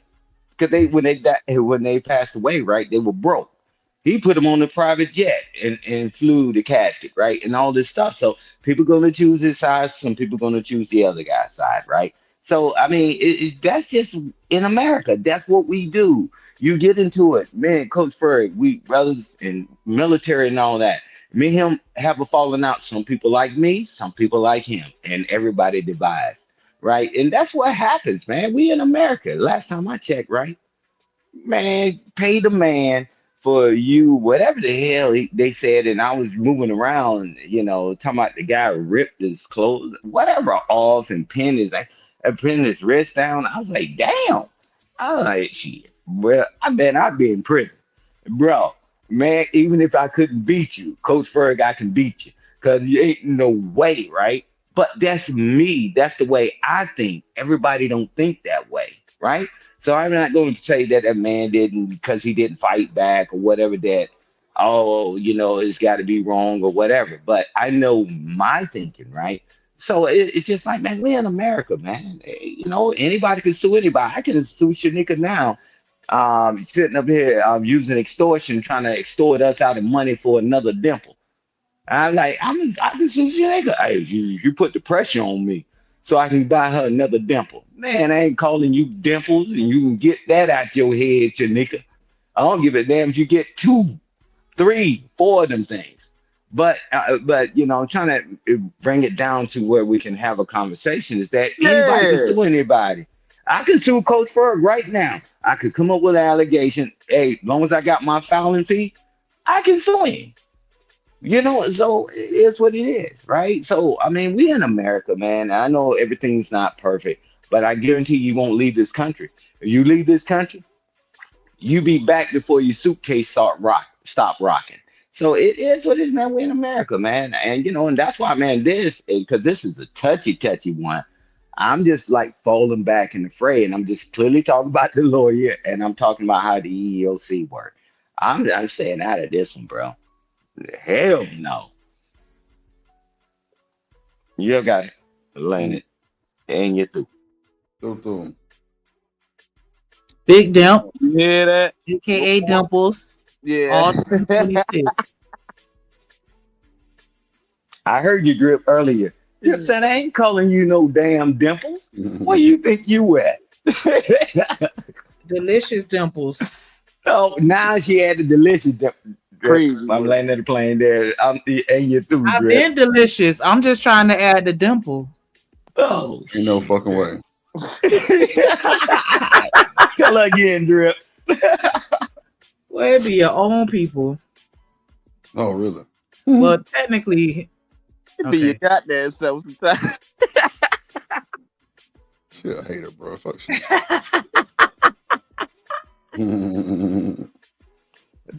Hey, Marcus will call it delicious. I gotta dimple. get that laugh. Man, she got a few of them guys will call it that, drip. But you wait for me and drip to do that. Not going to happen. Y'all gonna be calling me Dimples too. What you mean? Yeah, okay. All right. I You know how stubborn you you gonna, are. you gonna say Shanika and you ain't gonna get no response, and then you gonna say Dimples. And I'll be like, yes, what's up, boo? No. This is exactly why you can't give yourself your own nickname. Dang, that's messed up. Why I can't give myself a nickname? Why I gotta take what you give me? The bullshit we see. I was about to say because Lord Duke, and you know what I'm saying, Momo, you feel what I'm saying? That's just how I go. Welcome to America, Drip. Welcome to America, Drip. Drip nicknamed himself Drip, and I'm gonna nickname myself Dimples. And No, you threw. Drip ain't nickname himself Drip. See, the thing was, he was walking around in Houston one day, and then he was like, "Hey, Drip," and then it was raining a little bit. That's how I had it. Right. Really? So you got to do the R&B music video? Soda on the side. Chicken noodle soup. Oh, okay. Whatever. Okay. There you go, Drip. And with that, considering Dixon is he's not a millionaire, he's certainly not in the same financial category as Tyler Perry. How much money does it cost him to keep this going if Tyler Perry wants to fight back? Well, these cases, we handle at our firm on a contingency fee basis, which means we're not getting paid hourly. We get a percentage. So if we take a case, we believe that we can win and we can collect. So most lawyers who handle these cases work on that basis. Some of them will charge hourly. The reason we do this is that way we sort of have skin in the game and we're working side by Play side. that other one, Shanika. Because you're right. It can be very, very expensive. Very, very The expensive. other video. Body with dress. Okay. Writing more stories about black men who do things like this, or have you already been writing stories about things that you are attracted to? Let's talk about it. Y'all already know what time it is. I got the black feet. Oh. Ooh, child. Shout out to the King of Reeds. King of Reeds. With the ombre dreads. I know that's right. He got that 2733 mix on lock with the little highlights. I love it. Huh? Okay. I'm talking about his dreads. It's like something my sister did. They're ombre, which means they go from one color to another. And on the ends, there's two different shades of blonde. There's the lighter blonde, which is the equivalent to a 27, because the 613, as you always like to quote, is platinum. See, I'm learning you right now. Yeah, learn that motherfucker. Learn that motherfucker. And the strawberry blonde, that's closer to a number 33. It's like a strawberry honey blonde. Like, yes. Yeah, fair use for the drip. Man, Yes, I don't fair want you to use. be giving us no class on no damn man. Hey, you air better or learn that woman. way. When I tell you to get me that hair, you gonna know what I'm talking about, Stan. Shanika, if your son walked in the house with his hair this way, how would you feel? What do you mean, like with them dyed blonde? Yeah, with With that the guy, highlights? he's 21. Because both of my sons have dreads, right? But they have wicks. Like they don't like them to be neat or too groomed. They like the, you know what I'm saying, like that South Florida swag, right? And I told y'all, I said one time before on the previous stream, like my youngest son, he wanted the pineapple or the palm tree where it just one big lock going up, and I was like, nah, we can't do that. But you know, I let you do the little lock sort of. But anyways, they wanted to. My youngest son wanted to dye his dreads, and I think he was trying to be like, what's the rappers? Like I think it's a Trippy Red, and like you know, they got the little and anyways. But now you know, you see a lot of color or whatever, and I put some temporary hair wax in there. And you know, let them play around with it, but I don't know. I feel like his is like the male version of a buzz down, the way that he wearing it. I was about to say, I ain't even gonna lie. The males down their hair started getting popular since Chris Brown did it. After Chris Brown did it, they crazy. Dang. It's my generation who started the head. That's why I know. I don't hate it. I think that is all on how you do it. And I'll just say that because I've even seen some guys that painted their nails black. And I didn't automatically assume that they were gay. Even though that's normally my first thought, and it just ended up being my second thought. But like that to me, like, and I know that seems, you know, extreme or whatever, but I don't know. I do appreciate that, you know, the younger generations are you know, pushing the envelope a little bit, you know, and not necessarily their nails. Hell no. Hit them the daggers. Okay, I'm on mute. Don't polish your nails, boy. I'm not pushing the envelope. So you saying pushing the envelope of? Hold on, I just came back from the store, so I missed a lot. All I heard was don't get into it. Don't get it. No. I've seen some guys. That ain't happening. We ain't I'm just saying. Polish that. No, we gonna push past that envelope. That's Okay. You're right. Hey, Coach Ferg. Coach Ferg, you still here? Coach Ferg. Hey, but watch this. It's amazing, right? George Jefferson, I remember watching him, growing up. We're like, man, won't he just let that hair go? Now, I'm looking now, fast forwarding to now, how these jokers got all of them shit locks in their head. And the goddamn hairline is gone. I'm trying to figure out how that works. Who? That's so funny because my grandma called them shit locks. But what happens is, from my experience, right, because I used to be a loctician, whatever. And so what they do was happening. They're getting those, what do y'all call them, edges or lineups or tapes or whatever around the perimeter of their hair, and it's slowly getting pushed back, and that's what's ruining them. Okay, thank you, thank you for breaking I it know down I because I used was wondering. Go ahead, bro. Go ahead. Nah, yo, I don't want to cut you off, yo. But Shanika, I remember, right? Because it's some trash barbers where I'm at, right? And like I already got a big forehead, right? And it's like they always keep pushing my lining back. So what I used to get back in the day, like maybe a couple of years ago, I used to get like that what it's called, like fibers. Like that fibers they put in your hair, or like They that spray spray or whatever. Yep. Yeah, I know what you're talking about. I used to get that, but like you said though, it do make your head bad because now, shit, I'm rocking a bald head. Nigga, you that fiber shit is like the Bijan on steroids. See, I That's ain't know wow. that. You the first person that I've met personally that actually did that. Like, okay, Yeah, I didn't know. I did it. No, I don't want to. Yeah, but go ahead, Shanika. No, I was just saying I didn't know that niggas was really doing that. I thought that was more, other people's shit.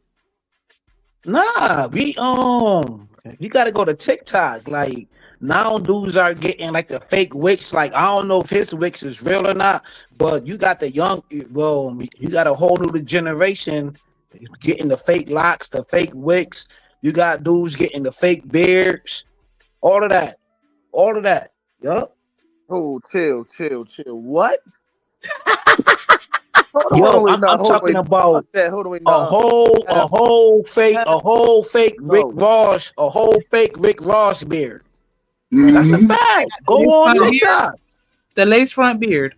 Yeah, dudes got fake beards, fake hairline. Yeah, a lace front Rick Ross beard. I mean, I know that dudes used to wear toupees, right? So I know that's not super far fetched, but the fake beard though. Yeah, the fake Rick. Yo, for real, that's work. Take his beard off and put it on the nightstand. Like what? Oh wow! Now you extra. Read all about it. Listen, if you meet a guy over 50 and he ain't got no gray hair, that shit fake. Oh yeah. Or they use they're not just dyeing it.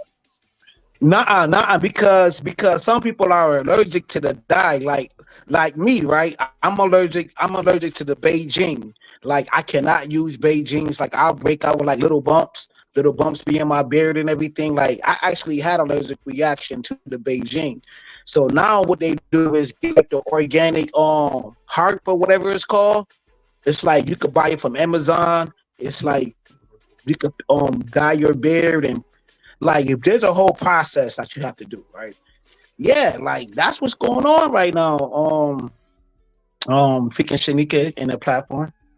So when you bought your beard, no, like I actually have a beard. Drop the link, kill. Drop the link.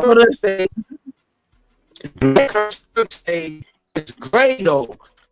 What you do is like go to the barbershop. You cyborg. Thanks for T-Pain. You feel me? Hey, Shanika, thanks for breaking that down for us. And I'm gonna say this so you can hit play.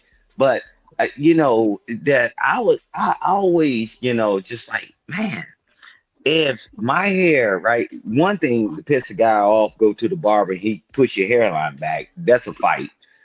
Two, I was like, how this Joker hair is in the middle of their head, and I ain't talking about old buddy. It just made me think, why would you have all that? Because Stevie Wonder, same thing, all them years. Man, let that shit go, bro.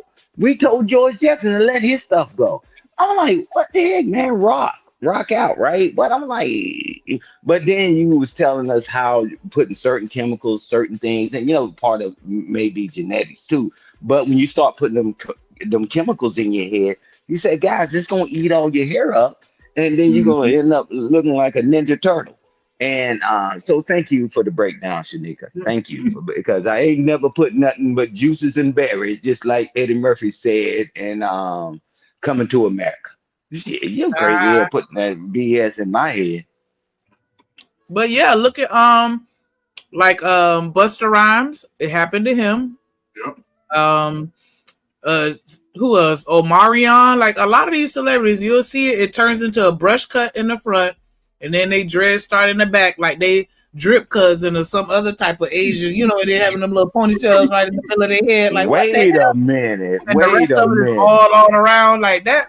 That was always been an interesting, style when I used to see them on the kung fu movies. But yeah, that's what happens. Keep going back because no barber is perfect. Well, I ain't gonna say no barber is perfect, even though I do still mean that. But like they just naturally are gonna go back. Oh, especially over the years, like they can't help it. Like they gonna fuck up and push it back, farther and farther and farther, and then eventually the dreads is starting behind your ears. Yeah, if you don't know what he's doing, be hating. And people, when you've grown your hair out so long, it's a part of you. You have an attachment to it, just like with women. You see how we act when we just go to get a trim. You know what I'm saying? And y'all act like that too. The guy, especially dudes that have like a lot of hair like that, they can't just cut it. You know what I'm saying? Like it has the sentimental value, and they don't want to let go. But see, at least nowadays it's gotten better because now you have people that can reattach locks, so they'll just cut them all off. And they can reattach it with a crochet needle, and And so Shanika, since you shot at my brother, hit play please, because we got something to talk to you about in the disco. You just made a shot at my brother, so Drip, yeah. So hit play please before we both get fired. We got to talk about the Tyler Perry lawsuit. A $260 million lawsuit has been filed against Tyler Perry by his former actor who has played in 2 of his shows by the name of Derek Dixon. Now, Derek Dixon is suing Tyler Perry for harassment, all of the things. To summarize the lawsuit a little bit, Derek Dixon is accusing Tyler Perry of using his power and his influence to persuade him and groom him to have a relationship with him, and he has not been interested. Now, interesting enough, there is a character that Derek Dixon played by the name of Dale, and he was a small town homosexual white guy that was using his looks and was a S worker to provide himself a living. Basically, the character was a S worker. Like they were doing S work to survive. And from what is saying in the lawsuit is that Tyler Perry wrote that because of his interest around a person like that. No.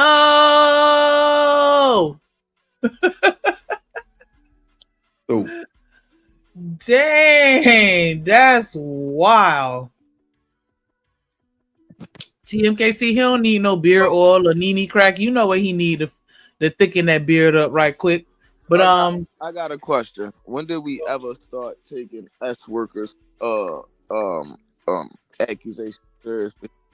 I'm just saying, I don't. If you're an S worker out here, man, you selling yourself for that. You feel me? So what the hell? You feel what I'm saying? It's like, all right, so you gonna sell yourself, but then somebody took advantage of you. What the fuck? I don't want to hear that. So you don't think you can be SA simply because?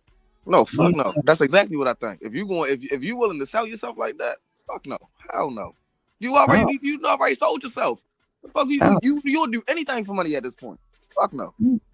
Hold on. So you saying that he sold his soul when he played in that movie as being a sex worker? I'm just saying, because if this dude, okay, hold on, let me put this on the table, to the panel, to the chat, to the playback, right? What's that dude who played in that movie 3 Strikes? And like like he was in a hospital.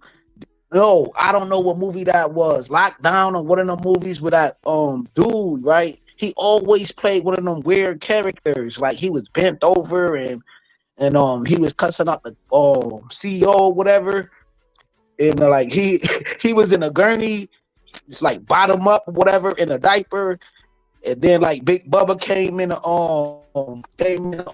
whatever. Y'all know what movie I'm talking about? I don't know what the fuck movie your ass talking about. That light skinned dude, man. And he was on Mad TV too. Shout out to T-Pain. He played in Three Strikes. He played in Three, and he played the movie called Lockdown, man. With old boy like lost his son by the cops and whatever. Then he had to do some time in prison. His homeboys. You talking about the one with boys? Did his homeboy? Yeah, like his homeboy got locked up, but it was like I was about to say we. I don't know what the hell you talking about. Just Google it. At this point, it's over. I ain't even gonna gotta find lie. it. I gotta find it. Between that and your Mike cyborg, like I'm really never gonna figure it out. And then you're giving me the bare minimal of clues. Like, yeah, the movie where it was raining every day. What? And then I was like, man, the movie called Lockdown, yo. You never seen Lockdown, yo, with Master P? Master P played in the movie. No, nobody watched Master P movies. What are you talking about? Oh man, whatever. Or maybe they did. I don't know. I didn't watch any. Lockdown, lock up, some shit. You gotta know one or the other. You need to know either the name of the movie or at least the name of one of the stars in it. Man, I just said Master P is a star. But what the hell? Oh, Master P. Oh, okay, you're right. It's called Lockdown. Hey, yeah, basically please. What it is right? Actors are actors. That's one thing, right? But when this is your known profession, like when you're known to do this, man, you can't tell me that somebody took advantage of you, because at the end of the day, you've been willing to get taken advantage of this whole time for money. So what are we talking about? Trey. Hold on, wait. Let me ask them this real quick. So, do you think everybody that's a sex worker is a choice they're making? I was about to say everybody that's a sex worker. Mm-hmm. This is a choice that they are making. Hey, shit. I mean, everybody. No, I mean, it's definitely trafficking out here, right? But the people who have access to social media and coming out and suing and doing all this, they was doing that on their free will, because the people who don't, I was about to say, because the people who are actually getting the talk, they don't have access to lawyers and stuff like that. You know what I mean? That's just a fact that they waiting for somebody to say. That's a fact. So, but everybody, we don't even have to put sex workers in that box, but everybody that ends up in that world, you think they're doing it of their own volition? Shit, it's America, right? Mm-hmm. Yeah, it is. But I don't know. I guess I always look at it from a different lens just because of the work I've done. But I've sat in many courthouses where many mothers have trafficked their own children, or people shooting up their 12-year-old with narcotics. What choice is there in this? Is really what I'm getting at. So when you sit around, and I'm not shooting shots at you, I'm just saying, if you come from that or don't come from that type of background, and you make a very close, like I said, those people who ended up in that life don't have access to lawyers like that. That's what I'm trying to tell you. How do you decide who is who? So if I tell you about the 12-year-old who's now 26 and a sex worker, and she says that someone ordered her, we can't believe her simply because she's a sex worker? Because at some point somebody put her into this business, and now she got a pimp, or she's strung out, or whatever's going on with her. This is the line of work she's in.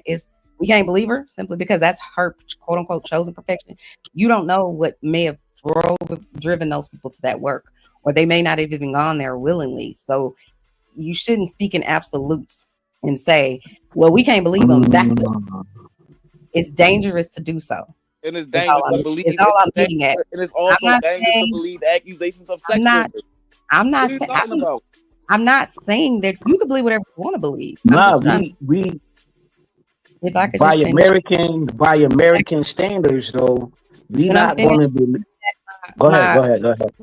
You can attack everything I'm saying, but I'm just saying that you got to think beyond what's right in front of you, and you got to think. You never know how many people in the chat that might be something that they experienced in their life, and then you're up here saying, or maybe they went through something like that. Well, I don't believe them simply because that's simply that job that they took, and they doing it as if that is something that they willingly is either did or is doing. But go ahead. And Not go ahead, bro. I was about to say it is very dangerous to believe accusations of people who are getting paid to do what they're doing. I mean, I'm just saying. I mean, listen, when the majority of these people come out and they, like the majority of the people who come out and want to tell a side of the story, they was willing participants for the most part. You don't really hear about, you feel what I'm saying, people that was unwilling participants coming out on social media and talking like that. No, that shit happened in the courtroom. So you're under the impression that whenever someone has been essayed or sexually assaulted, they all go and report it, and it comes out in the courtroom. We all know that that's not facts. That's why I said they would. That's why I said most people are waiting for somebody to say. People usually don't even report it, is what I'm getting at. But simply because you're in a certain line of work does not. Yeah, and she would, because right. That you could essay it is all I'm saying. I'm certain that many sex workers you chose that profession, you know what I'm saying? And then you got a pimp, but every pimp is really not a pimp. Every pimp is not no Andre Taylor or one of these pimps who we seen in American Pimps or whatever, who really told you the ins and outs of the pimp world. Like, that's a case by case scenario, because she's going out there doing her thing and bringing him back the money.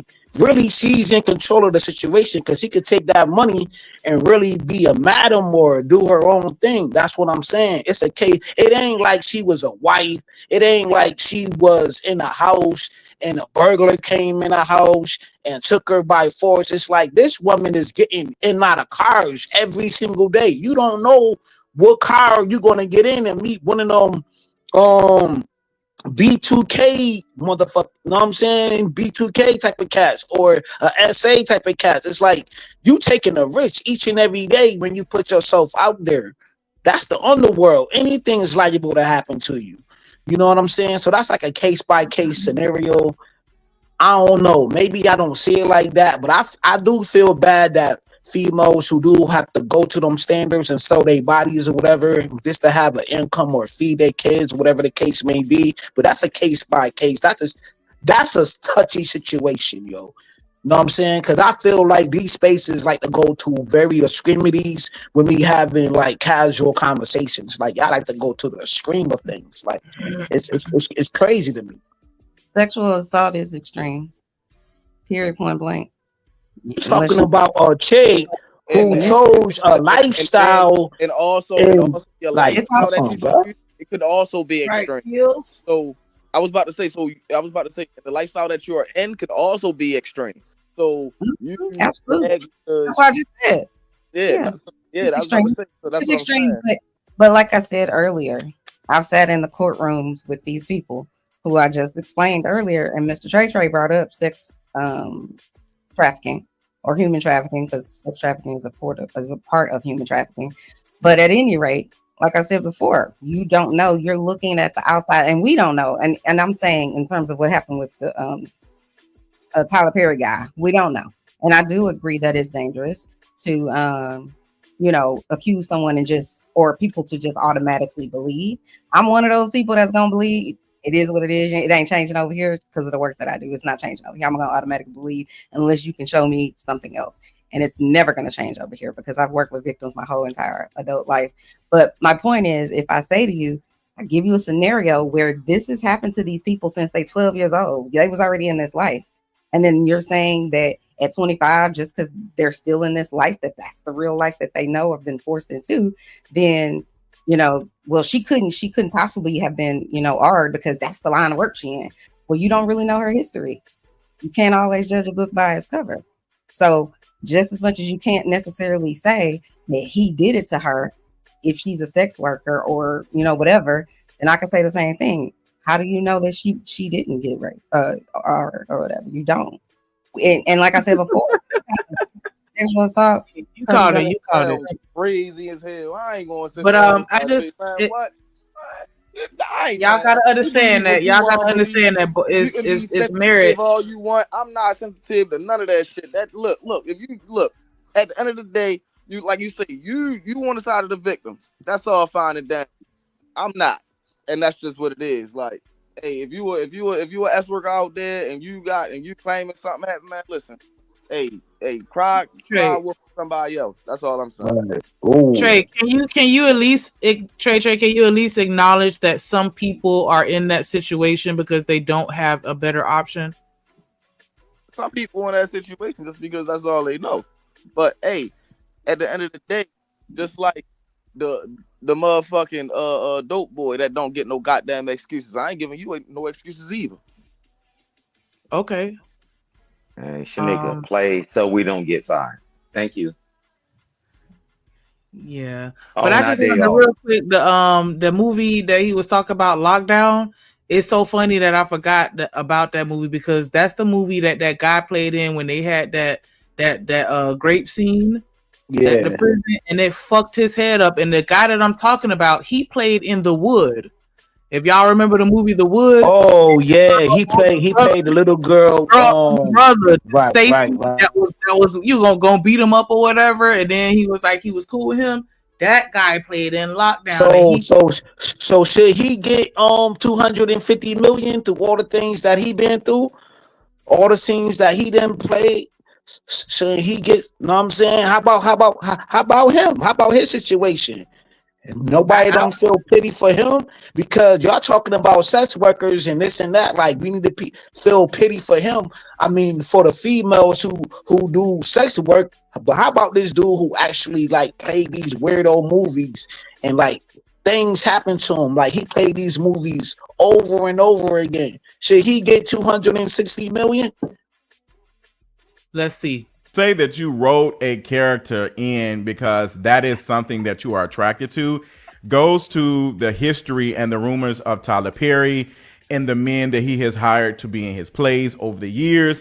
There's an infamous episode on the Boondocks that was taken down because Tyler Perry was not happy with it. And in this episode, it was supposed to be Tyler Perry, but it didn't use his name, but the similarities were there. You had this character that started off doing plays and started doing movies and dressed up as an old woman named Medea and all of the things.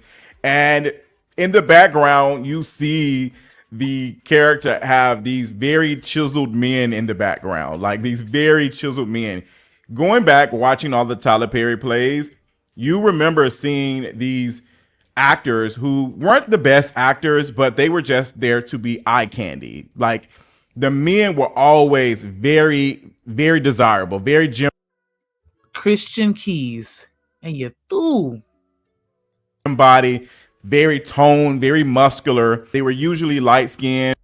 Never had a shirt on. Like, why is it for 3/4 of the play you topless? Child. Or dark skinned. Like that was something that was joked about a lot. And some can argue that Tyler Perry did this because he was trying to get black women in and watching the plays and they want some eye candy. Very well could be said. I mean, it could be argued. That very well could be argued. And seeing that this is not the first instance of a rumor of Tyler Perry having some type of attraction with someone who worked for him, the live stream that Christian Keys did 2 years ago, back in 2023, where he talked about someone very powerful, a billionaire, taking advantage of him. And he did not release a name, or he never said a name, but he said it's. He ain't shit for showing the video clip of him crying. You were supposed to show the video clip of him on stage of Two Could Play That Game. No, it wasn't Two. Damn, what was the one we saw that he was in? I forgot. But he was supposed to show that clip where he was walking on stage with no shirt on. Are you going to show the man crying? Stank ass. I'll be trying my boo. Show the best of him. Lord have mercy. I said what I said. Somebody that y'all knowing, somebody who y'all respect. Now, he never did say Tyler Perry's name. And when people asked him, he said he's not referring to Tyler Perry. He said that shortly after. Now, some people can speculate that he was paid off. Some folks can say maybe he was paid off for his silence. But, you know, these things do not happen out of nowhere. They do not happen out of nowhere. I'm not concerned about Tyler Perry being queer, all of the things. I just do not care about that. What I do care about is someone who's been accused of using their power. Like, you've been profiting off of black women pain for the longest. And to find out that you're using the profits off of this to now get men opportunities that you want to sleep with. Like, yes, this is an accusation. I'm sorry, but is this not what men do? Am I tripping? Like, I thought that was the playbook. Okay, I'm sorry. I'm tripping. I'm tweaking. Derek Dixon hasn't been to court. This is a lawsuit. This is not any charges or any of this. This is just a lawsuit. And he's bringing forth text messages. I always say this, text messages don't really tell much because someone can change a name and make it seem as though they're the person who is texting or who was being sued or being accused of things. They can lie. Somebody can just be texting and pretending to be said person. But the conversations in the text message, I'm not going to hold y'all. Looking at them, it really does come off like this could be Tyler Perry. This comes off like it could be Tyler Perry. Or it could be AI or one of his regular ass friends, like you said before. I wanted to ask that question about that. So like he said, you know, text messages can be manipulated and you can change your name or whatever in your phone. But wouldn't you been, I'm assuming your attorney, if you've been in a lawsuit, would go to your I guess your, what do you call it, phone company? Get what number or something like that. Unless it was like authentication, like authentic. But like they also have metadata where they can pull that information without even needing your phone records. Oh wow! Well, and they might all also that is stored. Like when you take a photo, you ain't never looked at the information that be stored behind the photo. Yeah. But I was gonna say, if they have one of those phones, what are they called? Where it's like burner phones or whatever, then they might not be able to go get it, or I don't know. But I was just wondering, wouldn't that be the smart thing to make it authentic or to authenticate it? Yeah. That's what the courts is for. Yeah, I'm sure they've already done that. If they got this is official. That's what they presented in court. Like, so what I'm saying, so this is already going up. Oh, okay. They submitted to the court. Right? Well, yeah. Excuse me. Thank you. No, I was only speaking about how this YouTuber is saying that it could be manipulated. So that's really what I was speaking to, not necessarily the case. Until you file a lawsuit, the courts, they got people in place and they'll make sure things is good, not good, or whatever, right? Because a lot of stuff get thrown out too, but a lot of stuff get put in, right? Why do you think when you watch the first 48 hours snitch, they say, I want to see it in your phone? There's a reason why they say, yeah, you can have my phone. And then they just leaves and give it to his analyst, right? They got stuff in place, man. It's 2025. We'll see when it goes to court and get adjudicated, right? I ain't saying the guy lying or telling the truth. It's like, hey, you did it, man. You did it, and you caught. You know, don't go say, Stan, they got us when you pull up with the handcuffs on you. They don't have me. Man, good luck. Shit, we ain't got us. You know, so it's just like, man, I ain't gonna get my blood pressure raised up on that. But I don't want to go backwards, but I didn't know that the things happen with old Christian. And I don't know what it means taking advantage of unless we're gonna use our dumb brains and say that mean this, right? Who knows, right? But he's been in 1,000 of them damn movies. I'm like, and he's no little guy. He ain't no little guy. I'm like, okay. So I'm just like, what does that mean, right? But like I said earlier, a lot of people settle behind the scenes and we would never know, right? But due to, some of the things, some people come out and they'll talk, but people make deals behind the scenes all the time, man. Let an employer fire you and unjustly, and you say, I want to come back to the job, but you're gonna pay me this. And they say, okay, and you don't tell anybody, right? So it happens all the time, man. So welcome to America, Jesus Christ. Okay.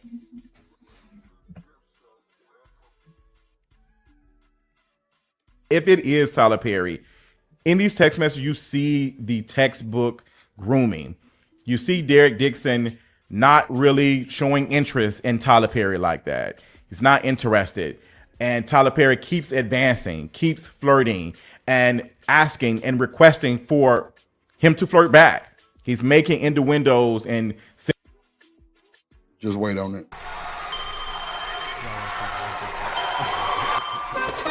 Drip Nation, let's go. Coming to the stage.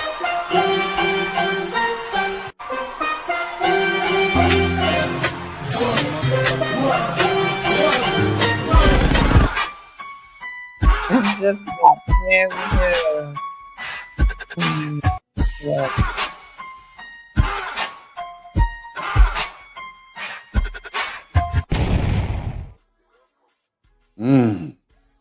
I'm not Fire, fire. I said what I fucking said. Yeah. Right. Love it, Drip. Play Love one more it, Drip. time. Yeah, I said Drip Nation, let's go. Coming to the stage.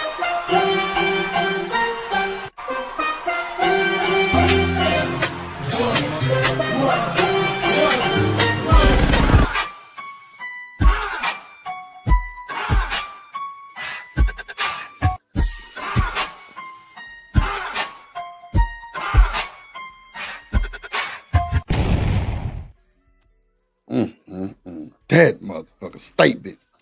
That Give shit cold. statement. Said That what the shit fuck cold, I said. you heard me? That shit Said cold. what I said. Yeah. Yeah, I got it. Yeah, I had to make a statement real quick. Hey, man, nah, that's perfect, bro. That's perfect. Hey, but I'll say this real quick, right? In America, right? So when we get to the point where you can make your own decision or not, right? And I'm telling you, right? People do wrong things, right? So then when do you have autonomy, to do what you want to do, right? Make whatever decision, choose what job you go to, whatever you decide to do. I want to be with this woman and not that woman, or I want to be with that man and not that man, right? And if you do something wrong, man, it's wrong, and man, you got the right to sue, right? That's what make America the way it is. Yeah, but at what point does now you want somebody to tell you what to do? I'm like, I don't know. What America y'all want to see? America. Somebody telling. Go ahead, bro. I'm confused. Nah, yo, because you got some valid points, right? Like I just read the freaking Constitution, right? I never read that shit. I never read that shit in my life. Give me liberty, give me death, or whatever the case may be. You know what I'm saying? Now I'm watching people coming for the most powerful men's in the world, but like we never yo, fam. All we heard was just from word of mouth. Like, yo, this could be going on. You know what I'm saying? Hollywood, backdoor, because like I had to come to YouTube and really understand what was really going on. When Tommy was talking about watch this movie called Open Secrets. You know what I'm saying? I don't know if it's still on YouTube. That's what I started learning about Hollywood and everything that goes on with that, and watching with the young dude what he went through, like in Home Alone and everything like that. You feel me?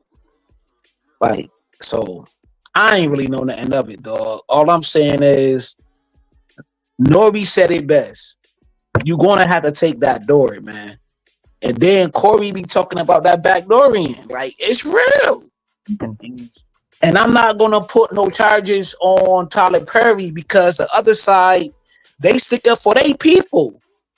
They stick up for their people no matter what they do, bro. They don't protest about it. You know what the other side do? Be quiet about it. What we do right now is being vocal about it. But the other side don't say nothing. But they hold their people down quietly and what they, you know what I'm saying, influence. Be more vocal. So I'm on mute, man.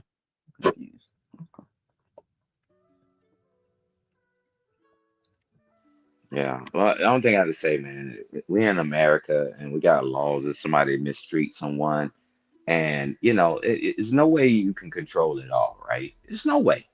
Because if I tell Chanel, hey, I know you want that promotion at the job, but she decided to sleep with the director. And then when the director don't give her the job, and then now she say, I'm a sue. You can do that in America. So just thank God you in America. I mean, man, because if I tell you don't do it, and you say, saying I do what I want to do, I'm grown, and then when you get burnt, and then you're gonna say he lied to me, I'm suing, or vice versa. It happened to men. They even make movies about men that the women was doing that to them. Man, we in America, man. You better thank God you got the court system where you can go and you can sue, right? When somebody renege on the deal. So I mean, you can't make people do anything. You said me, yo. Fuck. Yeah, like renege, like when you be reneging in spades, you know exactly what renege and make men drip lose the damn game because you did the wrong book, and Yeah, then that's a fact. That's a fact. That's yeah, a fact. but That's a you fact. can't control it all. But thank God we got a court system where you have the ability to sue civilly or criminally, right? You better thank God for that because that's what Right. America is. You think that you can make every choice they tell you to do something. You say, I'm gonna do what the hell I want to do. I know my rights. Cool. You do it, and then you can go sue. You chose, but you did it. Okay. The person was on top of me, and they had my life dangling on the string. Cool. It happens both ways, men and women, right? We get that. But you can sue, right? You can get redress after that. I don't know where the perfect utopia place exists. Please tell me, and I'll never go there because I know that's a lie. Is that if nobody can tell you what the hell to do, and then you do it, and then you say, hey, I can take you to court because I chose to do it. I know what you were doing, but hey, you shouldn't have done that to me because you the person in a dominant position. I dealt with that all the time in the military doing the EO stuff. It's just that that you better thank God we in America. And I land the plane there. Yeah, I'll agree. I'll agree with that right there. But then my thing is at a lower level because I don't know nothing about all of that right there. You know what I'm saying? How to sue and all that. Like that ain't my thing. I don't do none of that. My thing is what I seen on YouTube. I seen this man Tyler Perry talking about Angie Stone royalties, masters, and all of that, and he gonna try to get that back. And like now this thing came up. You know what I'm saying? He said it verbatim right there on the stadium. Like, yo, I'm about to look into that. And we know what happened when you start talking about masters and all of that. You know who the head honchos are. You know what I'm saying? And you know that he's vulgar about a lot of things, bro. Call him, okay, his movies is whatever. He dressed whatever, but he's vocal about a lot of other stuff too, though. He's very vocal going against the system too, as well. So you got to put that out there too. You know what I'm saying? And he got backing power. And he a billionaire. So you know he gonna be more vocal.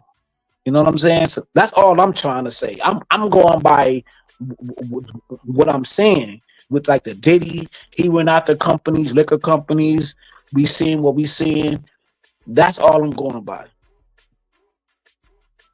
Yeah, because with me, I know I'm in America. I guess a lot of people not living in the real world.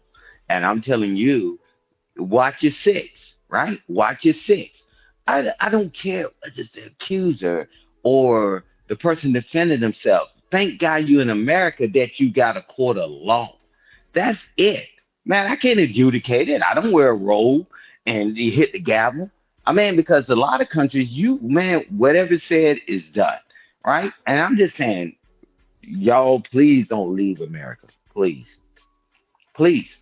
Because if somebody do something to you, you can go to court. In them other countries, they say, hey, yeah, right. Hey, Drip has traveled abroad rather, and Chanel has, but she be on the resorts. And but I don't know if y'all heard the story with Drip when he said he traveled abroad and what went on with him in that damn country. And I'm telling you, is no better place than America. You know, you can accuse people of this. You can defend yourself. Other countries, you accuse somebody, you done. I don't care who you are, right? It's just, man, just don't leave America, please, please, y'all, please don't leave. If y'all go over there talking that clickety clack shit, your ass is done. Stay in America, please. And if you do travel outside America, stay on the resort, please, because that American mentality that you can do what you do in America over there, man, they did that to soldiers, and we over there, and they told us, hey, you got a brief, you got a bunch of briefings. One of it is the law and the customs, right? You better obey their laws because you get your butt in a situation, hey, you ain't got enough ass for us to negotiate on your behalf. So it is what it is, man. We in America. We in America, and just stay in America, man. Man, I'll never complain about America, but hey, man, I love America. Shit, I gave 35 years of my life to it while you was sitting on your ass, taking the fruits and labor of this shit. I love America. And my father did, and other people have that I followed their footsteps. Don't put that jacket on me because I ain't said nothing negative about America. I said you thank God you in America where if something happens to you, you can go get help. In them other countries, there's no 911.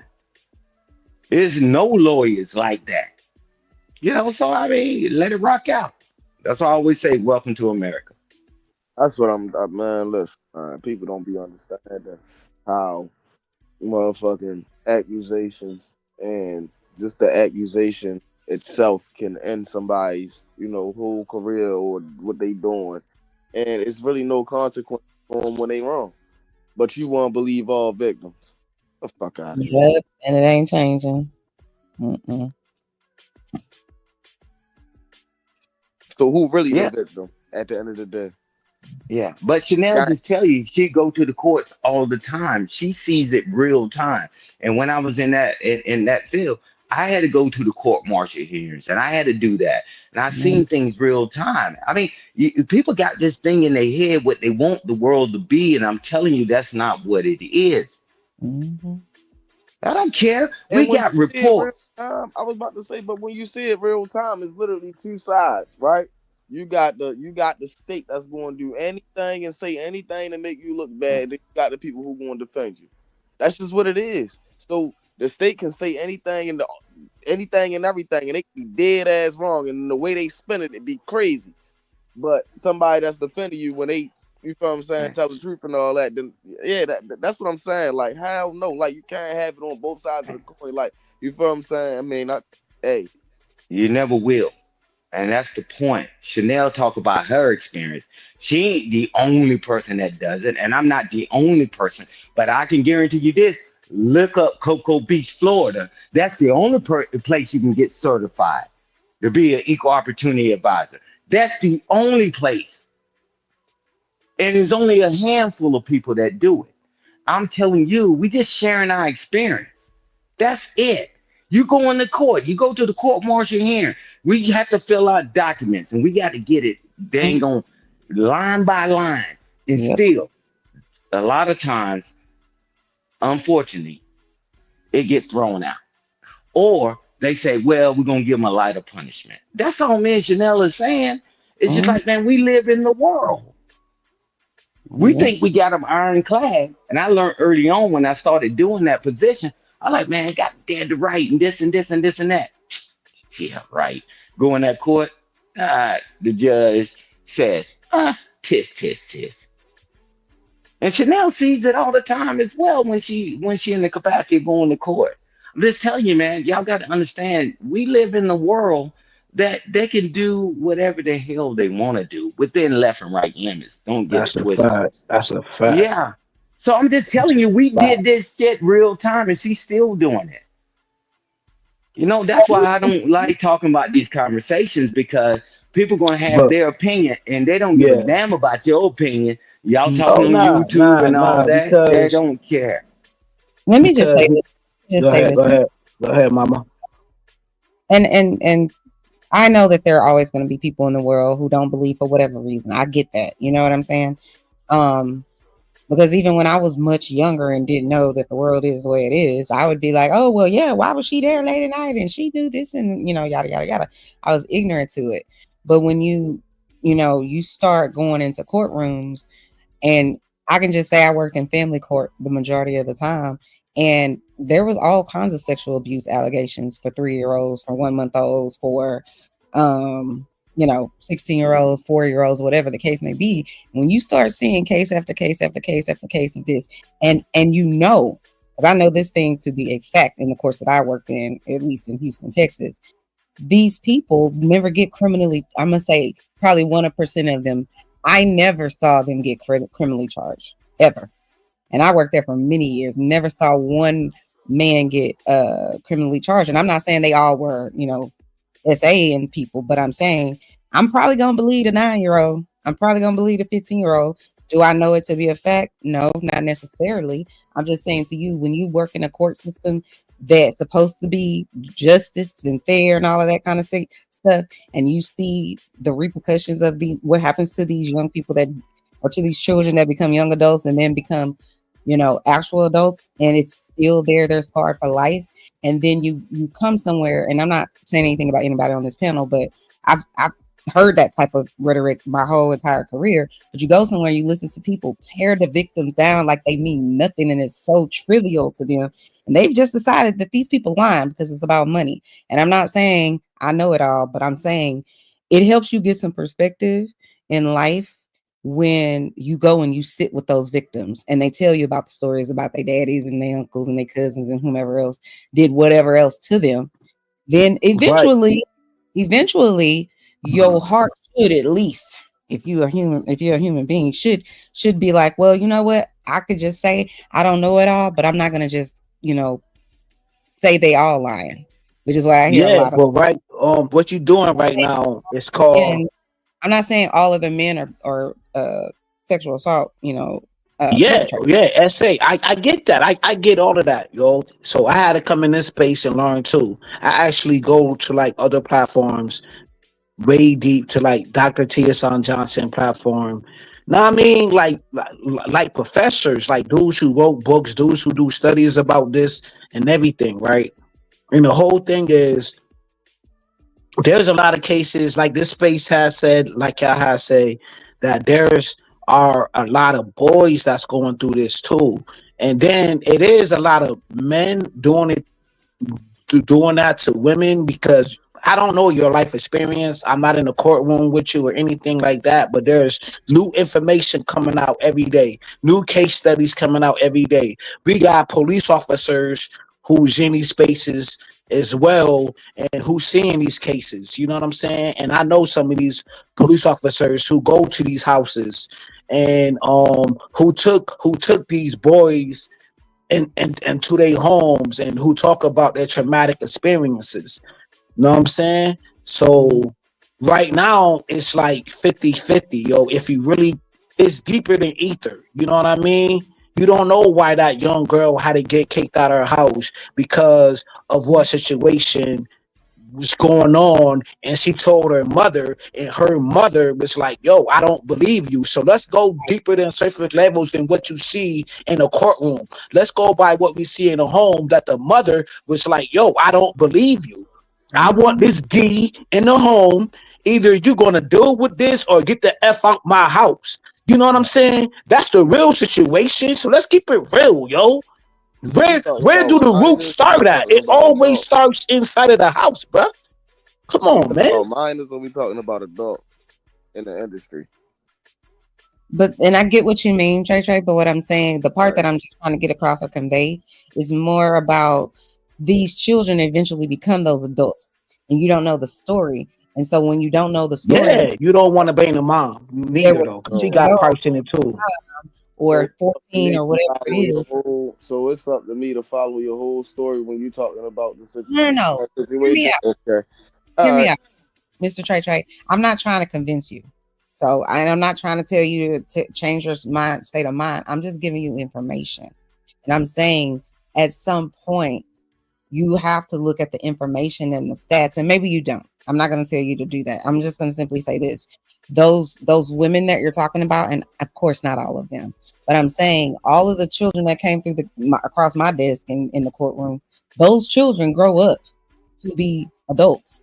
And so when they grow up to be adults, we can weep for them when they're 5 years old and how horrible this is that this happened to this 5-year-old. But that 5-year-old eventually is going to be a 25 or 30-year-old. And that's all I'm saying. That person that you would probably have empathy for because they're a child and they're presumed to be innocent and all that, right? Because they're children. Of course, we are going to believe the kids or whatever the case may be. Those children grow up and they become a lot of times victims again. And so that's all I'm saying. If you want to look at it the way you're looking at it, that's fine. I already know. Like I said, I've been in the battles, but I also know that there's another side to it that we don't really like to talk about. It's easier to pretend that these people are just lying on this person at all times. If there's money involved, they always lie. But that's just my experience. Like I said, I'm not trying to change your mind. I'm just trying to say that there's more to it than just what you see in front of you. That's it. Hey, Chanel. Mm-hmm. Yeah, real quick. So when we saw things not being favorable, right?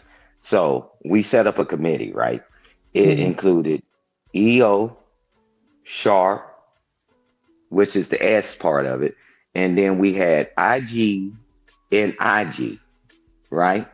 And we put a committee together. So when something happened, right? Because all of us had the right, we can share information and all that. We had a better success rate instead of one person just going to battle by themselves.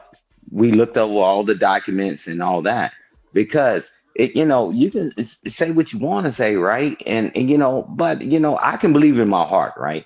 That something a certain way, like Chanel, and another reason why I even jumped in because earlier I wasn't up here and I heard you say, hey guys, when you go to court, man, it don't happen like y'all think it is. A lot of people don't get accused. With the one get accused, they don't get convicted, right?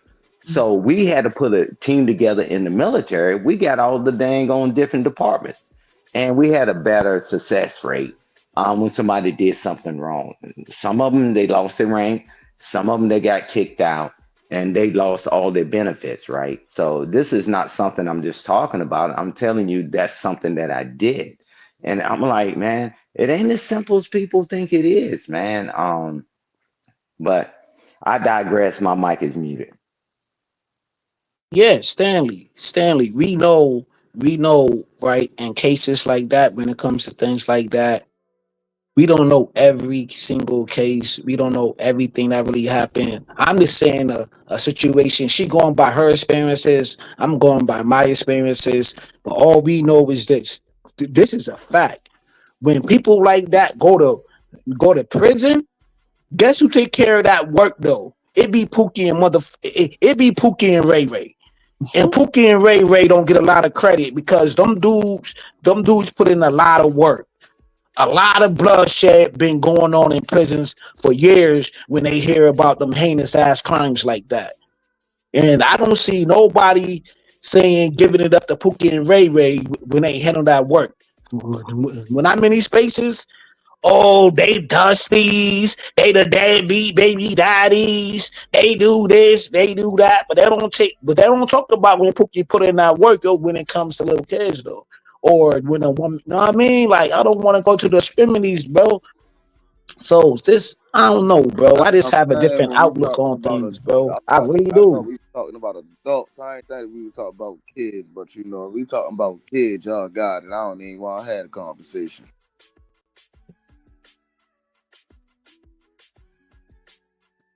Right, yo, because the man do this. The man is the problem. The man, it's always the man, the man, the man, the man, the man. Like, what about the silent generation? Have you ever did some real thorough research on a silent generation? A whole generation of people who ain't say nothing about nothing going on. You know what I'm saying? Like, yo, that's why sometimes, yo, I just be lost in the sauce and I just fall back sometimes. Word up.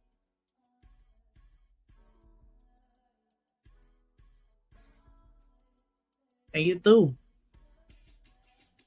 Sending pictures like you don't see this stud. There was one text message where Tyler Perry, the name, text Derek's phone, and it was a picture of Tyler Perry on the beach somewhere, and he was asking, "You don't see this stud?"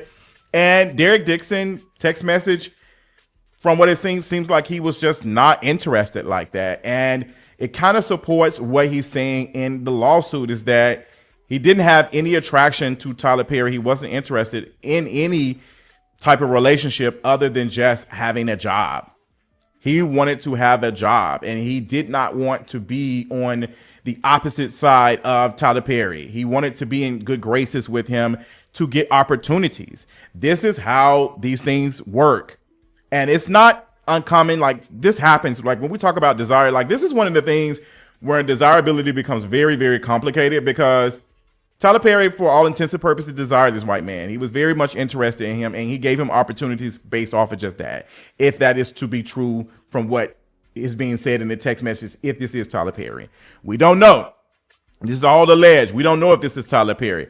But what he's saying, it seems as though this person was attracted to him, interested, got him opportunities. Now, while we talk about power dynamics, because we're talking about a multi-millionaire named Tyler Perry, and Derek Dixon is just a random white man who benefits from desire. Tyler Perry still outweighs him a little bit when it comes to power dynamics. And I will argue this wouldn't have been taken as serious from the blogs if this was a black person. He didn't specify a gender. He just said black person.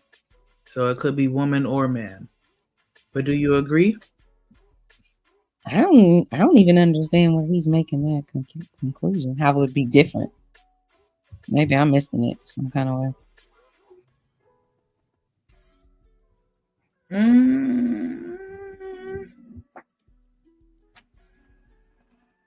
I don't know.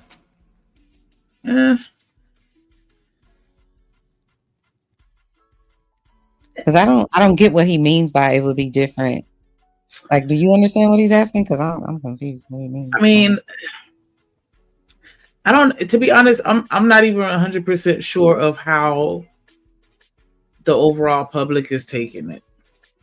Because I have seen some videos or whatever, but it's kind of been, I don't know, maybe I don't know if I want to say down the middle, but I haven't seen too many of them. I'll say that. So that's why I feel like I can't really make a accurate assessment of how people are taking it. But I feel like maybe he's trying to allude to us attacking the victim more than we seem to be doing. Okay. But let's see if he expounds. I just wanted to kind of catch it right there to see, what we can bounce off each other, and then see if he explains it and see like, oh, okay. But or just curious, like, do y'all ever think that it would have been different if it would have been a black man? It probably wouldn't have been news, in my opinion. And even though Buddy didn't say it, because low key, that's what happened with Christian Keys. Like, I don't know, like, we talked about it for a little second. Everybody knew he was talking about Tyler Perry, and then next thing you know, it just kind of disappeared. And I mean, I know he didn't necessarily file any type of lawsuit against Tyler Perry, but still, like, I don't know. It was like we talked about it, and then that was it. You know what's so crazy and trippy to me about, like, these type of situations? And I get it, you got money and power and access and influence and all this kind of stuff, fame. But I'm just kind of like, you getting away with bloody murder, right? And you have victim 1, victim 2, victim 3, victim 7, whatever it is, and you still wanna, like, it's just like you have the world at your hand. Why are you still victimizing people? If this is true, that's the part that I don't understand. Let's just be honest. Let's just be honest, though, right? I'm a stand on business. I'm lit right now. You know what I'm saying? And you know what I mean? I got that too serum in me. You know what I'm saying? I've Ah, been watching Tariq Nasheed documentaries for a long time. You know what I'm saying? My whole thing is, man, yo, man, like I want more evidence to come out. I want more. You know what I'm saying? I'm not just gonna jump out the window and just believe this dude call me the R a racist or whatever the case may be. But like they stand with they peoples when things like this come out. I'ma stand with mine. Like it is what it is. Like I don't believe it. You I need don't more believe people. it. I don't believe it. I'ma stand with my side and they stand with their side. I feel like that's a catch-22 though, because people will swear they don't believe the victim because it's just one of them. It's just this person, and it's a money grab, and on and on and on. And then when they go dig up 15 other victims, then it's like, oh, these people are just piling on. They just want money. I'm like, which way do y'all want it? You can't have it both ways. So I almost feel like there's no way to get justice really if you're a victim. It's like people are gonna tear you down no matter what you do. So I don't know. I think it's interesting though. Because I don't know who the white actor is. I ain't never heard of him a day in my life. So, but if he's accusing a wealthy person, then now we know who he is. I just thought it was interesting when Christian Keys was saying what he was saying. Like he, for the most part, has a pretty clean image, right? And so if anybody would have been believable, right, as a quote unquote victim, I would have felt like he, definitely had the at least on paper, he seemed like the one that should have been believed. But yeah, they didn't. It was no big outrage. Just, oh, that's fucked up, and then that was it. We ain't talking about it no more. You know what I'm saying? And now here come this Cody, the white knight. Just some random boy named Cody, and now this is just. It is a large amount, and he has actually filed a lawsuit. So I do understand it's different, but it's just like. But you know what though? Shanika, I didn't mean to cut you off, but nobody didn't believe when old boy was talking about it on Vlad TV when I was talking about the dude from lockdown. Nobody don't believe when freaking Orlando Brown was been talking about this. Orlando Brown was been talking about what goes on in Hollywood or whatever. Now it's a handsome white dude, whatever she does, who whatever say, and he kind of chisel and he look kind of whatever. Now they want to pick and choose, yo. That's the black community. Black women pick and choose who they want to believe and not believe, bro. That's what I'm seeing, bro. Orlando Brown been talking about this, bro. Been talking about this. Facts. Now people want to pick and choose, bro, because he got white eyes and he got blue eyes and blonde hair and he got and he chiseled and let's just be honest, stand on business. Like no, that's why, man, take my black card away from me. You know what I'm saying? I'm on some old Uncle Ruckus. I don't trust these new niggas. I ain't going that far, but I ain't going that far.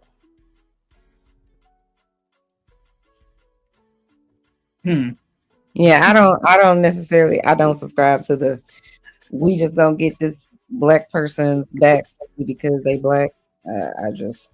I don't subscribe to that. I think it's not I won't say race doesn't play a role because obviously it does, especially in these great United States. But there was another black man. Y'all remember? I think his name is Terry Crews. He's like a comedic actor, I think. But he was saying that somebody, I think that he said, fondled him, and people watched it and saw it, or whatever the case may be. And he said that happened years ago. I think that was like right after or during the Me Too movement. And I feel like Hollywood was, and not only Hollywood, but the world was kind of like laughing at him because you this buff guy. How dare you be talking about, kind of like what you guys were saying earlier, how like, oh, maybe it was a different conversation I was having where people were saying, well, if you a man and you try to, do something like that to me, you gonna get put under the ground. And so I was just kind of like, no, he said he was at a party. Yep. And like you said, he was fondled, but his wife His wife told him, "Don't say nothing though. Like it is what it is. You don't want to lose everything." Like I'm not saying that I know everything verbatim, but all I know is that he was on a party. It's just like you know how you on a basketball court and No, a I get. dude he'll smack you on the bottom of your. You know what I'm saying? Like, yo, bro, what is you doing though? Like, but in that asset, like it's a part of the game though. Like it's a part of sportsmanship. Like, is you gonna risk it all or you're not gonna risk it all? And these are things that black man had went through all scales. The entertainment world, the being bed broken to entertainment world. You know what I'm saying? You gotta.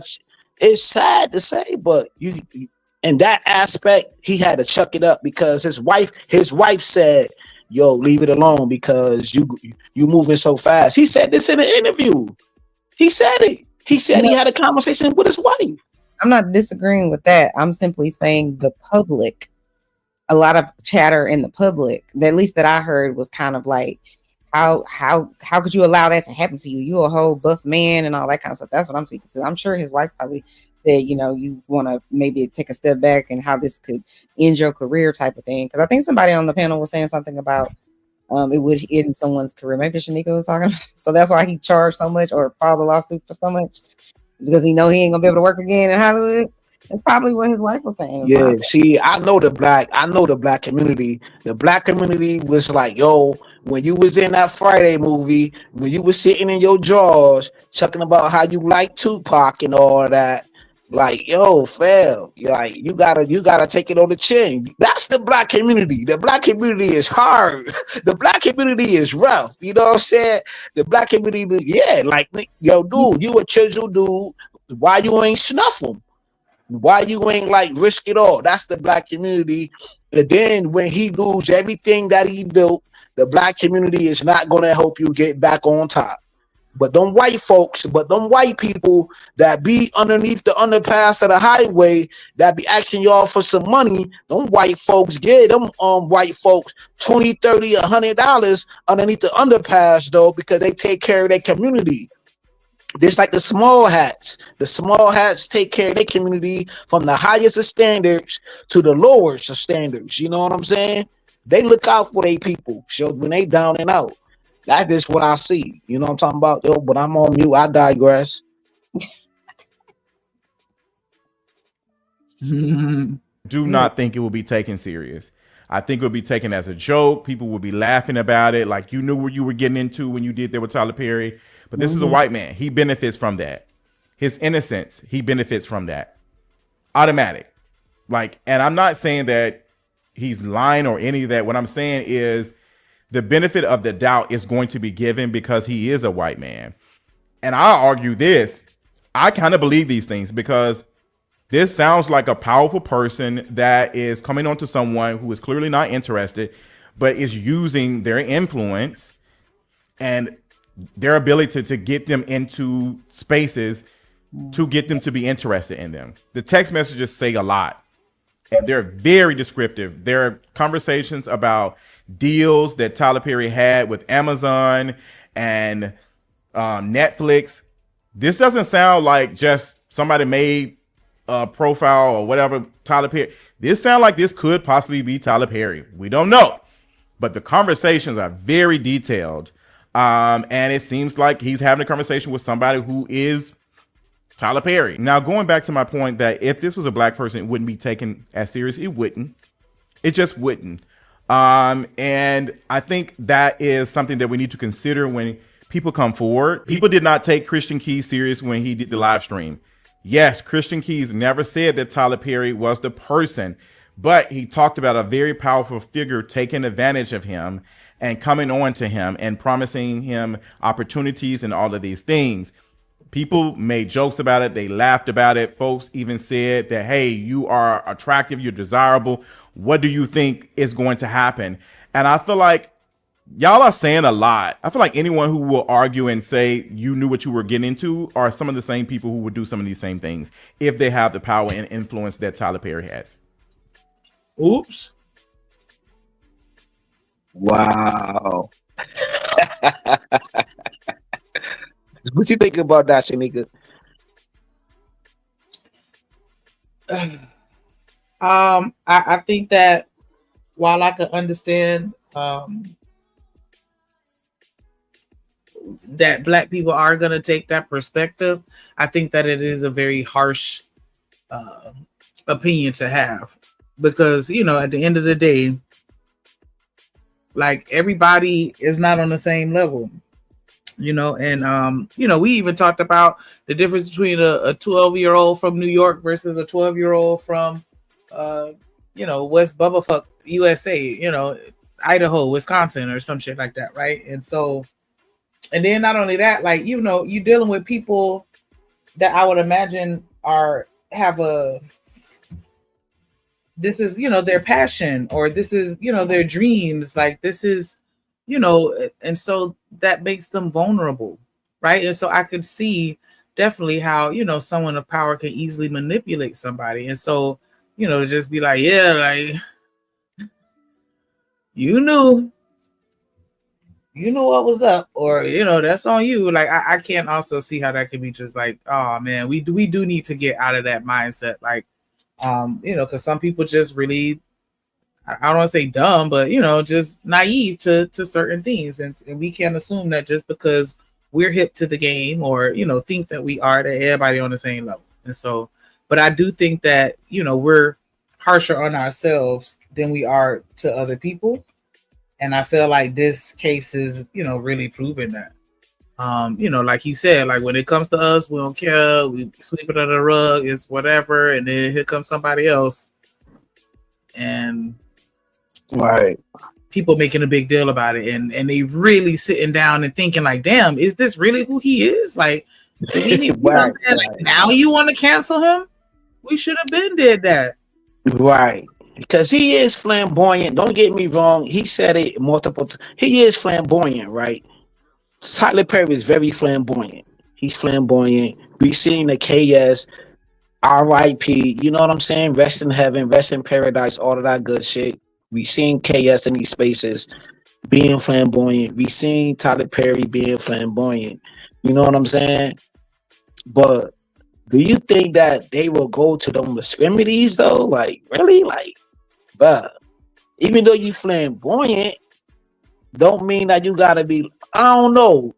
But then I be thinking about, like, maybe black men, you know what I'm saying? When you watch the Hood or whatever, the Genesee, whatever you call it, or Rosewood, in the Hood, I be thinking like, yo, I think black people want to be the racist white man. You know what I'm saying? Sometimes they probably want to be the racist white man and the bad buck, and when they get power and success, only certain people could get in the door and be up at the extra excellence, and maybe they want to do the same thing like the devilish white dudes did. So I be thinking like that too. Don't get me wrong. I be thinking like that.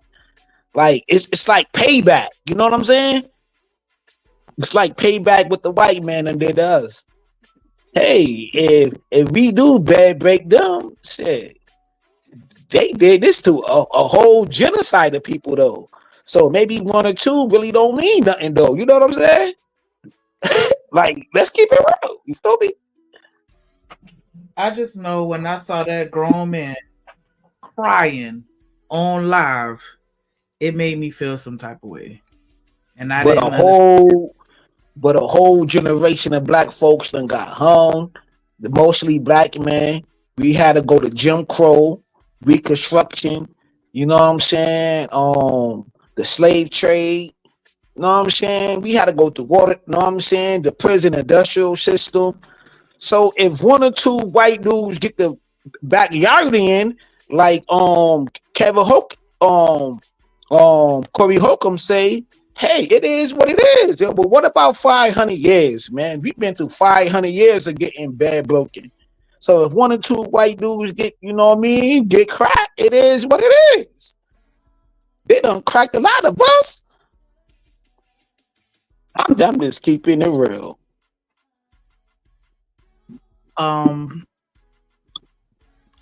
TMKC, you ain't shit. Wow. Hey, I'm just, you know what I'm saying? I'm going to the doc. Well, that's the rabbit hole, Shanika. You heard me? Yeah. Yeah. But That's dark humor. That's dark humor, Shanika. That's dark humor. You feel me? I understand. But yeah, I think that oh gosh, like this all this stuff coming out with all these people like just back to back to back like this. Like, cause people have been being exposed and or accused and all this stuff or whatever since the beginning of the time. Like this ain't nothing new, but it's just crazy how it's like before one case in or as soon as one case in, here come another one. Like, dang, we just in June. Who keeping the calendar?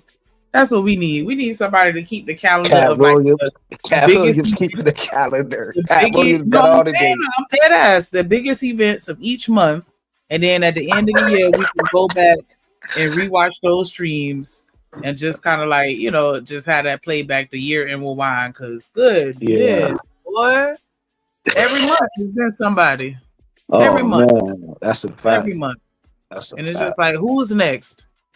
Oh man. Who's next? I Like, don't want nobody to be next. I want everybody to be happy, live your lives. You know what I'm talking about? Cause it's like I was about to this say, is taken Don, away. Do you think this taken away from like Carmelo? First, it was like the Carmelo thing was going on, the Shannon thing was going on. Like all every, that. like you said though, like every other month, it's always a new story coming out. Like I think it's taken away, and then we got what's going on, in other, other places or whatever, and you know what I'm saying. We did a distraction. Like, should we put our hearts into this? Like, you know what I'm saying? These billionaire people and whatever other people, they ain't worrying about us. they Food ain't. prices, food prices going up, inflation. You know what I'm saying?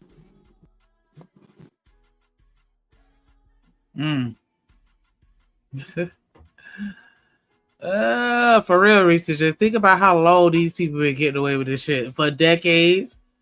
These people ain't just come out like, travel one day and they about that life. All that shit is out the window, especially yeah, we don't care about that no more. Legacy is nothing. That you just got to be blessed to have the right men in your life to instill that in you as a young man. Otherwise, you're fucked. And that's a fact. Like, people don't even care about their names no more. But like, you're not telling me that, because even though Christian Keys does benefit from Desire being a masculine, light-skinned, some folks will argue he's not masculine, but for all intensive purposes, this light-skinned gym body man, like, he does benefit from Desire, but he still is a black person that can be taken advantage of. Like, when we talk about power dynamics with people who have the influence and power like a Tyler Perry to pluck someone out of nowhere and make them a star, at least in the right of them to be able to make more money and get out of poverty, people will sell themselves. Unfortunately, we have to talk about power dynamics. That's why when you get pulled over or you're about to be arrested, they tell you, do not say anything until you have a lawyer present, because these police have power over you in this moment, that they can say things. You can believe that they're on your side or they're just doing simple questions, but they're doing things to get information out of you that can be used against you. That's why they say, wait till your lawyer is present, because you can be uncomfortable and say the wrong things and you didn't even mean it, because the pressure is there. We will start saying things even if we don't believe it's true, because of, hey, I'm nervous, I don't know what's going to happen to me. Some of us have experienced this at our jobs, a supervisor asking us questions, and we're about to lose our job, and we might share stuff that we don't know if we're going to lose our job. Like, we don't want to lose the ability to not live. or survive. We don't. We don't. That is why you see people rely on certain work to make it, because they want to live. Was he really in survival mode? He couldn't have shopped around. I mean, at this point, he already had a couple gigs on his resume. Maybe he could have tried to shop around. Yeah, I'm all over the place. I know. I'm just saying. But yeah, it just sucks that people are in, survival mode like that, to where they just allow themselves to endure. But, a lot of times it requires sacrifice and resources that people just honestly don't have. So it's nothing that they can really do, other than maybe just try to get where they're trying to go over time and build to that. But, it definitely is easier said than done when you have nothing and nobody. And, people see that in you, and they see the, I don't want to say desperation, but they can see that in you, the hunger, the all of that. They see it, and they definitely will pounce.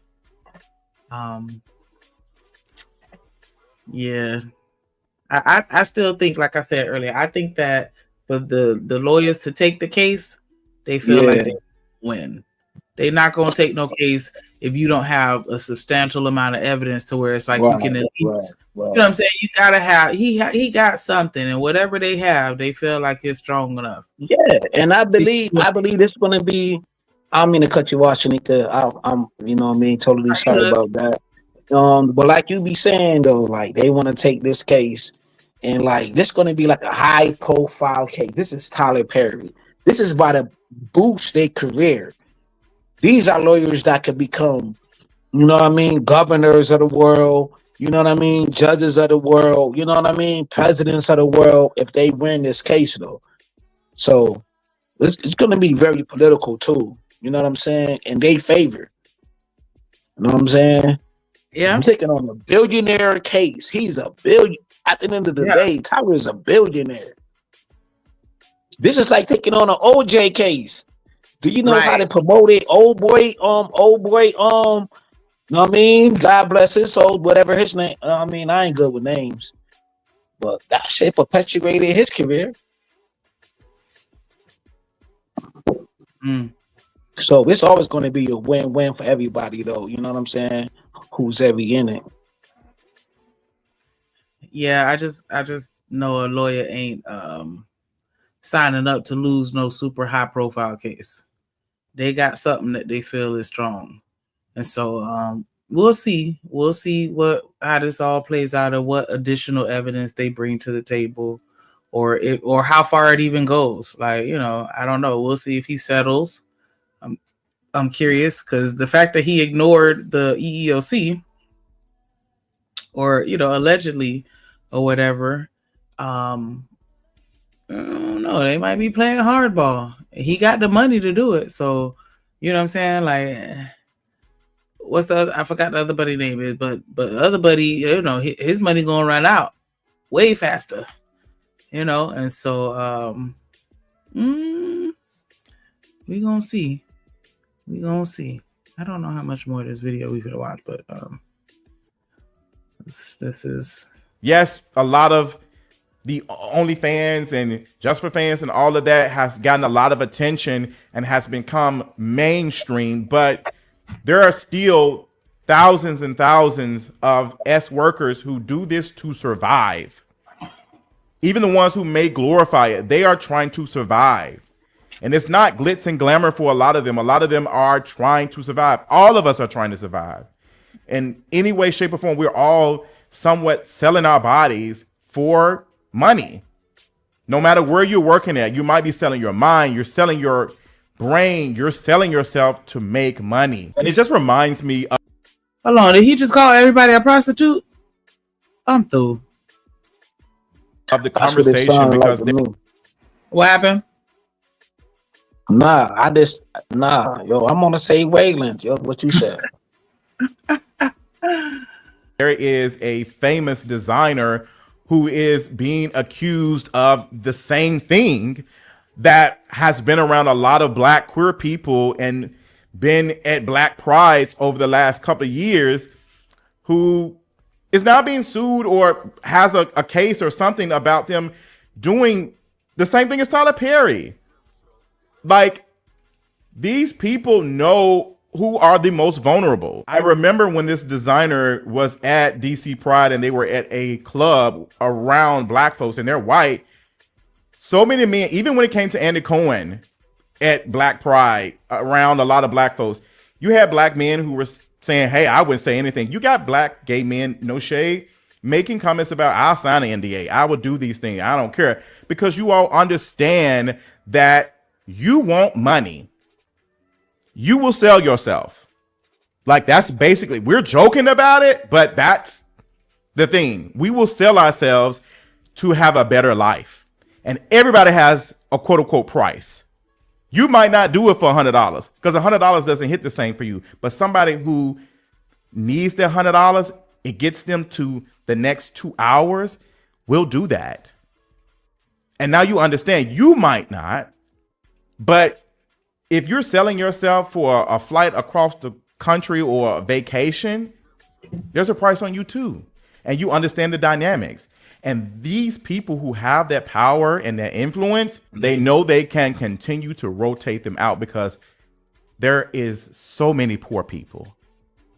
There's not that many billionaires and millionaires. So there's endless amount of people to exploit. They know that because they have companies that do that. They have businesses that exploit labor from poor people all the time. So it's not uncommon for them to think, hey, I can exploit for my own pleasure. And I'm not saying everybody who does. My bad. That's a fact. Like I said that earlier, like they can smell the vulnerability. Just like how Dion said, it was talking about with the football player. Like, yeah, if you want to be a quarterback, you need to be a environment from a single parent environment. Like everybody got they target. You know what I'm saying? Like, you know, and so and like he said, they could just cycle through them. They had a little boy toys. Okay, I'm done with you, and on to the next. He got the money to do so, and you coming. Soon as he say he going on that yacht, I'm coming too. What you mean? Like, you know what I'm saying? Like, most people, they gonna go, especially if you ain't never had shit and you around somebody that's a billionaire. Like, man, it's so easy to get sucked into that. Like, you just get on a private jet one time and you probably, you know, got the googly eyes. Like, it's just, you know, they know who to try. Wow. What about the K Michelle was always talking about the country music singers going home to their wives though, but now be hearing about, I don't know, I'm lost. This going on. K Michelle talking about black men ain't building families and people getting this going on with Tyler Perry and man, who's telling the truth and who lying, man? Are we trying to build black families or people trying to bend the white man over for the years of 500 years of oppression and trying to give out that pressure? Pressure do bust pipes, right? I mean, are the niggas really lining up to build families? It seemed like y'all in the other line. Man, hey man. Say man. Niggas trying to get Keisha. No matter how crazy Keisha is, no matter how much she talk, you know what I'm saying? Pookie and the Ray still trying to at least somewhat build a community with Keisha. But these, you know what I'm saying? These Jonesan people doing the weird thing, that's on them. They want to do the weird thing, that's on them. But I know Keisha gonna like Pookie and Ray. You know what I mean? And Pookie and Ray like Keisha. So I'm just sticking on that. You know what I'm saying? On the lower level of things. You hear me? I guess. So yes, we need to have more talk. Keisha and Pop Smoke. That's yeah. Keisha and Pop Smoke, man. Y'all love Pop Smoke. Y'all love Shake It in the Room. You know what I'm talking about? Sturdy and all them songs Possible Cat. You feel me? The Zord and all that. They play that at weddings now. They play that at white folks' weddings. White folks getting sturdy too. How about that? What? Yeah, you had to take a pause on that one. You hear me?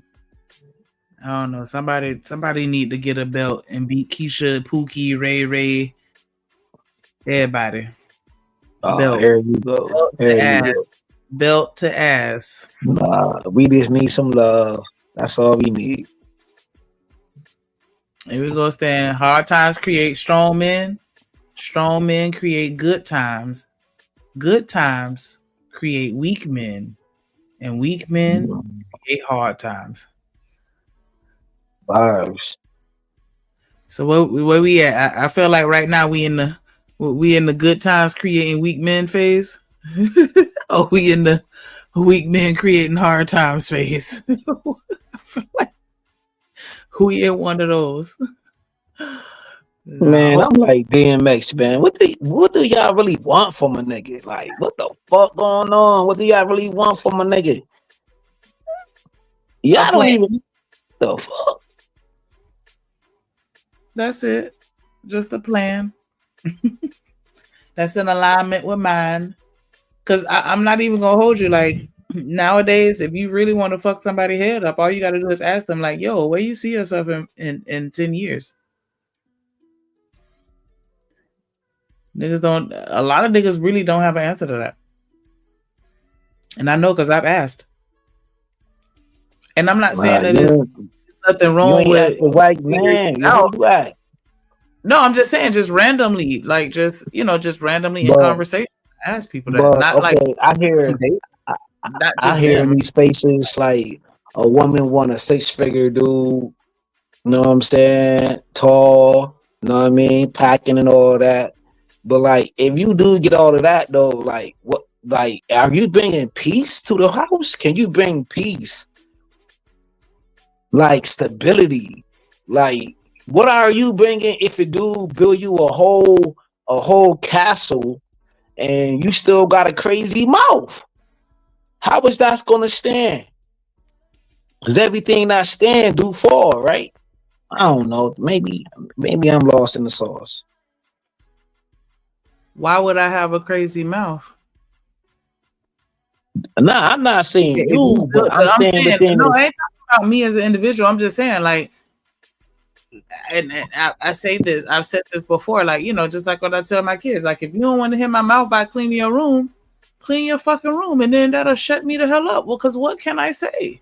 Nah, but sometimes a man gonna leave his socks by the freaking toilet stool, or he gonna have the toilet stool up, or he probably didn't take out that trash for doing like 80-hour shift of work.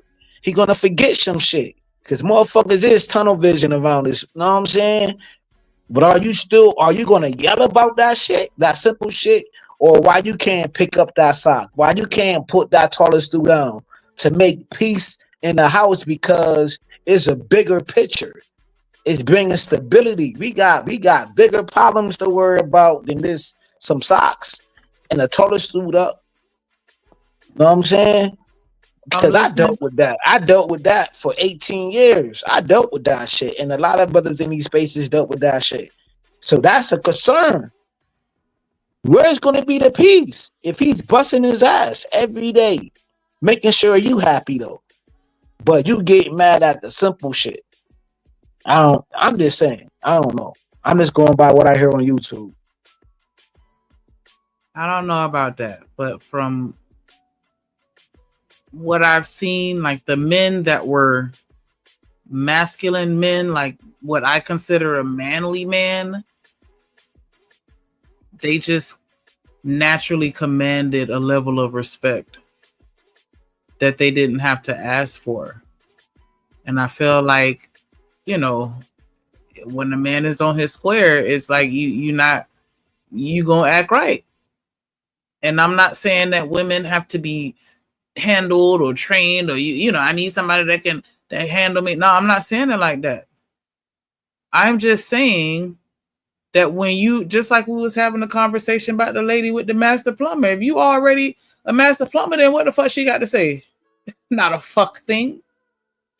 You feel me? And so, I mean, and I'm not saying everybody for everyone or whatever, you know. So if you okay with being on a certain level and then you accept dating somebody that's on that level, that's on you. That's your choice. But I'm just saying, like, in as a whole, well, not as a whole, but like, again, like I said, I've just seen situations where men just, like, you know, they don't have to ask for it. And I'm even you know, somewhat aggressive person, not a lot, but just a little bit, you know what I'm saying? And I had some people who are just like, yeah, like I just naturally respect them, and I don't even be trying to do it. I just do it just because of how they carry themselves. You know, imagine if you in a place and you see two women walking in, and one of them walk in looking like Sexy Red, dressed like, I shouldn't even say her name, but like, you know, someone that's dressed a certain type of way and they carrying themselves a certain type of way and speaking a certain type of way, and then you have, you know, and they seem kind of ghetto ratchet or whatever, and then you have somebody else and they come in and they're using proper grammar and they're dressed you know, modestly, or you're gonna respond differently to different people. And y'all talk about that all the time, like, yeah, I'll open the door for a lady but not for a whore, you know, all that other bullshit. Niggas do be saying that shit though. Yeah, and y'all do treat women differently based off of how because you treat them. the reason why we don't open doors for ladies no more, because nowadays they don't even say thank you. No, yo, I stopped opening up doors. I was taught to open up chairs, to pull out chairs. You know what I'm saying? When I'm on a date, whatever the case, I never did that shit really though. But I did the, you know what I'm saying? I did the, like, yo, take care of that woman. Yo, on Facebook, all my exes on my Facebook, right? I'm a cheating ass nigga. I'm gonna admit it. I cheated a lot, right? Damn near every relationship. Facts. But I make sure she had whatever she wanted though. You know what I'm saying? I make sure she was good. No, you didn't.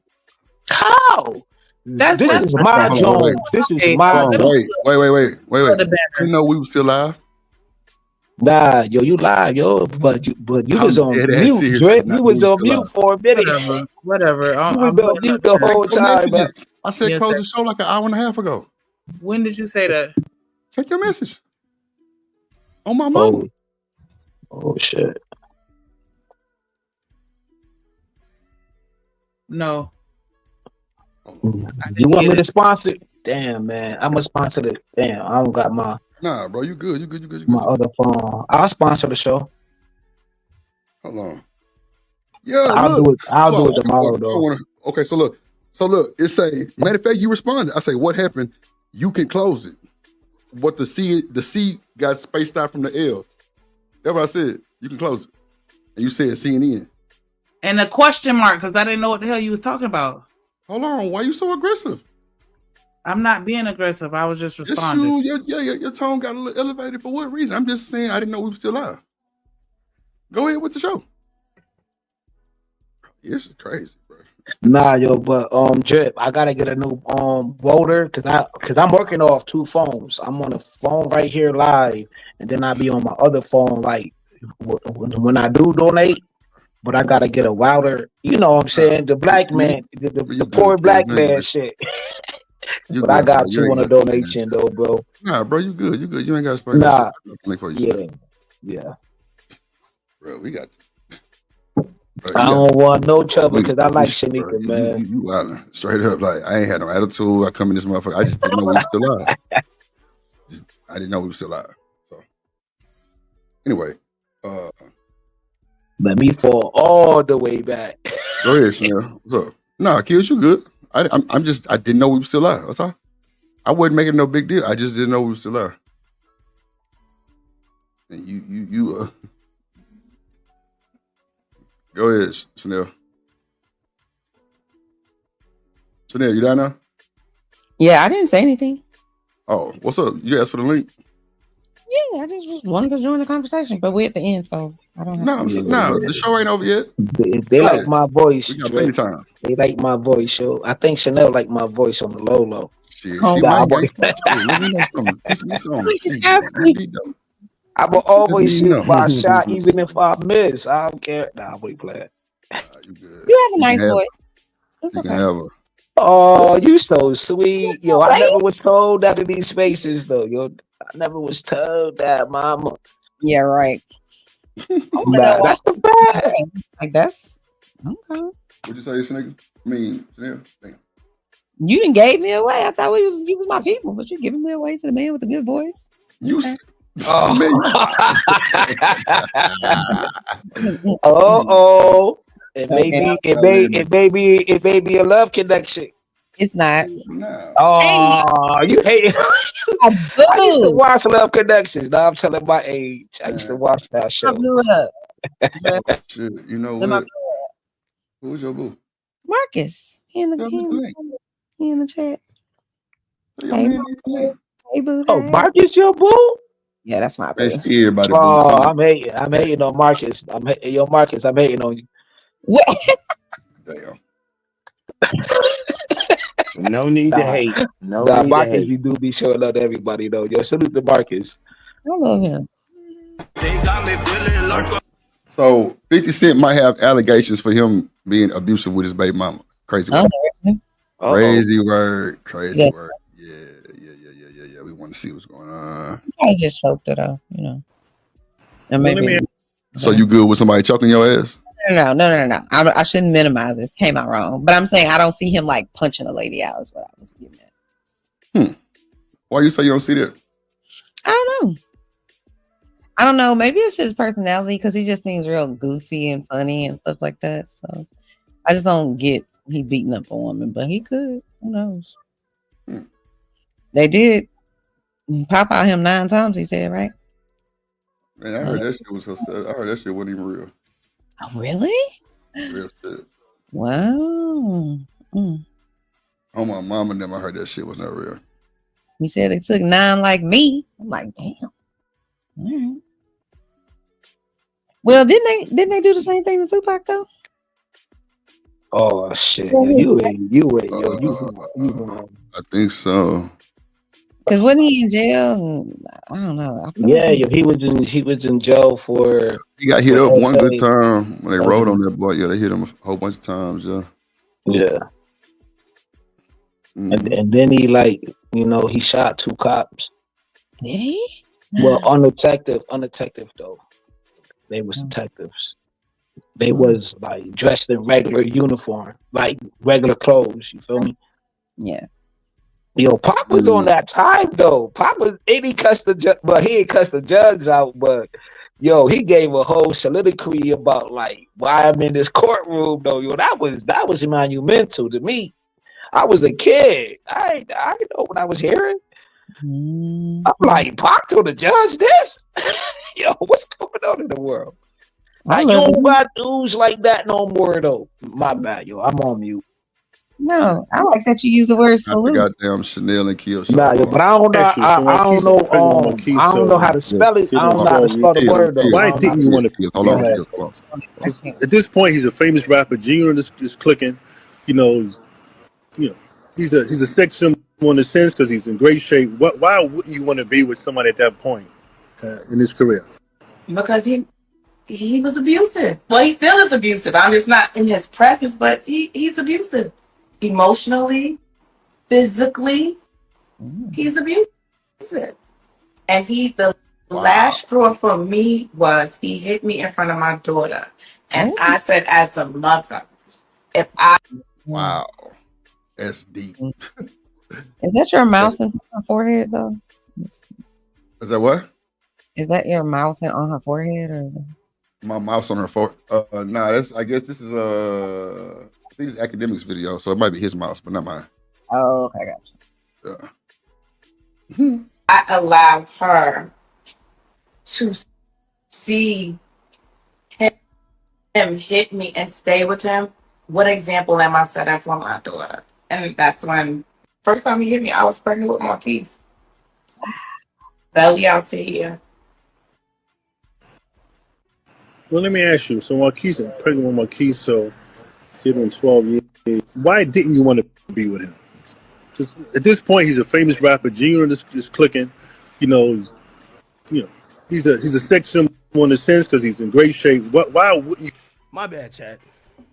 My pool guy was out front. That nigga said, remember I told you I put the two males together? That nigga said, we're going to refuse service if you don't bring the dogs in. I'm like, yo, they can't get out. They're going to bark at you, but they can't get out. Nigga said, fuck no. So I had to put Pluto away. It's all good. All right. Let me listen to this with y'all. First time he hit me, I was pregnant with Marquise. What? Belly out to here.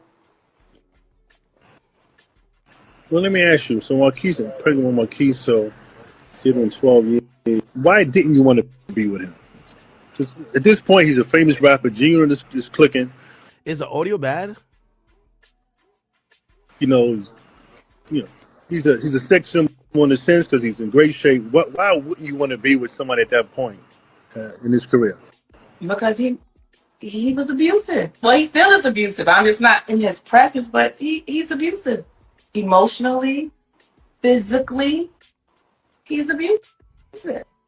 Yo, Chad, I'm going to be honest with you, bro. Like, I've never heard this story. Bro, he hasn't been with this girl for like 15 That's years. crazy. Yo, Chad, can we put like a time cap on these What up, Tina? allegations, bro? Every nigga is just the most abusive person. If they can't say physically, you mentally abuse them. Niggas lie. That's not abuse to me. Niggas is liars. Is that abuse? Somebody say I got a pool guy. No. Usually the pool guys are good, but I separate the males. So like, they probably was looking at this nigga like he was lunch meat. So like, damn. And like, the thing I have is about maybe like 4 or 5 foot tall. The dogs could jump up there, but they could jump over. But if you know a dog is not gonna jump over a balcony. Like, it's not a cat. He's not gonna jump over a balcony just to get to a nigga. I think. Shit. Them motherfucking dogs hopping fences. That's a fact. Good. Brother. We're either out of They here. hopping the We gotta fences. bring them inside. So, Bro, I was about to You say play with that goddamn fries Chico with you want dogs to. can Chico. Dogs got balance too. Dogs figure it the fuck out just like cats for real, man. Cats a lot smarter than dogs. Don't get it fucked up, but dogs figure it out too. Don't get it fucked up. I'll tell you. That's crazy, right? Crazy word. I don't think no Rottweiler gonna jump no motherfucking gate though. I mean, well, not no. I'm sure because Act got a big ass mansion type high.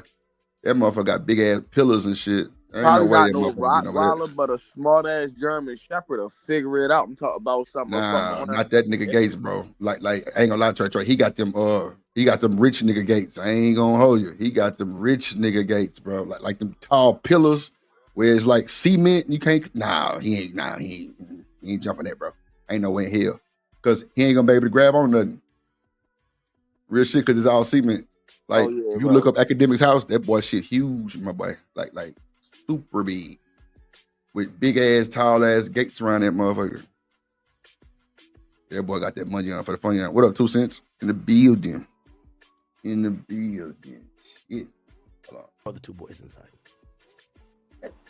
And the last straw for me was he hit me in front of my daughter. And I said, as a mother, if I allowed her to see him hit me and stay with him, what example am I setting for my daughter? And that's when, first time he hit me, I was pregnant with Marquise. Belly out to here. Well, let me. Hold on. That was it for me. It was that and another incident with Marquise. So it was 2 incidents, but it was kind of close. And there was another incident with Marquise, Yale, and Banks used to have an apartment they used to share in Manhattan. And I went to pick 50 up from there. So Marquise told me that I guess like he had a girl there, like, a girl that, he just told me something. Oh, I see why 50 don't claim his son. Respect. I love my chat queens. But if my son's snitching on me to mama, like, come on now. Ain't his name like 50 Cent Jr.? Like, it's Curtis 50 Cent Jackson Jr.? You can't snitch on me to moms. Like, So him and I got to argument. He beat the mess out of me and then told Marquise, see, it's your fault. I had to whoop your mother's ass. So those were the two incidents for me that I said, no, it's time to go. That was it for me. Let me listen again. We all know the Diddy trial is going on, and we all know my son's father is not happy with it. Like, he's not happy. Yo, it's hard to read 50's demeanor, right? Like 50, like, did you see what 50 posted? Like, 50's really good at, like, right now, 50 would be the butt of the joke. Except he's taking the joke and the power of the joke to the point where, like, we're like, wait, we can't laugh at him. He's making us laugh. Like, for example, this is what he said. He said this about Daphne. Oh, it's Father's Day. Happy Father's Day, little bitch. I'm going to have full custody soon, little bitch. That's what he You'll said. be back on OnlyFans in no time, little bitch. That's what he said. How's your day going, little bitch? Yep, He's clearly that's what talking he about said. Daphne Joy. Because his other baby mama never been on OnlyFans. And I think he don't owe child support for her anyway because Marquise is grown. Do you think 50's hurt? Or is 50 just like having a blast? Because he posts really well during all this shit. Damn. But what Daphne is doing is indicative to her character. It was so it's been rumored and known for years that she has been a pole girl. Yeah, that Father's Day letter was crazy work. That boy got to going off. Everything was a bitch. Boy, look at here. Welcome to America. Born in the USA. God damn. And the nigga don't even claim the little boy. The boy look just like his ass. Like splitting fucking image. Crazy work. From Vegas. Like that's known. That's known. And he knew that when he beat her up in California, which he seems like that's just so buried how he beat her up. It was a domestic violence case in California. We all know the Diddy trial is going on, and we all know my son's father is going to her office tried to contact me. Hey, y'all tried to contact me. Okay. Crazy. Damn, 50. You better hope this shit don't go nowhere, boy. Your ass is done. All that trolling you been doing.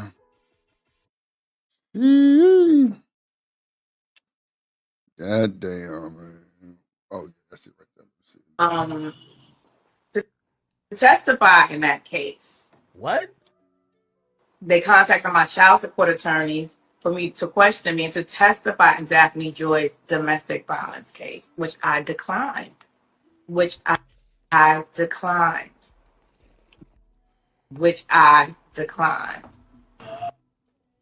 What made you decline?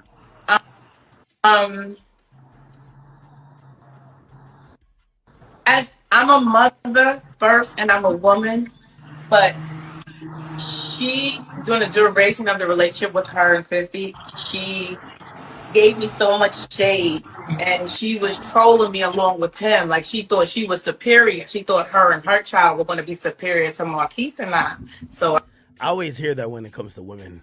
Like, damn, your first baby mom, like, if you deal with a girl and maybe it doesn't work, the next girl you deal with, like, I'll give you an example. Brittany Renner, and I know she keeps that cool face. Brittany Renner and what's her baby daddy, PJ Washington? He has a new girl. I guarantee at times, maybe not like blatantly, I guarantee at times she probably feels like PJ or the girl is trying to show, nah, this is the right one. And it makes her feel down. Not, again, I'm speaking for them. She never really said this. But I know women who think like that. They're like, well, you're trying to make it seem like she's like the superior girl or whatever the case is. And I think that's what Shaniqua was thinking. Like, yo, you're treating this girl better than you ever treated me. You're parading around like a trophy wife. I don't know if y'all remember.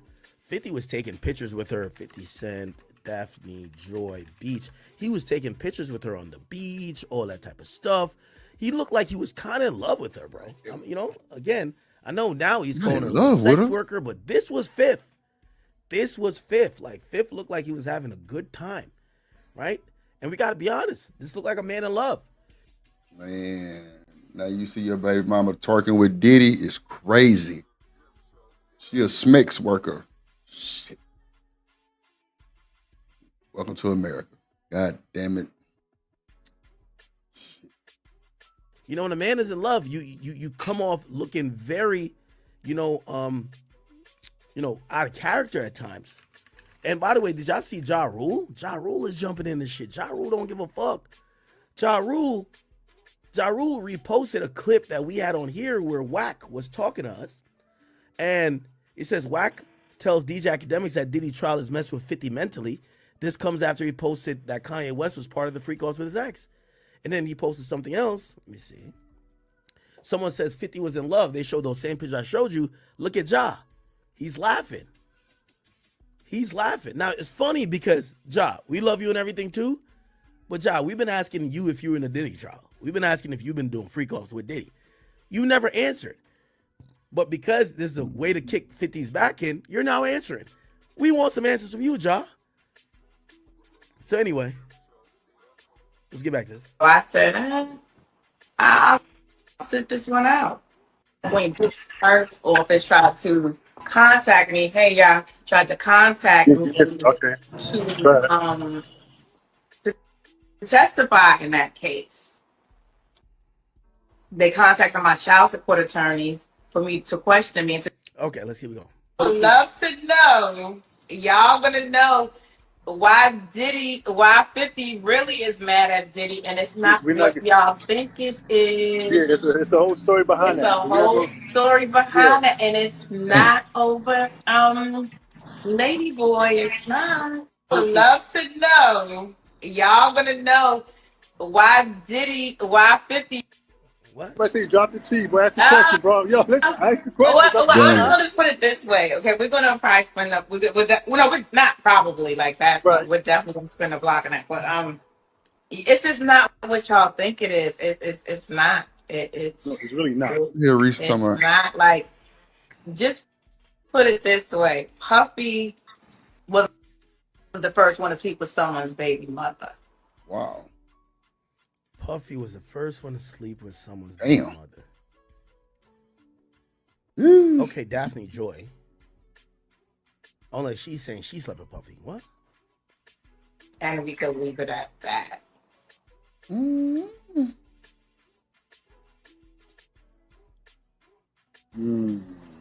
Puffy wasn't the first to sleep with someone. Really not. It's not like just. What is she saying right now, Chad? I'm confused. Would love to know. I see, drop the T, bro. Ask the question, bro. Yo, listen, ask the question. Well, I'm just gonna just put it this way, okay? We're gonna probably spend up with that. Minors, we got 2 minors, teenager, Yeah, anybody got time. 50 ain't do nothing to their motherfucker. They trying to set their boy up with the bullshit. I already see what's going on. Yeah, Reese, I don't know what the hell you was talking about. You I don't even know. Trey. You up here? Not with it. See, you want to get your final thoughts? We finna get up out of here, my boy. Hit that Discord. Somebody put the Discord in the chat. We're gonna slide by the Discord for a hot second. We finna get up out of here. Get your final thoughts. Trey, we've been streaming goddamn 8 hours. Yeah, send a nigga $1. Send a nigga 50 cent. Literally 50 cent. Chanel, send me some money. But nah, go ahead, Trey. You got it.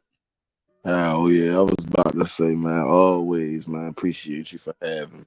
Yeah, man. It's always a good time. Shout out to Chanel. You feel what I'm saying? I had to show you. Yeah, you feel what I'm saying? Head, shoulder. Yeah, No, you for know. sure. Yeah, man. You know it's always all love. You feel what I'm saying? We always on a panel together. So you know, at this point, you know, we Locked we in. locked in. Yeah, fam We bam. locked You in. too. Yeah, man. So yeah, man. It's all love all the time. And everybody have a good night. We going for sure. Trey NAB. Yes, Lord.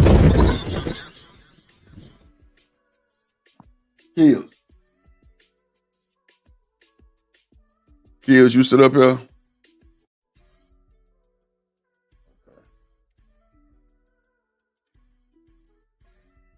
Chanel. Hey, I'm sorry. What's up? I apologize. The fuck? I apologize. I was multitasking. What's going on? You over there playing with niggas and shit? Nah, I'm fucking with you. Nah, we finna get up out here. You want to get your final thoughts? We finna slide on Discord. Oh, well, I thought this was a good topic. I didn't know this was breaking news. So it was very interesting. But no, that's it. It was a good show. So now I kind of believe that 50 Cent might be abuser. I'm not sure. But he sounds very convincing. Yeah, Jones will say Bow Wow and Future got the same baby mama. That's a fact.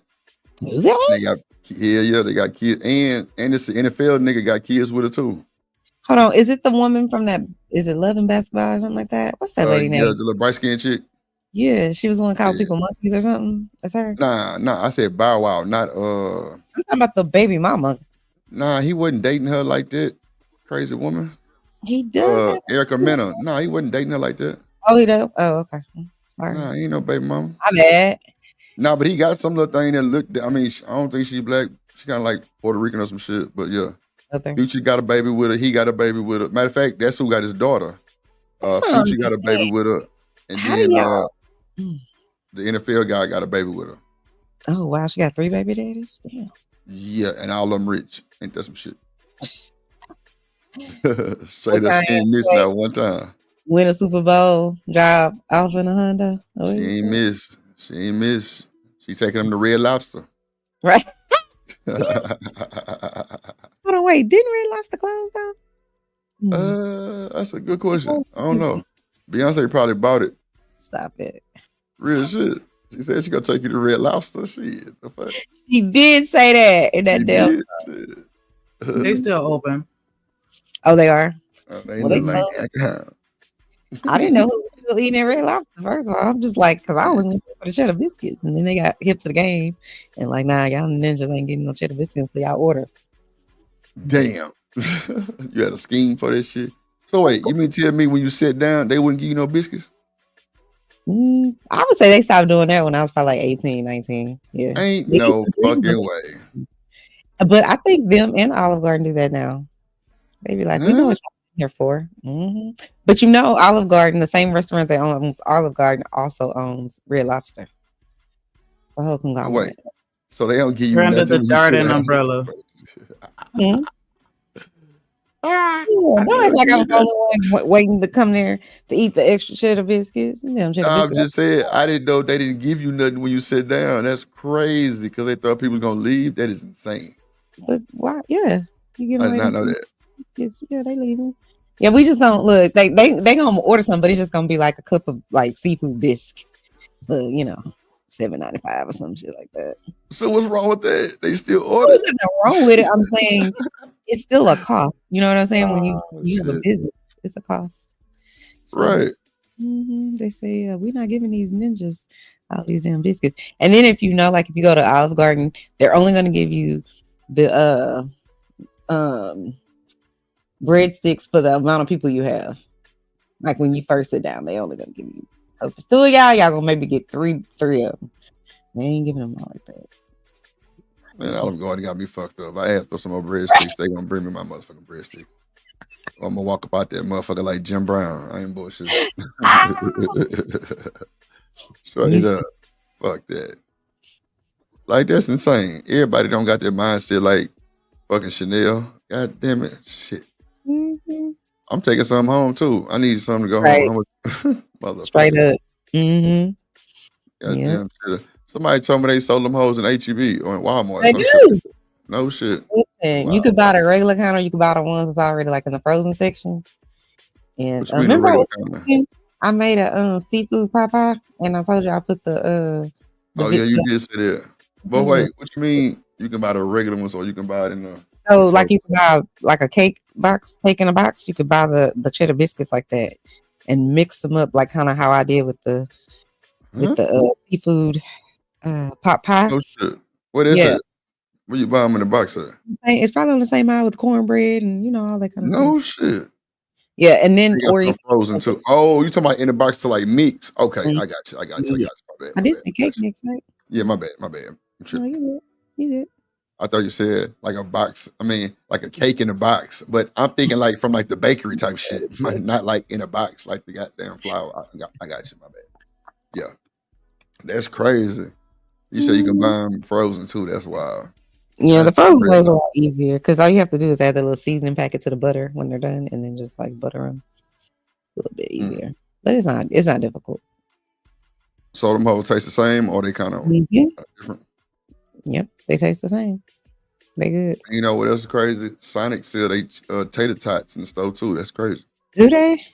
Yeah. Chick-fil-A sell goddamn Chick-fil-A sauce, all kind of shit. Yep, we have some in our pantry. I don't like sauce, but I do like their Polynesian one.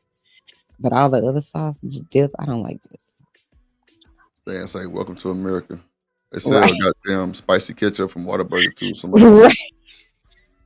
They do. My little brother got that shit. I was fucked. I'm like, bro, how you get this big ass Whataburger thing of ketchup? He said he ain't still at the store. I'm like, wait a minute, this is spicy one? He like, yeah. I'm like, wow. They sell the Whataburger sausage in the store too. The one that you eat with the like pancakes. Wow. Yep. But I think all of them are doing that because P.F. Chang's you could buy in the frozen food section. You could buy those. They might have been the first ones. I seen that shit before one time. I ain't know what the hell was going on. What, P.F. Chang's? Yeah, I think they might have been the first to do that shit. Because they shit been there for a long time. I don't know if they was the first, but now you can buy Luby's stuff in there. You can buy the mac and cheese and all that. It's interesting. Yeah, my grandma be buying that Luby's fish. Does she? Yeah. She get that shit. I'm like, grandma, how you get the Luby's fish? Why you ain't just go to Luby's? You know what I'm saying? Right. No, you get to see discount goddamn. Right. You know, HEB. That was too soon to say HEB. Get you a Luann plate. Okay. Get the fuck with some Jello. You gotta get the Jello, bro. Yep.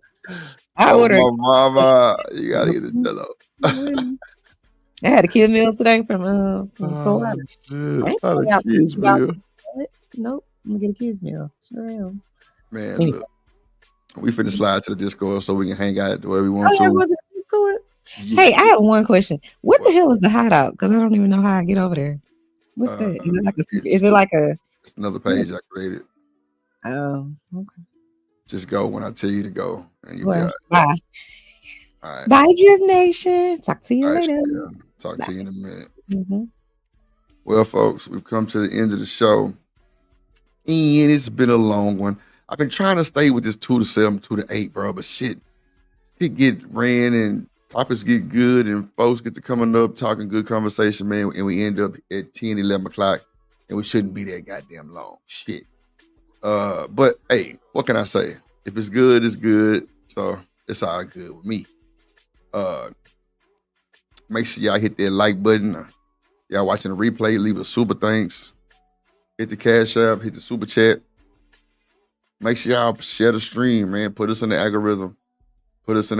If you didn't like the content, hit the dislike button. It's cool too. Make sure you get your memberships. Drip Nation membership nights will be on Fridays now. Yes, indeed. Make sure you get your memberships. We're going to start doing a member stream for the high tier memberships too. So, yeah.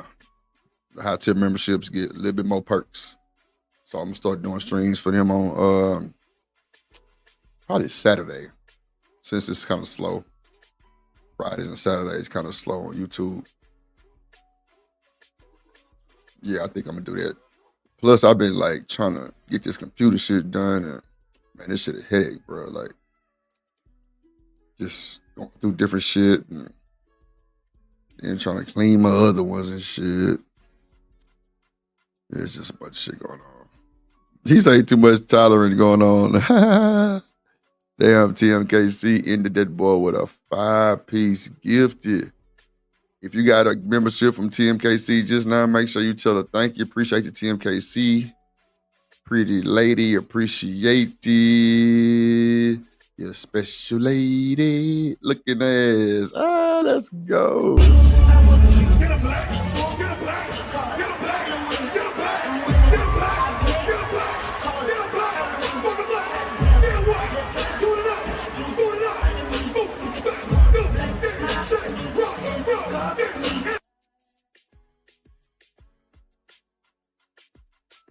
Yeah, man. I've been going back and forth trying to see which video card I'm finna get for this goddamn computer. This shit crazy, man. This shit running it up, trying to have my shit together so I can be clean spleen on the scene. I could have just cleaned up my old one and just probably just added some shit. Not even a lot, just maybe like another drive to it and sped it up. But it still worked cool. It's just for what I'm trying to do, I just need a little bit more performance. But the one I got now, bad motherfucker though. I ain't gonna hold you. That bitch been built like for the goddamn gods. Like, yeah. But I wasn't having all this heavy processing running on my shit. Neither with OBS. Them hoes drain you. But it still runs cool and smooth. I just want to upgrade my shit. About that time. But yeah, I'm gonna clean that bitch up and take pictures of it. Plus, this computer I get now gonna be displayed on the stream too. It'll be like a zone screen. You know, just showing off the aesthetics and shit. Still trying to figure out how to, see if I can ain't no charger for them goddamn Meta glasses to stream. So I just been looking for different shit to just change up some shit, man. Change the whole aesthetic of the show, kind of, make it look different. You know what I'm saying? Everybody should look the same. Tweak the intros. If you already got an intro and you need it tweak, I just charge 20 just to tweak it. Put a little razzle dazzle to it. If you want to redo it, it's gonna be 50. Yeah, we elevating shit around here. If you need intros to your channels, backgrounds, screensavers, little gifts and shit, like the Cash App shit, background music, gotcha. I'm probably gonna go live tomorrow on the plugs page too. Yeah, I'm gonna go live on that motherfucker. Drop some gems. I'll let my folks get everybody caught up for those who need it. Also, if you got a high tip membership, you can meet me in the Discord. If you need help with anything, we can work in the Discord any time of the day if I ain't sleep. But yeah, we can definitely do that. I'm finna go over there now. So if you need anything, if you got a high tip membership, holla at your boy. It's like private rooms for that shit, so everybody want to be in your business and trying to see what you're doing and shit like that. So shout out to the Drip Nation folks, the good folks at Drip Nation. Nick, you got anything to say? Shout out to everybody that hit the panel, everybody that sent the super chat, everybody, Artifacts, Romello, TMKC, Petty Pendergrass. Special shout out for TMKC sending out the 5 memberships. Make sure y'all keep them up. He already said everything that I usually say about the like and all that other stuff. So appreciate the conversation. Mm-hmm. So yeah, make sure you hit that like button though. Share the stream every time. Share the stream. We gotta keep it growing. Gotta keep the channel growing. I know who've been here faithfully every day, so we're gonna try to get some type of, appreciation going on for them folks. You know what I'm saying? That really been through the goddamn mud with the Drip Nation. That ain't leave, still stayed down on all 10. Yes, Lord. But I'm finna go roll up Big Zai session, 1 deep on the creek, and continue to try to find this goddamn. You know what? I got an Amazon Drip Nation list. Y'all need to go check that motherfucker out. See if y'all want to donate to my goddamn Amazon gift list for my streaming to make everything better for y'all. Just let me know. Just put something on it for a player. Yeah, this motherfucking GPU gonna be hell. I'm telling you, those who got kids and they got gaming PCs, and y'all kids be wanting to game like in 4K, man, them goddamn video cards be like $700. No bullshit. $700. And that's just like on the low end. Them motherfuckers higher than that. Like the one I got my computer right now, that motherfucker was like $900. No bullshit. That's why I halfway want to just update it, but I'm just, I ain't got time. It's going to be a lot of redoing and remixing and I could just sell it and just go and get it out the way and just sell it as is, and somebody have a bad motherfucking army tank. So I'm gonna just do it like this. Somebody get blessed type shit. Yeah, somebody get blessed. Or I might just change the case on it and then bless somebody with that motherfucker. Let them get it for a low number. Cause that motherfucker, I think, in that motherfucking PC I got now, that's running the show now, I probably about 3,500 for that motherfucker. No bullshit. But everything I done to it, overclocked it, all kind of shit. Sped it up, got the goddamn AIO radiator on that motherfucker. Oh man. That motherfucker got a radiator with the water running through that bitch. No bullshit. Hard drives, terabytes here, terabytes there. Yeah. We ain't coming to play. We ain't gonna play. Processing, AMD Ryzen, Monster gaming card. Oh yeah. Oh yeah. USB-C plugs, everything, man. Everything. Wi-Fi, everything. Bluetooth, everything. MSI motherboard with the lights on that motherfucker. Yeah. Light up fans, light up radiator. Yeah. See-through case. Yeah. It's a monster. But that shit took time. So, with that being said, sometimes you want to go where everybody knows your name. And you're through.